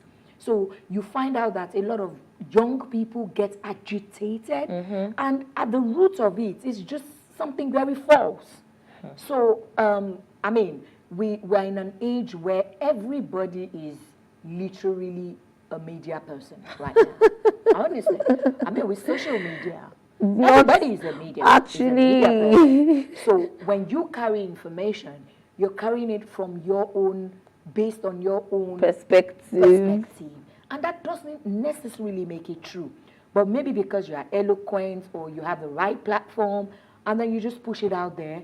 And then, so I see that playing around a lot. And I really hope that we can begin to be very introspective. We can begin to not just take things hook, line, and sinker, but truly do your own investigation. Find out for yourself. Very, very important. A lot of fact checking rather needs to be done. I also want to talk about something. If we talk about the echo chambers of social media now, like you spoke about polarization. When we look at the echo chambers, it's a lot of what has been said here now has now created my viewpoint as to how I'm going to see this person, how I'm going to carry on this campaign, how I'm going, what narrative it is that I have in my head. Do you get? I strongly believe that we need to, as soon as possible, drop all of that. And like you rightly said, do a lot of investigation. Check to make sure that I remember there was one conversation we had during the elections as well, when we were speaking about politics and all of that. And she was talking about how people actually need to go in depth. We need to carry on this thing of politeracy. And that's where media would actually come in. I think a lot of media houses now need to start supporting this thing, supporting this movement, making sure that people actually have the right information, since the media is the one that actually has access to some of all these HNIs and people that are actually involved in politics and all of that. You should bring these people on board, find out what it is that is going on, so that way we are sure that it's not just hearsay anymore. We're actually transmitting the right thing and people have the correct information and we're not just spreading false news. Also, let's talk about confirmation bias as well. Which, I mean, everything just still ties down to, that same circle of, So the truth is that the media has a very large, we cannot overemphasize it. The media has a very large, especially when it comes to the youth. Because we're the ones on social media. We're the ones watching television. We're the ones, be it cable TV, be it through the internet, watching the online web channels and all of that. We're the ones. So we have a very, very, very large connection to what the media is doing. And in that way, the media also needs to make sure that there is responsible information that is carried out. Very key. I mean, taking it back to where we started from about the media being a powerful tool of education, the media also empowers the people, because you can only, act based on what you know. If you don't know, or if you've been fed the wrong information, you would act that way. But if we have people in the media who are practicing responsible journalism, you understand, where we take away our own personal biases and then we report things as it is. And then let the people form their own opinions based on the facts of the matter, then I think that we'll begin to see a more objective approach to the way that we think. And a lot of what I see now is, pardon the word, paparazzi. It's a lot of, in fact, it's almost as if the more scandalous it is, the better. Honestly, we have, because I mean, things like this can burn a nation. Of course. I mean, that being said, right, I think that we also need to create a more balanced information ecosystem, and that's what I mean when I say that the media needs to be more responsible, so that we're hearing different viewpoints, right? That ecosystem is balanced. It is not just a case of, they said Alhaji one thing, did blah blah blah blah blah, and then everybody's around, Alhaji is a bad man because of this. Do you understand? It's annoying because there are several other things that Alhaji has done that actually qualifies him to be a good leader. But because this is what the media is transmitting, and trust us, the youth, once we hear one thing like that, that's what we're running with. We don't even want to hear anything else. Nobody bothers about whatever else it is that he has done that seems. Right. You're so right. And you know, quickly coming back to that, I remember we had spoken about it here, how the media needs to play a huge role in helping to advance women politics. Yeah. You know, and again, young people, we say that they're the future of tomorrow. Young people are expected to be in, you know, to participate in politics, governance, and all that. But young people are also watching. Absolutely. They're like, oh, if you can do this to a Binta, I mean, all the poor woman just did was come out for election or something, and then you shredded her like this. Yeah. I mean, I don't even want to put myself in that kind of position. You understand? Yeah. So I mean, let's honestly, there has to be responsible media. There has to be a better way to do this, and I can assure you, if the pressure is less, again, I mean, let me speak on this idea of it's almost like a herd mentality. Oh, this narrative, everybody, because someone said it, someone with a platform said it, it must be true. In our heads there. Exactly. And again, I mean, this comes back to media. So I don't know if there is some sort of governance, you know, around the media ecosystem to ensure that it is fair, it is balanced, and it is accurate. Even if it is not accurate 100% of the time, at least most of the time, you know, it is. And then we will now discover that young people will see that there is actually no need to sensationalize anything. Because that's what we're doing now. We feel the more sordid it is, the better the clickbait, the better the engagement, the better. So we're learning. And all these things we're learning, we have to unlearn them fast. As soon as possible. Yeah. I think we'll take a break, but then when we come back, we'll be talking about the influence of policy, how media actually influenced policy with youth engagement. See you after the break.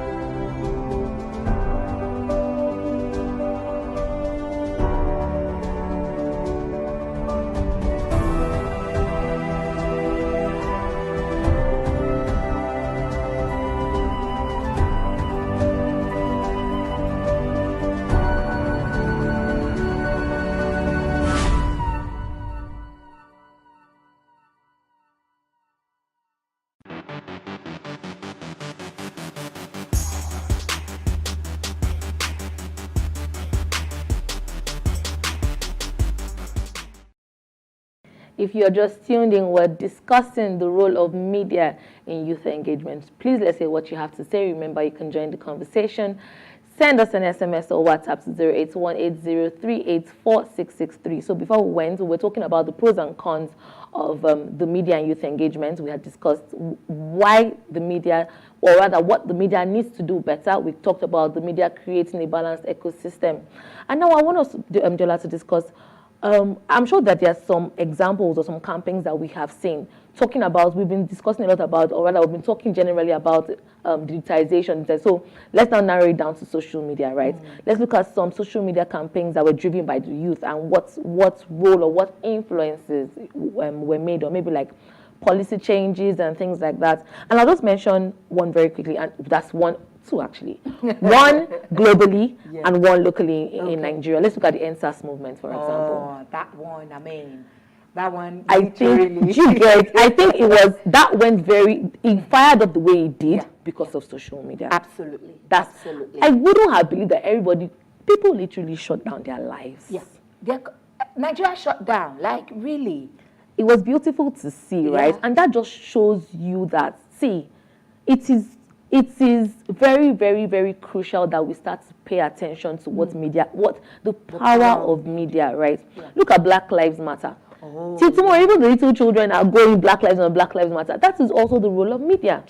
So what are we then talking about? It's absolutely important and cannot be overemphasized. I'm not sure if you have any. Oh, there is one I remember, Tiananmen Square, the one in China, where the students, and I mean, it started with students just sending messages to each other.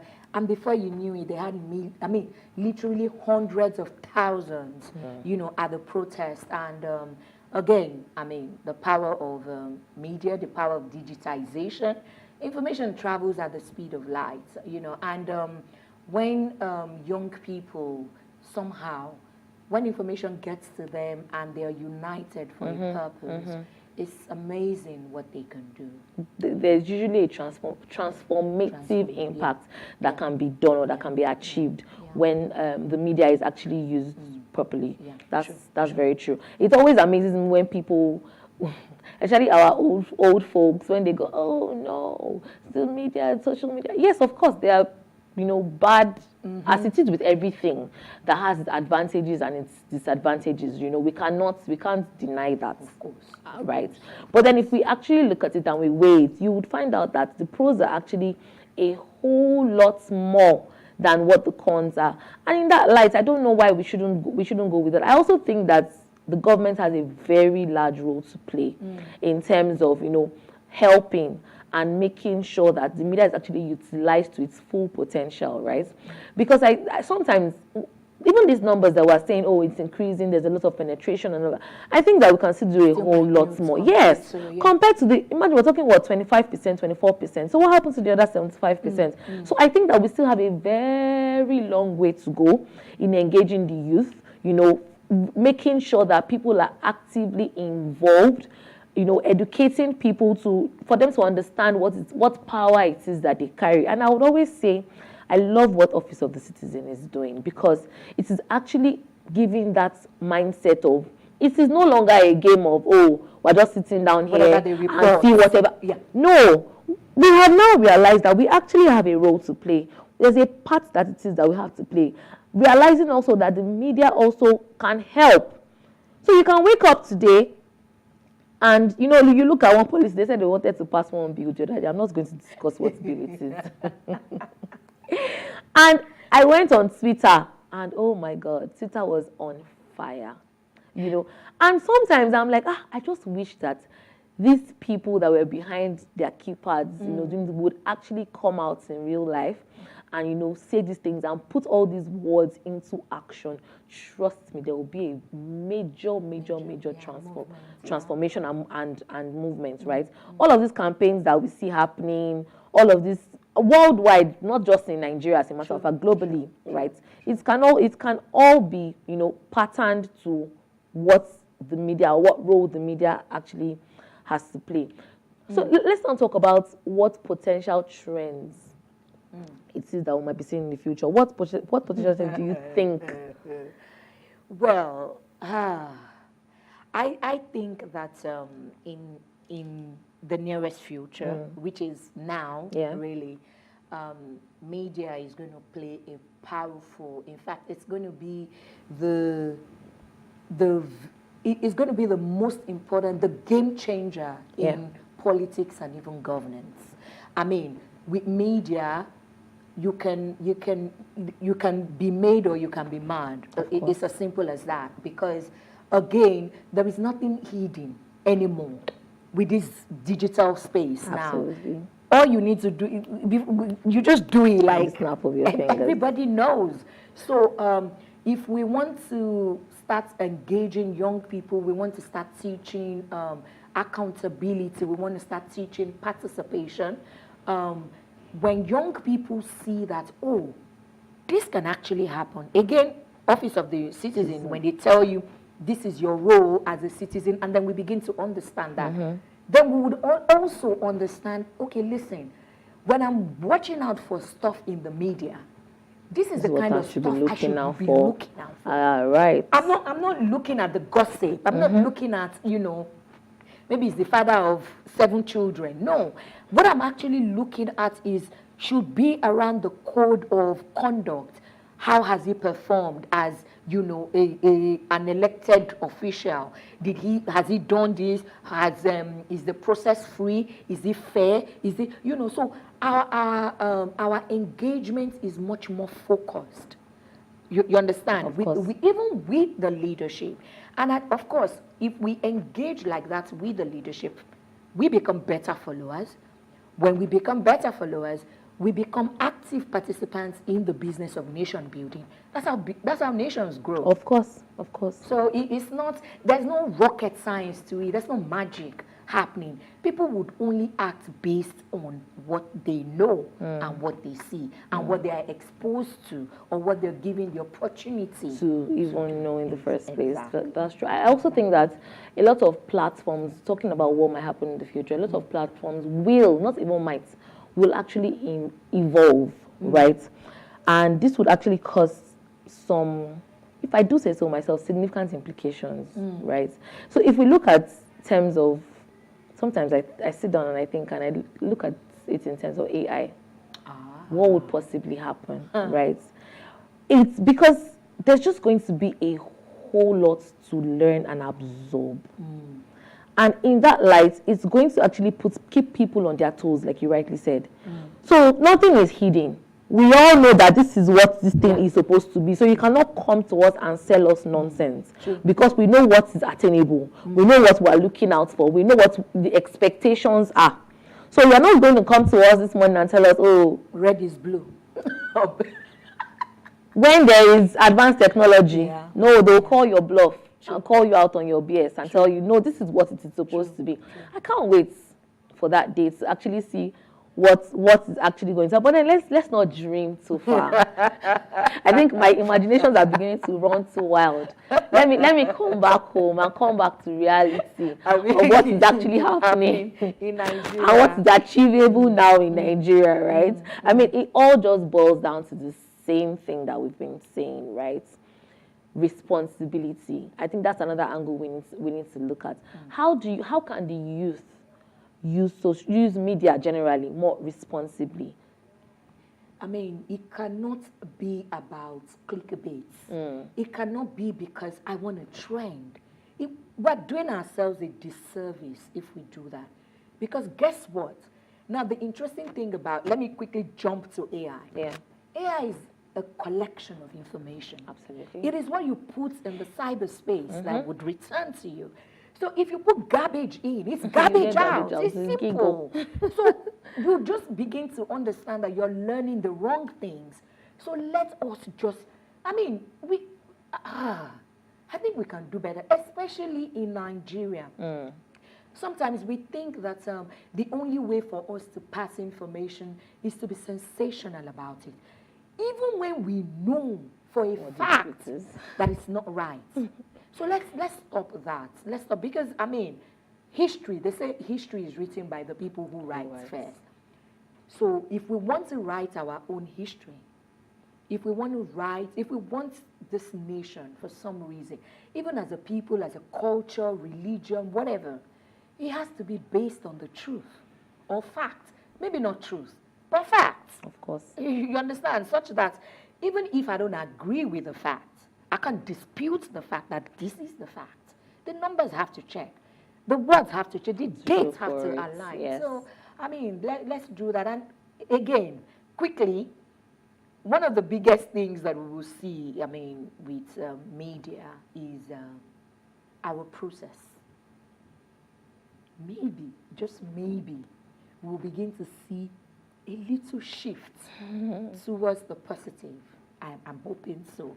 That if more people, know about this. Yeah. I mean, with this last election, now we understand the role of INEC.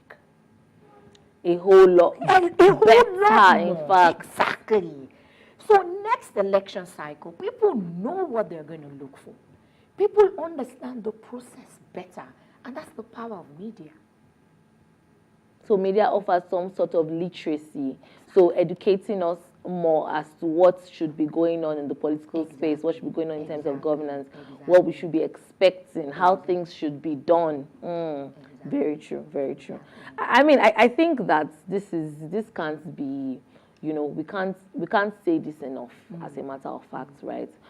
It's literally like the quotes that were said earlier by Jim Morrison, right? It is what it is. You can't, it's what we're seeing. It's what is going on out there. It is what is transmitted. It is the information that is passed. If I don't know something today, I don't know what the color white is supposed to be like. I know white is white because I was told that white is supposed to be white. So if you come here today and tell me that this is white, I'll tell you, no, this is not white. This is what white is supposed to look like. And that's just what information is, right? And as it is now, if so even if it is in form of print, I don't even want to know however, whatever kind of media it is that we're talking about. We're talking about the digital media, we're talking about print, we're talking about the local way, word of mouth, verbally, whatever it is. It is just a way of passing information. And at the end of the day, whatever information it is that is passed should actually be accurate, because that is what begins to form our own mentality, our own, you know, ideas and perspective. Because it is usually always just based on what it is that we've heard, what it is that we've read, what it is that we've seen. So there has to be some high level of truth. Let me call it that in the media space. So I think the media houses have a very, very huge role to play. First of all, realizing the fact that they are responsible for what is taken in. They are responsible for whatever it is that is said about this space in the next, 20, 50, 100 years. And so in that light, they need to know or make sure that what is fed is actually responsible information. I agree. I think that a lot of youth also need to understand there needs to be a lot of, what I call it, I think I'm using that word literacy a lot, but I mean, I think that is the bedrock, right? Yes. There has to be a lot of unlearning. Oh, yeah. There has to be a lot of relearning and learning as well. Because if we go by what it is that we know now, I'm very afraid of what it is that's going to happen to us in the nearest future. Because let's now even move away from politics and governance now. We know that on the Way Show, I mean, which is even the bedrock of the Way Show in the first place, right? To be able to educate, you know, the youth, get the youth to talk more, get them to be more engaged as to what it is that is going on and all of that, which is why we're doing this every day. You know, more so on even on Mondays. That's why we're talking about. People say, "Oh, why you always talk about politics and governance?" But that's because people need to know. Because a lot of people don't know, and how else would they know if we don't educate them? If we're not saying it, right? So it is actually very important for us to make sure that we're driving. And I'm appealing to every form of media house, be it from the newspapers, be it social media houses, whatever it is. Please, let us make sure that we're passing on responsible and accurate information. I think we have a comment somewhere. Okay, yes, of course we do. Good evening, my dear beautiful sisters of What Are You Saying? #ways. The role of the media and youth engagements. The role of the media and youth engagement should not be overemphasized, according to my dear beautiful sister Chinelo. She also made mention of the media playing a very important role in youth engagement because it educates and gives responsible information, which I agree. My dear beautiful sister D said that the role of the media empowers the youth. To me, I also believe that it creates awareness for you to select businesses of their choice. Very true. Finally, my dear beautiful sister Chinelo is back. I'm so happy and excited. Please don't disappear again. You're very important to us. God bless you. My name is Daniel Always regular fan. Daniel, I am back. I am here. But yeah, I love what he said there. Thank you very much, Daniel. Thank you for always participating. You know, creating awareness, of course, in every light way, shape, and form of what you term awareness to be. The good, the bad, the ugly. That's the role that the media actually plays, right? And I think you mentioned that earlier about how the media also needs to be careful to not pass the wrong narrative, so to speak. You were going to say something, Jella? Oh, okay. So I was going to say that even in terms of social advocacy, you know, public announcements and all that, again, the role of the media cannot be emphasized or overemphasized. You know, the media is literally the heartbeat of a nation. because people trust them. In fact, the media is such that they're so powerful that if the media says the government is working, do you know that it's just psychological? The people would believe that the government And is begin working. to see. Yes, and begin to see that the government is actually working. Yeah, true. So, I mean, for every kind of information that the media has the opportunity to, you know, in whatever space, whether politics, whether social, business, economy, in whatever way, what we need is not sensation. No. Let's just leave that for countries that don't even have a name. I mean, we have suffered enough, and we need cold, hard truths to be able to make informed decisions to move forward. I am very hopeful that in the next election cycle, the amount of information that has been put out there, I wish a lot more media houses, media influencers, you know, people within the space would do more to educate, enlighten, and empower young people. Don't castigate somebody who did some 10 years ago. No, let us understand about, you know, what is expected as a citizen, what is expected as an electorate, what you are supposed to do, how the voting process is supposed to go, what the Constitution says. I mean, I would think that, you know, maybe some media houses will do maybe like every 30 minutes or it can even be a civic responsibility for them. Teach people, educate people about the Constitution. You'll be amazed that a lot. I personally, I think enough is. I don't know. Enough has helped our life. Yeah. So when people understand, people even begin to understand their own fundamental human rights and responsibilities. So I mean, the media is almost like the alpha and the, you know. Rightly said, Diola. So I'm sure that from all that we have said, it all boils down to one thing, which is the significant role that the media in general actually has to play in youth engagement, be it in politics, be it in the economy, be it socially, in entertainment, in whatsoever sphere of life it is. And it is also very important for mobilization, I must say, and disseminating information as well. In fact, I'm sure I've said this thing like 10 times now. The media needs to become more responsible, because the truth is that anytime the youth need any form of information, that is where we run to. Even me, I'm a true testament to that. Even when they say what's in the news, where do I go to? I run straight to the media, because and you know what baffles me? I'm like, there are so many things that are happening in the course of a day. I'm telling you, honestly. And it's so interesting how you can just randomly bump into someone, and then the person is saying the exact thing that you just saw. It really gets my mind running wild. I'm like, wow, there's actually so much power in what this thing has to offer. So please, once again, I am actually appealing to every form of media house out there, media influencers like Jola Skoji people, the prints, the traditional prints, the newspapers, and all of that. Let us, as much as possible, play a responsible role in actually engaging the youth. This is actually very, very important, because as we have said, it can actually transform a whole lot. And what better way to make the country better if not to transform our political space and the governance space as well? And like Jola said, in the next election cycle, oh my God, I'm excited in advance, because a lot of people are more politically aware now. They know a whole lot of things that should be done, that should be expected. And also, thank God for Office of the Citizen, the EI Enough is Enough platform as well. Remember that you can always send a message to the chat, but if you have any questions to ask, it starts from inside. Find out who is responsible for fixing that road.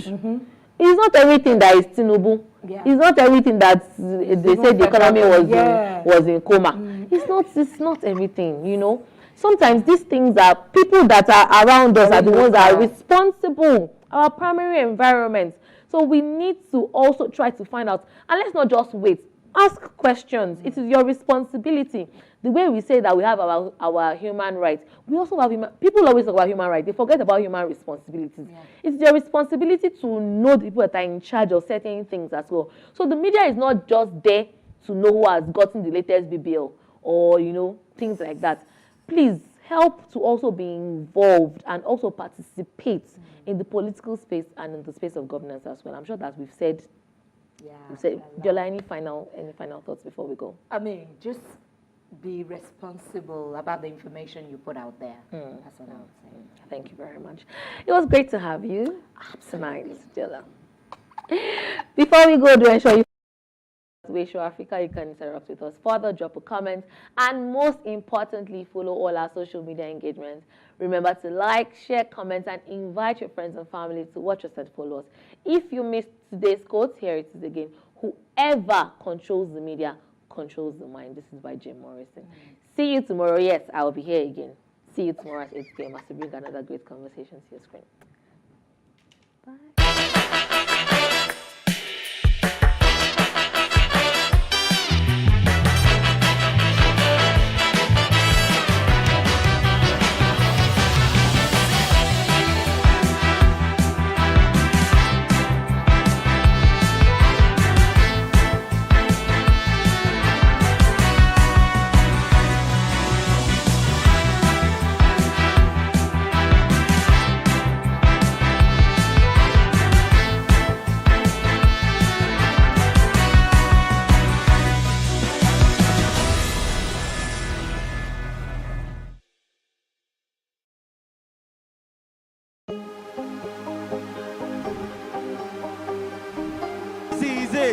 For upcoming artists to blow in Nigeria.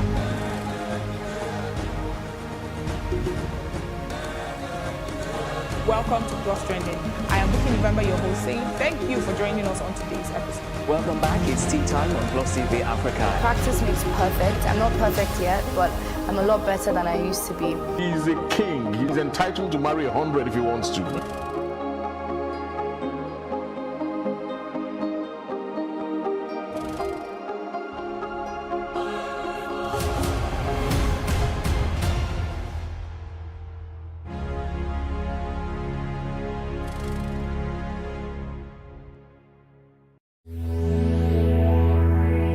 Sex education is just becoming more popular in Nigerian culture. But an aspect we often neglect is sexual health communication. How comfortably do people communicate their sexual health challenges with health workers when the need arises? People have different personality types, but generally, people are usually very shy. When it comes to talking about like their sexual health, they have complaints that have to do with reproductive, like that have to do with the genitals or something related to sex, you know. They're usually like, there's a sense of shame, there's a sense of embarrassment. I usually look at it this way. Number one, there are many people that did not come. Can you remember the last time you were at the doctor's and you wanted to complain about a sexual health challenge? How comfortable were you? What tactic did you employ to explain your predicament to the doctor? There are people that come, but when they come, they are not going to say their complaints because when they got to the hospital, they choke, in quotes. Like, they just feel like, no, I can't say this thing because they feel so embarrassed about it. And the people that don't come, what they do is they talk with a friend that they feel that hey, this person is going to understand and is not going to judge me. And so the people that come and they choke, they'll just tell you another complaint. So that's not the reason why they came to the hospital. So they'll just tell you something else, like something that is not related to their, and to the main complaint that, you know, brought them to the hospital. And one thing I noticed is that while they are telling that complaint, they're actually assessing the doctor. Like, am I really going to say my main complaint? Like, they want to know how this person is. Is this person going to judge me? Is this person a free person? So they're looking at like your attitude at that time. Is the person angry? I mean, these are my own conclusions based on my experience. So I've seen patients that will come and they'll say something, they'll say that complaint, and then you ask them all the questions about that complaint, and when it gets to the end, they'll not say, hey, doctor, now we've ended or we've finished, we've gotten to the, and I say, hey, doctor, one more thing. And then they'll go to, I have this, I've come to understand now that some people, is not, that thing is not one more thing. That is actually the thing that brought them to the hospital. Many things go through the mind of a patient when they go to the hospital to complain about their sexual and reproductive health challenges. Shame and fear of judgment rank very high. According to a Washington Post article, we are taught to feel shame around our sexuality from a young age as our bodies develop and start to function in ways we're unfamiliar with, as we begin to realize our body's potential for pleasure. Religious and cultural leanings are responsible for this sense of shame. The lady came, she sat down, what's your complaint? She had written it in a paper. She now passed it to me. Like, passed me the complaint. Okay, I looked at it, I'm like, I can see you. He's my hero. You are here. Tell me, what brought you to the hospital? And I read it. I said, okay, I understand. Condoms are available everywhere. The advertisement and sensitization to use condoms is abundant. But how much of the information and resources is committed to tackling the inherent shame around purchasing a condom? Even with a plethora of information, resources committed to educating people about sex and taking care of their bodies, many people are still uncomfortable discussing it, even when their health is at risk. And it's worse for men. Females, even though it's difficult, they still come to the hospital. Men will not come unless the thing is now a big trouble under, and they're now like, okay, I cannot continue. Like, it's now maybe like a sore is in one part of the body and it's getting bigger, and all the things their friends told them is not working. Many times, people are shy or ashamed to walk into a pharmacy to buy condoms or morning after pills, or even make a complaint to a doctor about their sexual health concerns. This shame leads to people engaging in unprotected sex and unhealthy sexual practices. Another factor that keeps many from accessing healthcare is judgment from healthcare workers that may affect their experiences. Prioritizing your sexual health is something to be proud of, and a doctor or pharmacist is there to help you. Many patients won't go to the hospital to complain about their sexual health concerns because they're ashamed. It is the duty of healthcare professionals to make them comfortable enough. However, some healthcare professionals let their personal biases get in the way when discussing sexual health concerns with their patients. According to the Center for Disease Control and Prevention, here are some of the ways you can make your patients comfortable to discuss their sexual health concerns with you as a healthcare worker. Assess your own comfort by discussing sex with various patient groups. Identify any biases that you may have if you're uncomfortable talking about sex and sexuality. Your patient will be too.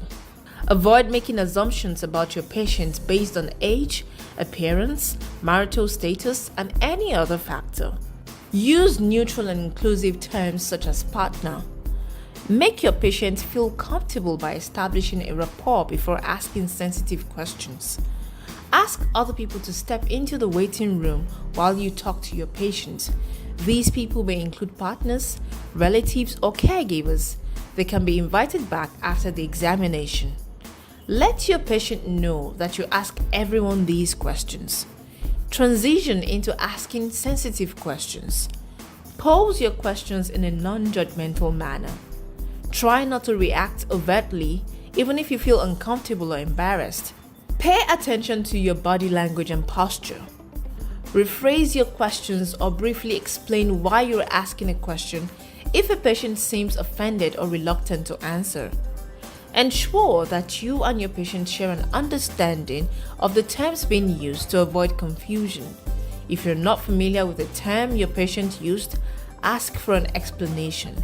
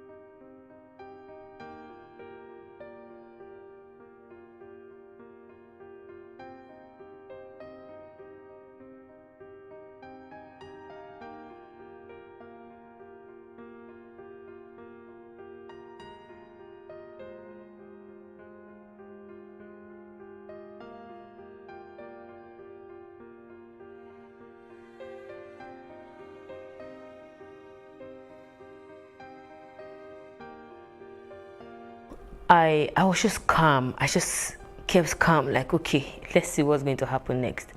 And they were there that night till at about 11 or 12 late in the night. And then they brought a bus. So they packed all of us. The bus was empty, like they had removed everything inside the bus. They made us sit. We sat in the bus and we drove. So we drove for a couple of hours. I can't remember how many hours, but like close to 7 hours. So on daybreak, I saw where we got to was like a house, very big house, gated, fenced and all that. And they just dropped us there and turned back. So I was surprised, like, So for the first time, and I had to ask the 4 ladies, the 3 other ladies that were left together, please, do you guys really know where exactly we are going to? Like, this whole thing is really looking blurry to me and I don't understand anything anymore. And they're like, even them too, they are even confused though. And to crown it up, they asked us not to talk to each other. They asked us not to say anything to each other. I don't understand. So I just looked everywhere and saw that, okay, there are batches and batches of people seated at different corners. Okay, so I really need to ask questions. So at that point, when Alhaji came out, like he's one in charge of that house, and then he did say, okay, let's look for something to eat. All through this while we had not eaten, and he said we should fix something to eat, and they made one spaghetti that didn't have salt, and it was so very funny. Like, so I just summoned courage. I went to meet the Alhaji. I said, please, sir, I need you to just be open and tell me what exactly is going on. Where am I, first of all? He said, Duruku. I said, where is Duruku? He now said, how do I expect him to be able to explain that Duruku, that is what he knows, this place is Duruku. I said, okay, do you know where exactly I'm going to? Or do you know the person that brought me here? He was like, maybe Libya you did go. I said, Libya. I said, I'm not going to Libya. He said, I still say you be Johnny just come. Like, he said, you don't reach here. The only thing now for you make you they go the place where and then they carry you, they go say, then go come carry you tomorrow night. And he refused to say anything afterwards. So I went to sit down and relayed what he said to the other ladies. And everybody became very, very, very like upset and curious, like, okay, let's even find out. So just at that time, there was a lady in the particular room that had like 5 big bags, Ghana must go bags, big ones. So she said she was going back to Kano, that she stays in Kano. She sells gold and clothes. She speaks Yoruba. So she was explaining to one of the ladies. So that was the first instance where I started hearing information. And I just didn't want to believe. Honestly, I didn't believe at that point that maybe that is what we are in. But what she explained to the lady was that we are either being transported to Libya for prostitution or Italy.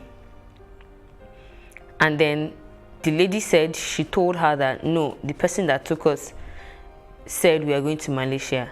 And the lady now laughed and said that is what they will tell you, and that this is her 5th time going through this route. That was the same way she was deceived, but she ran away and was able to find someone who helped her, and eventually that was the person she got married to, and now they are doing like illegal business. She goes there, buys stuff, and goes back to Kano to go sell. So I said, no, it cannot be possible. Like, we all agreed that it cannot be possible, because that was not what they told us. Looking at what the first guy told us, what the magician guy told us, what the lady told us, that it cannot be possible, that maybe hers is a different kind of connection. So fast forward from there, they came to pick us the next night in a Hilux, arranged us, and we drove for like 3 days non-stop. Okay, we had 2 stopovers. The first stopover was in a very cold, white place. Like, I have never seen that kind of cold in my life before. I was shivering to the brain. Like, I just couldn't imagine why I was going through this. Like, if these people really want to help me, this is not a way to help someone. you cannot be helping someone and the person is in pain. So, but I couldn't really say much because I was already in it. So we drove for days, and on the third day where we stopped was really looking like, I didn't know what to call the place. There were thousands of people, young ladies, guys, and they were calling it ghetto.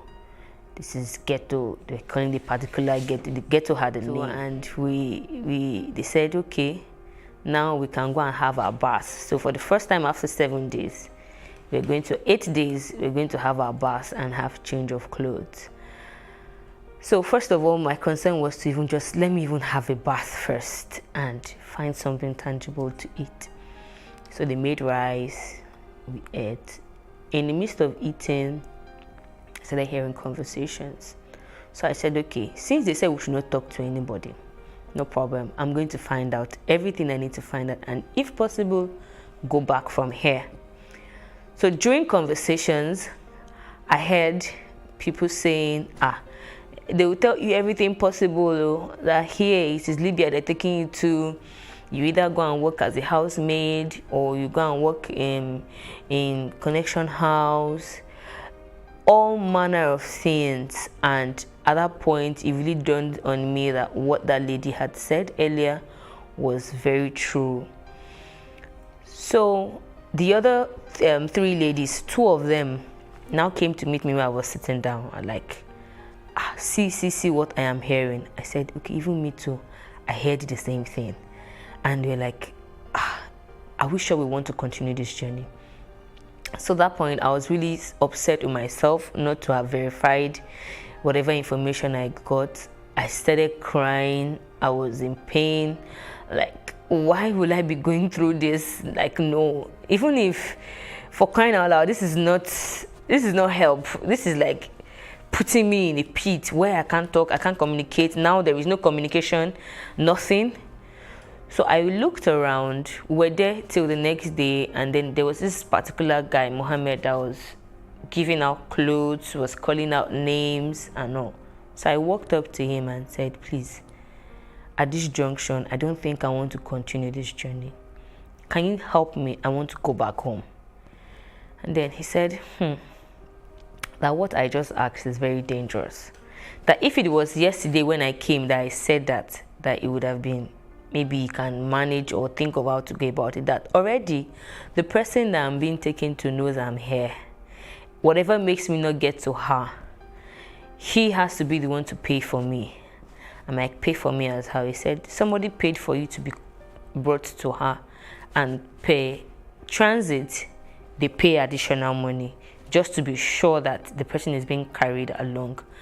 And I was like, okay, so how much does it cost to get up to this point? And if I'm to go back from here, I can actually call them, tell them I don't want to continue this journey and I want to go back home. He said it's either of 2 things.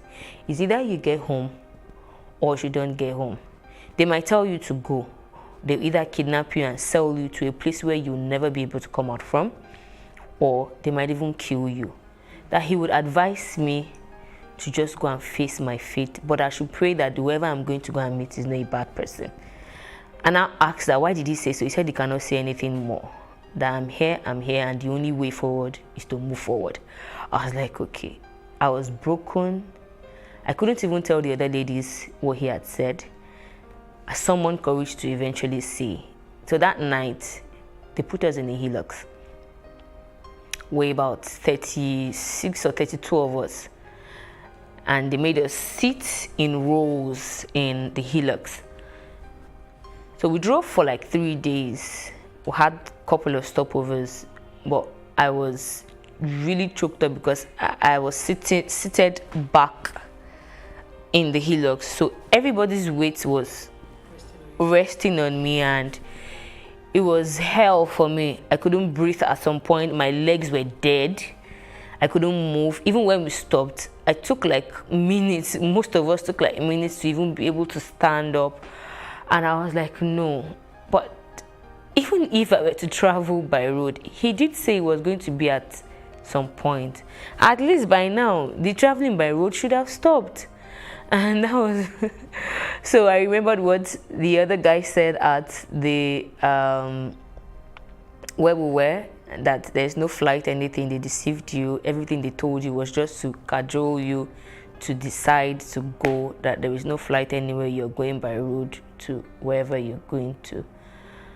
So at that point, I was just concerned with one thing, which is surviving and coming back home at all cost.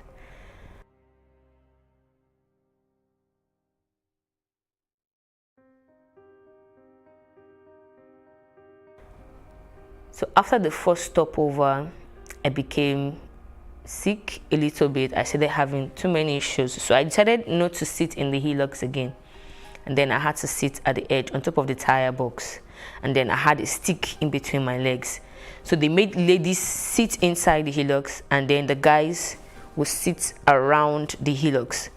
But because of my previous experience, I had difficulties breathing. I said I wasn't going to sit inside the hillocks again, that I was going to sit at the edge. So I did sit on the edge of the hillocks and had a stick to hold on to, and we drove for another couple of days. The experience in the desert was, it's not sometimes when I think about it, I just smile. My smiling is not that, okay, I'm happy, but I wonder how I was able to pull through.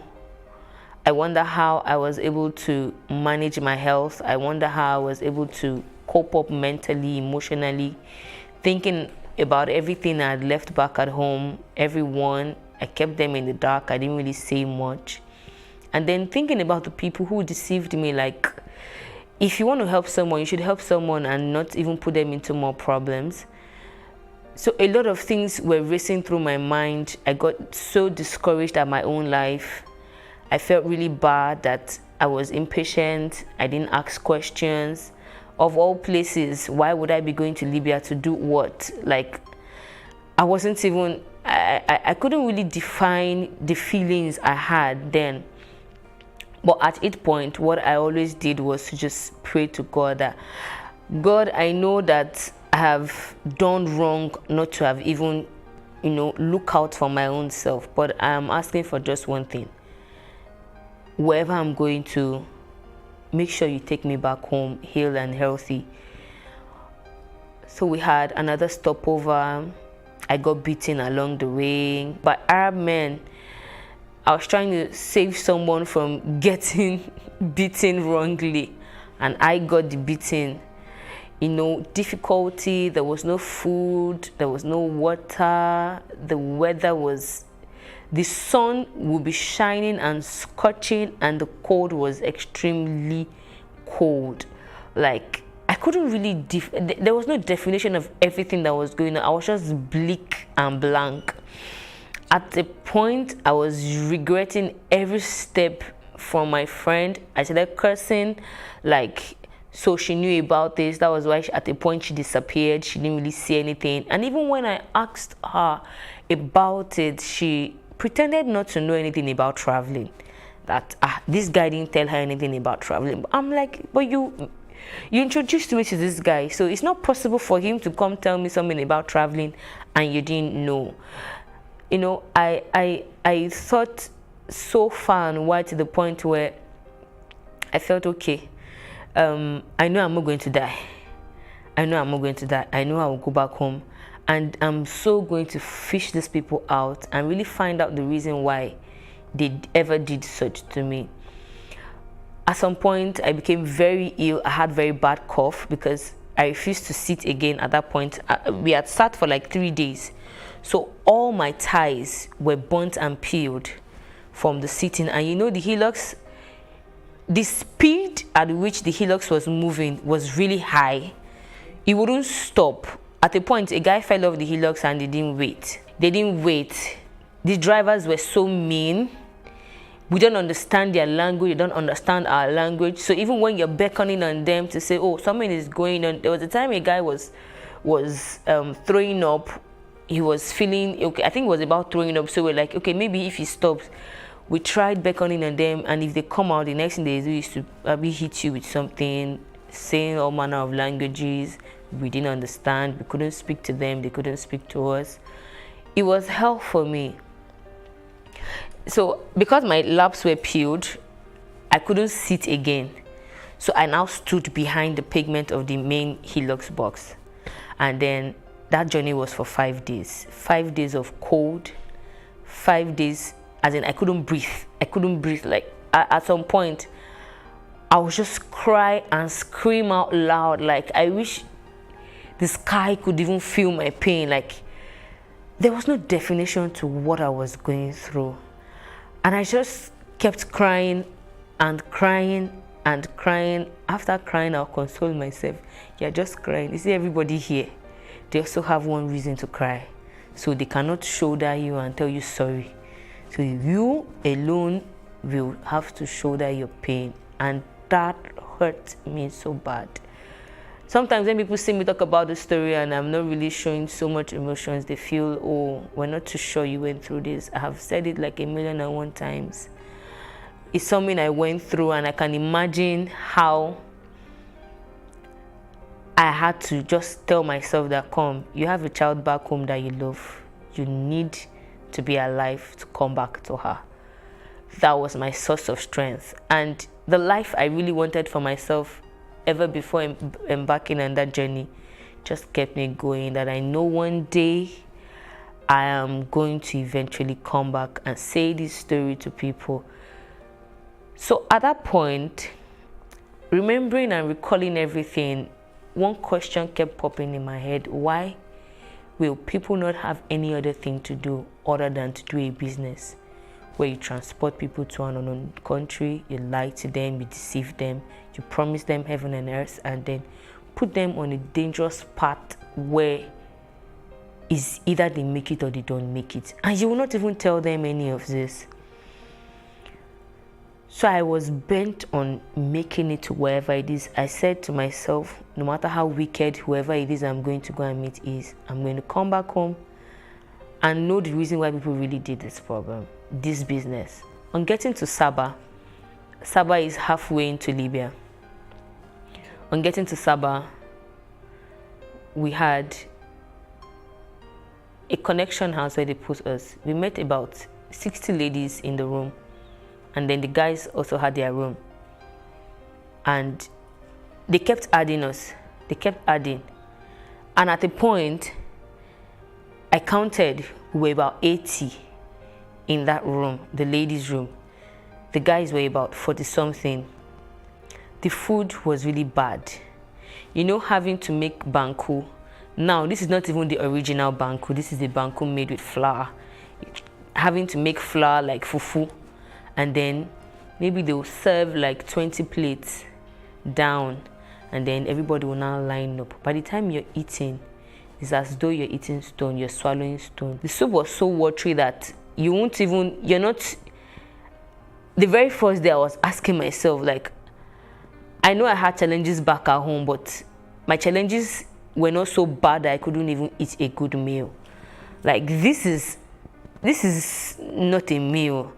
So the first day we had that in the night. The next day we had rice, very small portion of the rice was dried. You can imagine when you boil rice and then you open it, you put it in a plate and you just open it down.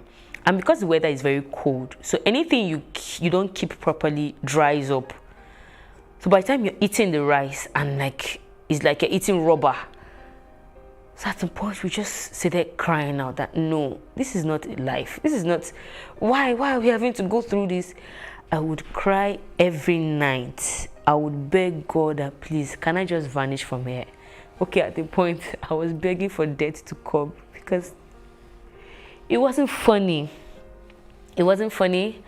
And within ourselves, some girls were like, they were really radical about it, and they were like, no, we need to tell them, it's either they change the way they are doing this food, or maybe we should even take up the cooking by ourselves. So I thought of it. I was like, okay, that's true. So if already I'm going through hell and then food now has to be a problem. So we waited for the ghetto man, the person in charge of the ghetto, like we waited for him to come. We kept shouting, when is he coming? When is he coming? We don't even know why we are here. We don't even know what we are doing here. So at that time we had stayed a week. We don't know why we are being kept here. We don't know who even put us here. We don't even know anything. Nobody is saying anything. So when the connection man did come, we took turns to ask questions. I noticed everybody was just asking questions. Where are we going to? Where are we going to? And all. So I did ask him. I said, okay, first of all, why are we here? Do you have an answer, or do you know the reason why we are here? And then he said, you are here because you're being transported to your burger. And then we now asked, what is the meaning of a burger? He said a burger is the person that paid for you to be transported from Nigeria. So we're like, is that the reason why we are being given bad food? Like when you're given something to swallow and it's already hurting your throat, like practically almost everybody had sore throats from that banku. And it was like, okay, he doesn't know anything about the way the food was being prepared, but that this place is just a transit, and the reason why we are here is because the road is bad, there is war, and they cannot transport us. It's very risky, and that we might meet rebels on the way, and rebels, they either rape, kill, abduct. And we're like, okay, so for how long are we going to be here? He said, doesn't know until the war is over. So if it takes 1 month, if it takes 2 months, but just know that for every food you are eating, for every extra thing you collect here, your money is piling up. It is your burger that is paying, and when you get to wherever you are going to, you will have to work to pay your burger back. So we now, 5 of us volunteered to be cooking our food by ourselves, and we were there for extra 2 weeks and some days. In total, we were there for 3 weeks and 5 days. And then we started the journey to Libya. That was where I had a near-death experience.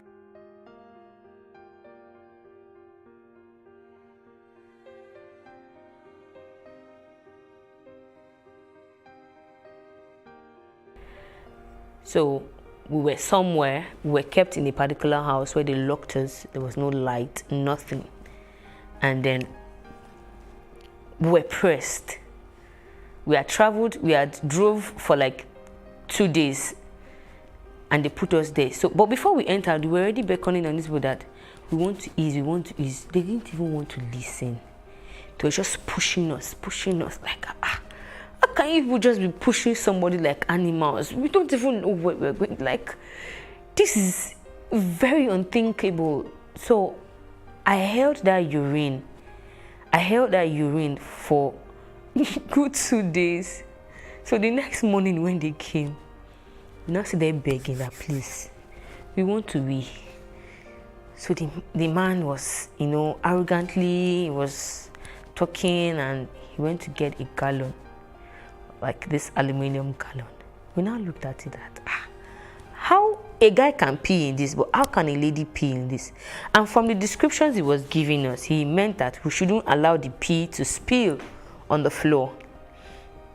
So we said, okay, all the guys should pee first and the ladies would take turns to pee, which was what happened. And somehow pee actually spilled. So by the time he was coming back, when he opened the door, so the pee, pee wouldn't, and you can imagine pee that stayed, the smell, it was awful. He was angry. He went back, he went to get a stick, and he was holding like 3 different things. So I was wondering, what does this guy want to do? At that point, everybody had their heart in their mouth, because the moment you see them holding anything, they can hit you anywhere. So he was now asking who spilled pee on the floor. They were pointing to the wrong person. So I was just watching initially. They were pointing to and he was going to start beating her. So I was not like trying to say, no, she wasn't the one. You see, when that spring landed on my head, this spring they use in water closet. Very strong and thick. And all I knew that was going on was that I was screaming at the top of my voice with both hands on my head, because it actually hit me on my head.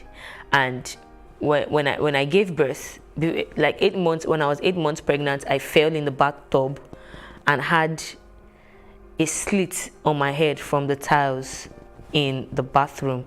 So sometimes that part of the head still hurts. So when he hit that spring on my head, it was exactly on that spot, and he did it like 3 times. He kept hitting the spring on me. I remember crying till I didn't know what was going on. And you know, for the first time, when they say people have transition, I always wonder. I knew I was just lost somewhere. I knew something was going on to my body. I didn't know where I was. I didn't know what. I was just blank. But I could hear myself crying. I could hear myself crying, and I was just crying, as in, you know, bitter tears. You cry bitter tears, and you just have to still be the one to tell yourself, you have to stop. So by the time I woke up, the other ladies were like, you need to see the way they were rejoicing, because they said they didn't believe I was going to still come back to life. That, yeah, the head was actually bleeding at that point. Like, and at that point when I woke up, they had cleaned it, they had tried everything. I remember when they were pouring water on me. I remember when somebody was tapping me and everything, and I was like, they started explaining what actually happened. That the moment he hit that spring on my head the second time, I started screaming, and they noticed I was bleeding, and I cried, and I just went mute. And they were telling him that she's not talking, and the man just told them, bara, bara, bara, bara, and they went away. He said they were praying, they were begging God that this girl must not die. She has been like a source of strength to us. If she dies here, what's going to happen and all that. It actually took me 4 to 5 hours before I woke up. And at that point, I had lost strength, I had lost everything. So there was a lady we met in that place that had a phone. So that was the first time I had to beg her. I'm sure it was because as a result of what had happened, she did not allow any other person use her phone. They would normally not allow you use their phones. So I couldn't even tell my mom what I was going through, because there's no how she would hear my voice like that and not panic. And I knew the kind of mother I have. So I called my boss that I had worked with in the FRSC and told him, this is what has happened to me. And I don't even know where. Yeah, we're in Trauna at that time. And he said, but why didn't you say anything before leaving? And then I told him that they told us not to say anything. The moment they say don't say anything, you should have known it was trafficking. I know that you're naive and you do not know anything, but you should have told me. Because he was now like a father to me. Even after I had stopped working with the FRSC then, he was like a father to me. He said he was going to try his best to see what he can do, but that still being on transit, there is probably little or nothing he can do at that point. So I'm sure he tried calling back, because the lady kept cutting a particular call. I wouldn't know, and I didn't want to disturb her. So at that point, I really cried. I cried. That was the only thing I could do. I just cried. Like, I have never suffered like this in my life before. Even if I'm to suffer anything, it shouldn't be suffering from a decision to have a better life. So long and short was, we got into Libya, and they kept hiding us. They lay us in hillocks, cover us with tarpaulin, you know, hiding, running, making sure you're not seen, number of choking, you have to be there, sometimes 3 hours, 2 hours, you won't be able to breathe, you can practically feel life leaving you, you're sniffing each other's air, and you know, in the midst of all of this, some people will be fighting and quarreling and beating themselves. You know, I just couldn't imagine why. And even in that, some people decided they wanted to go do this thing, like they wanted to travel this way. I didn't know anything like this existed. I didn't know anything of such even happens. Finding myself in it was like the biggest dream I never wished to have again. So, found ourselves in Libya, and the first thing they did seeing Nigerian girls and women, I was like, okay, so finally we have gotten to our destination. So what's next? Entering that house, I knew this is going to be a big problem for me, because already I was upset. I was ready to yell at anybody. And then the first thing they made us do was to strip ourselves. I was like, okay. So I did remember at some point in the journey where a particular guy, we met him somewhere, and he also gave us a hint of how it actually goes. He said they're taking you to the garage. And then I now asked, what is the garage? He said the garage is a place where they take Nigerian girls to. And that's the most common place that they take them to. And they're going to take you to the connection house. And what they do normally in the connection house is sex trade. So I said, no, me, I'm not going to do that one. He said, you will not have a choice. He said, they'll make life hell for you. You will not have a choice. So he now said that if eventually I get there, and that is what it is, that I have an option to run away. But it's very risky. And then he did give me his number and said that I must not write that number. And he said, you just have to help yourself remain strong. And while they asked us to strip ourselves, I was like, for whatever reason, I'm coming to work for someone. Why would you ask me to strip myself? So they said this. They were searching. Maybe you have a number written somewhere in form of a tattoo, or maybe you wrote the number somewhere and you hid it in your clothes, or anything. They just wanted to be sure you didn't have any information whatsoever. They collected my phone, went through my phone, and that night they called us one after the other. So, what were you doing in Nigeria? And then I explained, and the man said, okay, now this is the woman and her husband. The man said, okay, I can see. And then the first question he asked me was, what are you doing here? And I'm like, I was dumb. Like, he said, you have something good doing. What are you doing here? I said, it was a friend though that said there's traveling opportunity, and said, there's no need to explain. You are here, you are here. Oh, no choice near. Your own is to make sure you work on time and pay and get out of here. So the wife now asked, what did they tell you that you're coming here to do?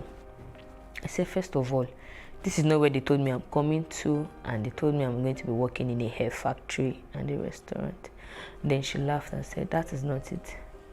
That this is what they do here. That did I see all those other girls outside? I said, yes. He said, what do you think they are doing? I said, I don't really know, but I saw a couple of girls sitting down. He said, they're working for their money. He said, that is the same thing you're going to do. And I was like, I don't understand. He said, yes, that's the same thing you're going to do.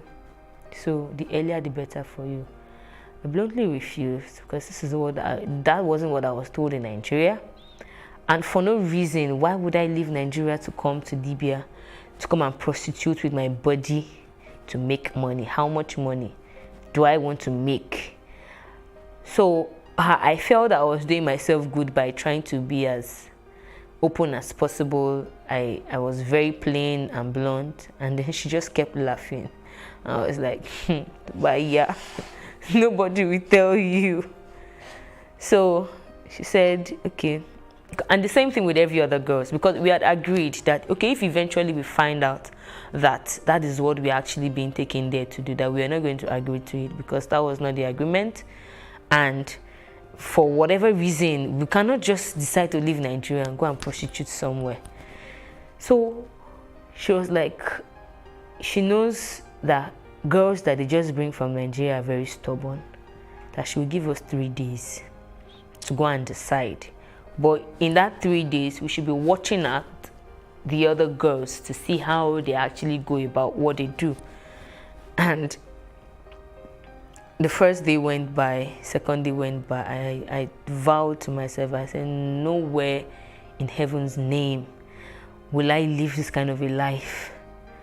Like, it was so absurd. I was grieved, I was bitter, I was angry, all manner of words, because looking at all the experience in the journey, I almost died, and then all for what? To come here and come and use my body to work to pay someone. I'm like, it didn't make sense. I cried every minute I remembered. And on the third day, she did call us to ask us if we were ready. I told her that she has to look for another job for me. And then she said, okay, since I don't want to take it easy, since I don't want to take it the easy way, that they'll show me how they also go the hard way. So that night, we didn't even know what she meant. That night, a girl was brought in, and we watched more than 5 people beat that girl black and blue. Wow. She had also refused the connection house where she was taken to. She had also refused to do the same connection house job. It was actually a burger that brought her, but they took her somewhere else. So they said she was being stubborn where she is, or where she was, and then they brought her back to the burger. Madam, come and take your girl, give us back our money. She said she knew the work. They beat that girl to stupor.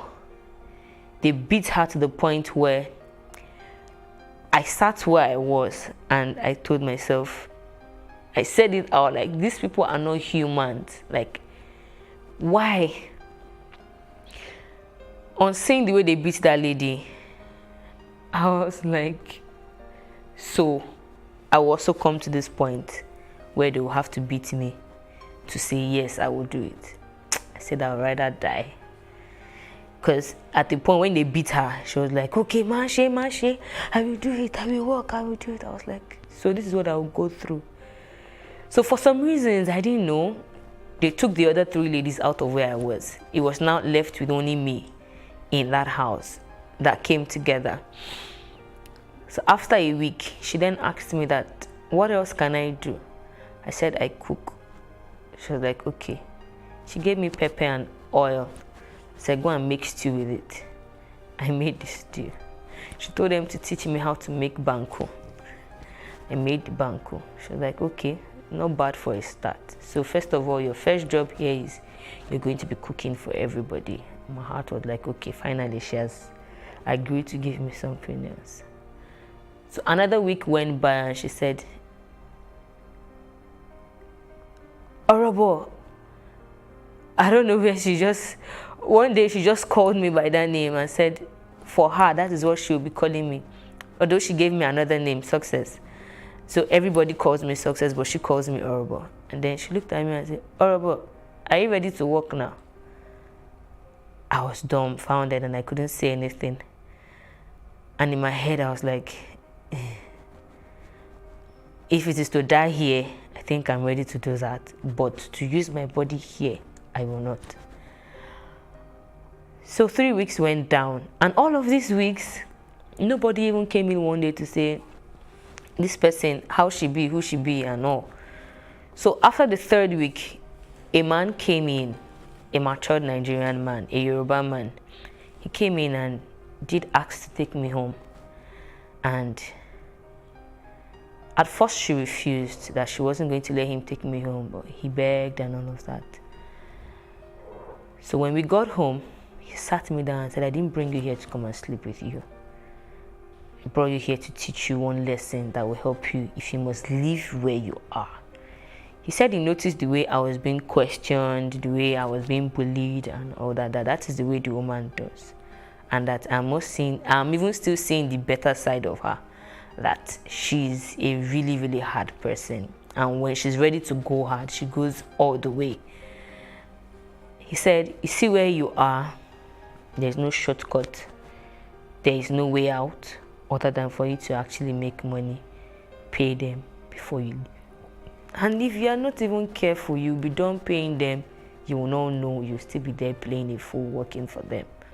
So you have to be smart. I see that you are innocent, but then yet you are smart. So I need you to wake up that smart instinct in you and know what to do to live there as soon as possible. He said he was going to be going to Italy in 3 weeks.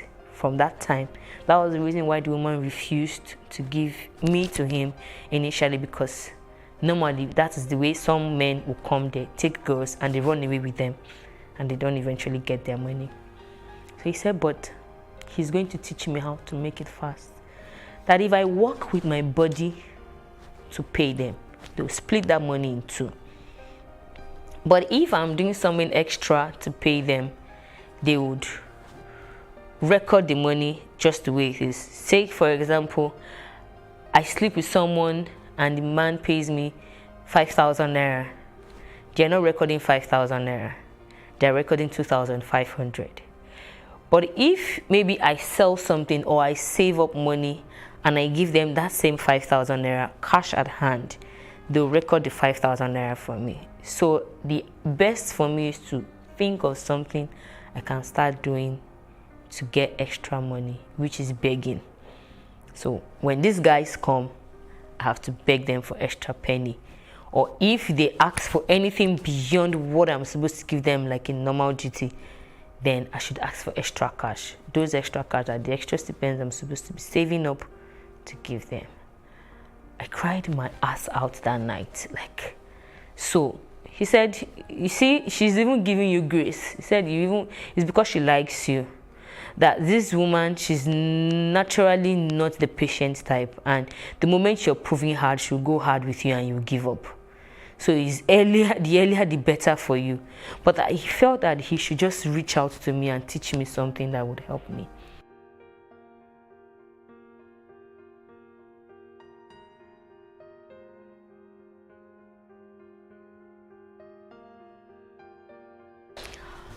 So I eventually spent 2 years and 9 months in Libya altogether. I spent a year and 8 months in the Connection House, and that a year and 8 months was hell for me. So after 7 months, I tried reaching out. So at the point they released a phone for the girls in the house to call their customers, to know when they're coming, to know if you're having someone who is coming to come and sleep with you over, or someone who is going to come and take you out and all. So I begged one of the girls in charge one day to allow me buy airtime on the phone to call. So I did call my dad, and my dad was really bitter, and he said the only way he knows I can get out of that place is for me to find my way to the Nigerian embassy and tell them that I want to come back home. So I waited for 3 days to actually get that report, because he didn't know what to do at that point. He said, okay, can I call you back? So I said, I don't know, but I'll try and talk to the person in charge of this phone so that whenever you call, they give me the call to answer, which was what actually happened. And somehow, I don't know how they got to know, but they found out that I called the Nigerian embassy, and they beat hell out of my life. They beat hell, everybody in the house. Plus, at that time, my burger wasn't in Libya. At that time, she was in Nigeria. It was the husband that was at home. Then the husband beat me. All the girls in the house beat me. So I wanted to run away. Oh, I'm trying to be smart and this and that. After all, they knew that from the very first day I came, the woman was calling me a virus because she knows that I'm kind of smart. I will try to play smart. So from that time, they locked me out from phone. They stopped allowing me go out. It was I can't start recounting experiences, day-to-day activities, how I felt. At some point, I would just practically pray that, God, please, when I sleep this night, don't allow me wake up in the morning. I slept very late, and I'm always the first to wake up. So after a while, I started gaining confidence, like, no, even if I foolishly allowed myself into this, I should be able to still bring myself out of it. So I changed my attitude and started being very smart. I called up as much information as I could. I got to, I became very nice. I always learned lessons, and, I was trying my possible best to see beyond the problem I was in and was already thinking of a way out. So I had a couple of guys who would just naturally like me, and they would tell me, you see, when you're ready to leave this place. Some guys went as far as asking, okay, madam, how much is this girl's money? Let's pay. She would intentionally double the money and make them run away. So when she did that the first time, the second time, I just knew that, okay, so this woman is actually being wicked. But not to worry, I'm actually still going to live here. So when it was about 1 year and 5 months, I sat down one day and calculated how much I had paid, minus all the subtraction. If you do anything, she'll beat you and subtract your money. Maybe 50 dinars, maybe 100. If you quarrel with anybody, maybe 200 dinars. If you fight, maybe 500 dinars and all. So by the time I calculated and I saw that the money had gotten up to like 5,000 dinars, which was actually what that man told me. He said normally it's supposed to be 2,500 dinars, but burgers are always wicked. They want to collect even double of that. So sometimes you have to pay up to like 5,000 to 6,000 dinars before they will let you go. And some will still not let you go, except you fight for your freedom. So when I calculated, and I had calculated about 7,000 dinars, I was like, okay, I think my time here is up. And then I started asking for freedom. She initially refused and said that I was not done paying her. So I said, okay. So in 2016, when she was going to come to Nigeria in September, she gave me freedom in August. That was 1 year and 8 months. She said, okay, that now I am free to work for my own money. But whatever money you're working, the same way they were splitting in two, it's just that this other half now, instead of them collecting it, they'll give it to you. Sometimes they may not even give it to you. They'll tell you to keep it with them. Maybe you want to send some money to Nigeria. So I said, okay, no, that I didn't want to keep it with them, that I actually wanted to live there. She said, I cannot live there until she comes back. I have to wait for her to come back to Libya because she had a new child and she wanted to come home. I said, okay. So throughout that month, that September, I kept having dreams that if I don't leave that place, I probably might not have my life again. The dream came like about 5 to 6 times, and then I just summoned courage to open up to the husband, to tell him that I think I'm very sick and I want to go take care of myself. This is about 1 year and 9 months now. From the day one up until now, I worked every day and slept nothing more than 3 to 4 hours, that I needed to take care of myself. And he understood with me, because several times in between I had fallen sick, like so bad that at some point it took drips to like resuscitate me back and all. And the man also knew that I was very, very hardworking. Like at the point, he would always tell the wife, stop beating this girl. Like, you need to stop, even if you're beating every other person, but you see this one, stop beating her. And the next thing is, she will say, oh, okay, so now you're sleeping with my husband. My husband is fighting for you. This, that. I know you are hardworking, but you must be sleeping with my husband for him to be fighting me to stop beating you. And then she will intensify whatever thing she was doing. So, but I kept bearing them up. At that point, I made up my mind. So there's this Ghanaian guy who had already told me that whenever I'm ready, that he had an apartment he doesn't really stay in, that he goes to the village to work. Sometimes he doesn't come home 2-3 months, that he could give his space up for me to stay there, take care of myself. So when I did mention to him that I wanted to go and that I was sick, he did say, okay, that I should call the wife and tell her, which I did. And then she was like, so I cannot wait for her to come back. I told her that no, I can't wait, that I'm very, very sick and I needed to go take care of myself. She said, okay, I should hand over the account to the husband and I can leave, which I did. That was in October 2016. I did that in October 2016. In November, sorry, that was November 2016. I did that in November 2016. I had barely stayed a month in the new house where I was staying. I'd stayed a month and I was taking treatment, eating well and all that.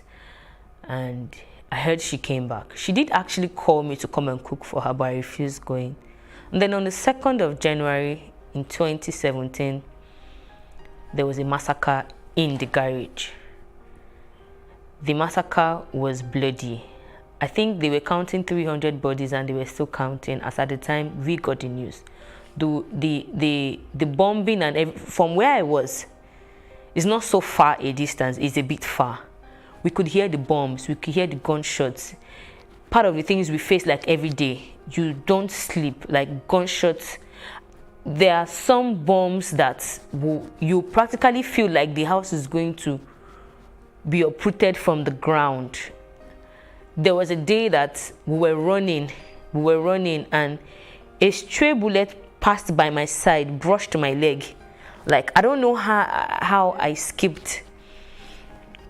I don't know how I escaped, but you know, it was just God that was just protecting me all through. And at that point in January, when that massacre happened, like 6 girls in that house actually died. And for me, I felt, oh, this is God just saving me. I guess this is what God was talking to me about when I kept seeing those dreams, and I made up my mind I was going to just go back home.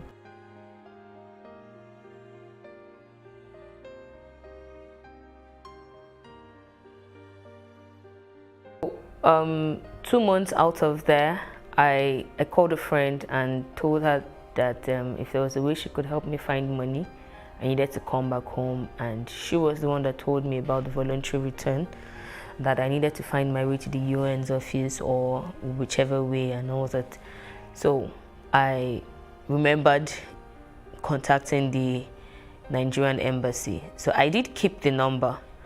So I then asked questions because I was now going to a church. I then asked questions and they said, okay, that I needed to get to the IOM office. I had challenges locating them in the first place, but eventually I got to the IOM office and then they gave me a date to come back to visit. I did drop all my information and then they said, okay, that in 2 weeks' time I should go to the Nigerian embassy to go get a travel document. And after getting a travel document, they will not let me know when to come back and I'll be ready to go to Nigeria. So that was all, and up until then I just kept managing, kept believing God that it was going to work well, and eventually it did work well, and that was how I came back to Nigeria August 28th in 2017. And for me, that was the best decision I could make, though it was painful that I just went to suffer my life out for almost 3 years and no gain, nothing, and then I'm back, having to come back empty-handed. And up until today, both the travel agent, both the guy that introduced me to the travel agent and the lady, none of them has been found. And life hasn't been easy getting back to my feet. Like, I was in bad depression for like almost 2 years. It was really bad coming back to see that, okay, first of all, I have lost money, I have lost friends, I have lost business, and then having to resume my motherly duties almost immediately because children wouldn't hear, oh, I had a bad experience. And then having to reintegrate back into the community, it was really difficult. Like, it just took the grace of God, and it took my kind of strong personality to just keep resuscitating me, and I just kept believing that I'll definitely be who I really wanted to be. I didn't really need to think about the pain, but then the lesson can never be forgotten. The experience can never be forgotten. The trauma, the pain, and everything can never be forgotten. But then one thing can be done, which is moving ahead and making use of all the experiences. And then I did find answers to my quest as to why people did trafficking as a business. And I think that apart from poor economy, some people are just ignorant and they don't really care. They just can do anything just to make money.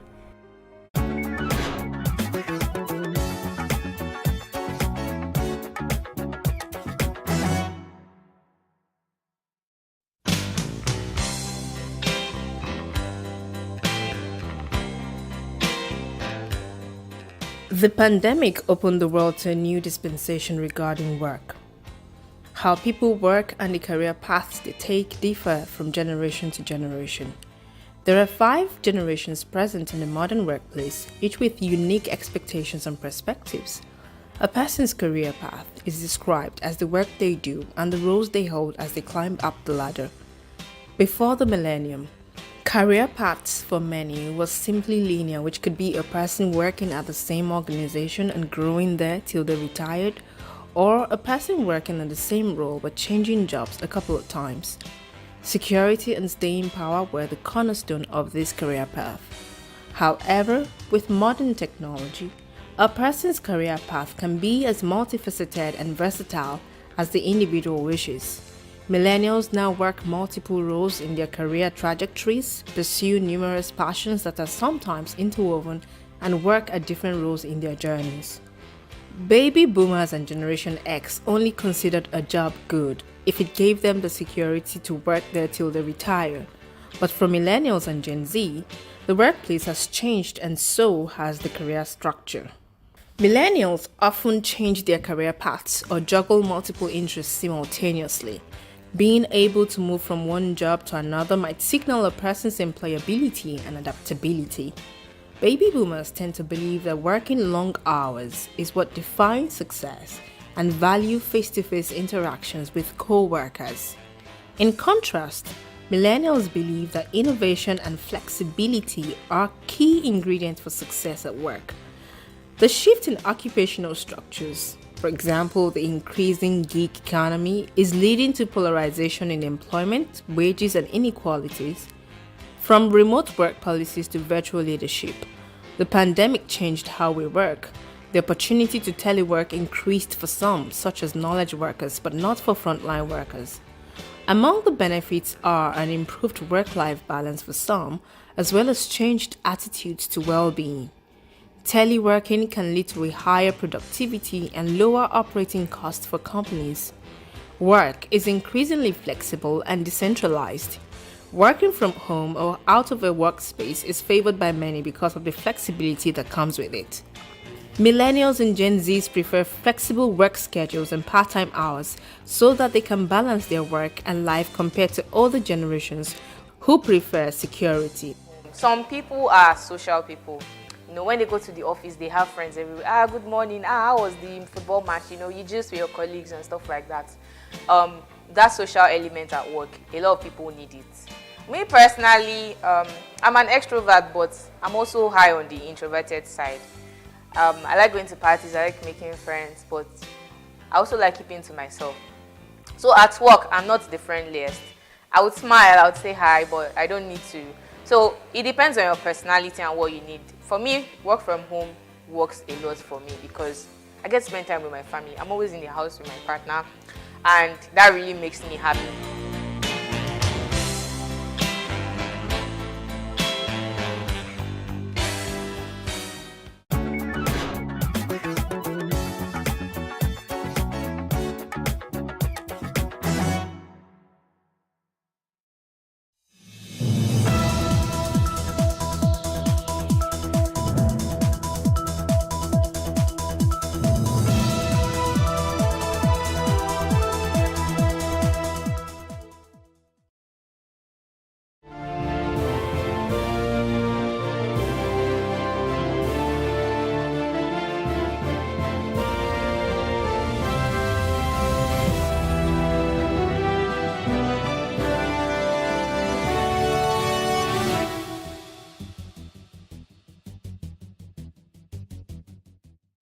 Governor Kabir Yusuf rejects appeal court's explanation of typo error in certified true copy as Yoruba community urges others to intervene in Kano political unrest.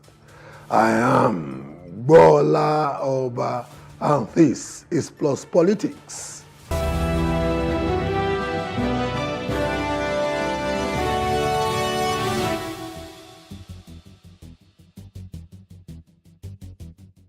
The Kano state government has rejected the appeal court's explanation that the error in the certified true copy CTC of its judgment on the state's governorship election was a typographical faux pas. The court initially declared APC's Nasiru Gawuna as the winner, but the certified true copy CTC of the judgment surfaced on Wednesday, indicating that the court had affirmed Yusuf's victory, contrary to the verdict it had earlier given on Friday, and indeed, parts of that same verdict indicated that it affirmed its position earlier given on Friday. Haruna Dederi, the Kano State Commissioner for Justice, criticized the court's explanation. Meanwhile, Yoruba community members in Kano State have urged all national Yoruba leaders and intellectuals to engage with President Bola Tinubu on a political solution to the state's political impasse. Taufik Olaosebikan, the group's Secretary General, made the request during a press conference in Kano. He called on all Yoruba Obas and leaders of thought to wade into the Kano situation without further delay by engaging President Bola Ahmed Tinubu for a possible political settlement of the Kano logjam. He noted that the Yoruba community is worried that the unfolding political situation will have adverse effects on the community in the state. Take a listen.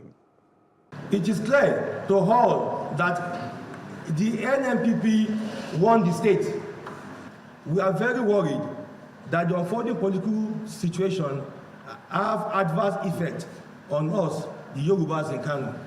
Kano is a very volatile state politically, and this is the reason why all men and women of goodwill should be concerned about the situation in Kano and rally around towards a collective initiative to save the state from any calamity which will affect us and our livelihood. In this regard, we are using this platform to call on all Yoruba Obas and leaders of thought to wade into the Kano situation without further delay by engaging President Bola Ahmed Tinubu for a possible political settlement of the Kano logjam. It is clear this issue is an Executive Director, Center for Awareness on Justice and Accountability, KAJA, Kabiru Saidu Dakata, and the lawyer Abdul Karim Mode are both based in Kano. Gentlemen, welcome to Plus Politics.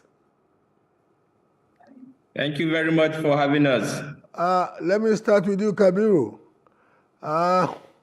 I wonder what the supplication of the Yoruba group would amount to, given the fact that this is a cause that is already on the machinery of the judicial system. Would you want to help us here? How would you respond to that?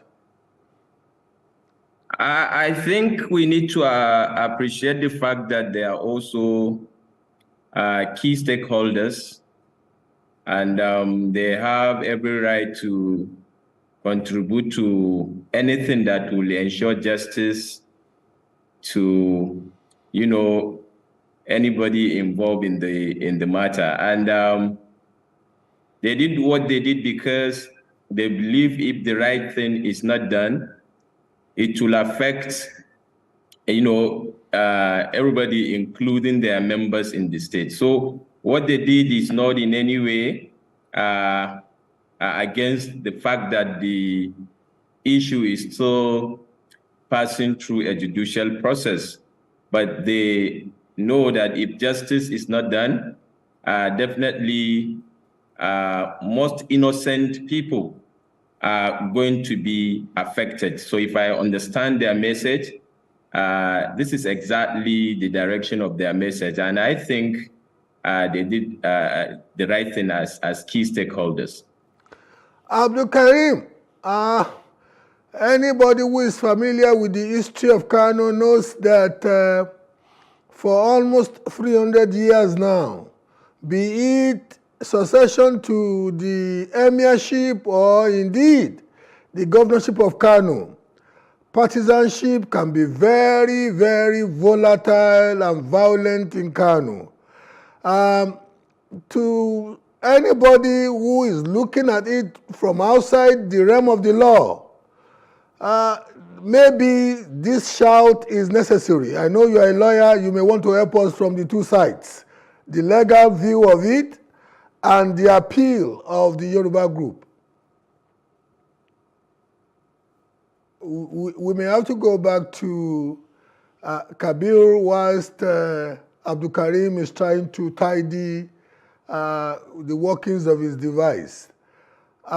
Kabir, how would you respond to the fact that there is a history of rabid and violent partisanship in Kano, even predating the modern system of government that produces governor, even in the area of the emirship? This volatility, this situation has to be well managed, I guess. How would you respond to that? You are right to say that that history is there, and that will not be unconnected with the, orientation of the Kano people. Kano people are civilized. Kano people know their rights. Kano people can go a different direction from, the direction even other parts of the country can take. So that history you're talking about is because of these factors I mentioned. So in Kano, we speak, with one voice. So anything that will come to, jeopardize that effort, the average Kano person will not take it lightly. So that history is still intact, and that Kano person you used to know has not changed. People can change, but the orientation is still there with the people of Kano State. They don't, take enforcement. You cannot come and impose something on them. You can't come and impose something on them. The Kano people know their rights. They know their economic rights. They know their social rights. And also they know their political rights. So if they express their, interest, and if you attempt to, tamper with that arrangement, so they will not take it lightly. And this is exactly what happened, or what is trying to happen in Kano State. This is a person that contested an election in 2019. This man won his election in 2019. He defeated the then incumbent governor of the state. But it was manipulated, to introduce something strange at that time. That is the inconclusion of the election. The election was declared inconclusive, and on the day of the rerun, thugs were brought into Kano, and they intimidated voters, and at the end, the then governor was declared winner of the election. The man went to court in 2019. We'll get back to you, Abdul Karim. Abdul Karim, we'll get back to you. When he went to court in 2019, he passed through the 3 stages of the tribunal, the Court of Appeal, and the Supreme Court. He did not get what he expected to get. He did not do anything. He waited for another 4 years. In 2023, he contested. Kabir, I'll get back to you. Hello. Let me speak to Abdul Karim now. Abdul Karim, can you hear me? Yes, we can hear you now. Wonderful. Fantastic. Sir. Okay. You are a lawyer. Yes. And would you want to summarily take us through how far we have, what it has taken to bring us to this point of very controversial circumstance. You want to give us a summary of it? Well, you know, at the initial stage, there was a petition against His Excellency Abba Kabir Yusuf. The All Progressive Congress was out its candidate, challenged the victory of His Excellency. And Kano said that is the election 2023. They went to court. They challenged about 83 polling units where they said malpractices and other corrupt practices occurred in Kano State. In that circumstances, during the trials, they were only able to bring 32 witnesses in court. 30 witnesses are the witnesses that have spoken directly from the polling units, trying to confirm or voting and so on and so forth. 2 witnesses, that is the one, that is the total number, the total PBC collected in those 30 polling units. They called agents from those respective polling units was just 22,000, What is the difference between His Excellency Abba Kabir Yusuf and all progressive candidates or its candidates was 128,000 plus. That is assuming without conceding that those witnesses has proved those allegations contained in the petition based on those polling units. They have not breached or they have not been able to what? To bridge the gap that existed between Abba Kabir Yusuf, APC, and its candidates, which is 128,000 as against 22,000. The tribunal in its own judgment, when it was delivering the judgment, they said now that they relied on the evidence of a subpoena witnesses who happens to be an expert witnesses, that 165,616,000 votes should be deducted from the votes of His Excellency Abba Kabir Yusuf. It is rosy and important to note that in none of the pleadings of the petitioners where they pleaded those votes they alleged to have been illegal, they have not equally pleaded the various polling units where those invalid votes was discovered. They have not equally pleaded where those illegal ballots was equally discovered. Barrister, yes. We can't retry the case on a brief TV show like this. At this point, we know that the Court of First Instance, the tribunal, ruled in favor of the petitioner. We know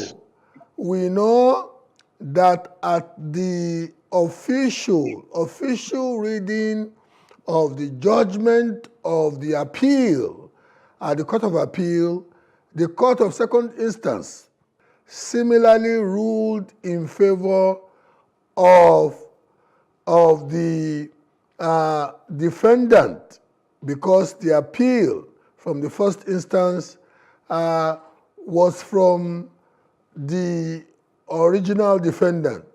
Now, the only thing that is stoking this controversy now is the fact that the certified true copy of the judgment has duplicitous passages or paragraphs. On the one instance, 2 paragraphs on a particular page 69, 2 paragraphs speak to the fact that the governor's position is intact. 3 paragraphs speak to the pronouncement that the governor has lost his appeal. So in cases like this, what should be the recourse of the parties?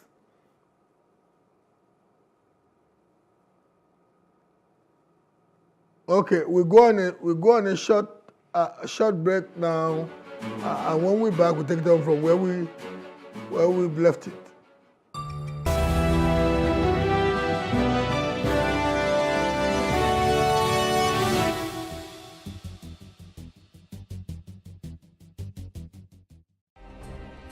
Nigeria's Niger Delta region, from where the black gold fuels Africa's largest economy, where the lines between wealth and poverty has never been thinner. Conflicts, poverty, insecurity, and environmental challenges daily confront the region.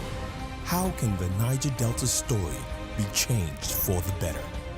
Join Mamude Akuga at 9 p.m. every Friday evening on Plus TV Africa as he probes deep in search of solutions. Inside the Niger Delta with Mamude Akuga, the authentic voice of Nigeria's oil-rich region.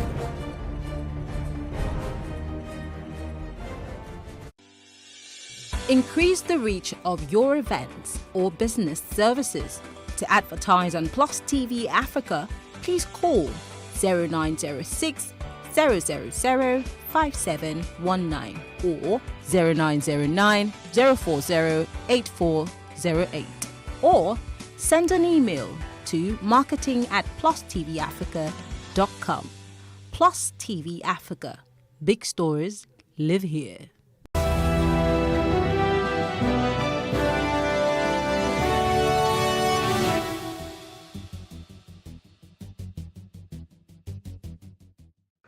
Welcome back.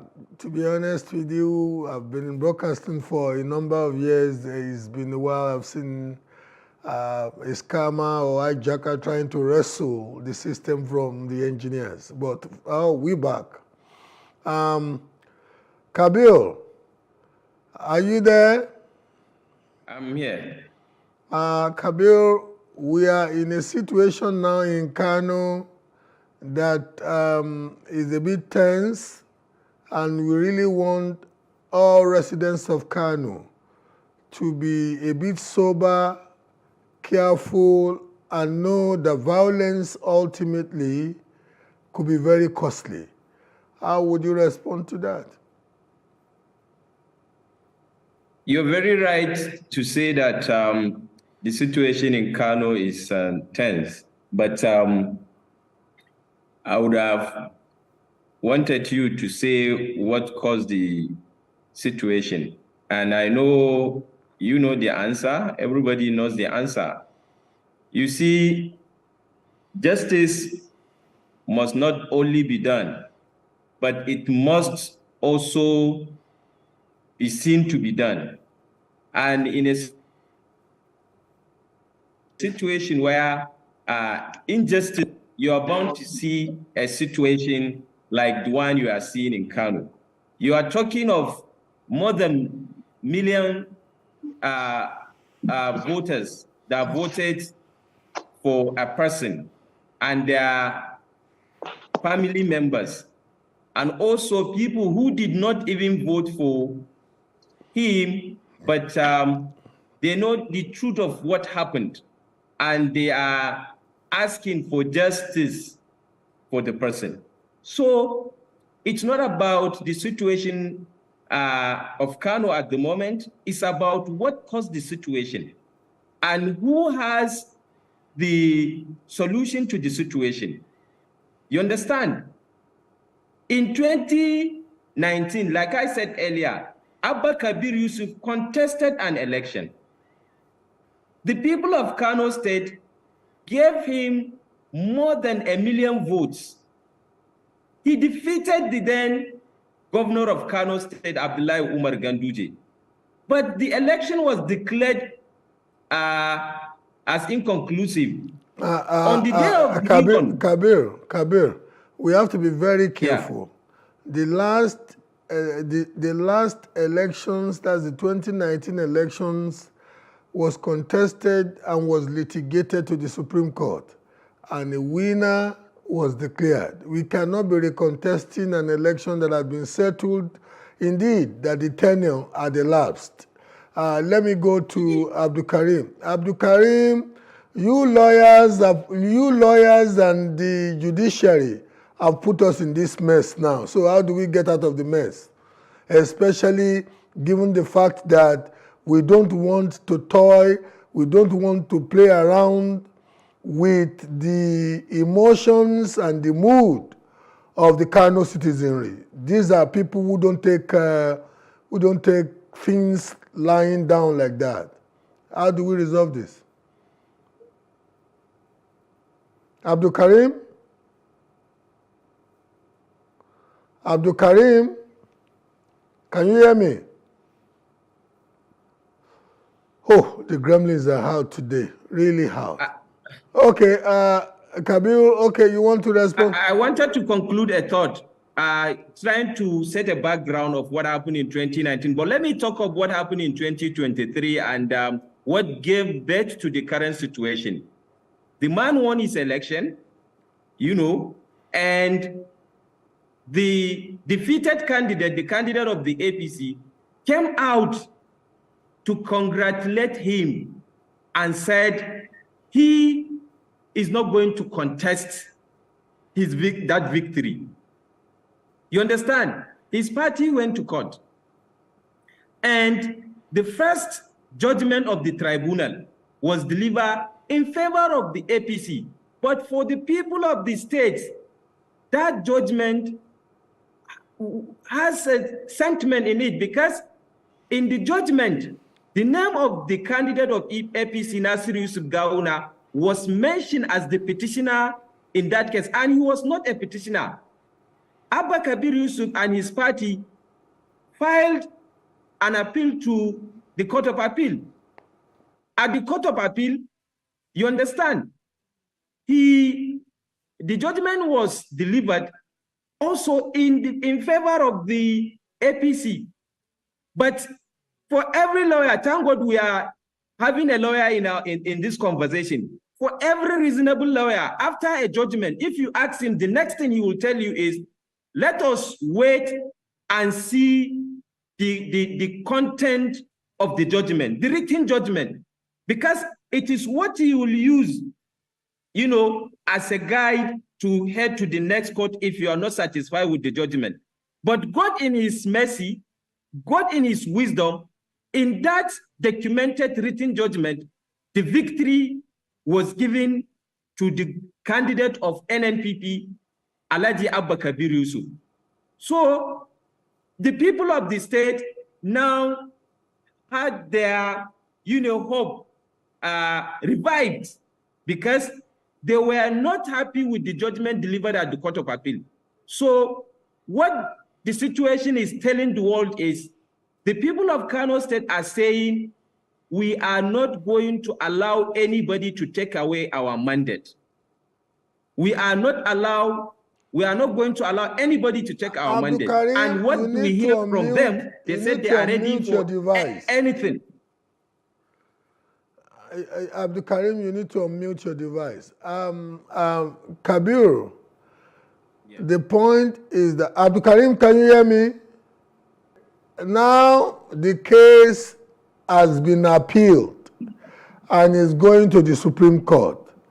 And the lawyer to the governor, Alani Kwekun, I read somewhere today where he was saying that the so-called amendment that the registrar of the Court of Appeal purportedly mouthed, that amendment will not stand in law because the jurisdiction of the Court of Appeal has expired, and that they will go to the Supreme Court with that CTC. What would that amount to, Abdul Karim? You are a lawyer. Would that not be very funny at the level of the Supreme Court? You know, as I told you, the jurisdiction of the tribunal has already been ousted, because 60 days within which to entertain and deliver the judgment has already expired. By whatever means, the Court of Appeal has no any power whatsoever to make, even if it is a clerical error. And in these circumstances, the judgment sought to be edited or sought to be corrected is not even clerical error. It is trying to amend an order, a final order of the court, because anything touched in that order is like it is completely giving a different meaning to the order granted by the Court of Appeal itself. So I believe, based on Section 285 of the Constitution, the Court of Appeal has no power whatsoever to make any amendment whatsoever because it has become punctual or official. It is only the Supreme Court now that has jurisdiction to make such amendment or otherwise. And even before the Supreme Court, we really have to make a serious argument. But the confusing situation now, Abdul Karim, is that when this CTC gets to the Supreme Court, the CTC itself is going to lead to a fundamental confusion at the level of the Supreme Court, because this is a document that is speaking two inconsistent languages at the same time. How would the Supreme Court deal with this? This is sad, but it's funny. This is to even show to an ordinary common man that this judgment, the judgment of the Court of Appeal, especially in respect of the order granted in favor of the respondent, is faulty completely. It is faulty. It cannot stand. There is no any other law that supports the judgment of the Court of Appeal in relation to the order granted in favor of FEC. It is too glaring. It is too glaring. There is no basis. The decision is faulty.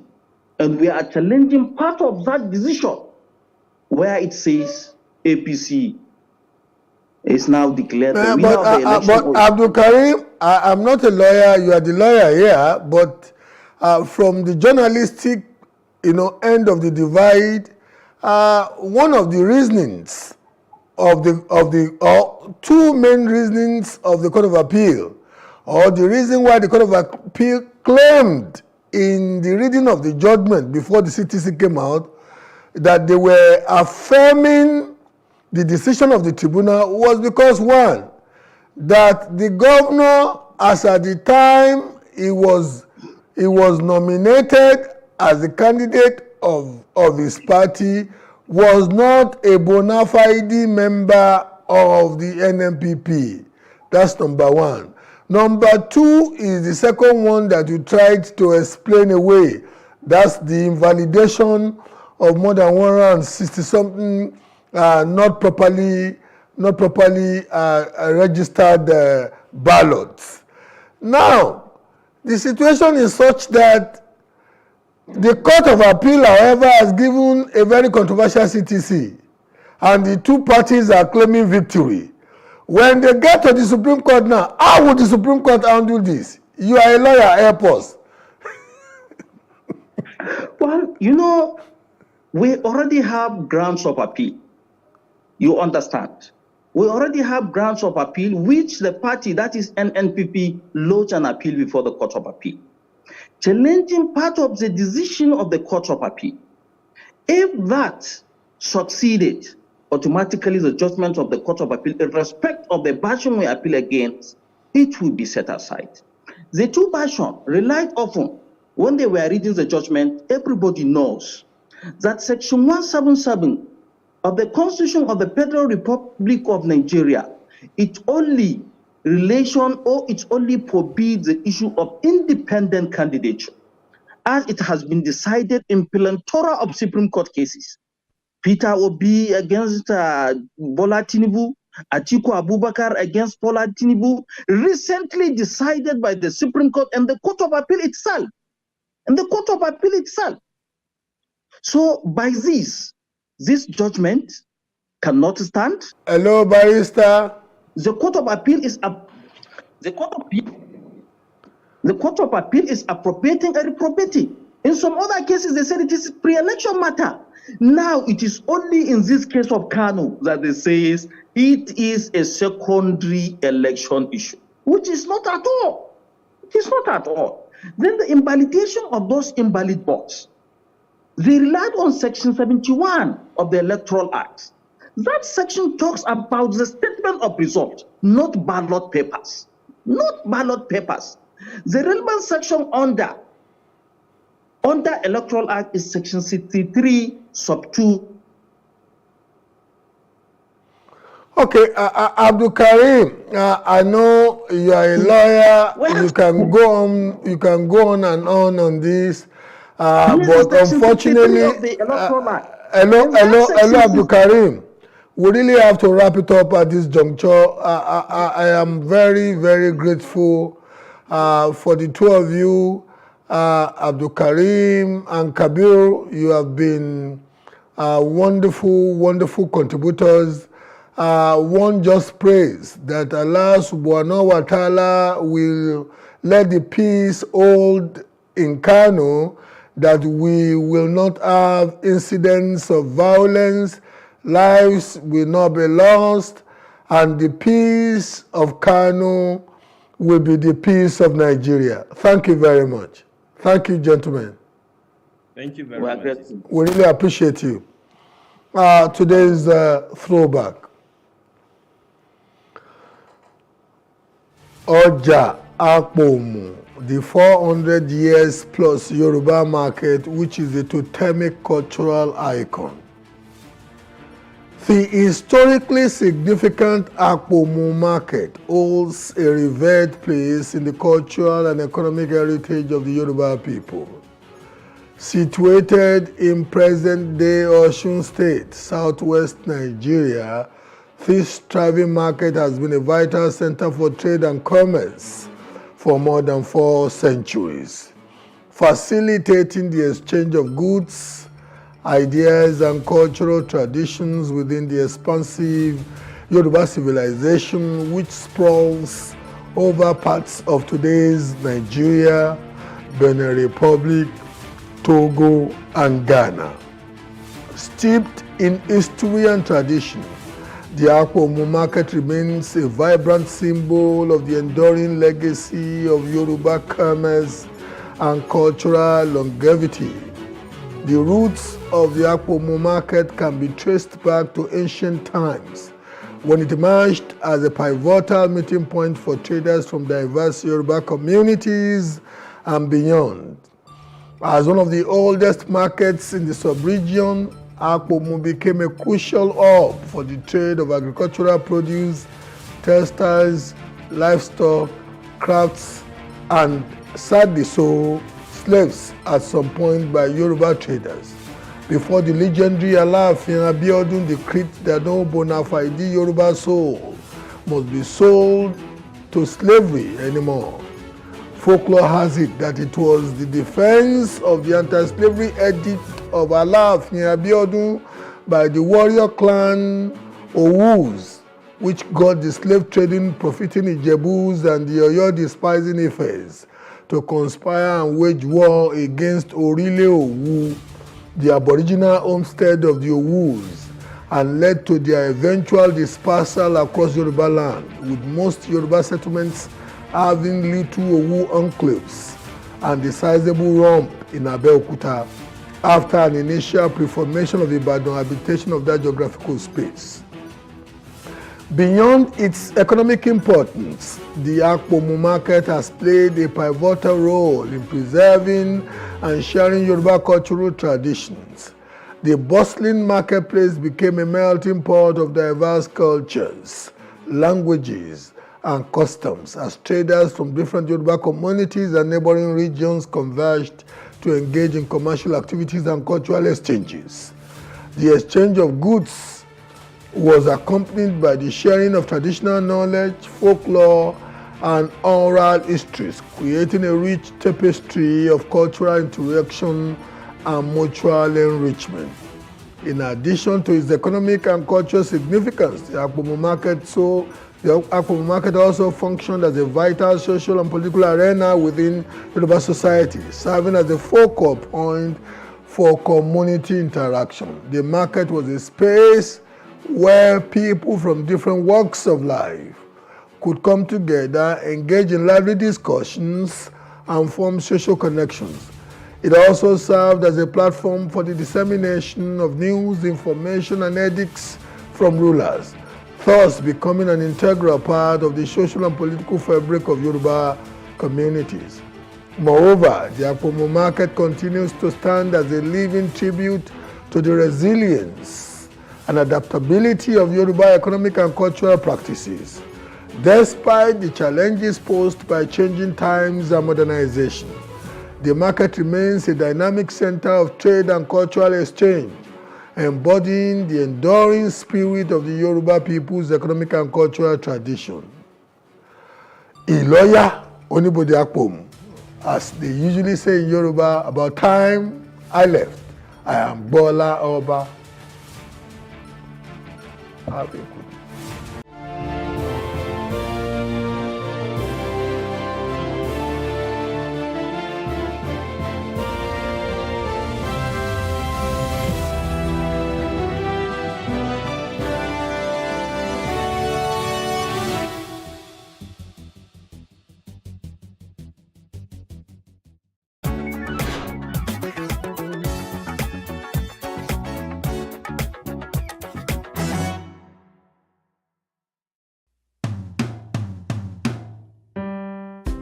My name is Yetunde Adefolahan Odejayi. The fourth in line from my late parents, Reverend Jacob Adeshoga and Grace Folorunsho Badejo of blessed memory from Ijebu-Igbo. I was born and grew up in Ilesha, the old western region, now Osun State. Exciting days with great reminiscences. First, I am Yetunde because I was born shortly after my late father lost his mother. So, all respects for my father's mother were automatically transferred to me, as it was believed she was the one who came back. I remember I was so pampered by the late Mr. Oke, my teacher in primary 1 at Imesile, to the extent that my mother resisted and insisted I must repeat that class. Those were days when parents were less sentimental in ensuring their children had sound academic footing. Good old days. I think of our unblemished dedication to service, our disciplined lifestyle of waking up at 5 a.m. for morning prayers, engaging in household chores, arriving school early, eat lunch at 3 p.m., serve siesta for 1 hour, read till 7 p.m., and prepare for dinner by 8 p.m. Submit your assignments and essays for my father's scrutiny. Prayer time 9 p.m., bedtime 10 p.m. That was the routine. Good old days. We are who we are today through God's grace and because of those strict upbringing and high moral values impacted on us, not only by our parents, but from schools, places of worship, recreation, and even from our immediate community. I recall when Bami would be passing by and just order any recalcitrant child who had frustrated his parents to start living with us. At some point, we were over 23, living on a meager salaries of 2 teachers, Bami and Mami. Now, I stop to wonder, can we relive those old times again? Will our children believe us when we tell them our salaries at some point were not more than 36 naira a month as a teacher in a modern school in Ijebu-Igbo? The great concern now is to wish for a brighter future for the upcoming ones and join in this drive. Our children must not also refer to this era in future as good old days. We can change the narrative. Our children deserve a brighter and better tomorrow, not the good old days. I join Shemore in this collective drive towards a greater tomorrow. Thank you.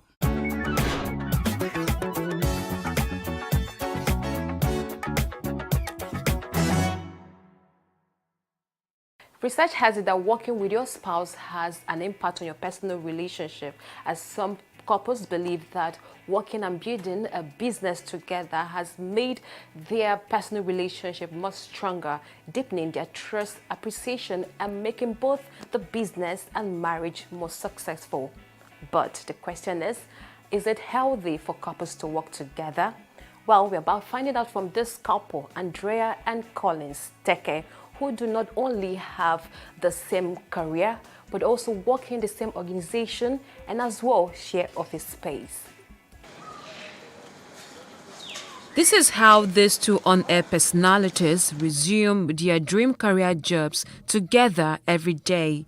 Collins and Andrea Teke were renowned individual broadcasters before they fell in love and got married. Not a few people think that relationships are hard enough to deal with on their own, and when you throw working together into the mix, it can get even trickier. One interesting thing about the Tekes is how seamless the couple anchors the same show together, a first of its kind in Nigerian radio. Lagos, Nigeria, we want to know how you're doing this morning. What is going on around your area? We want you to tell us and also scream, "What's up, Lagos?" Yes! Yes! Cheers to life! They didn't always work together. Collins used to run a production studio, and it was at work that he met Andrea. I needed a female voice. The client demanded for a specific female voice that sounded a certain way. And explained it to one of my, staff or team members at the time. And he said, "No, I know this lady. This lady is, she has a great voice. She's fantastic. She's beautiful." So, the boss, you even like the babe self, that kind of thing. And I said, "Okay, let's hear." Before you know it, there was a phone call. Before you know it, and then, bam, it was timely. She came into the studio working. She just stole the presence of the room, And I couldn't do anything. I didn't have anything in mind because at the time I was in another relationship. What happens at home? Does Andrea take up the role of a traditional African wife and mom? I'm blessed to have him. I'm not sure that I'll be able to meet up. I'm not sure that I would be able to meet up if he has not been the way he has been, that is being super supportive. I wake up in the morning and the first thing is to take care of my baby because we have a son together.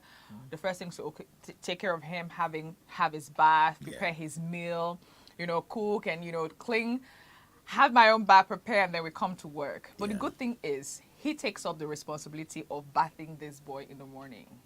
So he takes that off my duty, so to speak. Sometimes I do it while he cleans or dresses him up.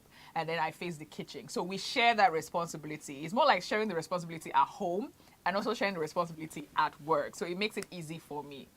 It's a situation of we are going to work together. Yeah. We have to leave at the same time. We meet at the same time. Get on time. And then do our show. We have to prep afterwards, do everything together. So I can't go back home and start saying, "Where's my food? Where's my food from where?"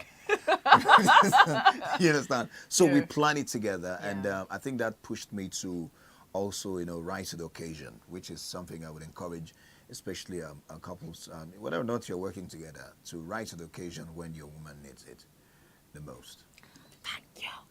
Spending time together may be good for their relationship, but this couple also faces challenges, especially in maintaining their individual identities. People will call on the show and say, "Hey, Collins, tell your wife." And the wife is right there. They call and they greet him first before they greet me. Some don't even greet me. Some don't even regard that I am on the show with him. Yeah. So it dealt with me when we started initially, dealt with me mentally, dealt with me emotionally, because it felt like I am there, but still not there. Because, it took a while for people to recognize my presence, because at the end of the day, you are his wife. You are supposed to calm down when he's talking. You're supposed to be quiet when he's talking. And, this is my job. I was a broadcaster before I got married to him. Yeah. And so it is my job first. And that's what people took a while to embrace. It's still something I'm dealing with. And I think that people would gradually get used to it. There are no days that we don't have, times where we quarrel, times where he's on a different cloud, I'm on a different cloud, and we have to come on the radio and talk and make Lagos happy. And do it. Kick a show. I make Lagos happy. So yeah. it's actually challenging where you have to like not let the world know that you're dealing with something and come on the air and be beautiful and be excited. We sometimes forget that we're having any issue or there's a quarrel or there's a misunderstanding or there's one problem to deal with right on the show. Yeah. And after the show, we're out, we're giving ourselves, that was a great show. I don't realize, but we're fighting. People tend to just make what they make out of the situation. So whatever you present is what you get. So before you know it, your individual brand starts sinking in the joint brand. Sharing an office space requires this couple having as little time away from each other as possible, as nerves may become frayed. We have to create the fun. Exactly what I was going to say. Make it a fun-filled. That's what we do. That's what I hear. We create our fun. Go somewhere when we're alone. Tensed, right, with everything happening. We go, we call it decluttering. We probably go to the beach side, nobody with us, just the both of us, no phones, nothing. And we are sitting, discussing what is going on in our lives as individuals and also as a couple. We just declutter. What I have been having in my mind that is building up to a resentment, I tell it to him. He also tells me we find a way to trash it out. And it's a no judgment zone. Yeah, we try not to judge each other. We just say the way it is. A number of private organizations don't allow their staff get romantically linked. Collins shares his view about this. It's a world that is changing from what it used to be, making laws just because you want to make laws, but doing it for the best interest, in the best interest of those involved. So it's a question of, the interest of those involved. I don't think it changes anything. If anything, couples working together has proven, at least in our own case, that it promotes bonding. It also promotes, in fact, I've been a better broadcaster, from the moment she joined me on radio, and even the listener could notice that. I've been a better person, individual, even at work, behaving myself, not doing anything. Because my family is here, I can't go around messing around, even if I'm that crazy guy, I have to, So the benefits are countless. So if, I don't know what the fears are, but I think I want to talk to organizations who have such policies. I think they should review it and give people the chance. I mean, there's nothing wrong for people to be in love and work together. That's right. I agree with him. The couple have advice for couples willing to work and build business together. Once you can create a great atmosphere when you're together, when no one is looking at you, when there's no camera like this one, I'm sure you can replicate that easily when there's a camera.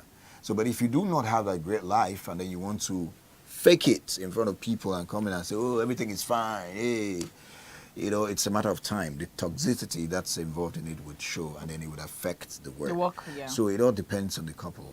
There would be challenges. There are things that you would experience that will make you feel like, no, I can't go on anymore. That's just the way marriage is.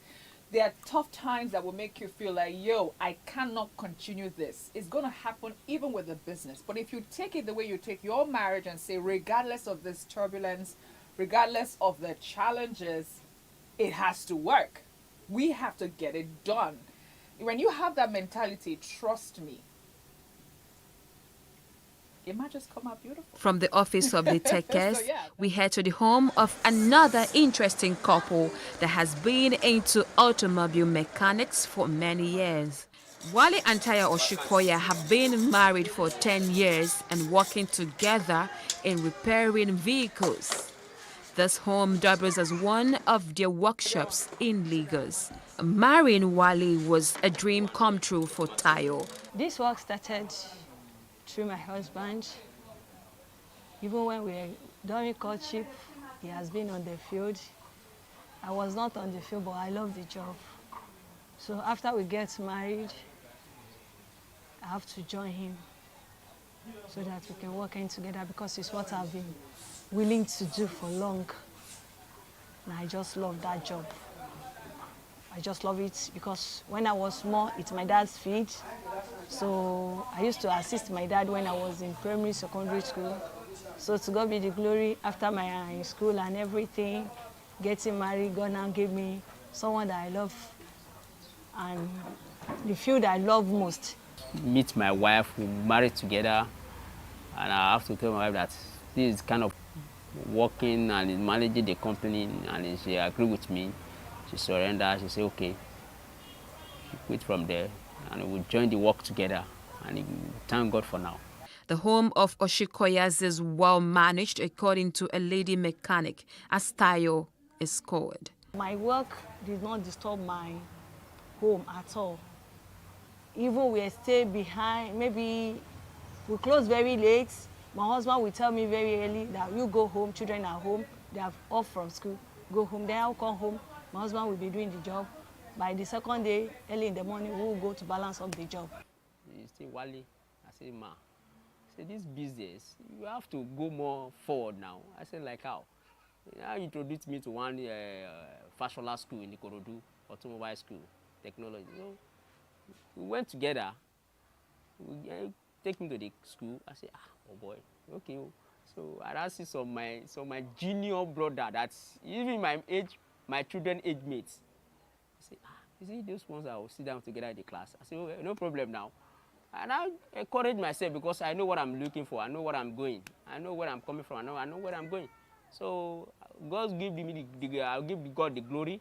We'll sit down together, we'll write the exam, and then take me. So and I'll go there. He give me back school.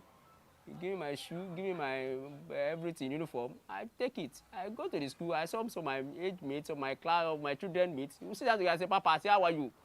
I'm your Papa, yes. Personal and marital issues are not allowed to link into the workspace. We both have our ups and downs, but it doesn't affect our business. Exactly. Our ups and downs is inside our room. Once we are in the same bed together, our ups and downs is off. It did not affect our work. Customer cannot even see it in my face. Rather than for me to now say that, no, it's someone I love. Fight. We encourage each other. I told you that, go and do this work. We say, well, I'm tired. I'm tired. Which kind tired? My friend, you have to do it too. You also, I'm your boss. Say, okay. You don't know that I'm tired. I'm a woman now. I say, you have to do it because you love the job. We say, okay. And you do it. Sometimes, like last week now, I said him to go and do work in Ibadan. He say, only me. I say, yes, now. You go and face the work and you defend the work. And you go. Sometimes we'll quarrel, you fight, but you will say, I will hug him back because I know that he's woman. Says some things that I'll say, okay, come outside. Let me come and lose it for you. So we have to settle it back. Wale and Tayo have had to endure side talks from people who think their line of profession is strange. There's one man I used to work with him.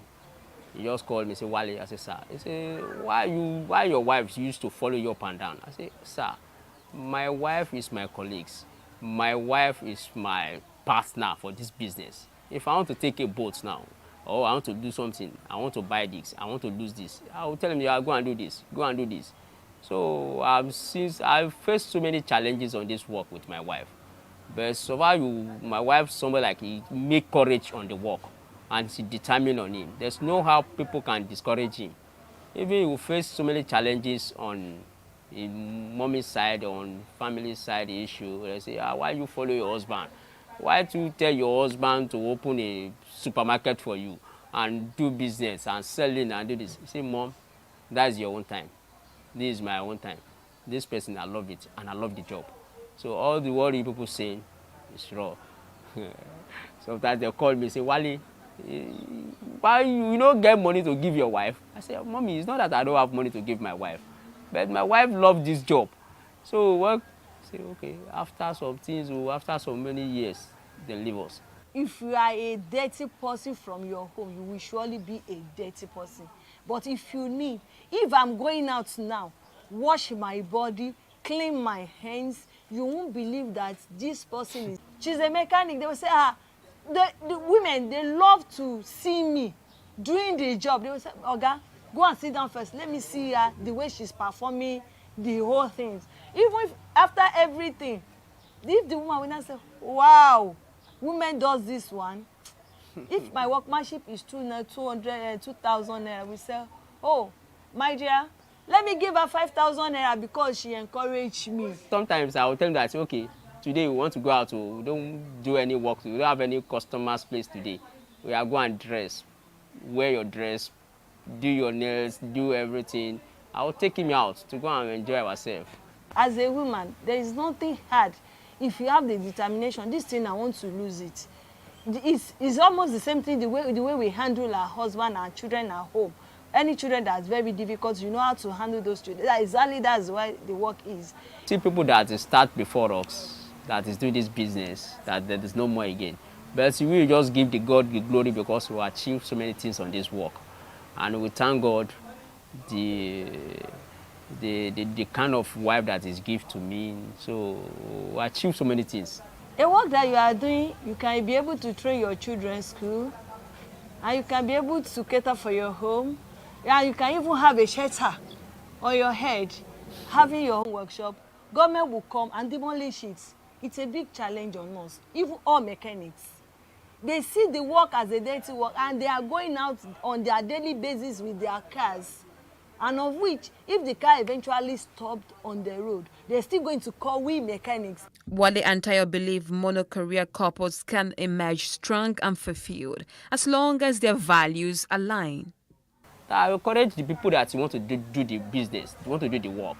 They should focus on the thing that they want to do.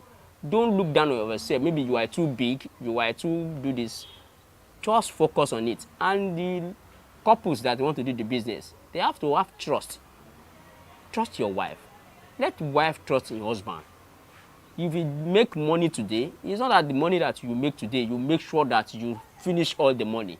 You have to put half for savings or anything. Because like this job that we're doing now, we use some our money to run the business. If you have passion, you have zeal for your husband's work, and you doesn't have anything doing, it's very advisable to join your husband once you don't have any skeleton in quotes in your cupboard. So you have every right to join your husband just to make the business boom. Our findings point that some couple craft a way to thrive in love and work by understanding each transition and knowing what questions to ask and what traps to avoid. Yes! Cheers to life!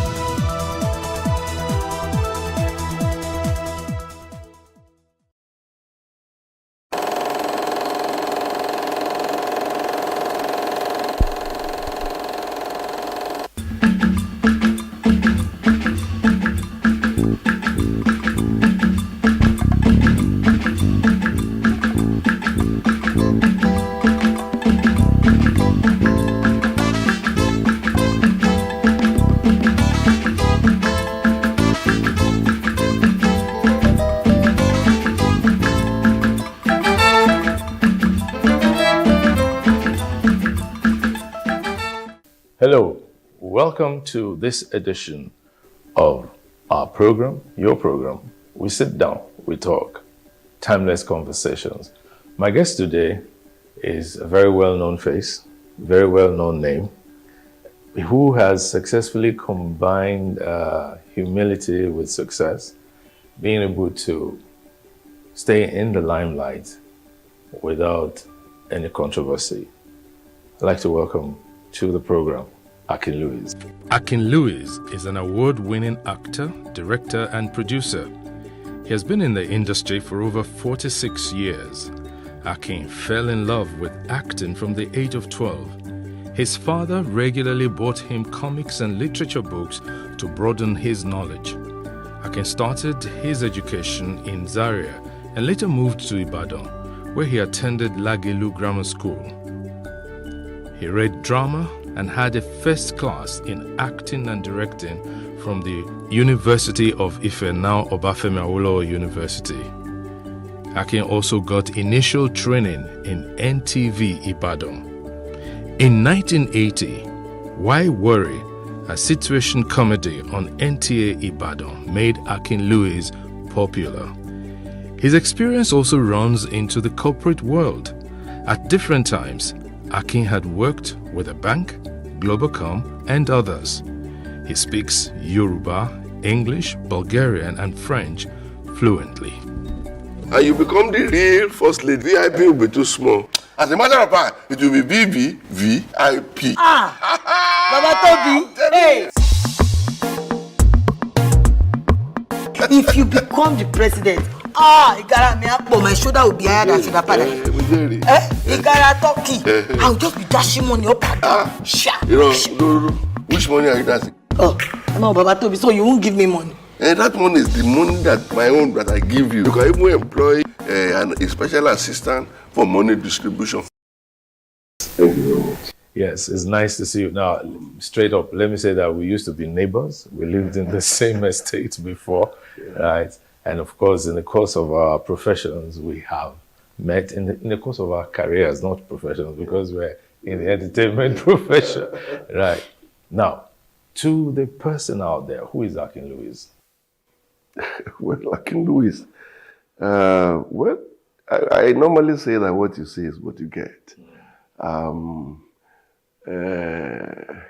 I'm an embodiment of so many things.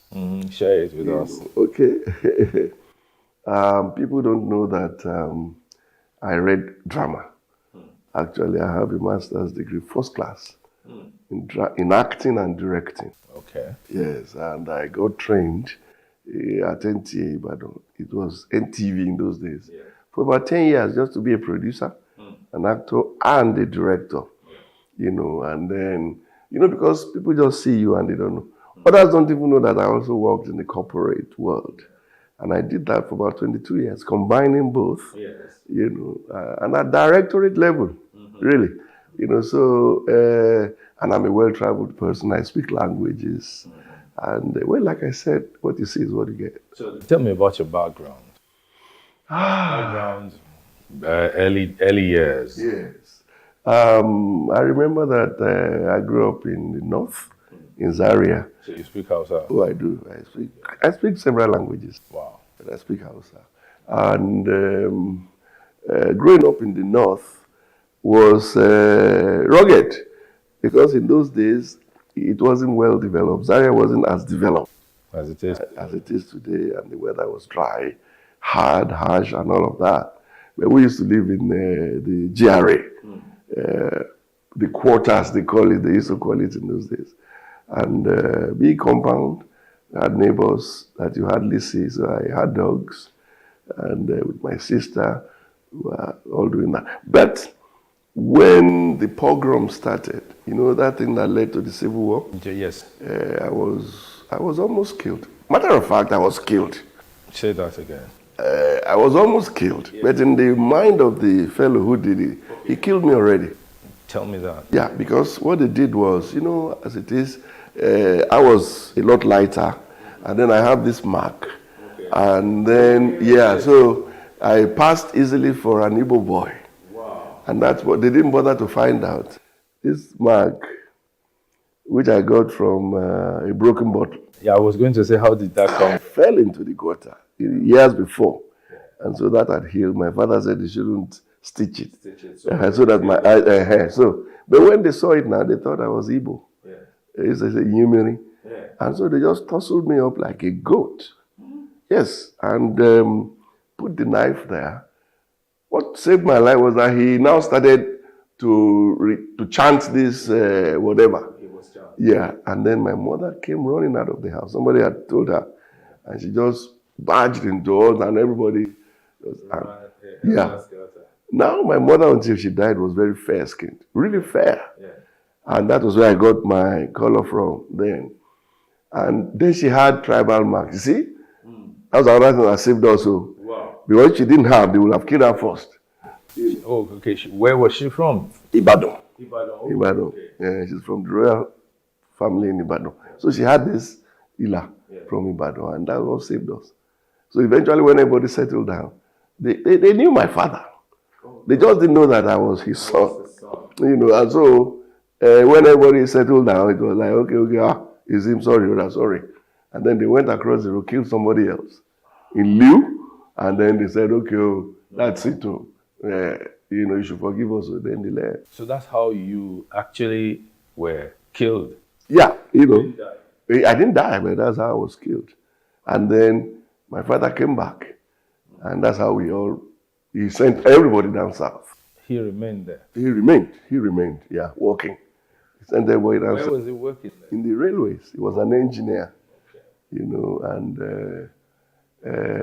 that's how we came back home, and the war started from all of those killings. Now you returned to Ibadan. To Ibadan, had to do primary 6 again, and then got into secondary school.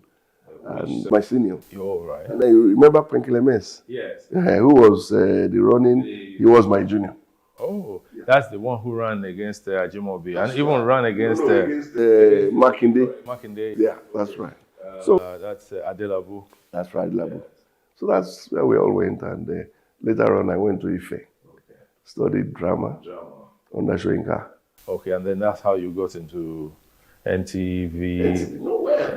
The point is, I actually got into NTA before I went to Ife. Oh, okay. Oh, yeah. Because when I finished, immediately I finished secondary school, I joined a troop. A troop led by Professor Bode Sowande of UI there, who do themes. And then I started learning the rudiments of theater and all of that. And that's how I got into NTA as an actor. Okay, so you were already working? Yes, I was working before I went for, yeah. Okay, that's my story. That's my story too. And then when I finished, I came back to NTA, and then I went abroad to do my master's. I came back to NTA. Then I left. I came to Lagos, I think 89 or something. Okay, nice. Yeah. Okay, that explains it. That was when you moved into our estate. Yeah, those years. In the early 90s. That's I used to be in Didiolu, across the road. Right. And then So now, your corporate world experience is actually not known to many people. No, it's not. Was that deliberate on your part? Well, deliberate. I've always... Did the entertainment part overshadow it? No, even in entertainment, I'm not loud too. That's just how I am. I think that one's work should speak, for who you are. I'm not of the mold of, just jumping into publicity. Well, before you joined Glow, yes, you worked in... I had worked in the bank. When we were living together in Nigeria, I was in the bank, working with Reverend Agwiti. And then I worked with CMC. CMC Connect. Yes, I was there.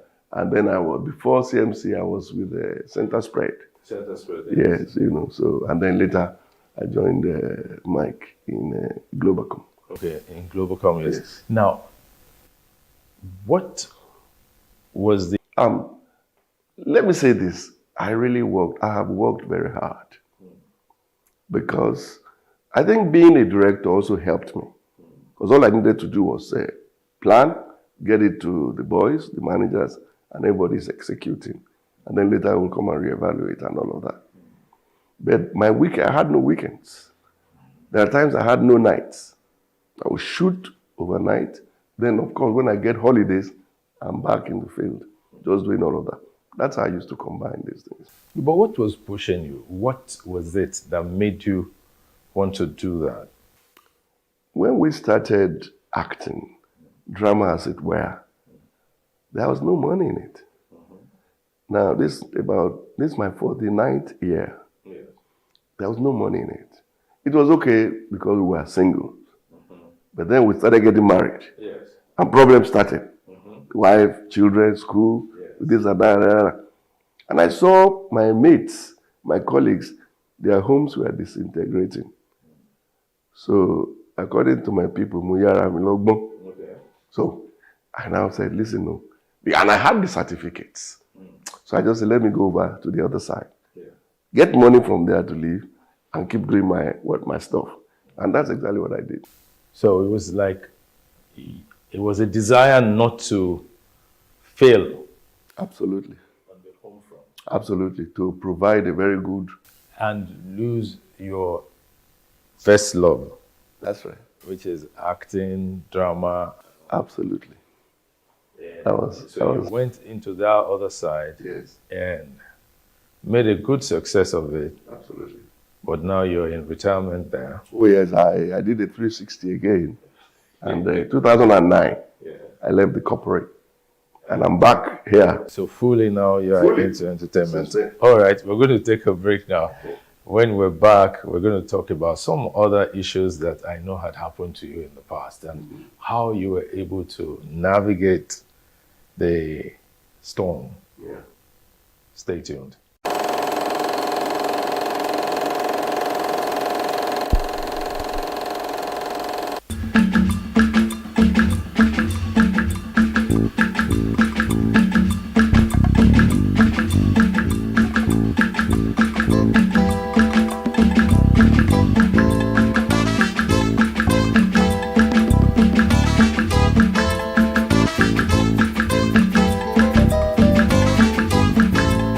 How were you able to sustain that home before the bubble burst? Because I know the bubble burst at some point. Yes. I mean, Humpty Dumpty fell and you couldn't put it back together. Oh Lord, that's even worse. Yeah.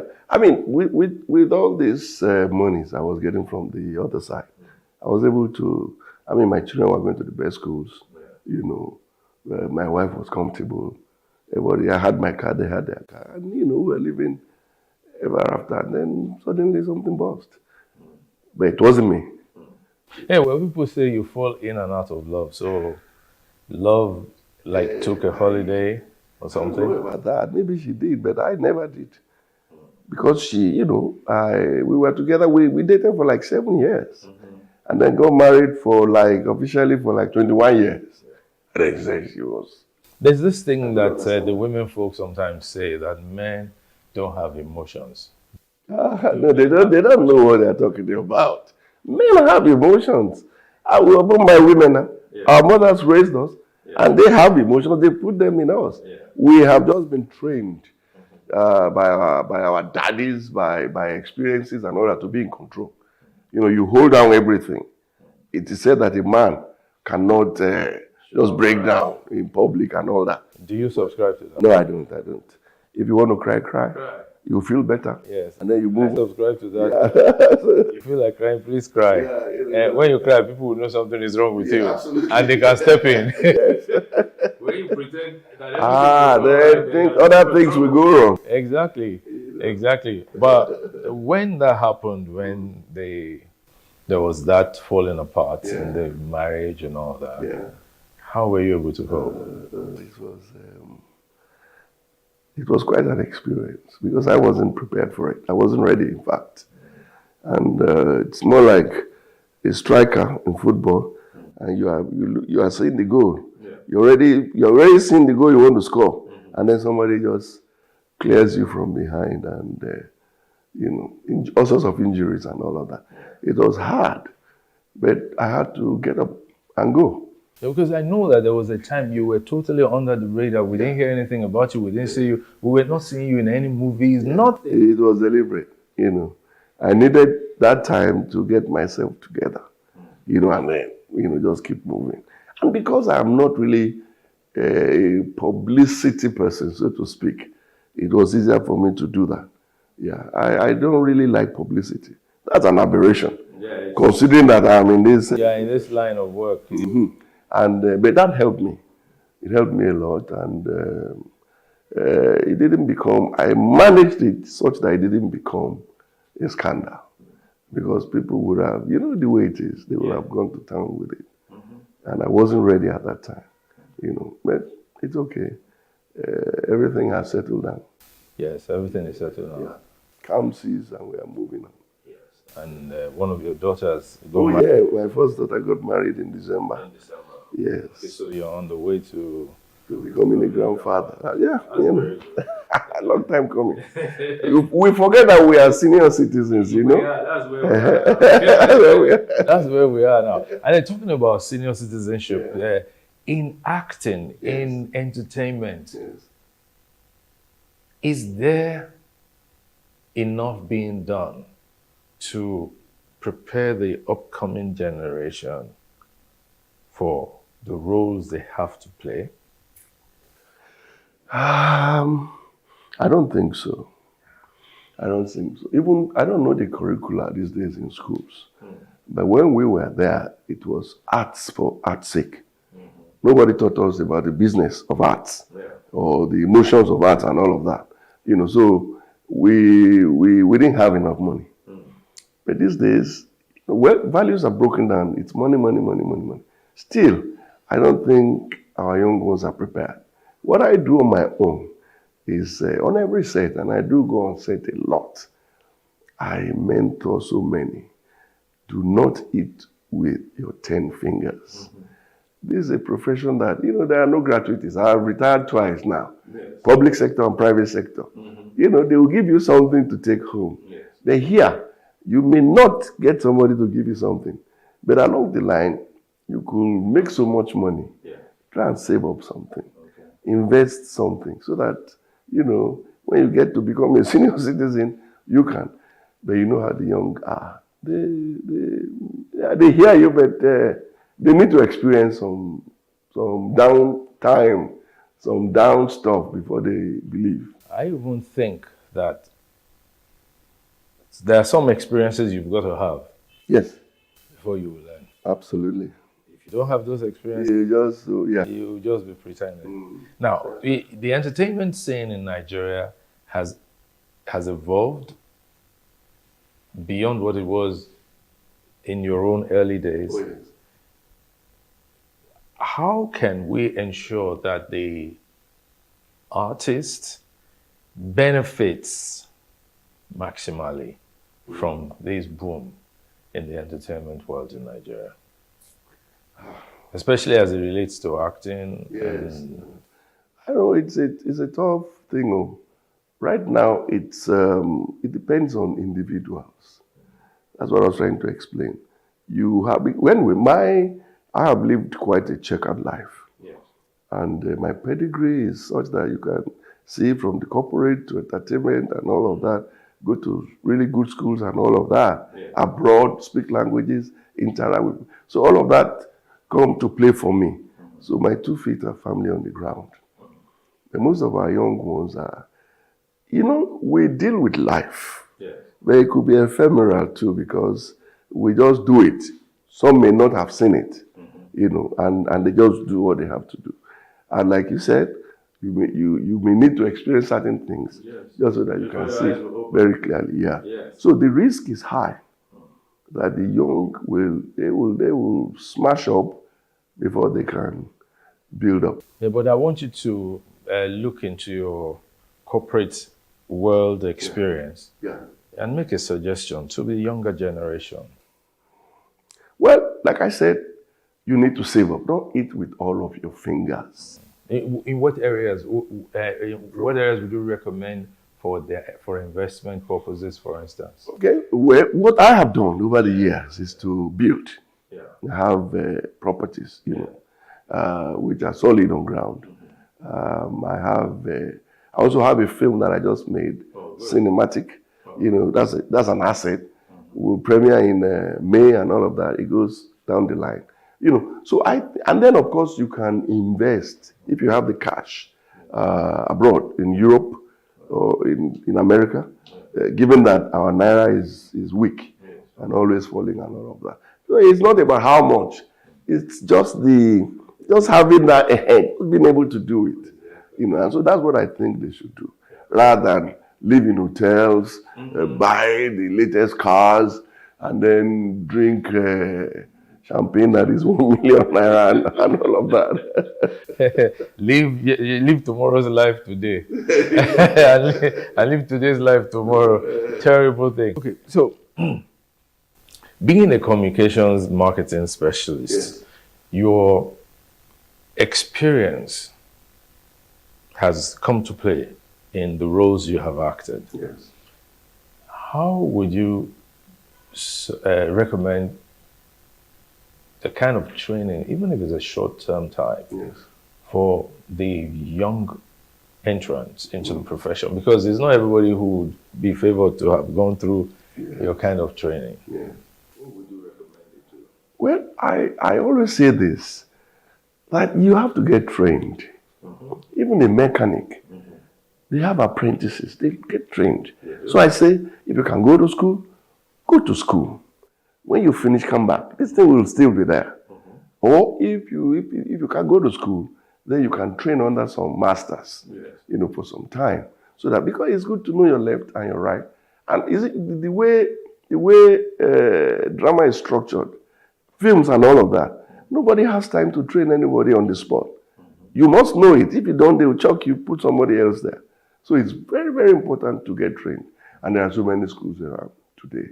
I mean, the big universities, the names that we know already, there are new names, and there are even private institutions, and there are people like me also, who, really, because I say that all the time, that you must get trained. You said something like when you're on set, Yes. you try to mentor. Oh, I do that. I do that all the time. How would you describe that experience? It's going well. I think I'm well respected, and people listen to me. I think you're well loved, actually. Yes, I believe so too. Well, that's a good thing to know. But at this level, that it's not everybody that loves you. Certainly. So it shouldn't kill you. You know what I'm saying? But people listen to me. When I talk, they listen. In fact, most of the directors we have around today, they hadn't started this job. They were not born when I started this job. And I work with everybody. I work with everybody so much that everybody wants to work with me. Because I won't give you all the... For me, it is a job.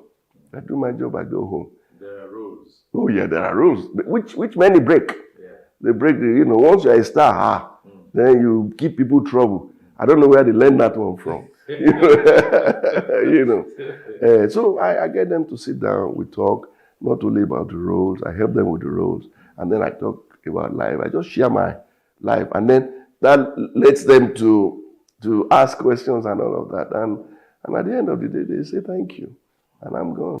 Now, the profession has evolved so much that on the African continent, in fact, the world stage now, Nigerian content is so well sought after. But we are on the verge of being repetitive. All the stuff coming out from here are beginning to sound alike, look alike. Well, it's just the nature of things. Because we look at society and we put something together. And maybe it's because all of these things are happening in our society and everybody wants to talk about them in different ways. And so you see one topic being treated by 10, 20 people and all of that. But I normally say that the best will always shoot out to the top. Even if it's the same theme, the way it's going to be handled will be different. And all of. So I don't think that should worry us. Yeah, it's just nature of the job, things will look repetitive, but the best will always stand out. Now, stereotyping is something we're trained to avoid. Yes. Yet, it's so easy to hear people of our generation and generations before us say things like, these young people don't want to know anything. And that's so stereotypical that it seems as if there is no good in the younger generation, yet they have so much good. Absolutely. I don't subscribe to that. Again, it's all about who you are. If I have to say so, I'm a man of great patience. And I understand the youth. I know them. This is how they are. They are not like us. So one needs patience, wisdom, in fact, and understanding to be able to deal with them. Because if you don't understand them, if you can't get on their side and in their shoes, then they will reject you. And it's going to be difficult. It starts from the home as well, much more so within the polity. But I would say that for some of us at this level, we are not patient enough with the youth. But our job is to slow down. The youth, is always in a hurry. So we need to slow down, call them back. And they'll say, come. You see here? Okay, if you have the patience and you have the wisdom, they will listen to you. And once they see results, then it's okay for them. If they don't see the result, then there's a lot of trouble there. And they want to just keep rolling. Yeah, exactly. And then it's talking about trouble in society. There's the craze now for ritual killings and kidnappings, killing people for money, for rituals to make money and all that. I want you to speak on that. How can we bring back the heads of everybody, as it were? It's a shameful thing, and I'm not proud of that. I mean, we are so many things. Nigerians, we are so many things. Liars, we are dishonest, and all of them. Exactly. What is it like? How much money does he have? Yeah, that you will now go and I think that charlatans are everywhere, and we are being deceived. Unfortunately, because our values have dropped. Money is one of the monuments that the youth, even people at our level, that everybody is scrambling just to make money. How much do you want to spend? Unfortunately, too, our leaders are not helping us because we see them. We know they steal. We may not have evidence, but we know, the way they live. I mean, they were with us in the society, and then suddenly you go 4 years and you're back and, how did you make it? So everybody wants to do that. Okay, about 4 years. Yeah. Somebody wins an election, maybe into the House of Assembly, and before he won the election, he probably was an R&A specialist, refrigeration and air conditioners. Very good technician. Wins an election, goes into the House of Assembly, spends 4 years. When that tenure is up, he doesn't want to return to his profession. Why? No.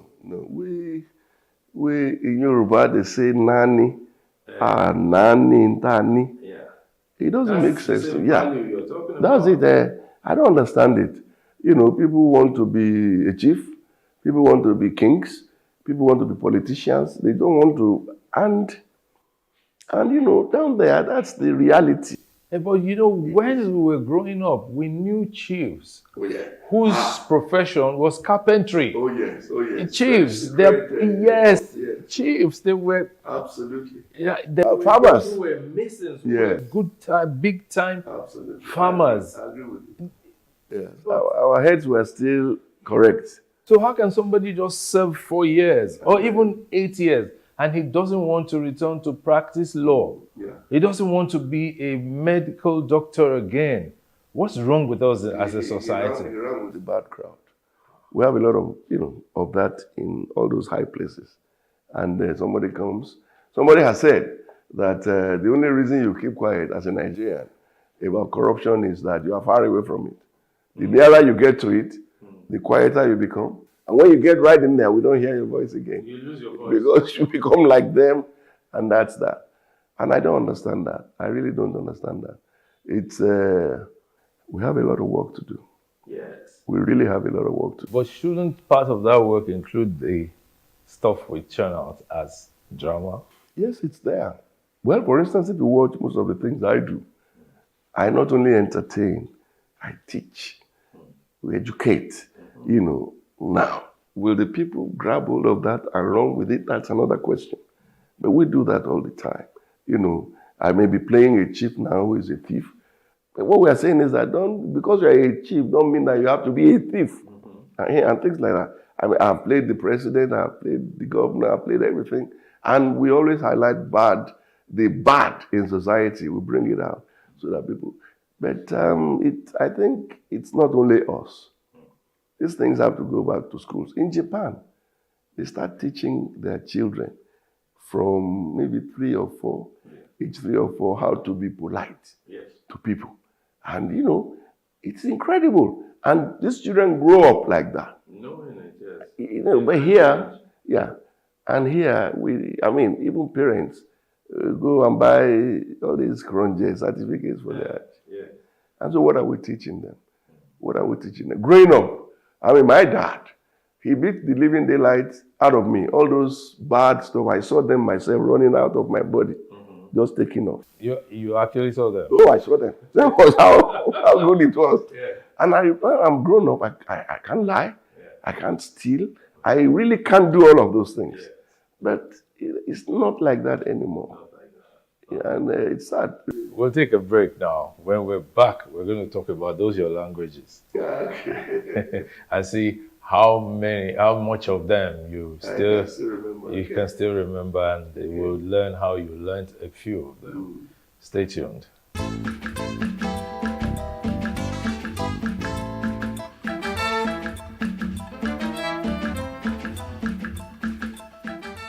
It's still Timeless Conversations. My guest is Akin Lewis. So, you speak so many languages. Which and which? Well, I speak Hausa. I speak French. Of course, English. Bulgarian. Yoruba, that's my mother tongue. And Creole, which is... And Pidgin. It's a different form of Pidgin. Okay, Creole, that's... Yeah, from Sierra Leone. It's Pidgin still. Their own form of... Yes. Okay, so how did you learn all of this? Well, I can understand you. I grew up there. Yes. And even I used to speak Igbo, but that has suffered the most because of practice. But growing up in the north, I grew up speaking Yoruba, Hausa, English, and Igbo. And then in university, French. Then I went to work in the Francophone. I used to live in Conakry. Yes, I used to live in Conakry. And I also was overseeing some work in Freetown, Liberia. So all the Mano area there, I've traveled around there. And then, of course, I went to Sofia. That's where I learned Bulgarian language, yes, which I speak. So, there you are. I used to learn German, but it became too heavy for me, so I had to drop that one. Well, you were also looking for money? No, really. Really, I wasn't. I have never been one who... Let me just say that I understand the secret of plenty and nothing. Okay. So that keeps me in check. What's the secret? Between plenty and nothing? Yes, so you have to be deeply spiritual. Not religious. Yes. Spiritual. Which is what I am, but most people don't know. Okay. People don't know that. I mean, I'm an ordained evangelist. Okay. I have done missionary work, in fact, and all of these things. So, along the line, you discover that I have known the truth now for like 30 years. Yeah. I mean, the real truth of the Bible. I'm not talking of money evangelism, TV. No. I'm not talking of that. Yeah. Okay. I'm talking of selling everything and going into the missions field. Okay. Just to get people focused. So, that teaches you a lot of things. So what it means is that in the course of life, you never stopped learning. No, I'm still learning. That's how come you could learn all those languages. Absolutely. I believe very strongly that when I stop learning, then I'm dead. Mm-hmm. I learn from everybody, from you, from the young ones, from everybody, everywhere. My training, in fact, is to see what you don't see, to hear what you don't hear, and to know what you don't know, even in your own office. I could do that. That's my training. So now let's visit you on a typical day. What's a typical day in the life of Akin Lewis like? Well, you can break it into two. When I'm off, I have off days. Yeah. So typical day, on those off days, I'm usually home. I wake up very early, meditate a lot, pray and all of that. And then I chill out in the house with my wife. We talk. And then, with your wife, you remarried? Oh, yes, I remarried. Okay. Yes, I told you I'm stable now. Calm waters, sailing. Yeah, I remarried. And I have a beautiful daughter, in fact, now. What's her name? Oba Oluwajunwolo. That's a state, right? Yes, it is. It is. So I spend time, I could even spend time with Oba if she's also off and all of that. And then I go to town, go to my friends, chill out, and then come back home like 6, 7. That's a typical day. Now, when I'm on set, that's crazy. really crazy because from dawn to midnight, through the night and all of that, we just walk and walk and walk. But because we are, actors are really very, we are bonded very closely when we're working. So, and because I have been around, everybody knows me, I know most people, so it's easy to just, but it's a tough job. So a typical day on set starts from, say... From 5 for me, because I have to wake up, get ready, look at my lines, eat breakfast, and then maybe hit the set from 8. And we just keep going, break for lunch, and you keep going. If you are lucky on that day, you get to rest a bit in between scenes. If not, if you are the lead, you just keep walking and walking. And I'm talking at times 20 scenes, 21 scenes, by which time you'll be thoroughly tired. And then we come back at night. For those who haven't been there, it's such a fantasy. Yet for those of you in there, it's regular. Yeah. How do you explain that? Well, let me just say for myself. Yes. I'm one of the most highly trained actors, directors around. And they teach you these things from School of Drama, how to separate. In fact, there is a rule. Never forget who you are. In whatever role, don't forget that you are Akin Lewis. Otherwise, you will kill somebody, for real, if you just get lost in that character. So that's how we separate it. I get to separate it. Imagine if I have to carry all the roles home that I've done in 49 years. I probably will be living alone or something. That would be something. That would be something. Yeah. Now, in the community, you are respected. Yeah. But politically, you're quiet. Yes. Oh, very deliberately so. Let me just say I've had a stint or two, just selling some of this, like the last dispensation. I had the opportunity to sell Isiaka, Jimobi, to sell Penkele Mess, and even say Baba. I was one of the ambassadors they used to do all of these things. But beyond that, I am deliberately quiet. Not that I've not been invited. Severally I've been invited and all. But the problem is, I don't know how to do it. With who I am, the way I am, I don't know how to navigate the political terrain. I will fall down flat on my face in a week unless I change. And I don't really want to change. So maybe that's why I just, I keep back a bit and maybe that's it. I don't know about later, but right now, I'm just content being where I am. See, time is of the essence. Yeah. You have such a great sphere of influence. Yes. That can be useful in motivating the younger generation to even be actively involved in community service and politics. I agree. Well, I don't know. Who knows what will happen tomorrow? If I get good mentors, if I get good teachers, good sponsors, and all of that, who knows?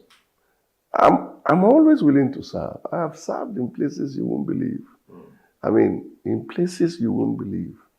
I've been to like 13 countries in Africa, or maybe more, just serving, and all of that. I mean, as a Rotarian, I have served. So it comes easy to me to serve. But I'm just looking at the polity. Are we ready?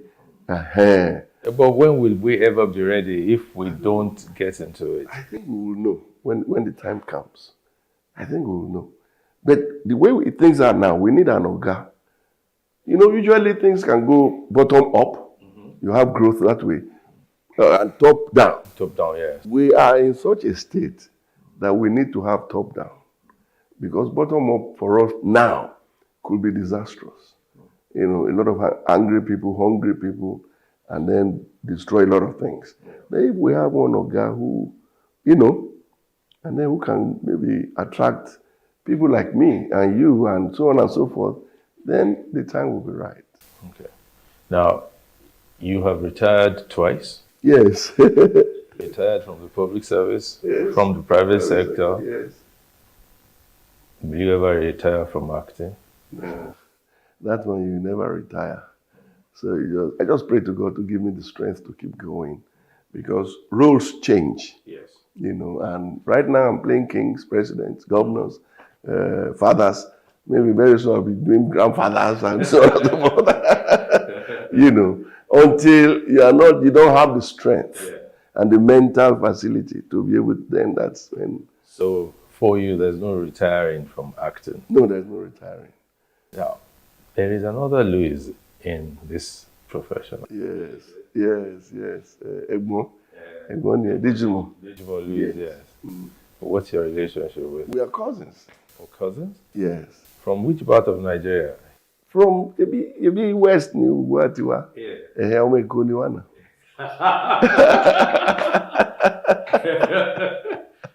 I see. I wanted to ask you that question. Are you related to Digimon Louis? Yeah.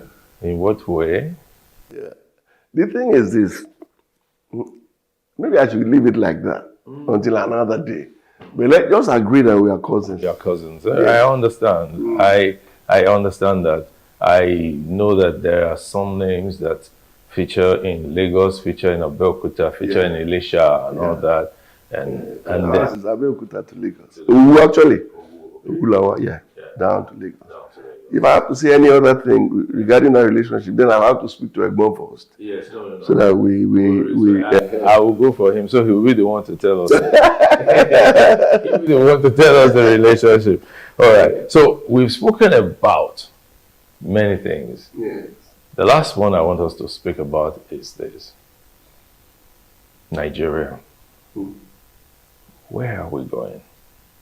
In terms of restructuring function of this polity and the takeover by the younger generation.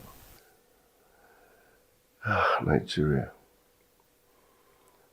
Where we are at is very bad indeed.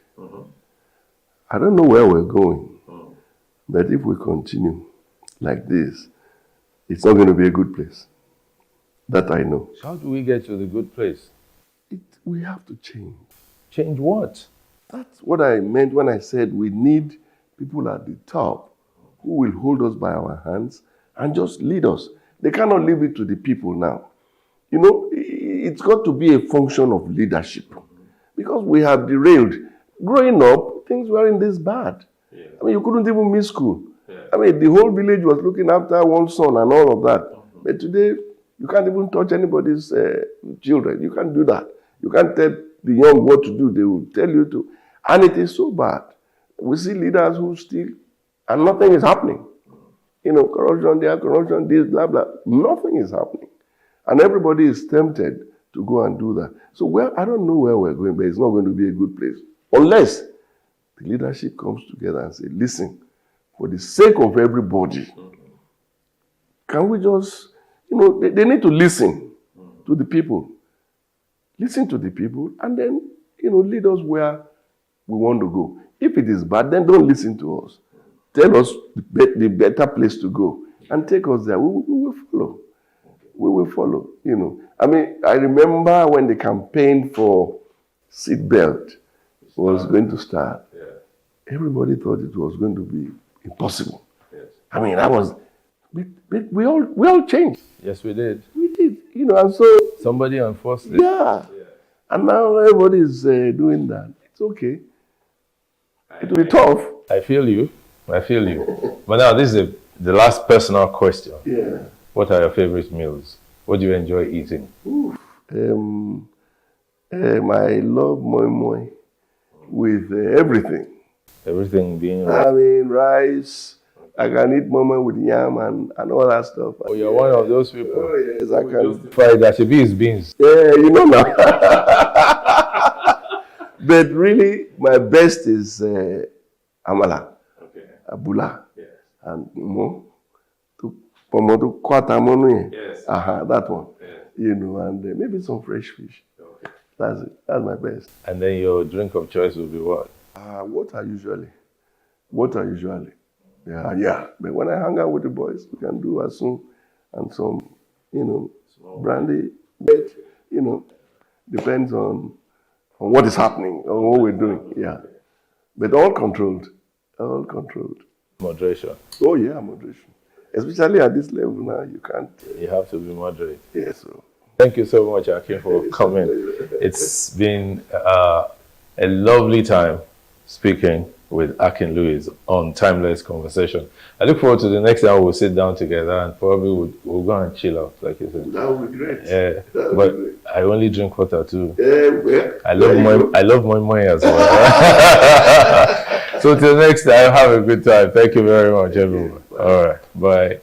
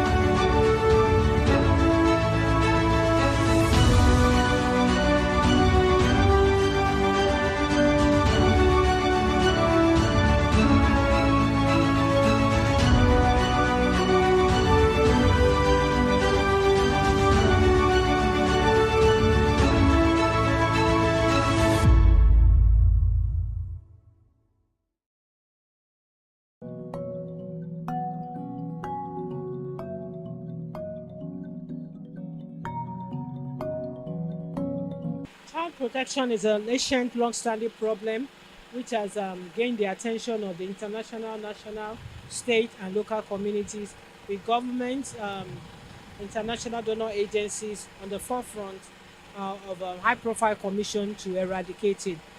The unique dynamics of child sexual abuse such that it's often committed in secrecy, with only the victim and the perpetrator as witnesses. And it's a crime that is very difficult to detect. And it takes a long time before the abusers, before the crime is revealed. And the grooming strategies of the pedophiles include, number one, engagement of the child, overcoming the child's resistance, inculcating secrecy into the child, intimidating the child, suppressing the child to maintain control over the child.